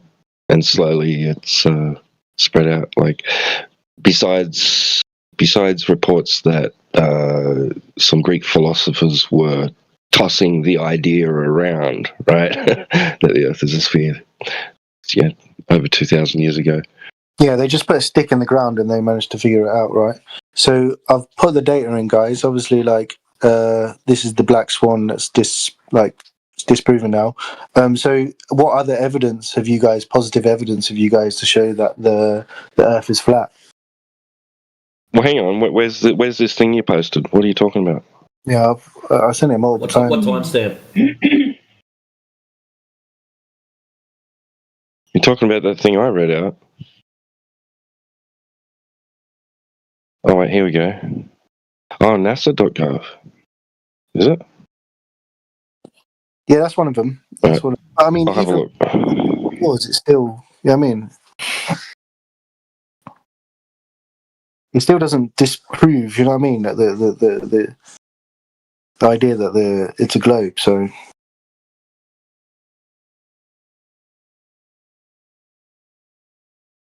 Well, the burden is actually on the globe itself, just because of the base axioms that we'll experience, such as no curvature. But the globe will say, but actually what you're seeing is drop over distance. So really the base axiom is not a claim or, like a positive claim. In this case, it's actually the globe that has the burden of proof. And you keep wanting us to disprove something. It hasn't actually been proven in the first place. If the positive evidence, like you guys are convinced, right? You have a conviction that the Earth is flat. So when I used to think it was a globe too. We all did. So shouldn't the evidence be on you? Like, shouldn't it be on you now to show positive evidence that that it's flat? If you're conflicted, that's what we're trying to tell you. Yeah. You think that there's already evidence in the first place of the globe, and you're just using that. You just said it. I mean, you're Okay, just let's like, to disprove the globe. Disprove what? So you stand in a position that you are certain that it's flat, right? Yeah. So then you'd need to provide positive evidence to make that claim. We never saw evidence of the globe. But not seeing evidence of the globe, like you said, we've already gone over this. Black Swan doesn't prove that. Why should I accept a baseless claim without evidence? Why should I automatically accept that? Sure. Exactly. But that would make you Gnostic, not that the Earth is flat. That would make you knowing, not in a place of fixed position. No, you're claiming it's a globe. We've seen zero evidence of this globe. So you're Gnostic. You're not claiming it's a globe. I'm not an expert on it. You guys are sitting here. No, I didn't ask if you're an expert. Pardon? He's saying that the two claims should be independent of one another, I think. No, what? I don't know. Am I saying that?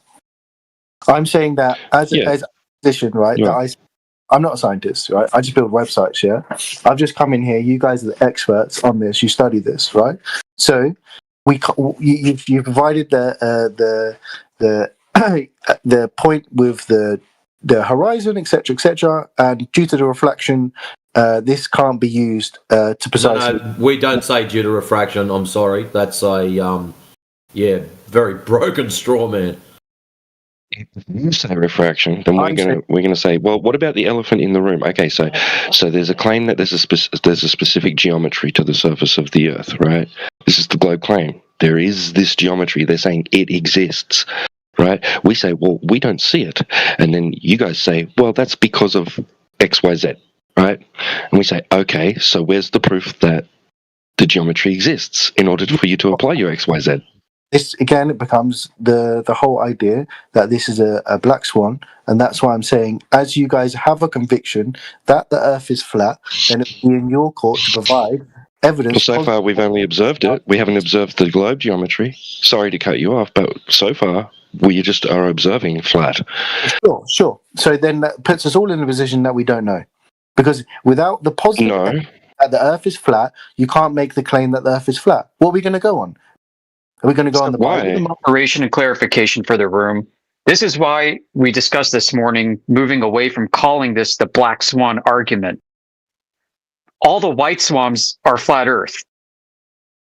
We're looking for the black swan that is evidence for the globe. So that would put you in a position that you don't know. You don't know whether it's flat or a globe. I know that we can experience and measure and observe a flat and stationary reality, same as you. So we're looking for that piece of evidence that disproves that.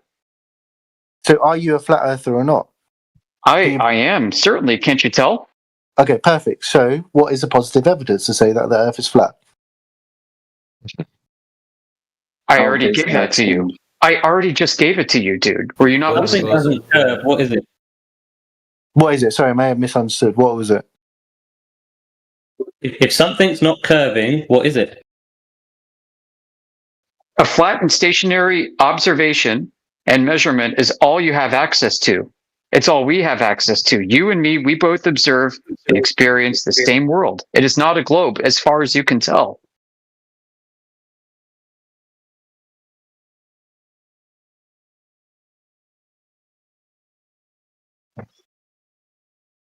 I think Matrix was the one talking about laser tests. Was there an example provided? The Earth is Yes, our dude provided an example of that. Did anyone else? I'm just looking quickly. Sorry, guys.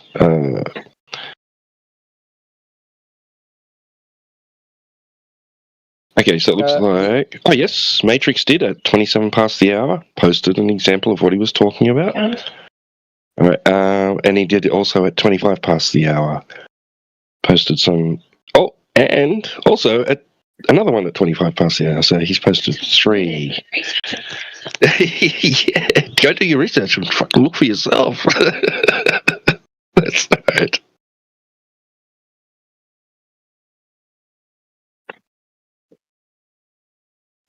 So, Husky, with that thing that you posted up for your NASA.gov,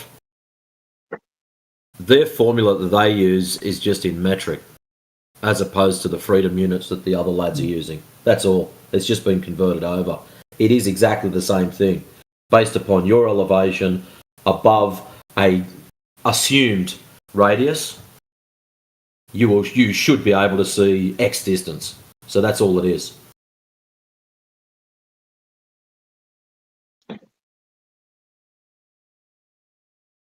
So in that image, we see beyond that X distance, and we question why, what's going on. You guys come back and say refraction is the reason. That's all that's happening. It's really, really simple. So the problem with refraction... So why is refraction not the reason? Well, the issue with refraction is you've got to assume it's a ball in the first place, because to get your refraction into the formula, they need the radius to do so. So they assume it's a ball. So no, that's not how refraction works. That's how what I said about XYZ, right? Your XYZ variables are all well and good if the Earth is a ball, but is it? Because so far, all our results are just showing flat.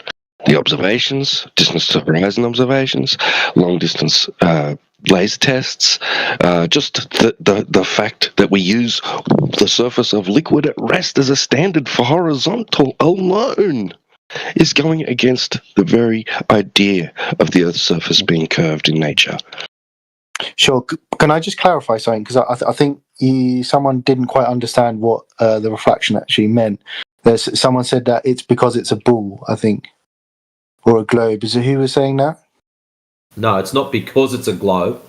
The refraction, you need an R value in order to insert that to calculate distances. So what do you think? That's how terrestrial refraction is included into the ball. They just assume the ball is bigger. So I'll give you, like I said earlier, when I said 1.22 times the square root of the observer's height in feet, they changed that number to 1.29 up to 1.34. And in ultra extreme cases, very rare, up to, was it 1.42? Sure, so even if we give you the peak, 1.42 times 1 equals 1.42. The atmosphere, it's because of the optical illusion where the light bends. It's all about the temperature. I'm going to ask you a very simple question. Does refraction improve your ability to see, or does it diminish your ability to see? Say it again. Does it improve your ability or diminish your ability to see?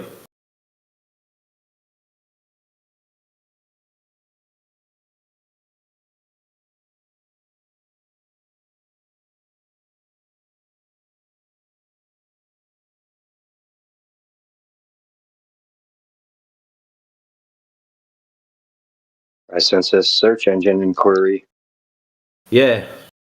Insert Google typing sound.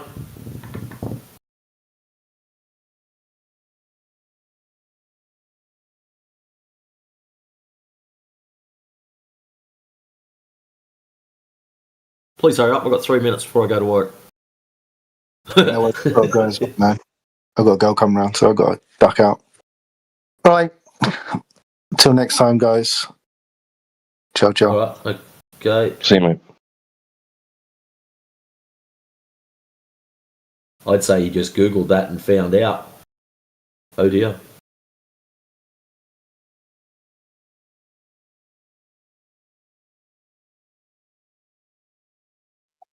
For himself, the burden reversal attempts were genuine or not.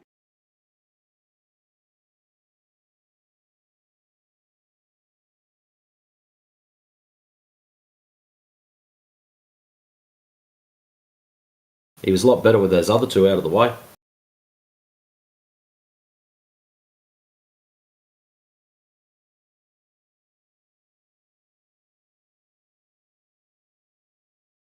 Yeah, it just grinds my gears when they assume the ball in the first place, but then also say at the same time, "Oh, I don't have an opinion,"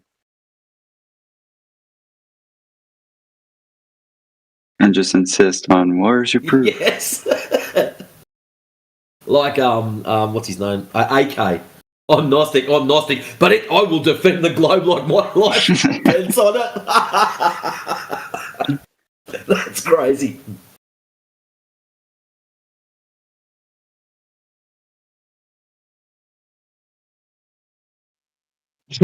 And then everything you present is not good enough.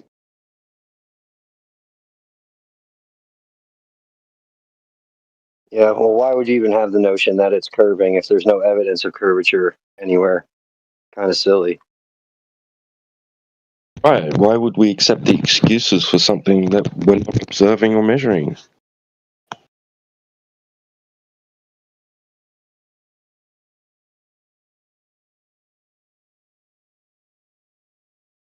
That really is the opportunity for them to come in and say, hey, look, yes, this is how we know the Earth is a globe, right? And now that we know that, now we can establish why it is that we're not being able to observe it in these instances, or measure it, or why it's not why the observation isn't conforming to the claimed geometry. We can talk about that. They want us to skip past the claimed geometry bit, which is what the observation is directly addressing. Where's the claimed geometry? I don't see it. Which, mind you, they were the ones that told us to go out and have a look for it. And ways to be able to determine it. Hey, you should be able to see a horizon at this distance. Oh, okay. Well, I don't see it. It's beyond that. Hey, you should be able to see this object being blocked from view. Oh, look, on this day, I see it all. Or I don't see it being obstructed from view at the extent that you say it should be.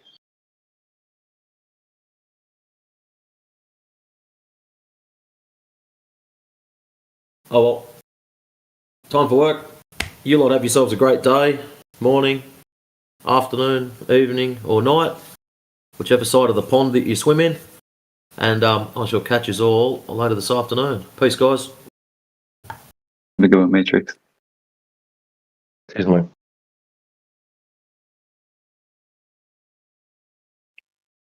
Yeah, but that was a good conversation this morning, Yoder. With the white swans, and it wasn't like something that was completely new, but it did give me a little cognitus, like, what? We shouldn't bring up the black swan, at least in the first 3 seconds. But it's a good point where you do have this realization that we don't have the burden of proof, right? And to kind of reverse that argument on them, I've been thinking about it all day, and it's just so right. It's like, where's the black swan for this globe? Yeah. Thank you for that. See, they have a whole bunch of ifs. So if the Earth was a globe, that's one of their ifs. The second if is if the atmosphere was wrapped in curvilinear gradient around the globe Earth, right? Because they don't just need a globe Earth; they need a curvilinear gradient that they think they're going to get their path of light to, follow a different trajectory through. Right? So they have to prove that too. Exactly. And there's a few more, but there's a whole bunch of those that are just like that. And so usually what they say is, well, I know it's the light. I know light is refracting, whatever that means. Moving, changing, altering its path to arrive at the observer. And I know that has to be because I already know the Earth is a globe. And that's their circular loop. If you press them hard enough, that's what they're going to say every time. How do you know there's that much refraction there? Oh, because I already know the Earth's a globe. That's how. So yeah, they got to prove at least one of their conditions, right? Before they can even begin to make a real point. And that's just one of them, because they need all of them. All of their conditions are stacked on top of each other, and if you pull out the bottom one, they all fall apart.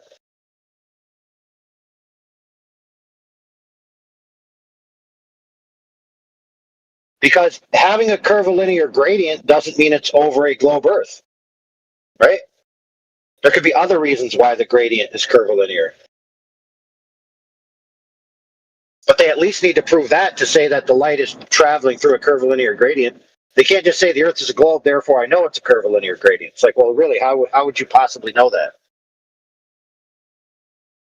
Could be following the contour of a dome. I'm kidding. Sorry. Well, if you assume a globe.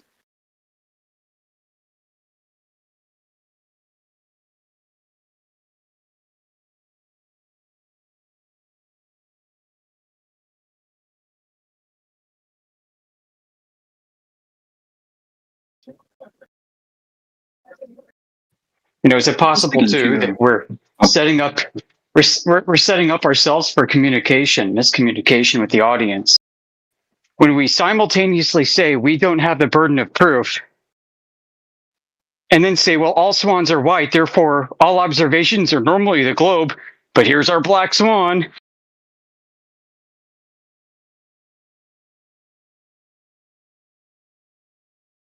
Right. So then we accept the burden of proof. You know, which implies that the Earth is a globe by default. Yep, no longer. We don't have to challenge a default globe. They have to challenge the default flat Earth. Right, which is usually the way their arguments go. Well, the Earth looks flat, but we treat the Earth as if it's flat, but the Earth is stationary, but... So they already concede to the base experience, and then they're going to try to give you arguments on top of it. So just, they should be doing that. They should be proving their case.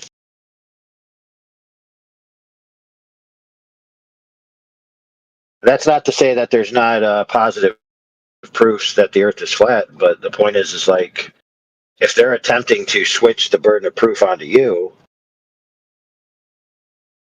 just like what happened earlier. Somebody said, here's the formula, this is what it is. And they said, no, that's incorrect. But they couldn't back their claim up that it was incorrect. Now, what they should have done, like I said earlier, tactically, they should have just demanded when the person said what it was, just say, hey, do you have evidence for what you just said?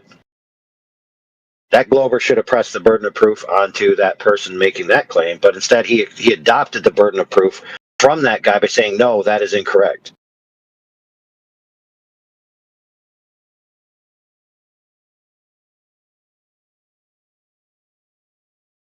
There's a lot of people make those types of claims. Like if the Earth was spinning, I would feel it. Like that's a bogus claim, man. You can't possibly validate that claim. Just hear Vsauce. Or would you?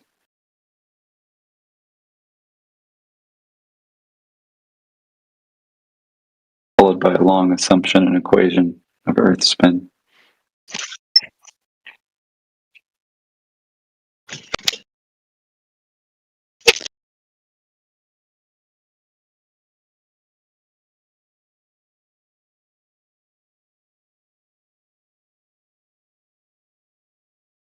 But that conversation reminded me too of, how the refraction argument came about in the first place. Because I could swear that before 2020 or the acclaimed Black Swan image, they were saying, oh, well, refraction is negligible, right? Let's just look at the geometric horizon. And they were just all about the geometric horizon, which was kind of the point of, I think, what QE was going for, is he wanted them to literally invoke refraction just so he could shoot it down and say that, no, it's all optical now. There goes your geometric horizon. But that conversation reminded me too, like, it's grown since then. We've kind of matured the argument and refined it, and nothing better than that.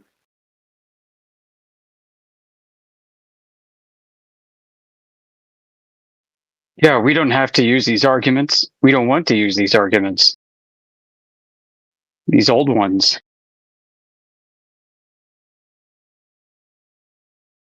It's all about the claimed geometry. Well, it's a projection. So they'll say, if the Earth is flat, where's the edge? making you think that the edge of the flat Earth, right, is relevant. But what they're really doing is hiding that they're the ones who claim to have an Earth edge. They've been claiming we know where the edge of the Earth is. So they're saying, where's your edge? And they're not saying it out loud, but it's implicit in what they're asking, that they're condemning themselves because they're setting it up like this. If I can't show you the edge of my globe Earth, then the Earth isn't a globe. Because if you can't show me the edge of your flat Earth, then the Earth isn't flat. So, okay, I'll take that bet. You claim to have an edge. You think that edge is a geometry, right? But the actual thing that you think is the edge is actually just an optical effect. So now you don't have an edge. So you've never seen the edge of your globe Earth. So by your own logic, you can't believe in it or accept it as true.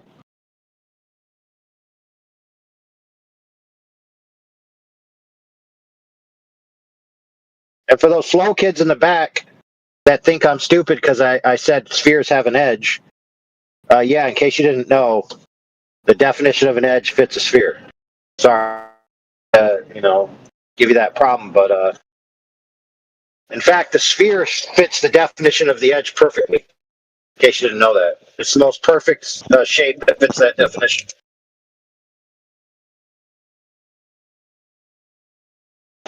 So the edge of an object is it's the point on the surface furthest away from the center, which would basically be the entire surface of a sphere.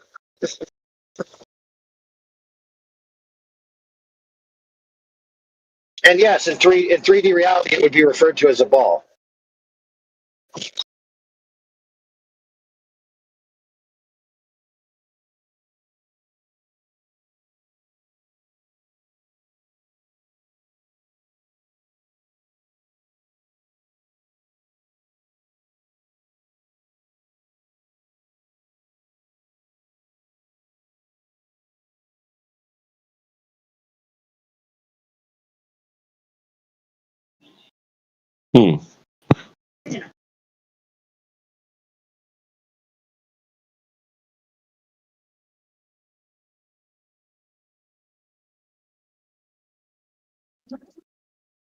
Yeah, pretty much all their arguments are projections of their own weaknesses.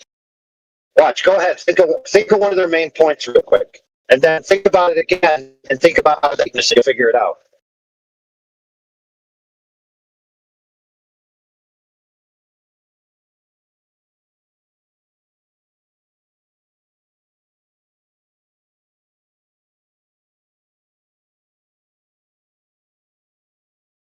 So one that we've been getting a lot lately is you can watch the sunset from the bottom of the Burj Khalifa and then climb to the top of it and watch the sunset again.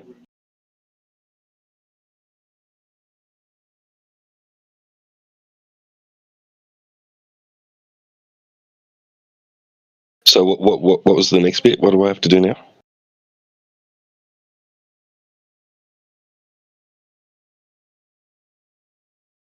Okay, so what's their main point about that? Because just saying that out loud doesn't actually mean anything. They have to put it into some form of reason.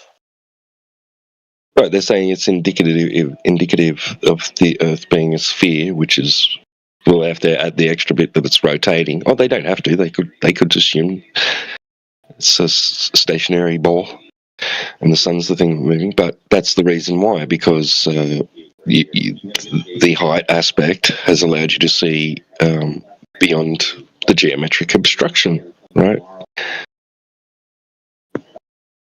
Allowing you to see that thing in the sky again. Right, which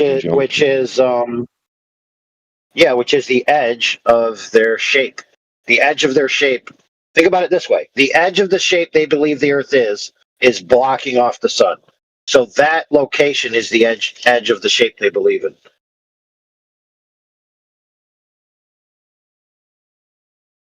Right, so they're invoking an edge, which they can't demonstrate. So they can use like a conditional.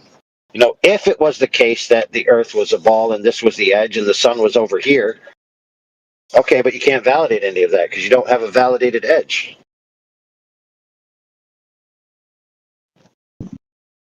So they're making specific geometric claims that can be debunked because there's an Achilles heel, and that's that the actual surface isn't curved.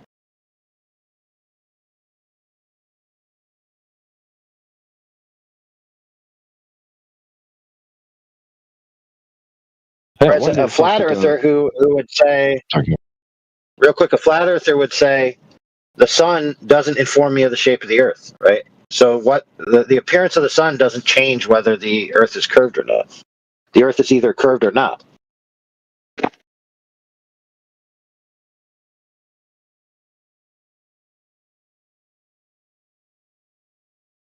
Right. I was wondering though, like, I go to the beach, watch the sunset. I've got a hole next to me, little under 6 foot deep. I watch the sunset. I jump into the hole, look across the surface of the water. I can watch the sunset again.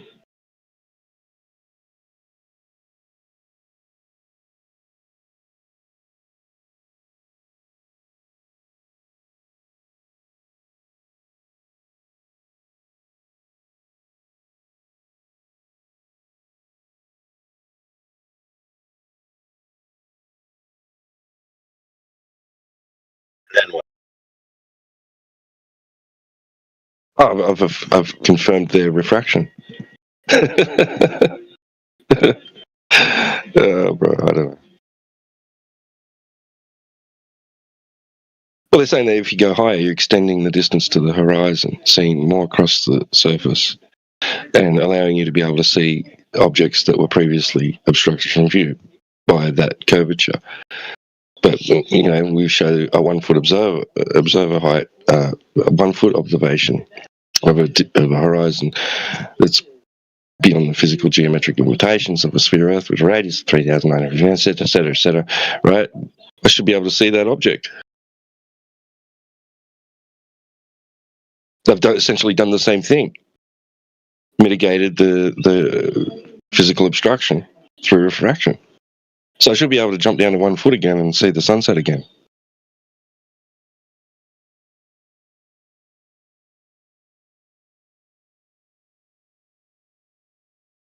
It's funny. Dick Lobies tell us to climb a tree. Like, no, man, Globie, you got it wrong. You have to get closer to the surface. Because you got stronger refraction down there. I like when they say, no, you just got to lay down and stand up.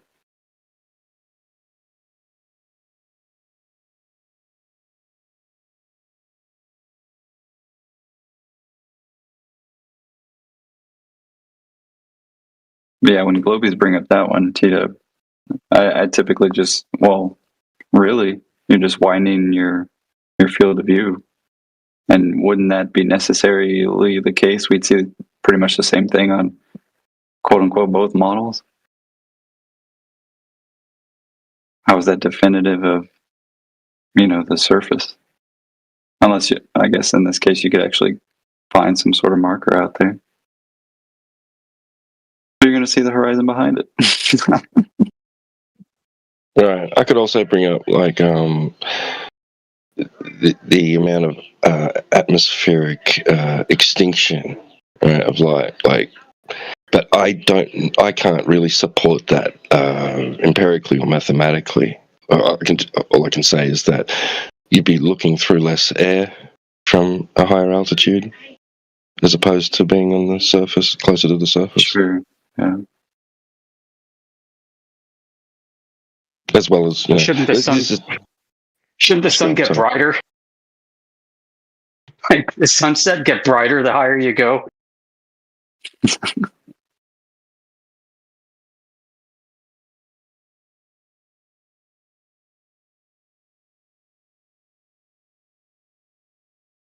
That could be argued with high altitude balloon footage.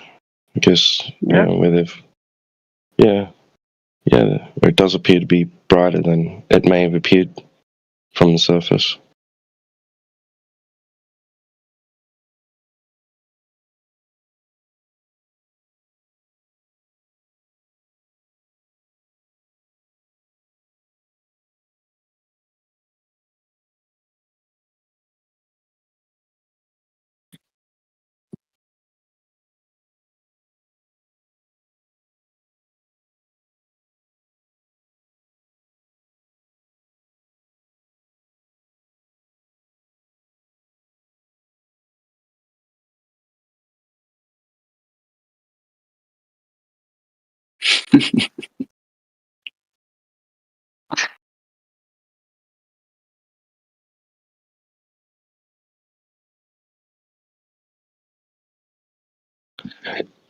It can be somewhat entertaining sometimes if it doesn't go on for too long, where like people like Talon tie themselves up in knots trying to explain things like, you know, the Miramar Beach observation, aka the Black Swan, right? Trying to explain it, introducing new horizons and things like that. It can be funny. Also can be frustrating. So I have a fun idea, not to complicate things any worse than they can be. But what if there is a huge tidal area? We're talking 100 miles squared, so 10 by 10 miles. And it's depressing the ocean, including where the oil rigs are.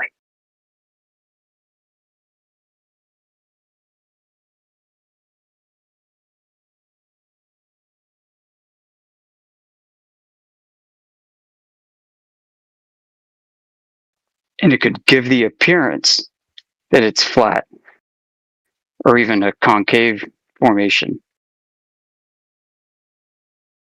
And then over time, gradually, the depression fills in.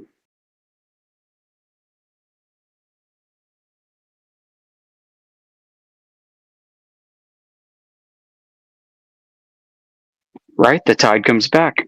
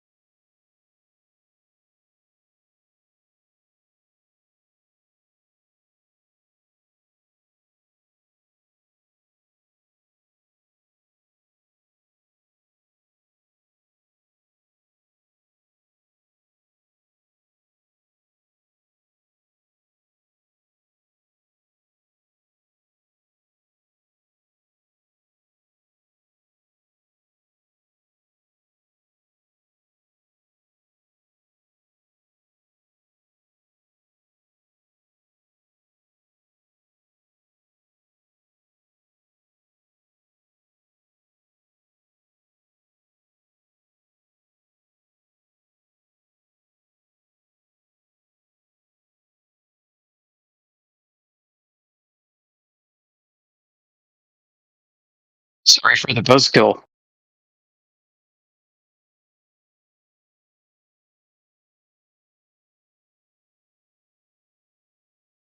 All good. Not gonna lie, I was trying to put that one together.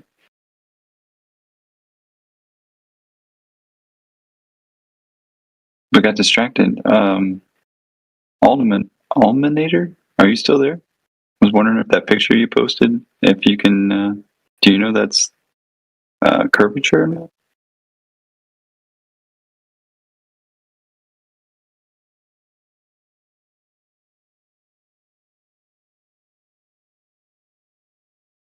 Maybe can't get to the Evidence mic. of uphill Earth sloped.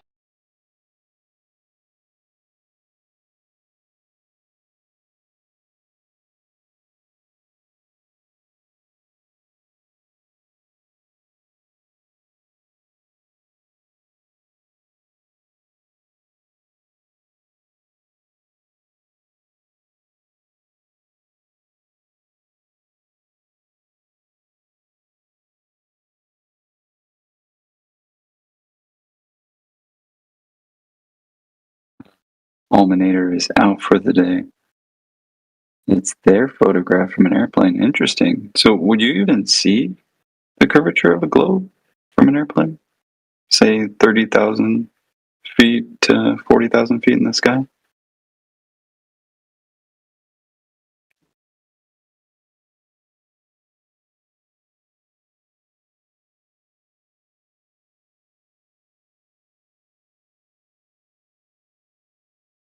Well, I mean, the answer is no. Right? If you look at the math of the globe.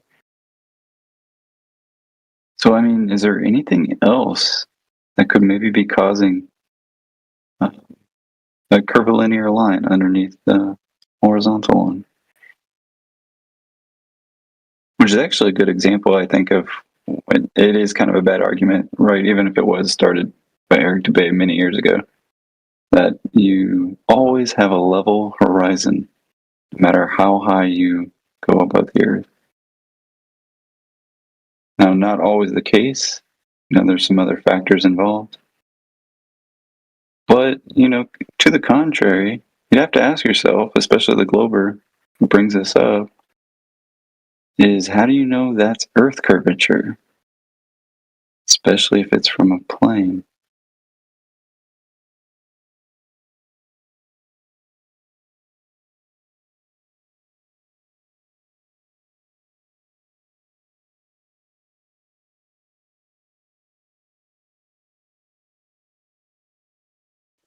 Why wouldn't we expect some deformation to happen on those plane windows, to not only just be a part of their structure itself, but to change shape under the conditions of high altitude flight? Or what about the camera lens itself? What was the depth of field, the focal length? And what about the very common slight barrel shape distortion that happens? How about the image itself? Is that properly centered in the frame? Has it been cropped? What about the exterior conditions? Is there a maximum throw of light? Is there an uneven Rayleigh scattering, Rayleigh absorption going on in the far field? Does that curve even comport to the globe geometry in the first place from this altitude?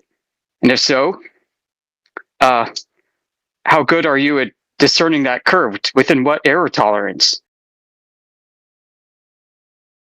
Are we even seeing a globe curvature or any kind of curvature at all, I should say? Are we seeing any curve?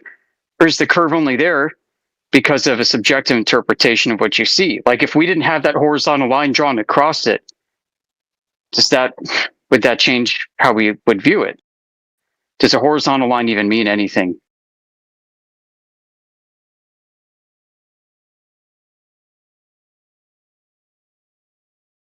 And as someone pointed out, what's it referencing, as obvious it be? Was it referencing the clouds? What does that mean? What's the meaning of that line? Is it showing you where the ground is, where the clouds are? Well, clouds don't have even altitudes.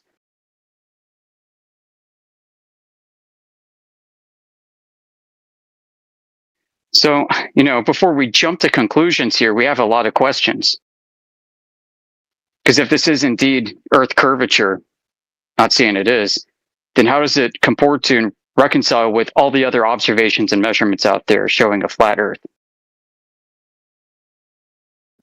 Oh, is this the Glober's black swan finally?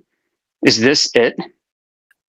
Right? So we don't get to rely on NASA or NOAA or any of the space agencies. It's this guy and his vacation photo from a plane that did it once and for all. How about that?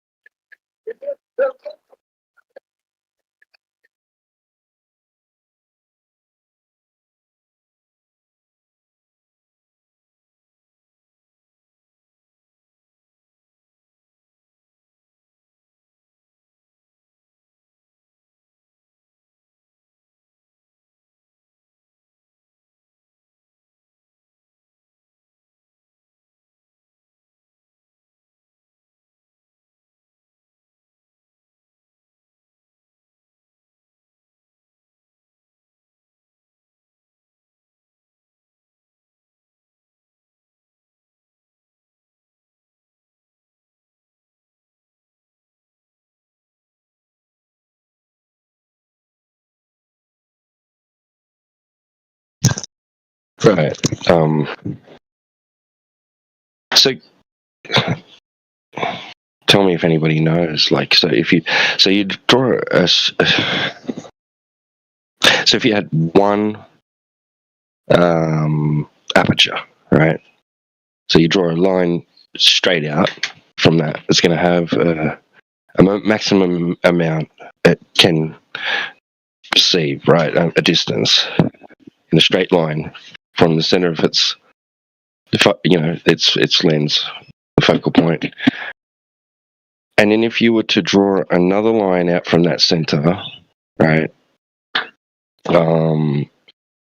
that's radial, right, so it's off to this, and it's angled a little bit from that original line, but it can only go to the same distance, right? It's not going to meet. It's that would form like an arc, right, between the ends of the two lines. Is that how optics works?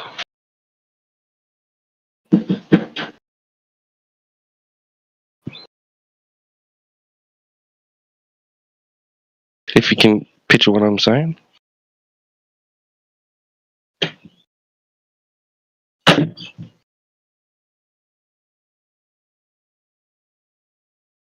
Yeah, I can't comment right now.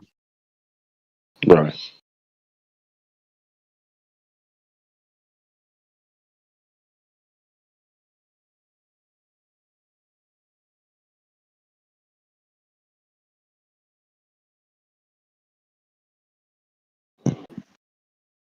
Well, anybody in here that's been listening, that's new, that has questions, wants to make a comment, or anybody that's already been here before that has further questions or has thought about the topic, and let's have a discussion. We've got someone in here who's probably that I love listening to talk about this. Not that I don't enjoy listening to others talk about this, but this person is one of my favorites, and it's Cyclone, the Cyclone. I enjoy the conversations that he has with people that think that they live on a globe. So if you are someone that thinks that they live on a globe, I'd love to hear you address your questions or comments to the Cyclone.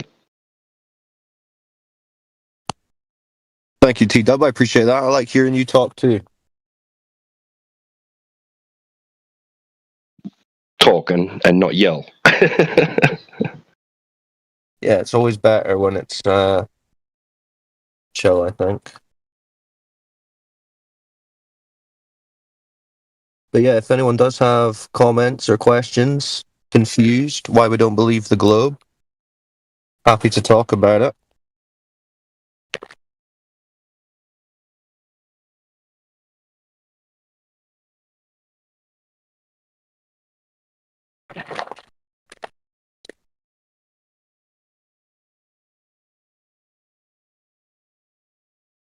Not everyone likes the way I talk about it, though, T-Dub. A lot of angry messages sometimes.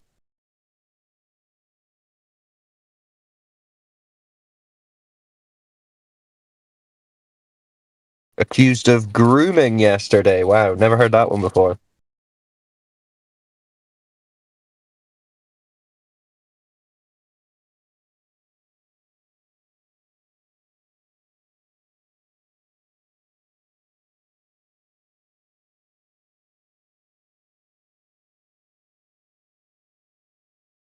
So how's everyone doing?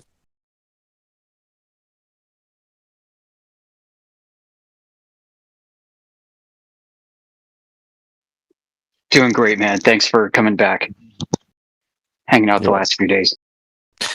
Yeah, I'm trying to get on when I can. I can only manage a little short burst, so I'll just jump in and see if anyone is lost and in need of clarity as to where they live. Nyanas 75718, what's up? VLTK, what's up? Recognize you. Chinese or Korean lettering, what's up? To recognize you. Bass State, what's up? I think that's all the new people in here.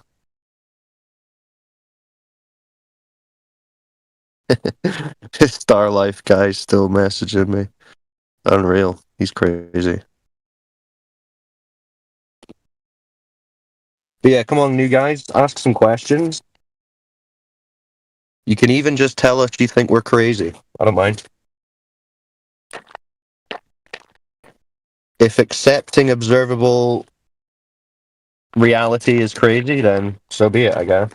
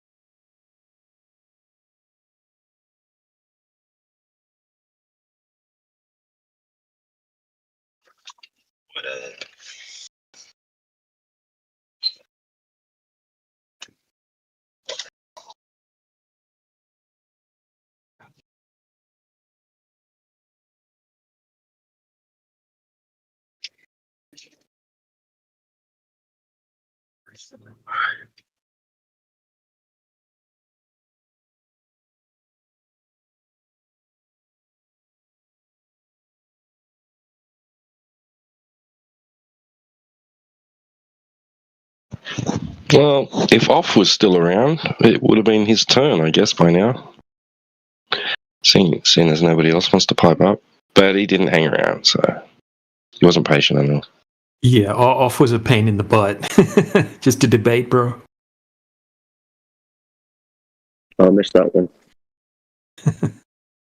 Just all about inferences and just trying to use debate terminology to try to conduct the conversation, even though he wasn't a part of the current conversation that was happening. Yeah, some of them can't help themselves. When they hear it going on with someone else, they have to interject and change it or stop it, control it in some way. Yeah, he was just trying to show off his debate skills, his debate terminology, technical skills or something.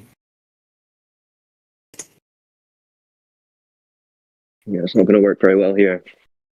That's the amazing thing about this topic. You can cut through all that debate bro nonsense in no time. Yep.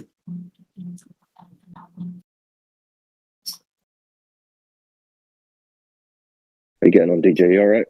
Yeah, good, Cyclone. Good to see you, man. Yeah, you too. We have a Mango in the chat at the moment. Welcome, Mango. Mango. Nice name. Appreciate that. Thank you. How's it going, Mango? Good. You're a little bit quiet on the mic. You able to turn it up or get a little bit closer to it?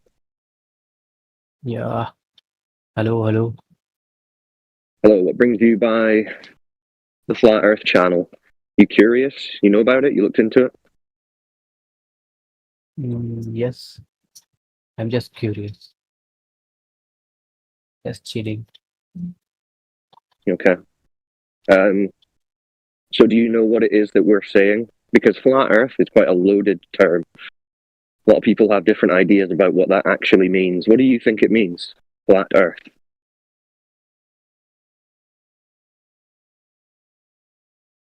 I believe in globe, bro. I don't know about anything about flat Earth. Yeah. I No, believe that's that understandable. Earth is round. No, I don't think the Earth is a globe. Why? Because What made you think that Earth is flat? because the surface of Earth has no detectable curvature, like a globe would Yeah, have to because have. it's too big, bro. It's too big for our eyes to see. No, but even at the size Have they you tell ever- us it is, the size they tell us it is necessitates a specific amount of curvature over a distance, and that doesn't exist. Never been measured.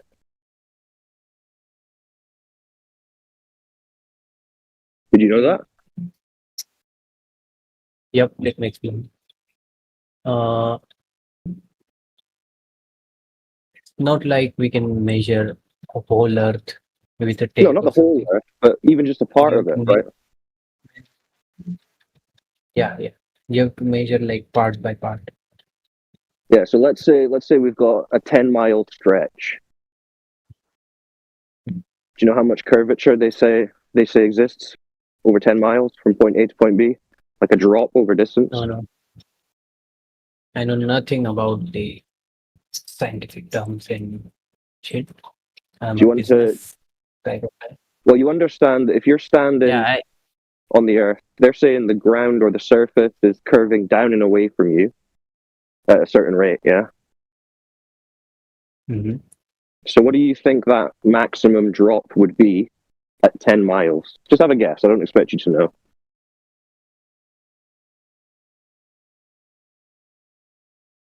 Probably like in degrees, 2 to 3 degrees.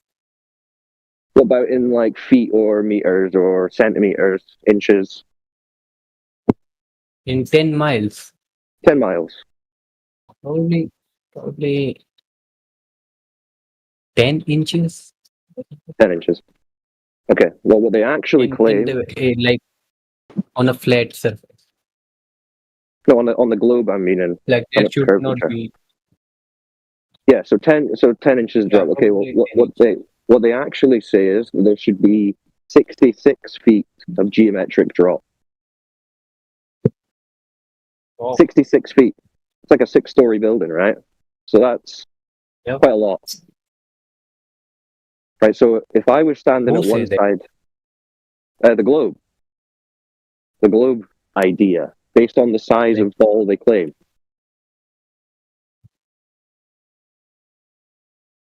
So if you go online or onto Google and you type in curvature calculator, you can play around with it and you can see what they say the drop should be over a given distance. It says around 66 feet. Yeah, there you go. So if I'm standing at one side of a 10-mile lake and you're standing at the other side and we're just on the shoreline, there's supposed to be a drop of 66 feet between us. Right? Yes. So there's going to be a big curve of water between us. So do you think you would be able to see me on the other side of that 10-mile lake? And I'd be able to see you? Nope. Mm-hmm. Nope. So what if you went down to the lake one day with a pair of binoculars and we did this and we could see each other? Mm-hmm. What would that mean?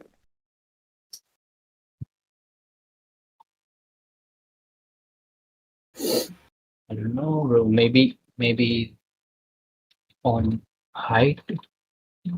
We're just like 5-6 feet. We're just standing on the shoreline of the lake. So if we can see each other, that tells us that there isn't a drop of 66 feet from A to B. Right? Yes. Probably. Yeah. So that's basically what's being done all across the earth by thousands of people. And we're finding that there is no curvature. And if there's no curvature, there can't be a ball, right? Yep. Makes sense. But it's Do you want to see an example? Yep. I don't want to put you on the spot, but DJ, are you here? Yes. You're the man with the observations. Would you like to share one with our friend here and walk him through it? Sure. Okay. Who are we talking to, Mr. Mango? Mr. Mango. Yes. Hello, sir. Hello. Hello. All right. I'll try to quickly present the observation. Okay, so this observation was done in the United Kingdom over the ocean by a Let's man just named. double check. Are you looking at the text chat, Mango? Mr. Mango? Yes. Yes. I am looking. Okay, cool. Sorry, DJ. Okay. All right, so this is a guy named Dr. John Dee, and he's doing an observation in the UK. So he goes to the ocean, and he's looking out at a wind farm that's out in the ocean, right? It's one of those farms where they have the big giant windmill towers. Okay, and the windmill farm is 11 miles out into the ocean. Okay, so we're going to test for the curvature. Okay, so firstly, I'm just going to post a clip of the observation itself. Okay, so he's set his camera up just above the surface of the water, 1 meter. Okay. And he's looking out at the wind farms. Okay, so you can see 6 windmill towers ranging from 8 miles to 11.2 miles. Okay, the one on the left is 8 miles away. The one on the right is 11.2 miles away. Okay, so let's go over some basic mathematics now. Okay, so this is in feet and miles. Hopefully that's okay. Okay, so 1 meter is about 3.5 feet. Okay, so his camera height is 3.5 feet, which is 1 meter. And the distance to the object. Okay, so we're going to have a look at the windmill tower on the far right. It's 11.2 miles away. Okay, so the distance to the horizon on a globe would be 2.29 miles. Okay. Okay, so first problem, right? We don't see any horizon before the windmill towers, right? We can see the horizon is far beyond the windmill farm. But on a globe, the geometric horizon, the physical horizon, right, the place where the sky and the ground should meet, that should be at 2.29 miles away. Okay, but we don't see any obstruction. In fact, we can see the bottom of the windmills actually touching the water. Now, I'm just going to upload a close-up shot of the windmills, right? And this is a close-up of the zoom footage, but I'm also going to put a close-up photograph that's not the zoom footage, right? So this is an actual close-up photograph, just to show you that at low tide, you can see the black portion at the bottom of the windmill towers, right? And we see the same thing when he zooms in. So we can tell that there's nothing obscured or obstructed from the bottom portion of the windmill towers. So on a globe, there would have to be 52 feet of obstruction, right? The bottom 52 feet of the windmill farm on the right should be hidden behind the horizon. But we don't see any obstruction. In fact, we can see the water going far beyond the windmill farms. Okay, so there's no curvature. There's no geometric horizon present in this observation. Then, do you have any questions? Did you understand everything I said? yeah, I understand. Like, So what we're demonstrating, Mango, is that there is a disconnect. There is a difference between what is observed in reality and what the globe concept is predicting. Do you see that with the observations? So the horizon is supposed to be at 2-3 miles because it's supposed to be the curve of this geometric ball, the size that they claim it is. So we wouldn't be seeing any water past that, but we just see flat water all the way out. You see that? Yep. So the question is, where's the curve?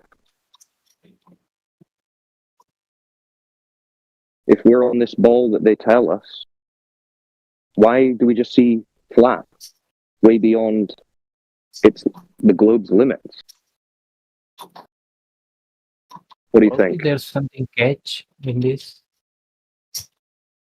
What was that? Probably there's a catch in this observation. Well, the catch is there's no curvature.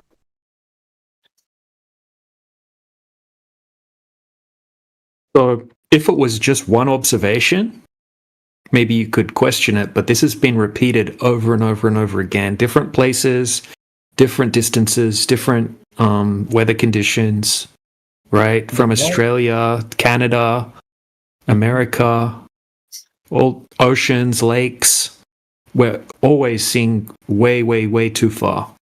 And there are 0 observations that I've ever seen that even come close to matching up with the globe. Okay. So I have a question, bro.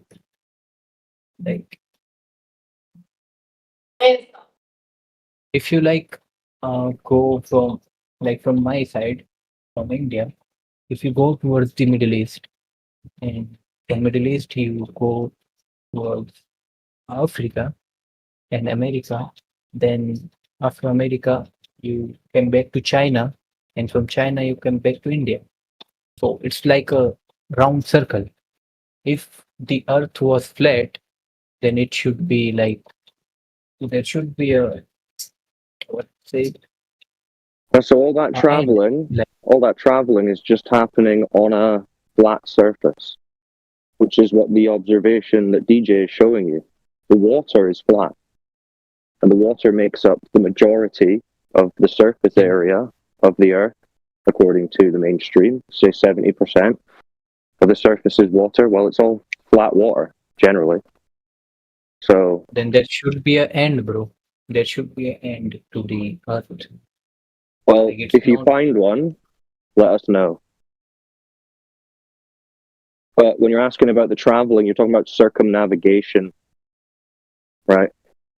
So circumnavigation, the root word of that, circum, means circle. Like you said, you're traveling around. And yeah, you can travel around in a circle around a ball, but you could also travel in a circle on a flat surface, right? But if you go on a straight line, I was talking about the straight line, bro. Well, that's not how planes and boats and people are traveling, though. But if you want to be the first, you can give it a go and let us know what happens.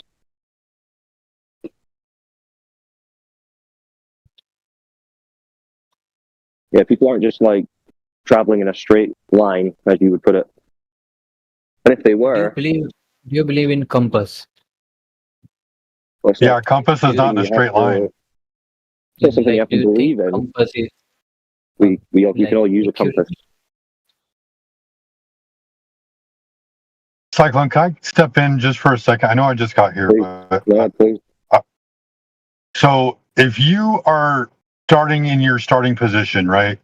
Like, and you turn from north, you turn 90 degrees and you're facing east. And you put you put your compass in your pocket and you walk in a straight line and you don't look at your compass. If you travel 100 miles, you won't be east anymore. You'll be southeast. That's just a fact. That's how it works on navigation. So the idea that you could travel in a straight line and wind up right back where you started from is a myth. Yeah, that's what I'm trying to say. There you go. No, it's not. You're saying if you travel in a straight line, you'll wind up right back where you started from. No, I was saying like if you start from traveling from India and Yeah. you travel in a straight line, you will end up. Going east, India. right? Yep. You shoot a 90-degree azimuth and you head in a straight line from your starting position. You're not going to end up back in India again. You're going to end up going southeast at some point. And remember, this would be circumnavigation. Circumnavigation is not a straight line; it's a circle. Like, I was in the Army. That's one of the things we had to learn how to do was land navigation. And there's 2 ways to navigate. You can either follow your compass every step of the way, and you're going circular around north, or if you put your compass in your back pocket and you just walk in a straight line, eventually you're going to be walking southeast instead of east.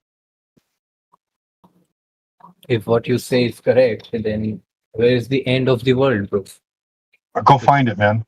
I don't need to find it. You can go find it, though.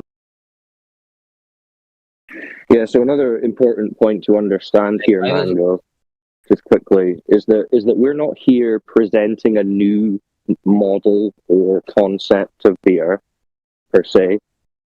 We're just pointing out that the surface curvature doesn't exist, and so it can't be a ball. There's no motion that's ever been measured, so as far as we can tell, it's not a ball. It's more like spherical shape, I guess, or like the shape of an egg.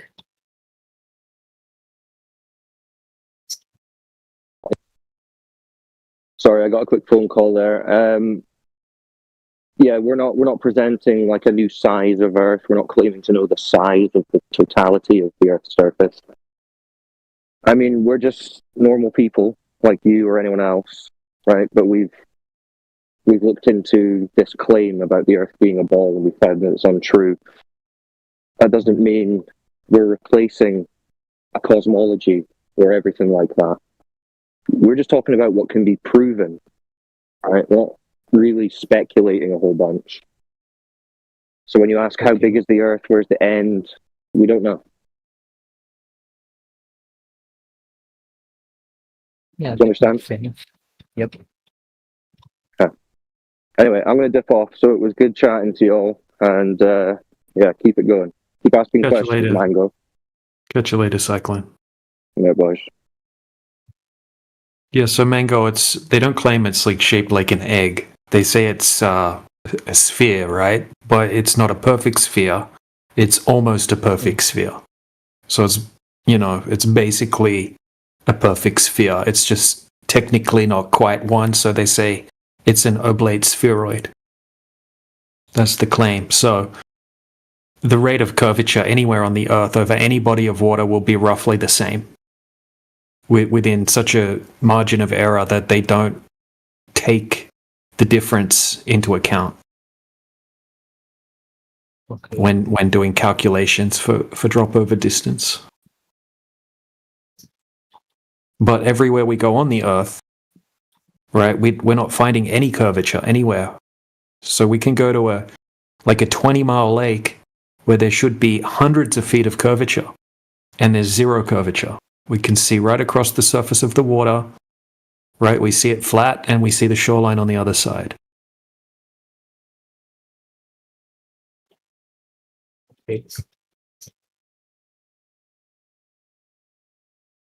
And yeah, we're not claiming to know the shape of the Earth, right? So when you say there would have to be an end, yeah, we don't know that, right? We don't know the shape of the Earth. We don't know the entirety of the Earth. We don't know everything. We're not claiming to know everything. We're claiming that when we put the globe to the test, right, there's no curvature detected. And the Earth is, it's observed and used by everyone as flat and stationary. Right? Like water needs a container, and water is flat on the surface, right? And when I say flat, I don't mean like perfectly flat, but like no curvature over distance, no drop over distance. Once my mom said, like, Earth is placed on the horns of cow.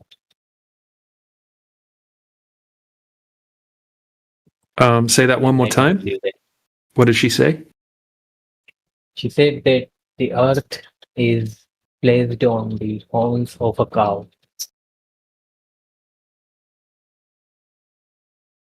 Placed on the horns of a cow. And I can't a cow? argue with her. Yeah, a cow. It's a big cow. Yeah, a big cow. Very big cow. Very, very big cow. And now here on the Discord server, people are claiming that Earth is flat. No, we're not okay, so we're showing empirical evidence that what we experience is true. Yeah, You know what's but there might be some. Well, there's no catch though, right? The water's not lying to you, right? You've been taught the Earth's a globe. Well, okay, go find evidence from anyone you like, right? Go find us someone that's validated that Earth curvature exists.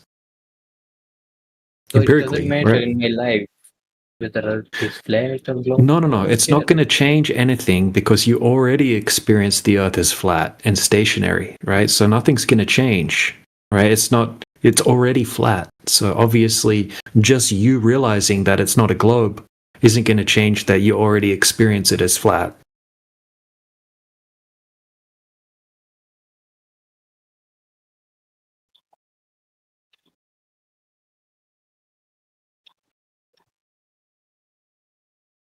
I mean, at the very least, like, is this about like what difference does it make? Yeah, I think so. Right.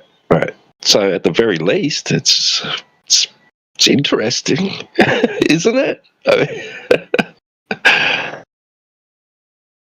I find it interesting. Yeah. Like where do we live? What's the nature of reality? Is pretty important question, I think.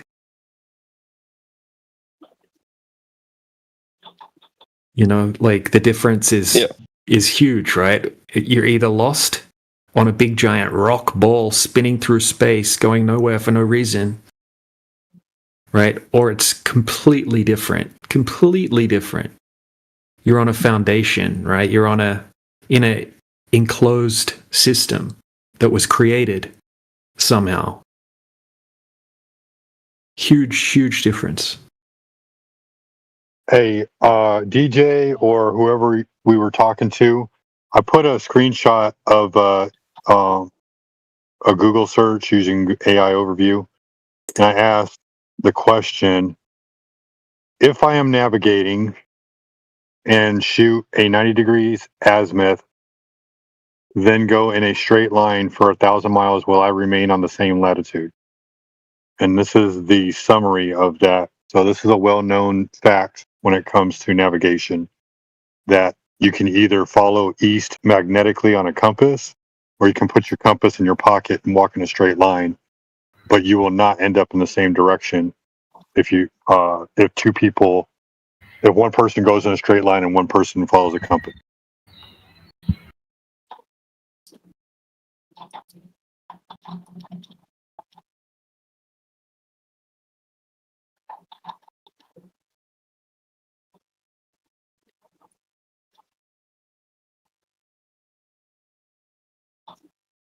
I hope this clears up a lot of people's conversations when it comes to navigation, going east, walking in a straight line. This should fix a lot of those disagreements.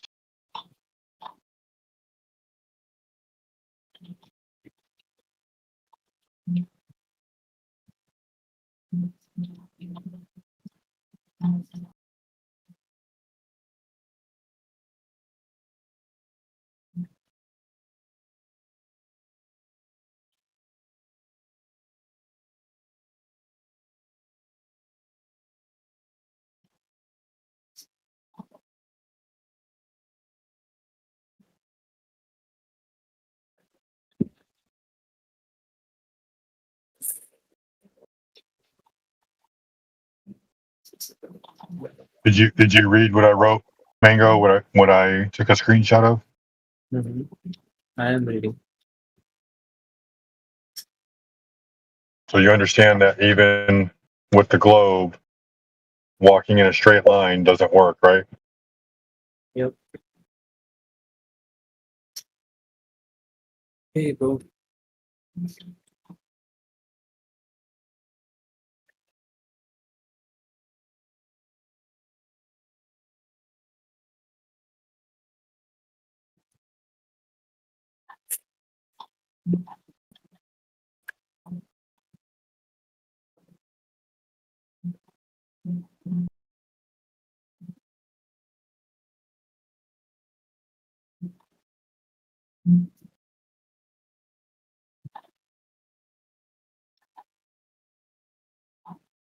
Again, one more globe debunk.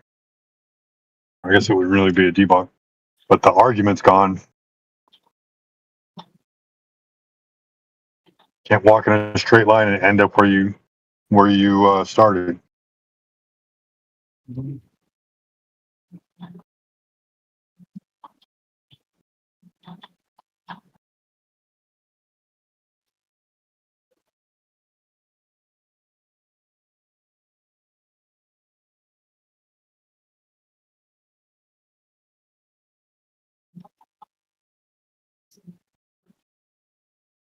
Right. Guys, nice talk. Bye. Yeah, just remember, water's always flat. Go take a look with new eyes. Yep. Yep. I'll take a look. Bye bye.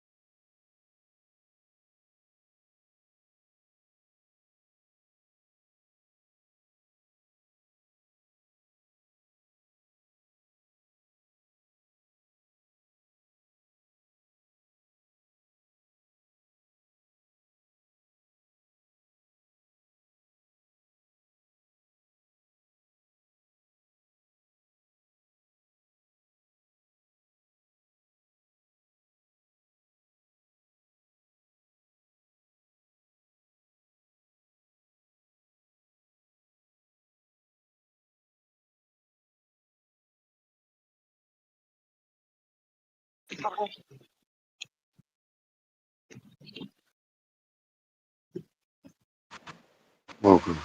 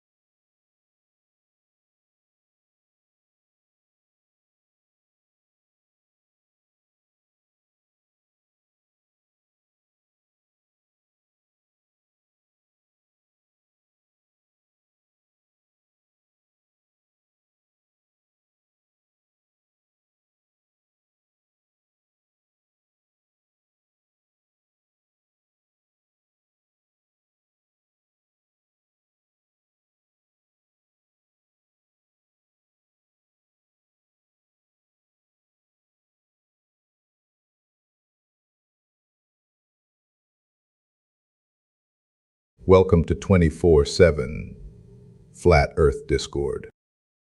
Please try to remain civilized and cordial. Gravity is not a force.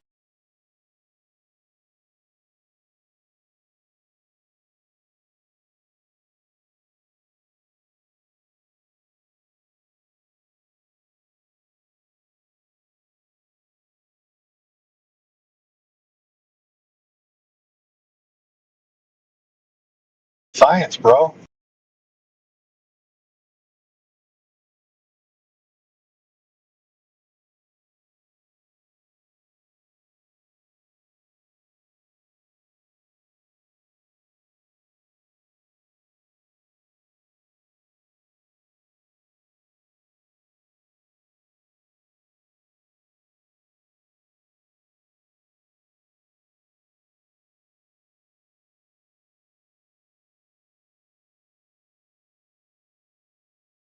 Clicking science, bro. Hi, lads. Welcome to science class.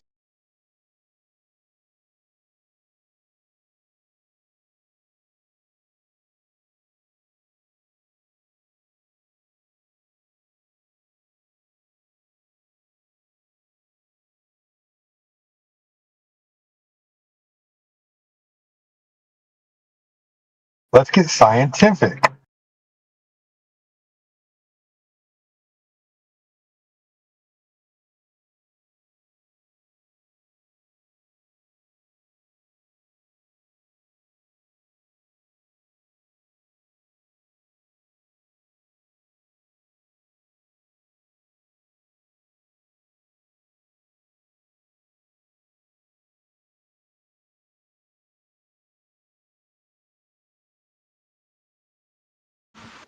Welcome to whoever just joined in. I heard the notification go off a couple times. Feel free to ask any questions if you haven't. Hey, Dead Air Dave. What about this globe thing? People still think that's real? Really? Welcome back, Dave.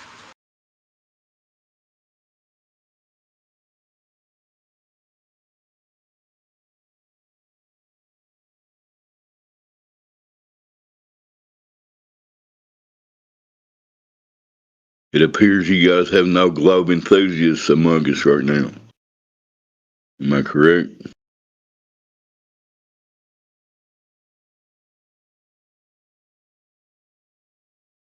Anybody on here think they live on a spinning ball? Go ahead and speak up. Or don't. Your choice.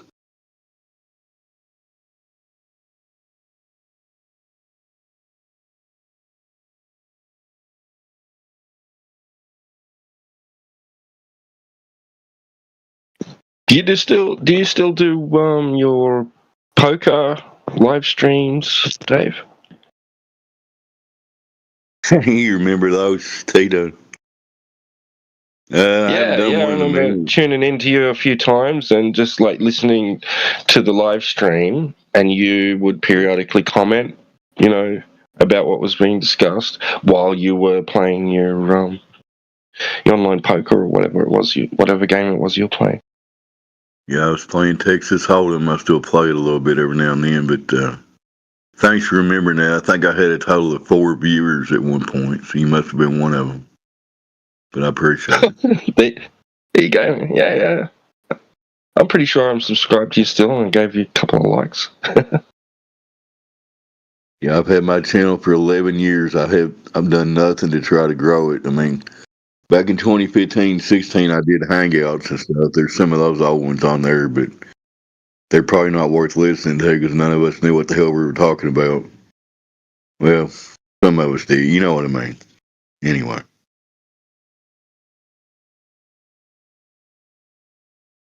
I'm not even sure how I ended up finding that, whether it was a link on your profile or something. I don't even know if they had links on profiles back then. Somehow I ended up on your channel. Yeah. Well, those poker streams are more like 2021, 2022, I think. Somewhere in there. I'd have to look. Yeah, That's yeah, after it was a while ago, yeah. It was after I joined Discord, and you probably got it through Discord somehow. I didn't get on Discord till like 2018. I didn't trust it for a long time. But anyway. Whatever platform they give us, we use and utilize, right? We're here talking. And we still got no evidence for the globe unless somebody wants to correct me. Go ahead.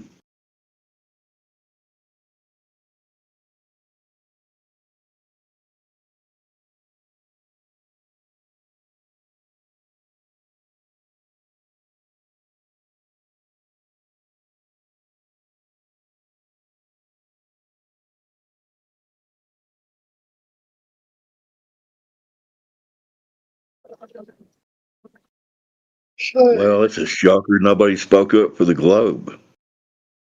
Come on, there's got to be something you can say good about the globe, even if you don't believe in it. It's a cool idea, right?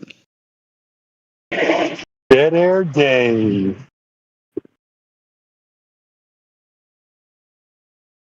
What's up? Who was it? Sheepdog? Yes, sir. Long time, brother.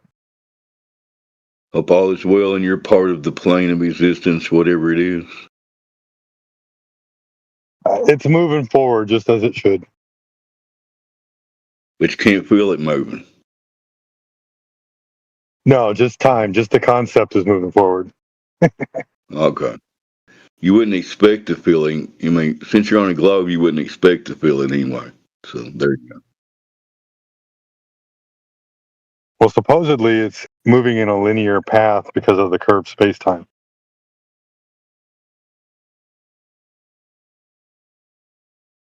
Yeah, all that makes sense. Einstein figured all that shit out. You don't have to worry about that, man.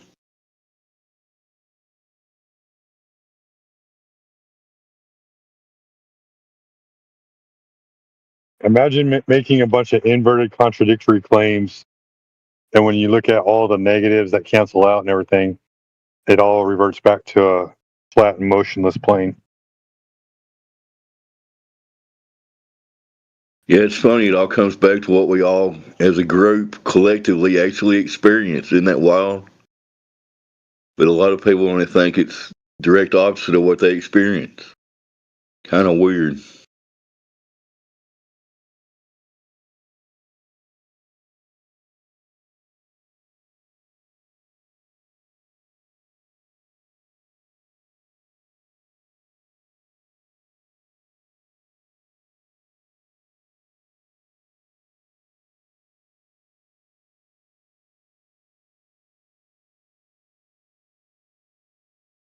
Somebody do something. Let's get some globies in here. Let's get some globe proving going on. Go ahead.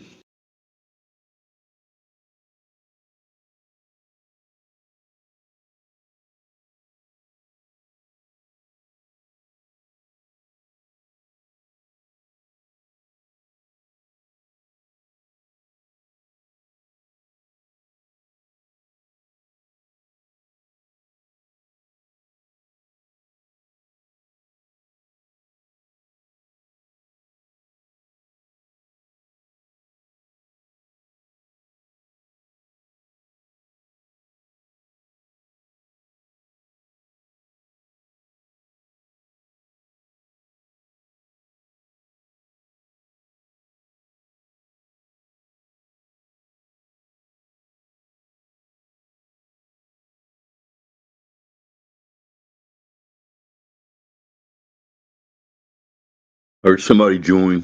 Welcome to the channel. Do you think you live on a ball? Yeah, man. Maybe. All round and spinny and stuff. Yeah. Cool. What makes you think that?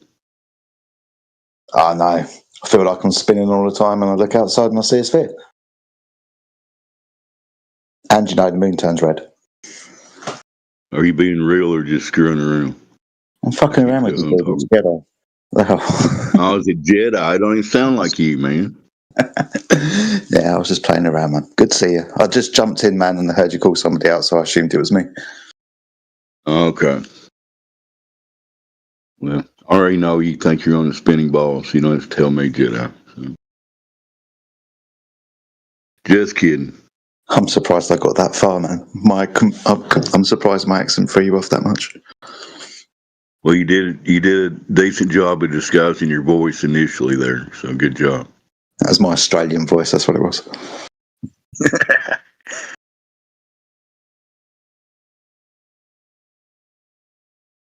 So somewhere out there in YouTube land or whatever platform you're hearing us on, click the link, come in here and tell us all about the globe, and hopefully bring some empirical evidence with you.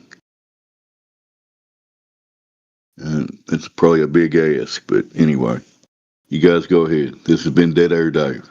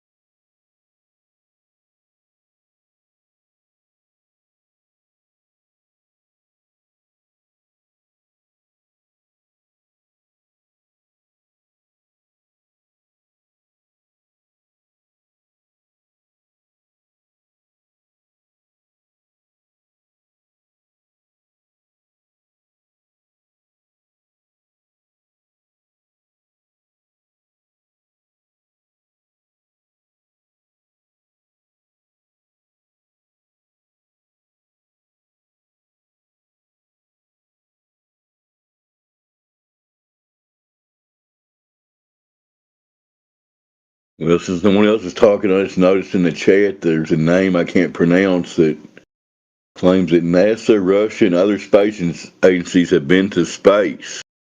Would you like to discuss that? Can you talk? Go ahead, name I can't pronounce.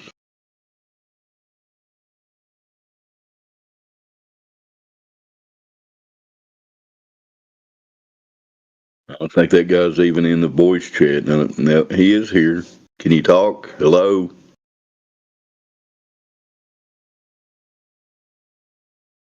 Want to back up your space claim?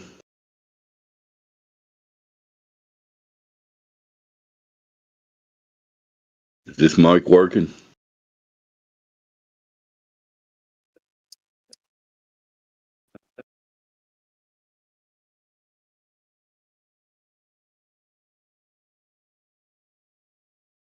And we've been joined by A7. Welcome to the channel. What say you, if anything?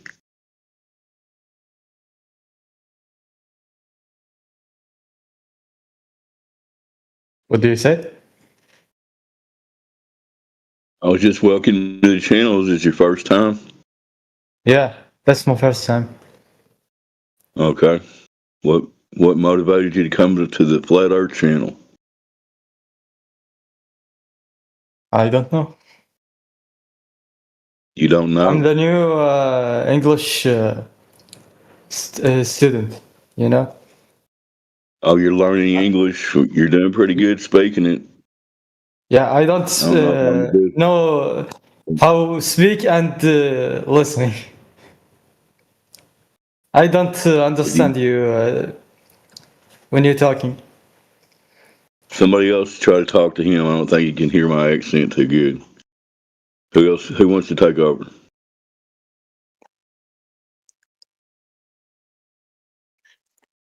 No, he's doing good. I think he understands you a little bit.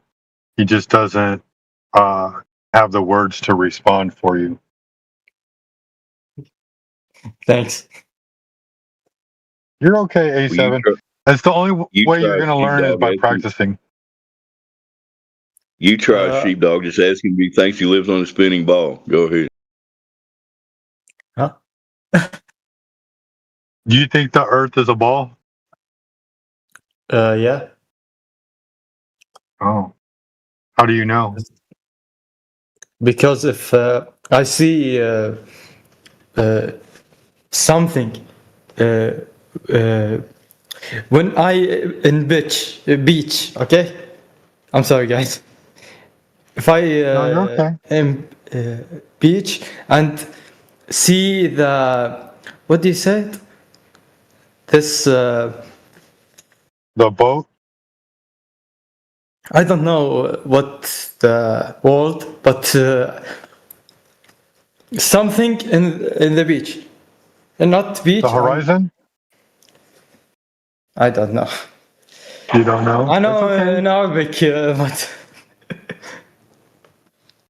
when you're at the beach and you see things go far away. yeah, I see these things, and I can't say it in English. That's okay. You're doing good. It sounds like you want to say things go far away and disappear. 1 minute. I want to search this thing. Okay. Absolutely. Go ahead, man. This is how you learn and practice.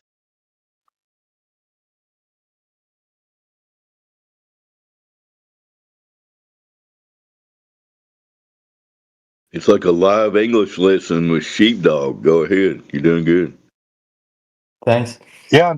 And I will say this, A7, also, if anybody else wants to jump in and they agree with A7 and maybe their English is a little better, you can jump in and we can talk so A7 can listen.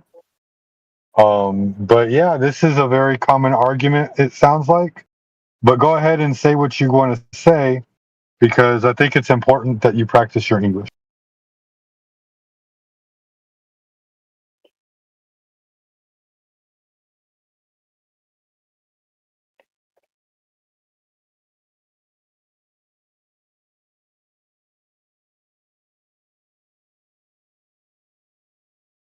Well, we have Jahannam is saying that height proves that the Earth is a globe.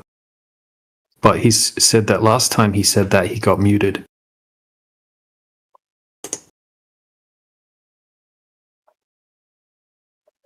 Does anyone recall? That doesn't sound like something we would do. Who is it? All right. What did you say? Height, DJ? Height proves the Yeah. globe? Uh-huh. Yeah. Okay, alrighty then. All right, let's all right. Jahannam, you are unmuted. You were unmuted. All right. DJ, you should have never muted him in the first place for making that terrible argument. I didn't mute him. DJ, you're so funny, man. Every time I try to unmute him, he gets muted. Yeah, someone keeps muting him. All right. Is someone wanting Oh, him you're to clicking stay on it muted? too? No, I'm not clicking on anything. Okay, I'm gonna unmute him right now. Nobody else unmute him. It's Yeah, muting him immediately. Something's okay. happening. I didn't do that. Yeah. Let me see if it's a command issue. Let me see if I can do that. Guys, I cannot open share. Why? You should be able to open the chat. I will tag you in there. Okay, 1 minute. If I upload. It's a little bubble right where you're connected to this room, man. Should see it there. All right, I've tagged you in the chat. Yes, so Jahannam, we can't unmute you, man.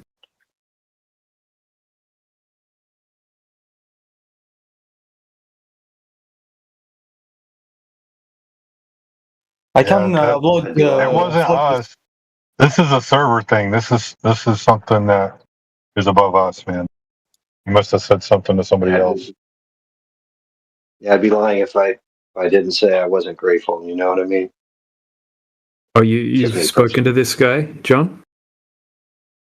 No, I base that on absolutely nothing. Okay, all right, I'll try manually do it. I tried in the. Okay, it's good now. Okay, Jahannam, your can you hear me? time to shine is now. Oh, thank you. So, my last point was about the height. So, I was actually making a theory that, let's say that hypothetically that the Earth is actually like a circle. So, if we were able to, like, if we place a point on the top of the circle, and as you all believe in perspective, and what you're seeing actually is the light coming from that point. Yeah. So if the Earth is a circle, so there is places like I need a paper and all this stuff to actually explain. Are you It's talking actually about a very flat difficult to circle? explain. Are you talking about Yeah, a flat? so the light is actually coming from in front of you. What you're seeing is the light. It's the things that's actually giving you the light. You're actually seeing the light and Well, encryption in it. we're not. Who's claiming the Earth is a circle? We're not claiming it's a flat circle. No, I was just saying that hypothetically, let's say it was a circle, and after that, I would say hypothetically it was actually flat, right? Mm-hmm. That's my whole. How big is the circle?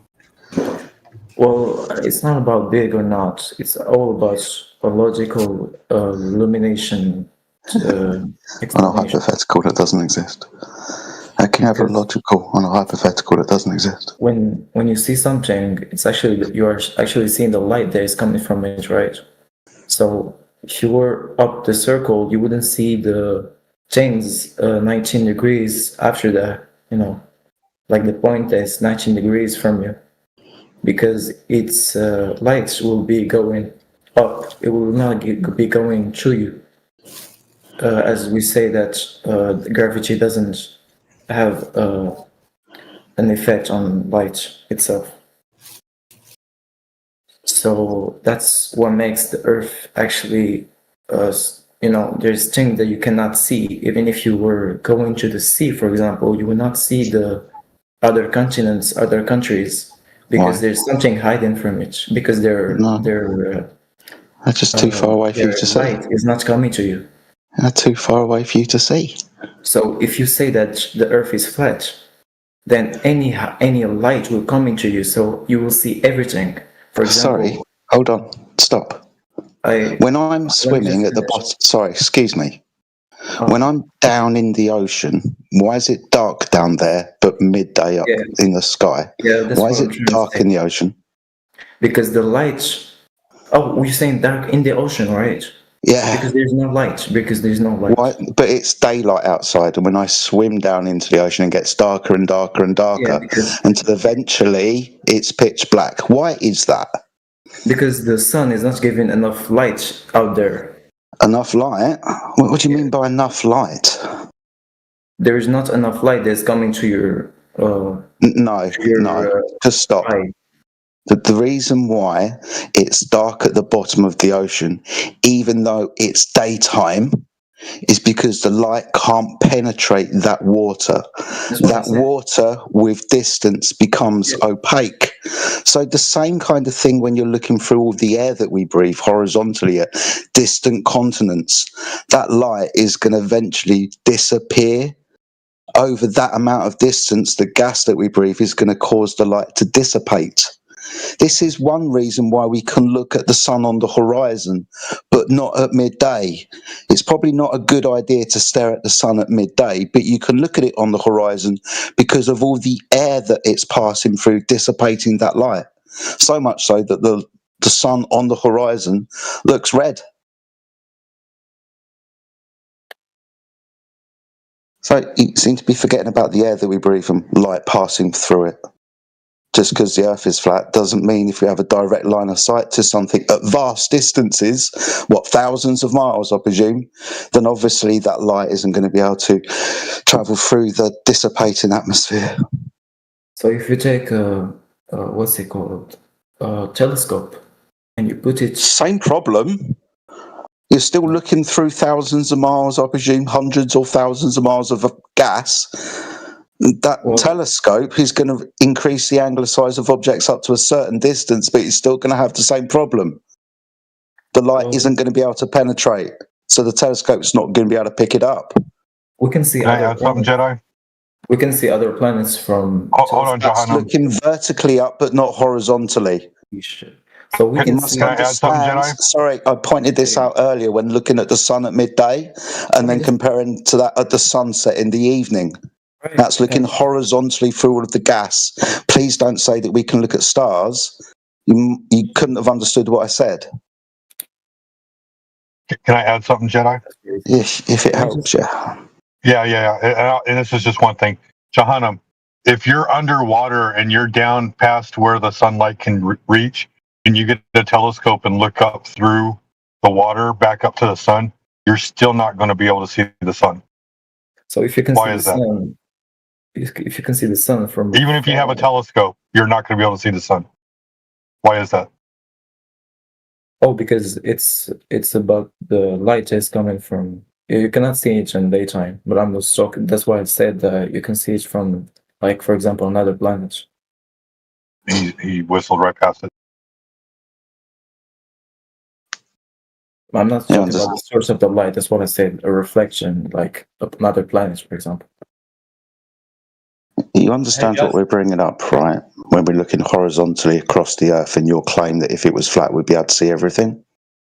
Kind of, yeah. We'd have a very large, with an awful lot of amount of gas, the air that we breathe, oxygen and nitrogen, between you making the observation and a continent, let's say it's 3,000 miles away across the Atlantic. Now you understand that there's 3,000 miles of gas between you. Eventually, because gas isn't transparent over distance, that light that's going to be bright at source is going to get dimmer and dimmer and dimmer the more it passes through that gas, and then eventually it's going to be extinguished. No more light is going to pass through because it's got weaker. You understand this, right? Yeah, that's why I said the telescope. A telescope is still you seeing through 3,000 miles of gas. The telescope isn't going to magically make the light pass through the gas. It's already become extinguished between the object of reflection, the thing you're looking at, and the distance of the gas between you and it. The telescope only is going to help you increase angular sizes of objects with distance. Oh, so you can see farther. Yeah, you can see very far with telescopes and high-powered zoom cameras. The problem is the limitation to our view should be the curvature of the Earth. It isn't. The limitation to our view is the optic that we use and the weather conditions. That's what I'm saying. If actually the Earth was flat, we would see far more farther. We do, yes. Welcome to Flat Earth. Like I pointed out, the only limitation to our view is the optic that we use and the weather conditions. If the Earth was a sphere, it would always be the curvature of the Earth, compounded with the weather conditions and the optic. We don't see the curvature of the Earth, which is the point. But the curvature is very small. Excuse me. Why do boats disappear? Because there's not enough lights coming from them. Okay, so that's just a reflection issue then. You were saying the curvature. I was saying that the curvature is so small that we cannot. No, the curvature is 8 inches per mile squared. That gives you a geometric horizon if you've 6-foot observer at the beach, a horizon about 3 miles away.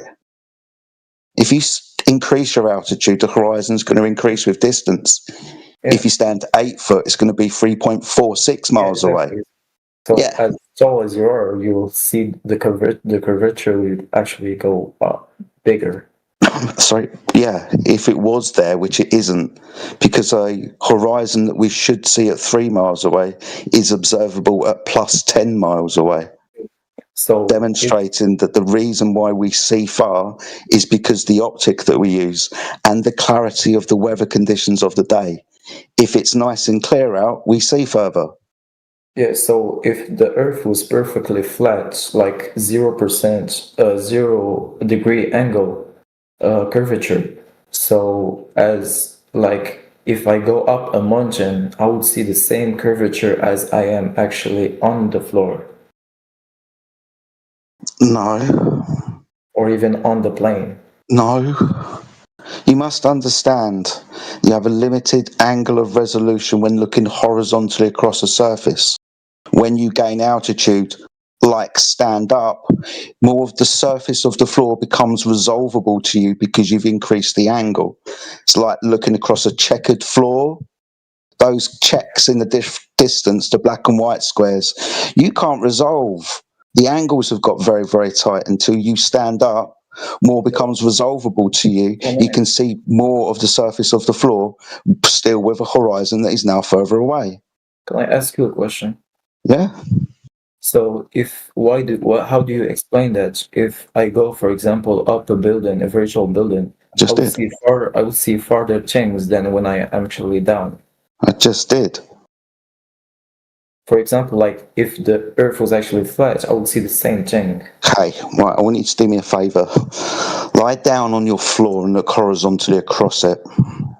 You'll notice that as you try to resolve the floor, the surface that you're looking across with distance, you can't. There's going to be an extinguishing limitation based on your height of eye. You can't resolve the pattern on your floor with distance. Eventually it will stop. Now, if you stand up, those tiles that weren't resolvable to you in the mid-distance are now resolvable to you. You understand how this works, right? Yeah. You're talking about getting further away from a surface that you can't resolve when you're looking horizontally across it. So it's just standing up, changing the angle of view. It's very geometrical. Let me just write this two things real quick with my pencil. Okay. If anybody else wants to jump in, that would be awesome.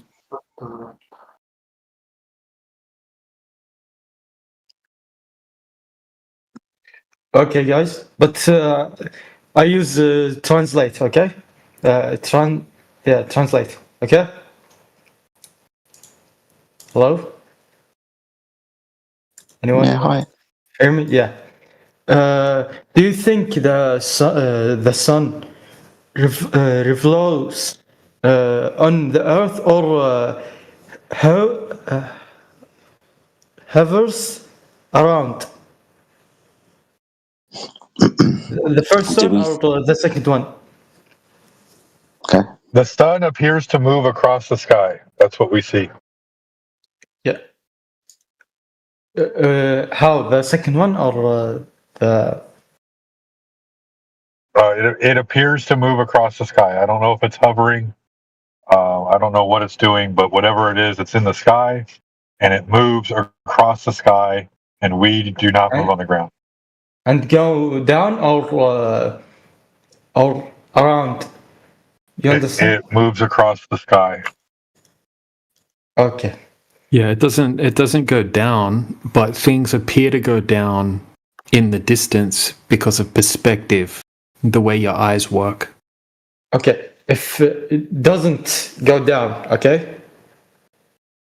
No, it doesn't go down. It doesn't physically go down, right? But it looks like it goes down as everything that moves away from you in the distance looks like it goes downward and converges with the horizon due to the way perspective works. Okay, I want to ask you one question, okay? One sec. Before you do, you and I can both agree. You and I can both agree that the sun doesn't go down, right? Okay. Do you agree that it doesn't go down? I agree in the Earth is like a ball. Okay. No, listen. Yeah. Listen. Does the sun actually go down? Okay. I'm asking you. I'm asking you a question.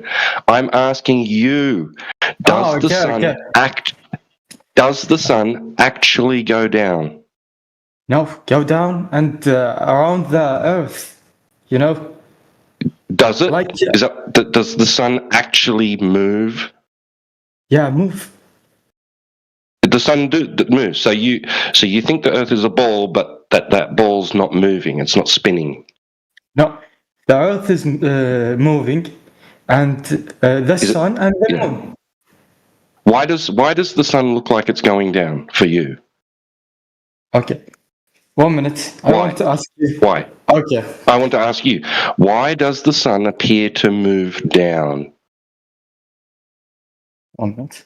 I want Is it because the Earth is spinning?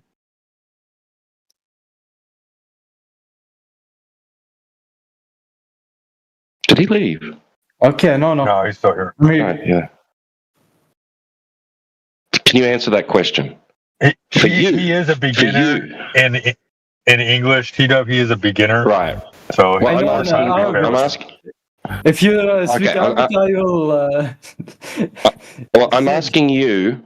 Yeah. Why do you think the sun looks like it's going down? Okay.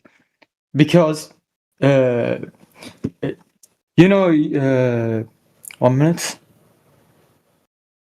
The sky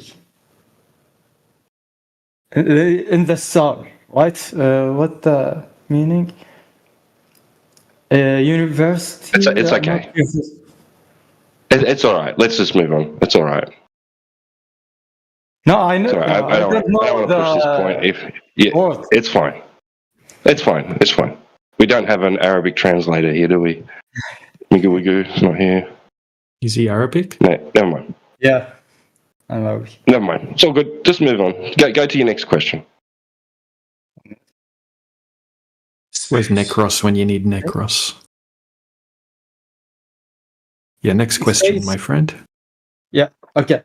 Why the moon have a shadow in moon every day and every month? That's my question. Because that's the moon. Sun, okay. Because that is the moon. That is not the Earth. But the Earth, the shadow, is the Earth shadow. It's not. That's the story you were told.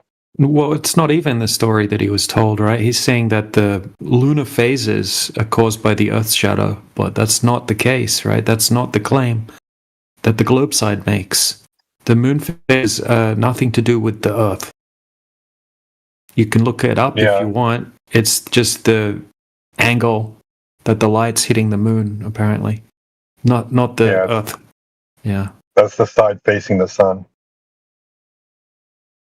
And what's the shadow in the moon?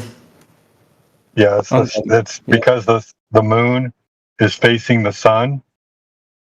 Okay. Because as the moon moves closer to the sun in the sky, more of the moon is facing the sun, and so we're seeing the shadow side of the moon because the sun's behind the moon. That's what the globe says.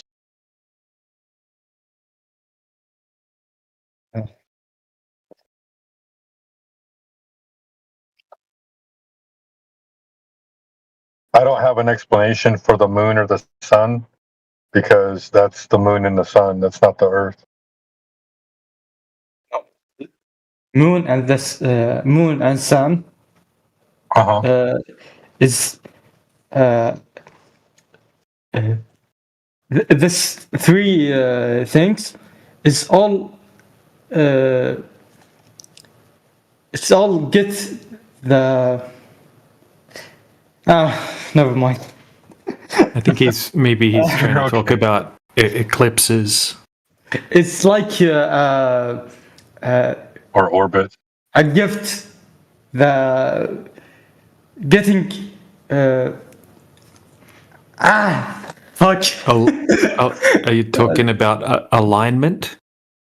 Not alignment. Are you talking about the moon? The moon goes around the Earth, and the Earth goes around the sun?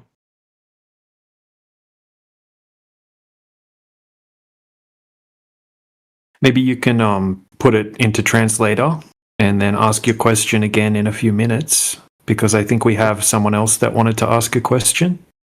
I think the sun and the moon and the earth. Yeah, it's all in the group. Okay, and this group get one time, not moon only and sun only, and no, this all together. That's what I meant. So A7, do you see the side chat? I posted something for you. Yeah. See what I posted for you? Yeah, I see it. Can you read that? Yeah. Do you understand what it says? Dumbass. So y'all believe that the Earth is the center of the universe, right? No. No. No, that would mean that the Earth is an object in a place. I would look at it more like it is the place.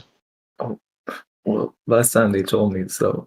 Okay, you believe that the sun is turning around the Earth, or what we observe is the sun moving across the sky. Yeah. So how do you explain day and night? I don't get it in this case. Like day and night. Jedi explained it to you earlier. Yeah, I just explained day and night by witnessing the sun rise in the morning, set in the afternoon, and then it becomes dark. That's how I explain it. Yes, but how does the sun actually move in space, not in the sky? I don't know. I'm not making a claim about that. Oh, so you just believe in perspective in the Earth. Are you saying I'm just not making claims? Not real? I'm just not making claims about things that I couldn't possibly tell you with any certainty. Okay. Does anyone here can explain? Are you saying that perspective is not real? No, but you don't have perspective out of Earth. That's what I'm saying. Do you know any person who knows what sun is doing in the sky? What? Do you know any person who knows what sun is doing in the sky? What time it's doing in the sky? Sun. The Oh, sun. sun. Oh, that's what I'm saying. If we say in the perspective, and you don't believe in the videos and stuff, so if we say in Earth, we would see a sun that's actually going from the right to the left, up. Yeah, taking and 180 degrees. and how the surface behave when sun is doing that? But does the sun actually does a whole circle all around the Earth or not? Who can know that? Just because if the sun actually arises from the light right, and then it hides in the left, the next day it will go from the right, so it will have done a whole circle around the Earth, right? I don't know. Nobody knows what sun is doing. But that's the logic. What is the logic? It's not because it's not like the sun is actually a person. You don't know what it's doing. If it's actually coming from the right, if it's coming from the right, going to the left, and the next day it's coming to the right, it didn't teleport it there. It actually did a whole circle. So it went under the earth, right? So if the sun is under the earth, and the earth is flat, and we are all living It on the doesn't go under surface, the earth. It just means moves that- across the sky to another location. that means that there is no one, everyone has the night, but it's actually contradiction, No, it's because not. there's What- places like, has the light What are and you others. What are you talking about, dude? If I'm standing underneath a street light and then that street light moves to another location, I'm not going to be under the street light. I'm not going to be under the light anymore. The light's going to be somewhere else. Yeah, but do you have a representation of the earth as it's flat? Why do I need one? Because it will explain you more how it's actually going. Why? How can you believe in something you can't even see? It's not about belief, man. I'm looking at the earth and the earth is flat. I don't care what the sky is doing. It's all happening over a flat earth. Well, if it's flat, then there will be no limits to it. Can I ask you a question? If Earth is flat, how the surface would be? What did you say? If the earth was flat, How the surface of the Earth would be? It would be flat, I guess. If Earth is a sphere, how the surface would be on the sphere? How the surface would be on the sphere would be circle. I don't know the word in English. Curved. It'd be curving. Curved, yeah. Yeah. How we will distinguish that two things? How we will know is it curving or not? If we stay in the perspective, you cannot distinguish because the angle is so large that it's actually looking flat for you. It looks flat. Do we have a size of the Earth? The size of the Earth. Oh, yes, there is a size. Does that size telling us where should to be start that curve? I didn't hear you well. Can you repeat? Did you ever watch how big it? How big the Earth? What did he say? Yeah, how big Earth is. Did you ever look? Oh yeah, I saw it. I seen it. I forgot the actual number. Can you remember me of it? Yeah, with your height, let's say if you are 6 foot height, you can see 3 miles. No. Yeah, that's the formula. The what? With your height, if you are 100, let's say 2 meter height, okay, you can see 5 kilometers, not more. 5 kilometers is actually a lot, but okay. Yeah, it's a lot. We see with that, we see more. 20 kilometers, 30 kilometers. No. Yes, in reality. You cannot see it with your own eyes because they don't have the ability. Not with your eyes, but you can use the equipment. In this case, lasers or cameras, and you can zoom it in, and you can show the more flat surface in. Yeah, then you will see more. Yeah, exactly. But what's the point? Yeah, but the sphere it's telling you that you cannot see with that height more than 5 kilometers. Why not? Because that's the size of the Earth. What does this have to do about the sun? Nothing. Why are you? It's not flat sun. This isn't a talk about flat sun. This isn't a talk about flat moon. What's the subject of the room? Well, I was just talking about that. Are we talking about the Earth, or are we talking about something else? I was talking about how the sun moves around the Earth. Yeah, but what is the sun has nothing to do with the Earth. The sun is the sun. Well, you said that isn't the sun actually moving around the Earth or not? Does that will change the surface? What does this have to do with the surface? Nothing, I told you. Well, I was talking about something else. You interrupted me and started talking about something else. Do you know why these flat earthers calling some flat earthers?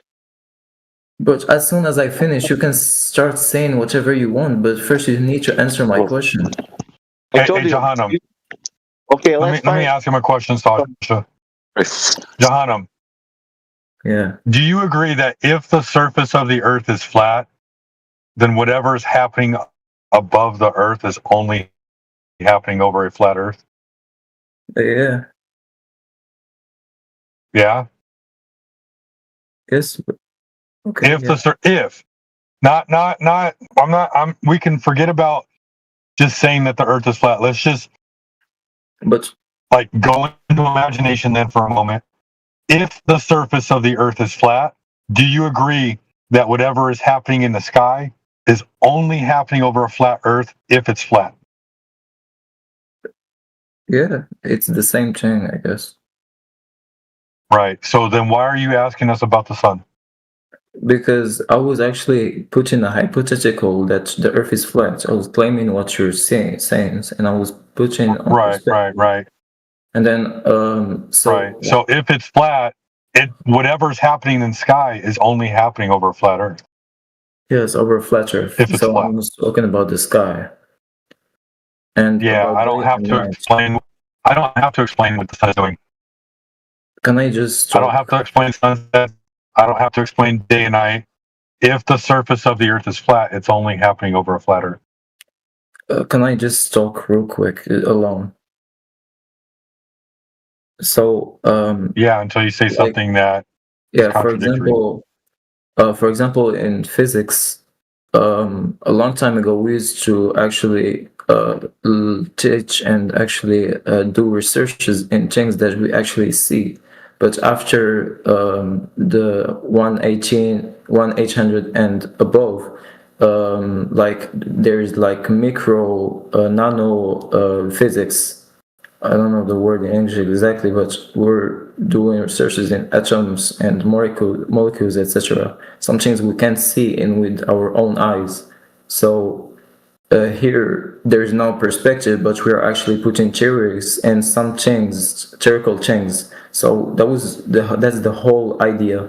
If we're in perspective looking at the sun hiding in somewhere we don't know, then we would put logical answers to the question.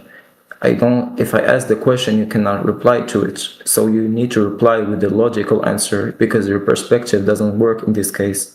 So I was saying that if the I don't know a logical answer? What I don't know a logical answer? Oh, yeah, I came up with a logical answer to it. No, I don't know a logical answer? If you don't know the logical answer, someone else will know it.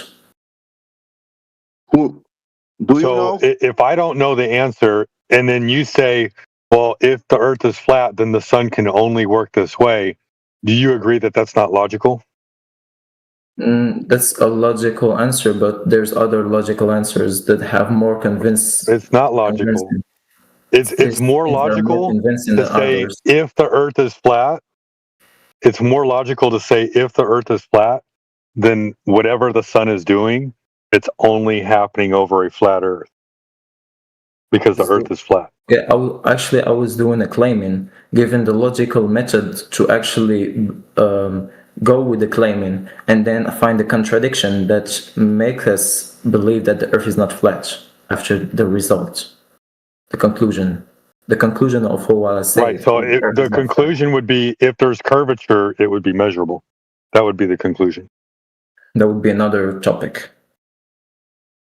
That's the topic of this server. Yeah, that is the topic. So as soon as my topic is not coordinated with your topic, I don't believe in it. Are you saying that this is not the topic of the flat earth, the geometry of the surface? Yeah, the topic is the ground. It says flat versus globe debate, flat earth, right? Shido, can you tell him the same example? Shido, can you tell him the same example but using the sphere? That he maybe can get. I don't know. Okay.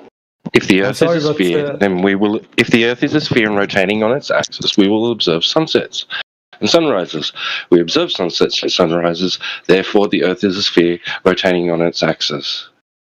Is that logical? Yeah, but what happens next? What happens next? Is that sound logic? It's not complete. Because you just said the half thing. You're saying for example, just let me talk. You're seeing the sun hiding from the left side, and then the next day it's coming up, rising from the right side. How can you explain? That was implied by sunrises and sunsets. That was implied. How can you explain that the sun moved from the left side to the right side during the night? Did it go down the earth as if it was flat? I'm not. Are you? Are you explaining it? I said it's impossible. Why is it impossible? One sec. Because I'm not explaining it. I'm not attempting to explain it. Are you attempting to explain it? Yes, I am. Okay. I'm explaining. Tell us how. If the earth was flat, then it would be impossible. Why is it? Because in the day, in my country, in other countries, it's the night, right? So if the sun in the night is actually above the earth, it is not seen in the sky, then everyone should have the same night. And there would be no delay between the day and the night in other countries of the whole earth. What would you have to assume about the sun in order for that to be true?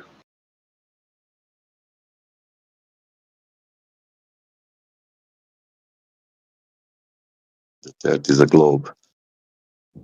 You would have to assume something about the sun for that to be the case.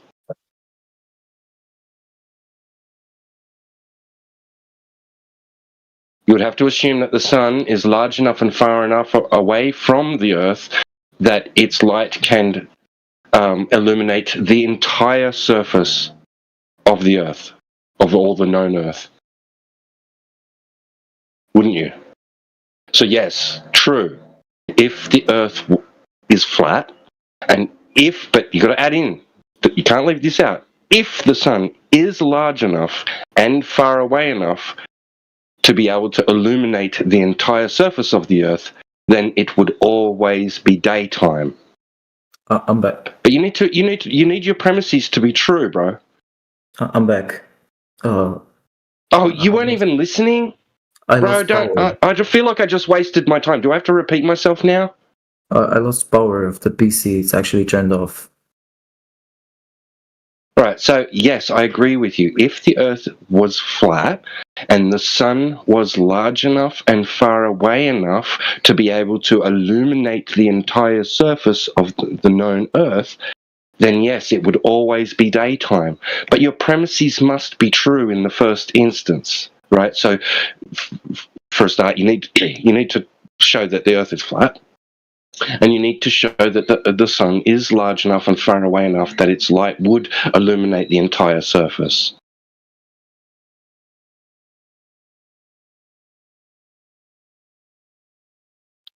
But when you believe then the Earth is flat, there's limits to it, right? So if it's going from this place to another... This is your argument, bro. This is your argument. This is your argument. You're saying that the Earth is flat, right? Yes, but not for that reason. It's got nothing to do with what you're trying to eliminate flat with your argument, right?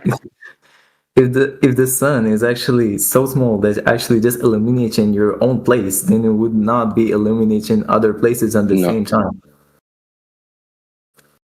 No, of course not. That's right. Exactly. How do you determine the distance to the sun and the size of the sun and its ability to illuminate an area?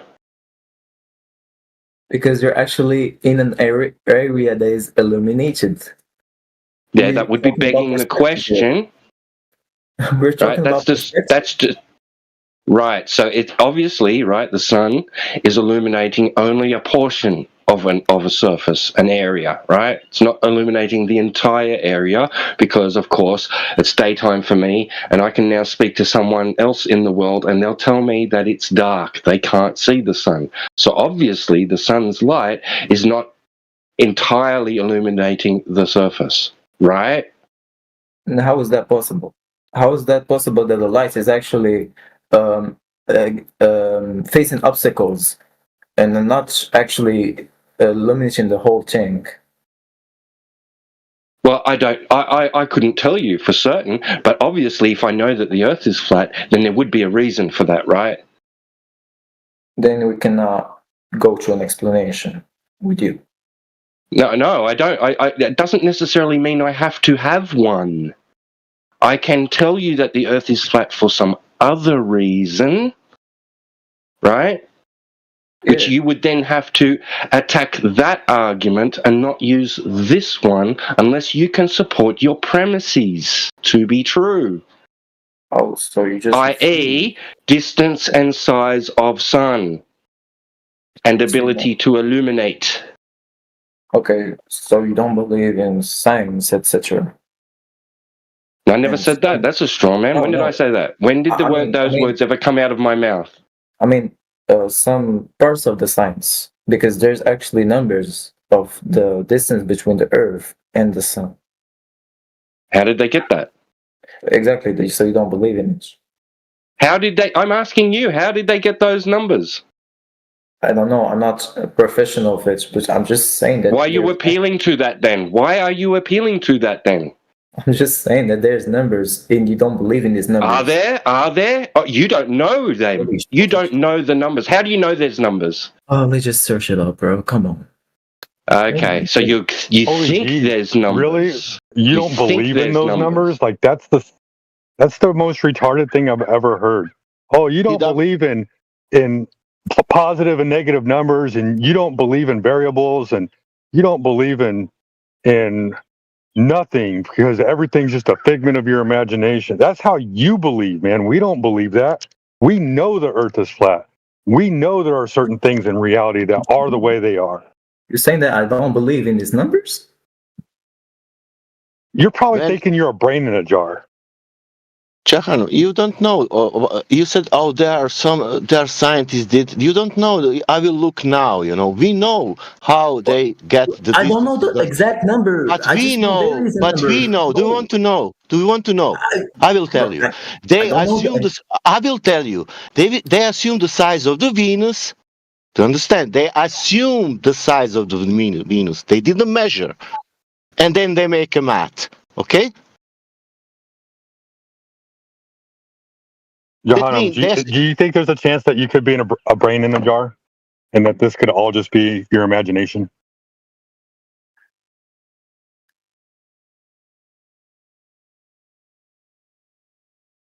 So Chido, I don't know why you actually changed what I said when I said I believe in. I just forgot the exact number. But I believe that there's a number, and you just said I don't believe in science. What the fuck did you say? You think that is the science, assuming the size? That's a science?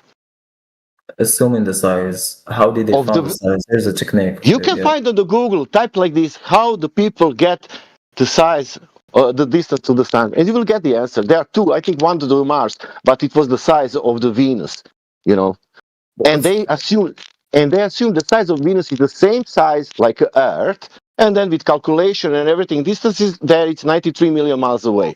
But if they assume that Venus is 2 times, because they assumed, don't forget that word, then its numbers are different. Then it's 196 million miles away.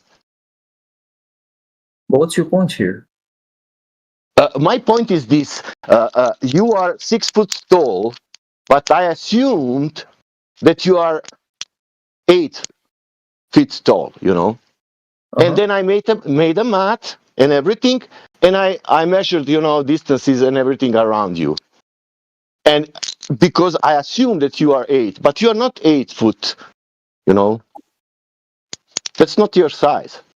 Because I never, I wouldn't actually found You assumed the size of the Earth, and you assumed the distance of the sun, and then from there's an entire story built on top of that. Nobody ever made a measurement. I would actually just put what is it called? Sensitive pods that actually receive the light, and how much time would it be for the light to travel from the sun to the earth, and then how did they measure it? Did they measure it? By knowing the how did they measure it?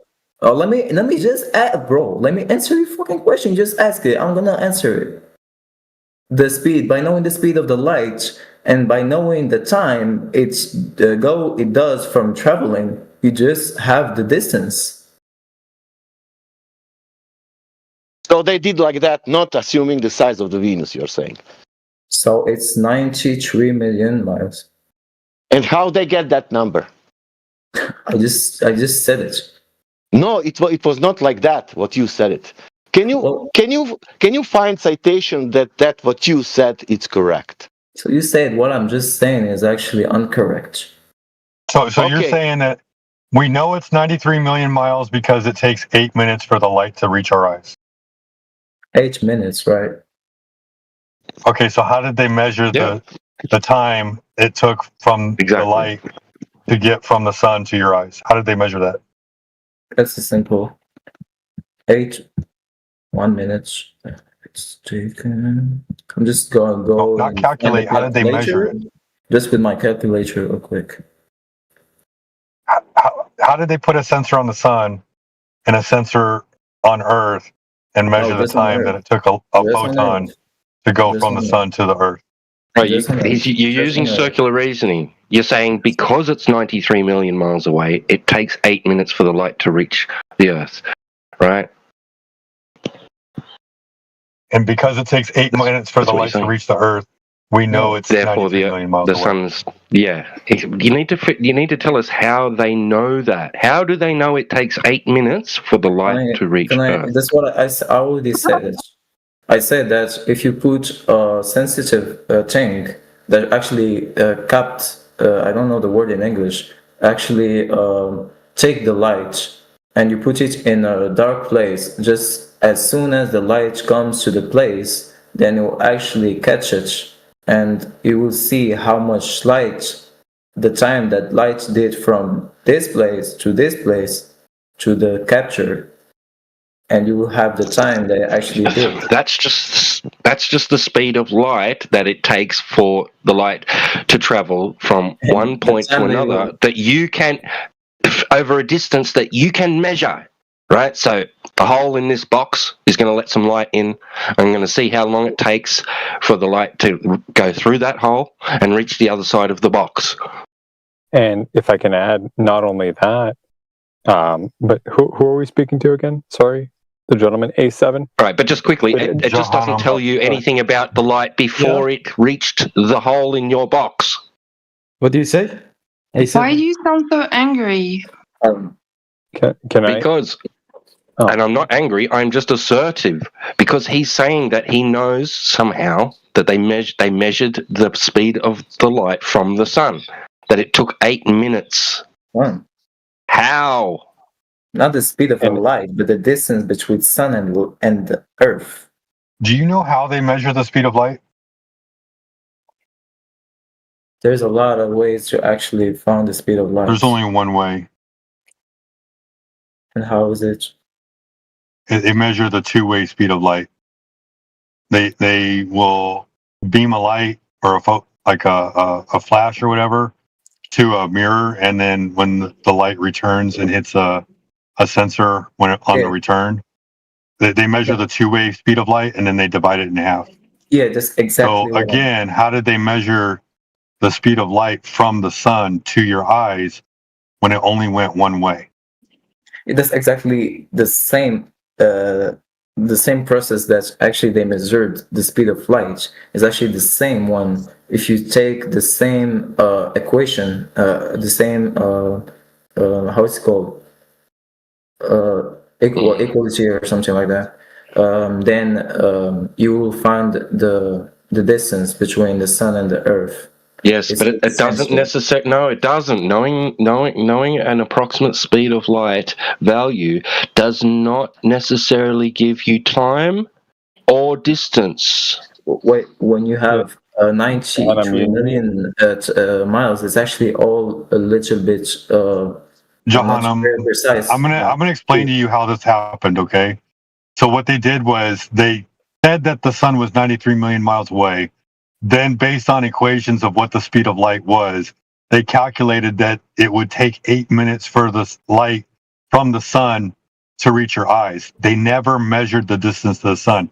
They just assumed it was 93 million miles away and then did a calculation, and that calculation equaled 8 minutes.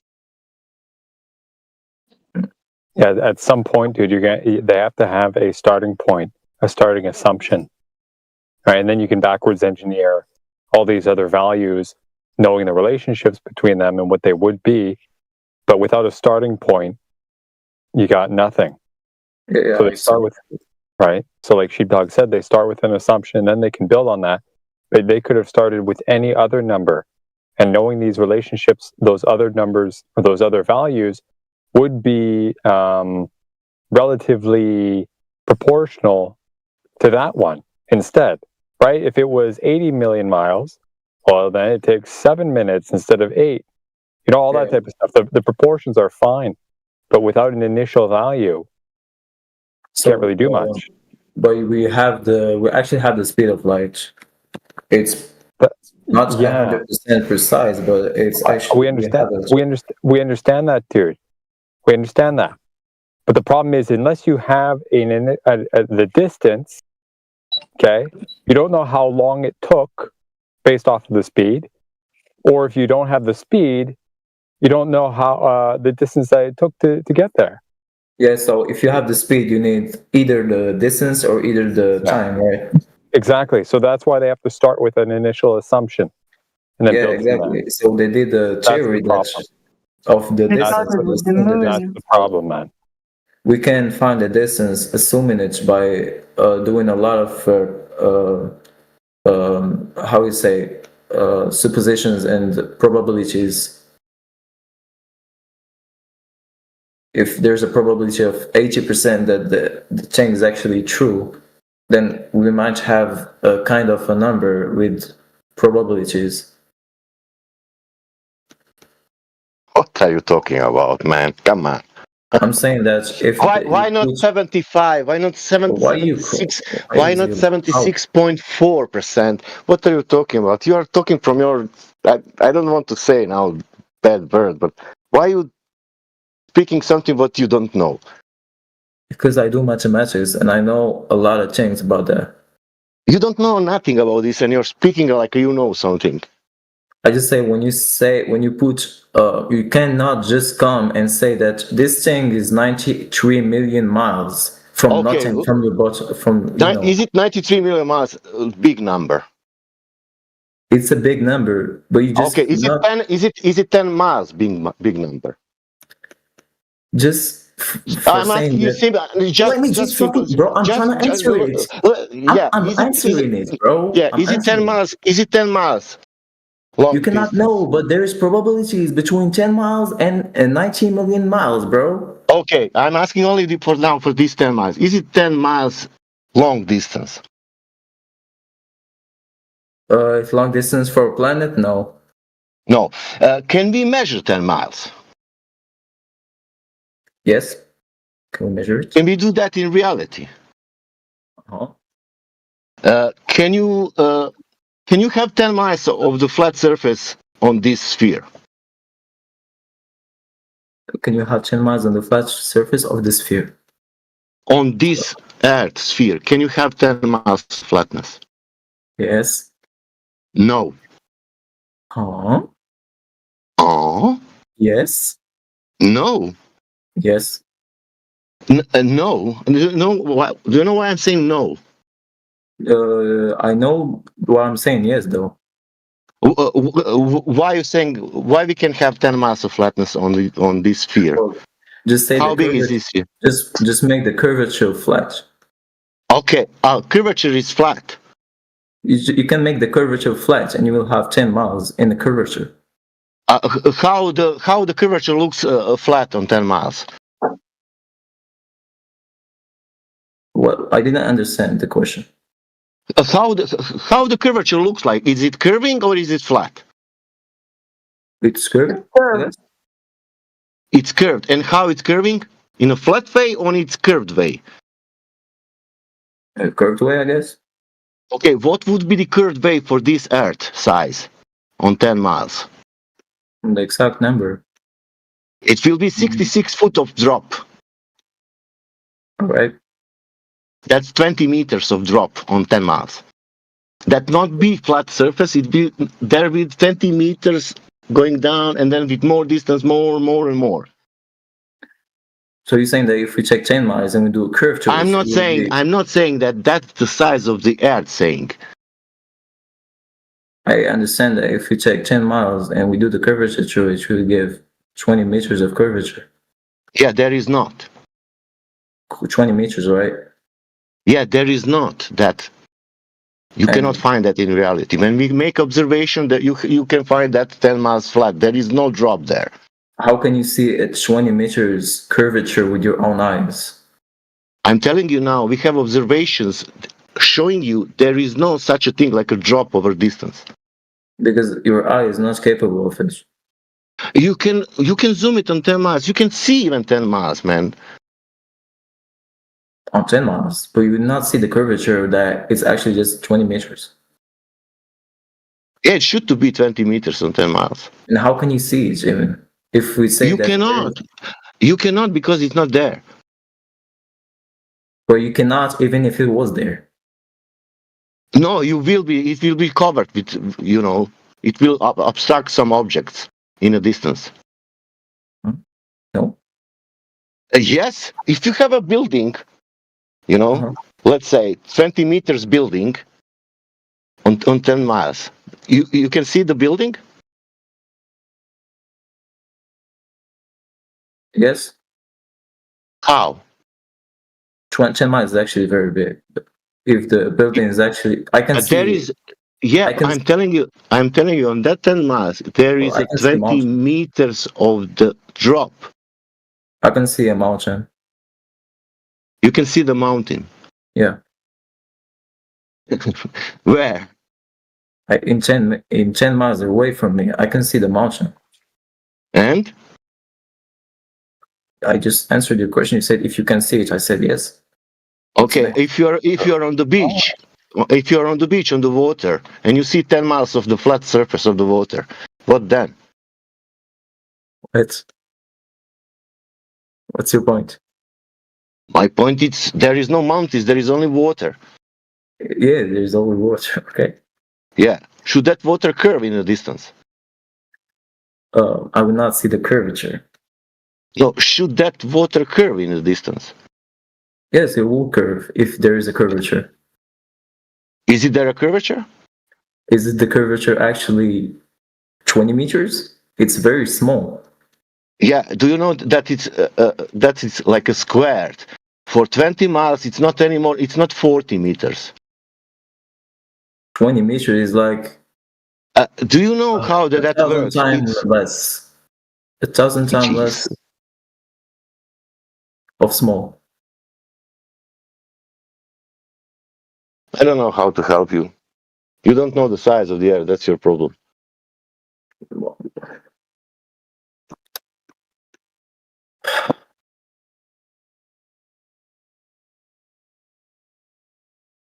Is it Earth 20 million miles big or 24,000 miles? What do you say? Is it Earth 24,000 miles big or 200 billion miles big? 200 billion miles? What? You know what? I'm telling you now, I will make an analogy. The size of the basketball, what is, let's say, 2 feet or something, 1 feet, size of the basketball.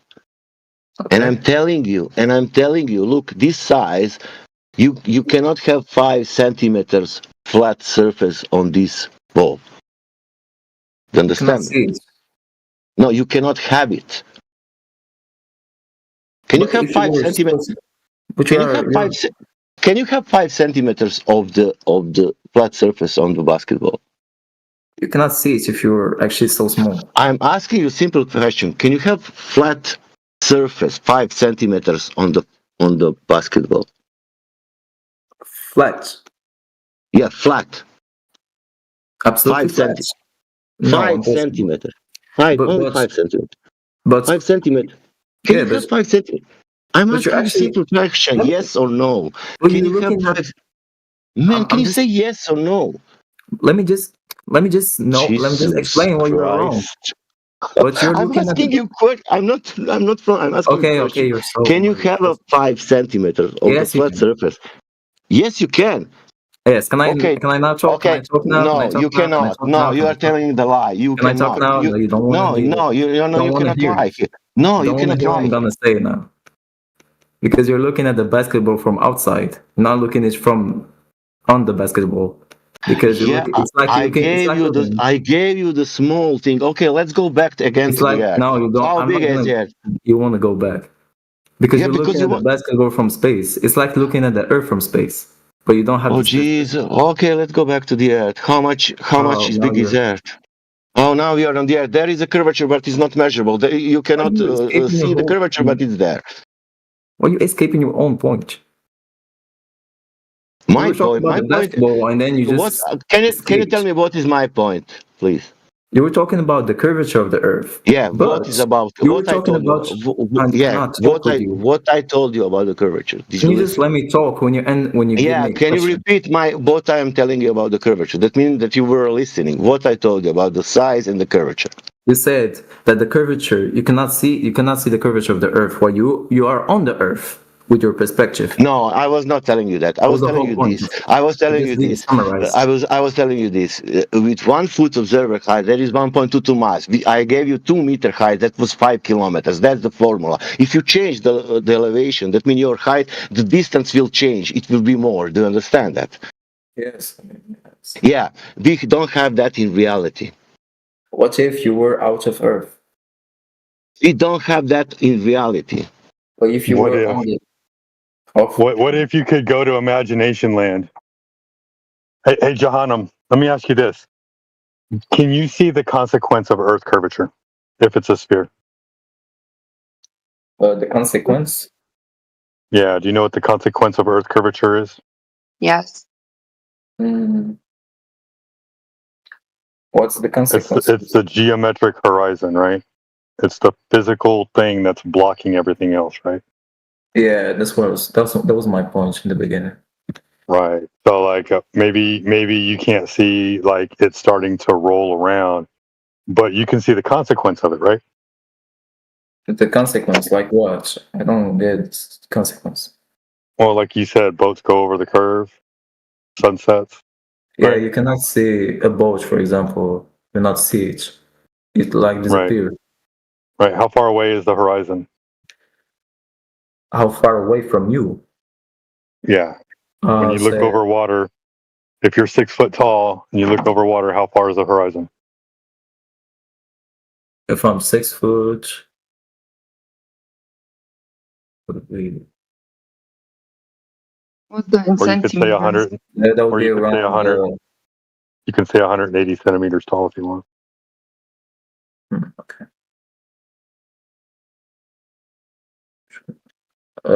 Can I say in kilometers? Sure. That would be like 6 kilometers or more. No, not from 6 feet. How much would it be? About 4.5 to 4.7 kilometers. 4.5 kilometers. Yeah, 180 centimeters tall. If you're 180 centimeters 180. tall. Oh yeah, that would be around 5. Yeah, 4.5. Yeah. Okay. Yeah. So how come when we look out, we see much further away, and then the horizon is behind that?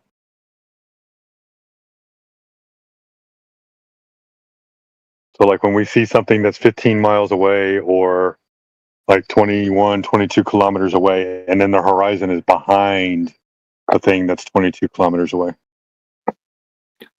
Because you're going up and you're seeing what's going before. No, you're only 180 you're only 180 centimeters tall. Yeah, but you said if you were going farther from, like, higher. I'm not going higher. Where are you going? I'm still at 180 centimeters above the water. Okay. And the horizon is not 4.5 kilometers away. It's 21 kilometers away. 7 times farther. 6 times farther. Huh? 5. You said the horizon. It's not. The object that I'm seeing is 21 kilometers away, and the horizon is behind the object. Oh, you're saying what's the horizon is 4.5 kilometers away from you. It's supposed to be, because that's the geometry of the Earth. It's supposed to be, but if the Earth was flat, or it would be curved. If the Earth were what? If it's a supposition, so it would be, it's supposed on the fact that the Earth is curved, not flat. Yeah, so if the Earth is curved, and then the horizon should be 4.5 kilometers away. But instead, we see things that are 21 kilometers away, and the horizon is behind that. Well, we can see the curvature. How can you see it? I don't believe in it. That's a good question. Here, you want to see the video? Because if I see a boat, if I see a boat disappearing from me in whether it's actually going up 4.5 kilometers, even if I use a telescope, I will not see it. Here, hold on. Oh yes, you will. No. Oh yes. You've never checked for yourself. That's the problem. Actually, I tried it. When? I tried it a long time ago. Oh yeah? What? How far away was the boat? I couldn't. It was very far. It was like a little point, and So how did you know how far away it was? I didn't know exactly how far away, but I could see it. So then, how do you know that that's what the horizon was at? Because I was on the beach, and you're saying that the horizon was the point that we not see. Well, that's the point. You're supposed to have measurements. You don't have any measurements, so you don't know how far away the boat was. But the boat could have been 30 kilometers away, and you wouldn't know. Because I'm using perspective, like you guys do. Oh my God! You have no measurements, dude. You just assumed it. Yeah, I saw. Well, we know how far a human can see, so you can. Really? How far can a human see?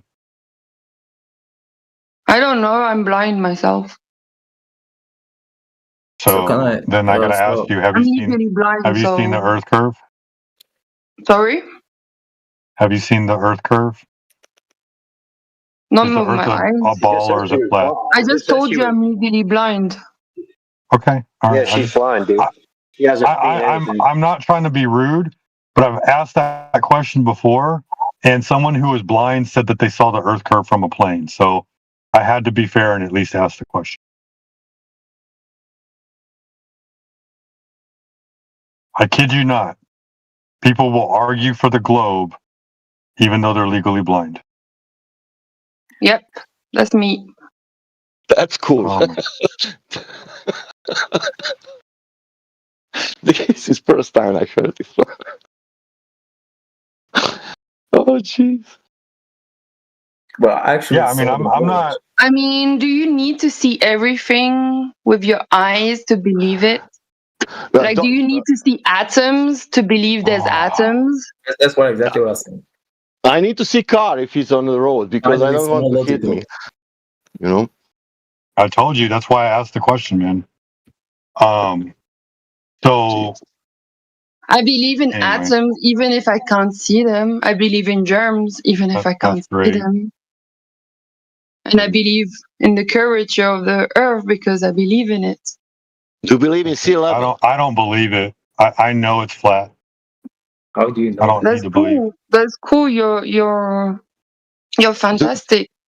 Do you You believe will in sea? Do you believe in sea level? in what? In sea level? Sea level. Yeah. Do you believe that? What's that belief? You said I believe in atoms. I believe in this. I believe in that. I ask you, do you believe in sea level? Oh, is this Do I believe there's a level on the sea? Yeah. I don't know what that question means. Yeah. Level. It's very difficult. It's like an atomic question. Level. I don't Like know what nuclear. that question. Yeah. I don't know Level what is like. Is it level like nuclear science? nuclear science. I don't know. When I say level, what do you mean by level? What we can think about that? What is that? Level means several things. It's Like what? horizontal. It's perpendicular to Well, plumb. you can be level 3 on the. Jesus Christ. What is a black? Hey, listen. Either help her out. Or your or water stop. can be Hey, level. hold Yeah, on, okay, your lady. Hold water, on, your glass, hold on. it's level. Hold on. You can use a level reader to make sure things are straight when you're putting shelves on your walls. Correct. All right, so there's Listen, several meanings for I agree level. with you. I agree with you, Mid. However, you either help her out with the terms or don't speak to her. Don't be mocking her, or I'll just yeet you from the channel. Understand? Okay, okay.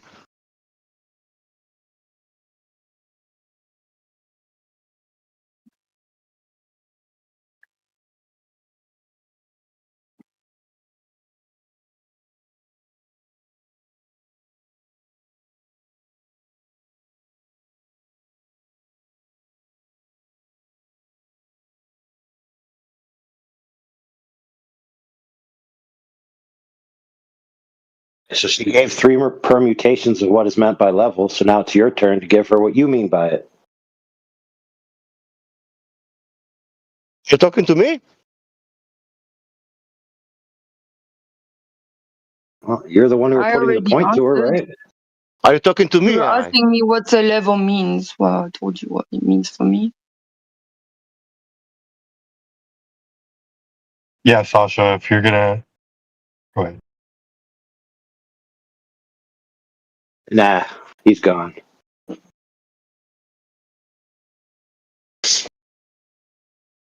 Okay, listen, he's berating the lady about not understanding what level means, and I clearly laid out what should occur, and then I'm waiting with dead air.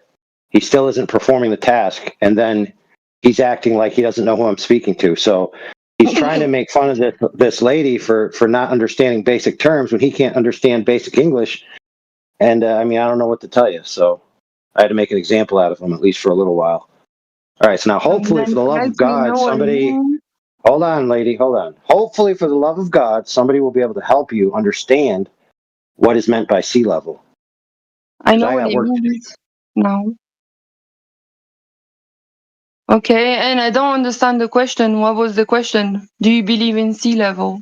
What does that mean? All right, I'll help you. What he means is that the oceans of the world and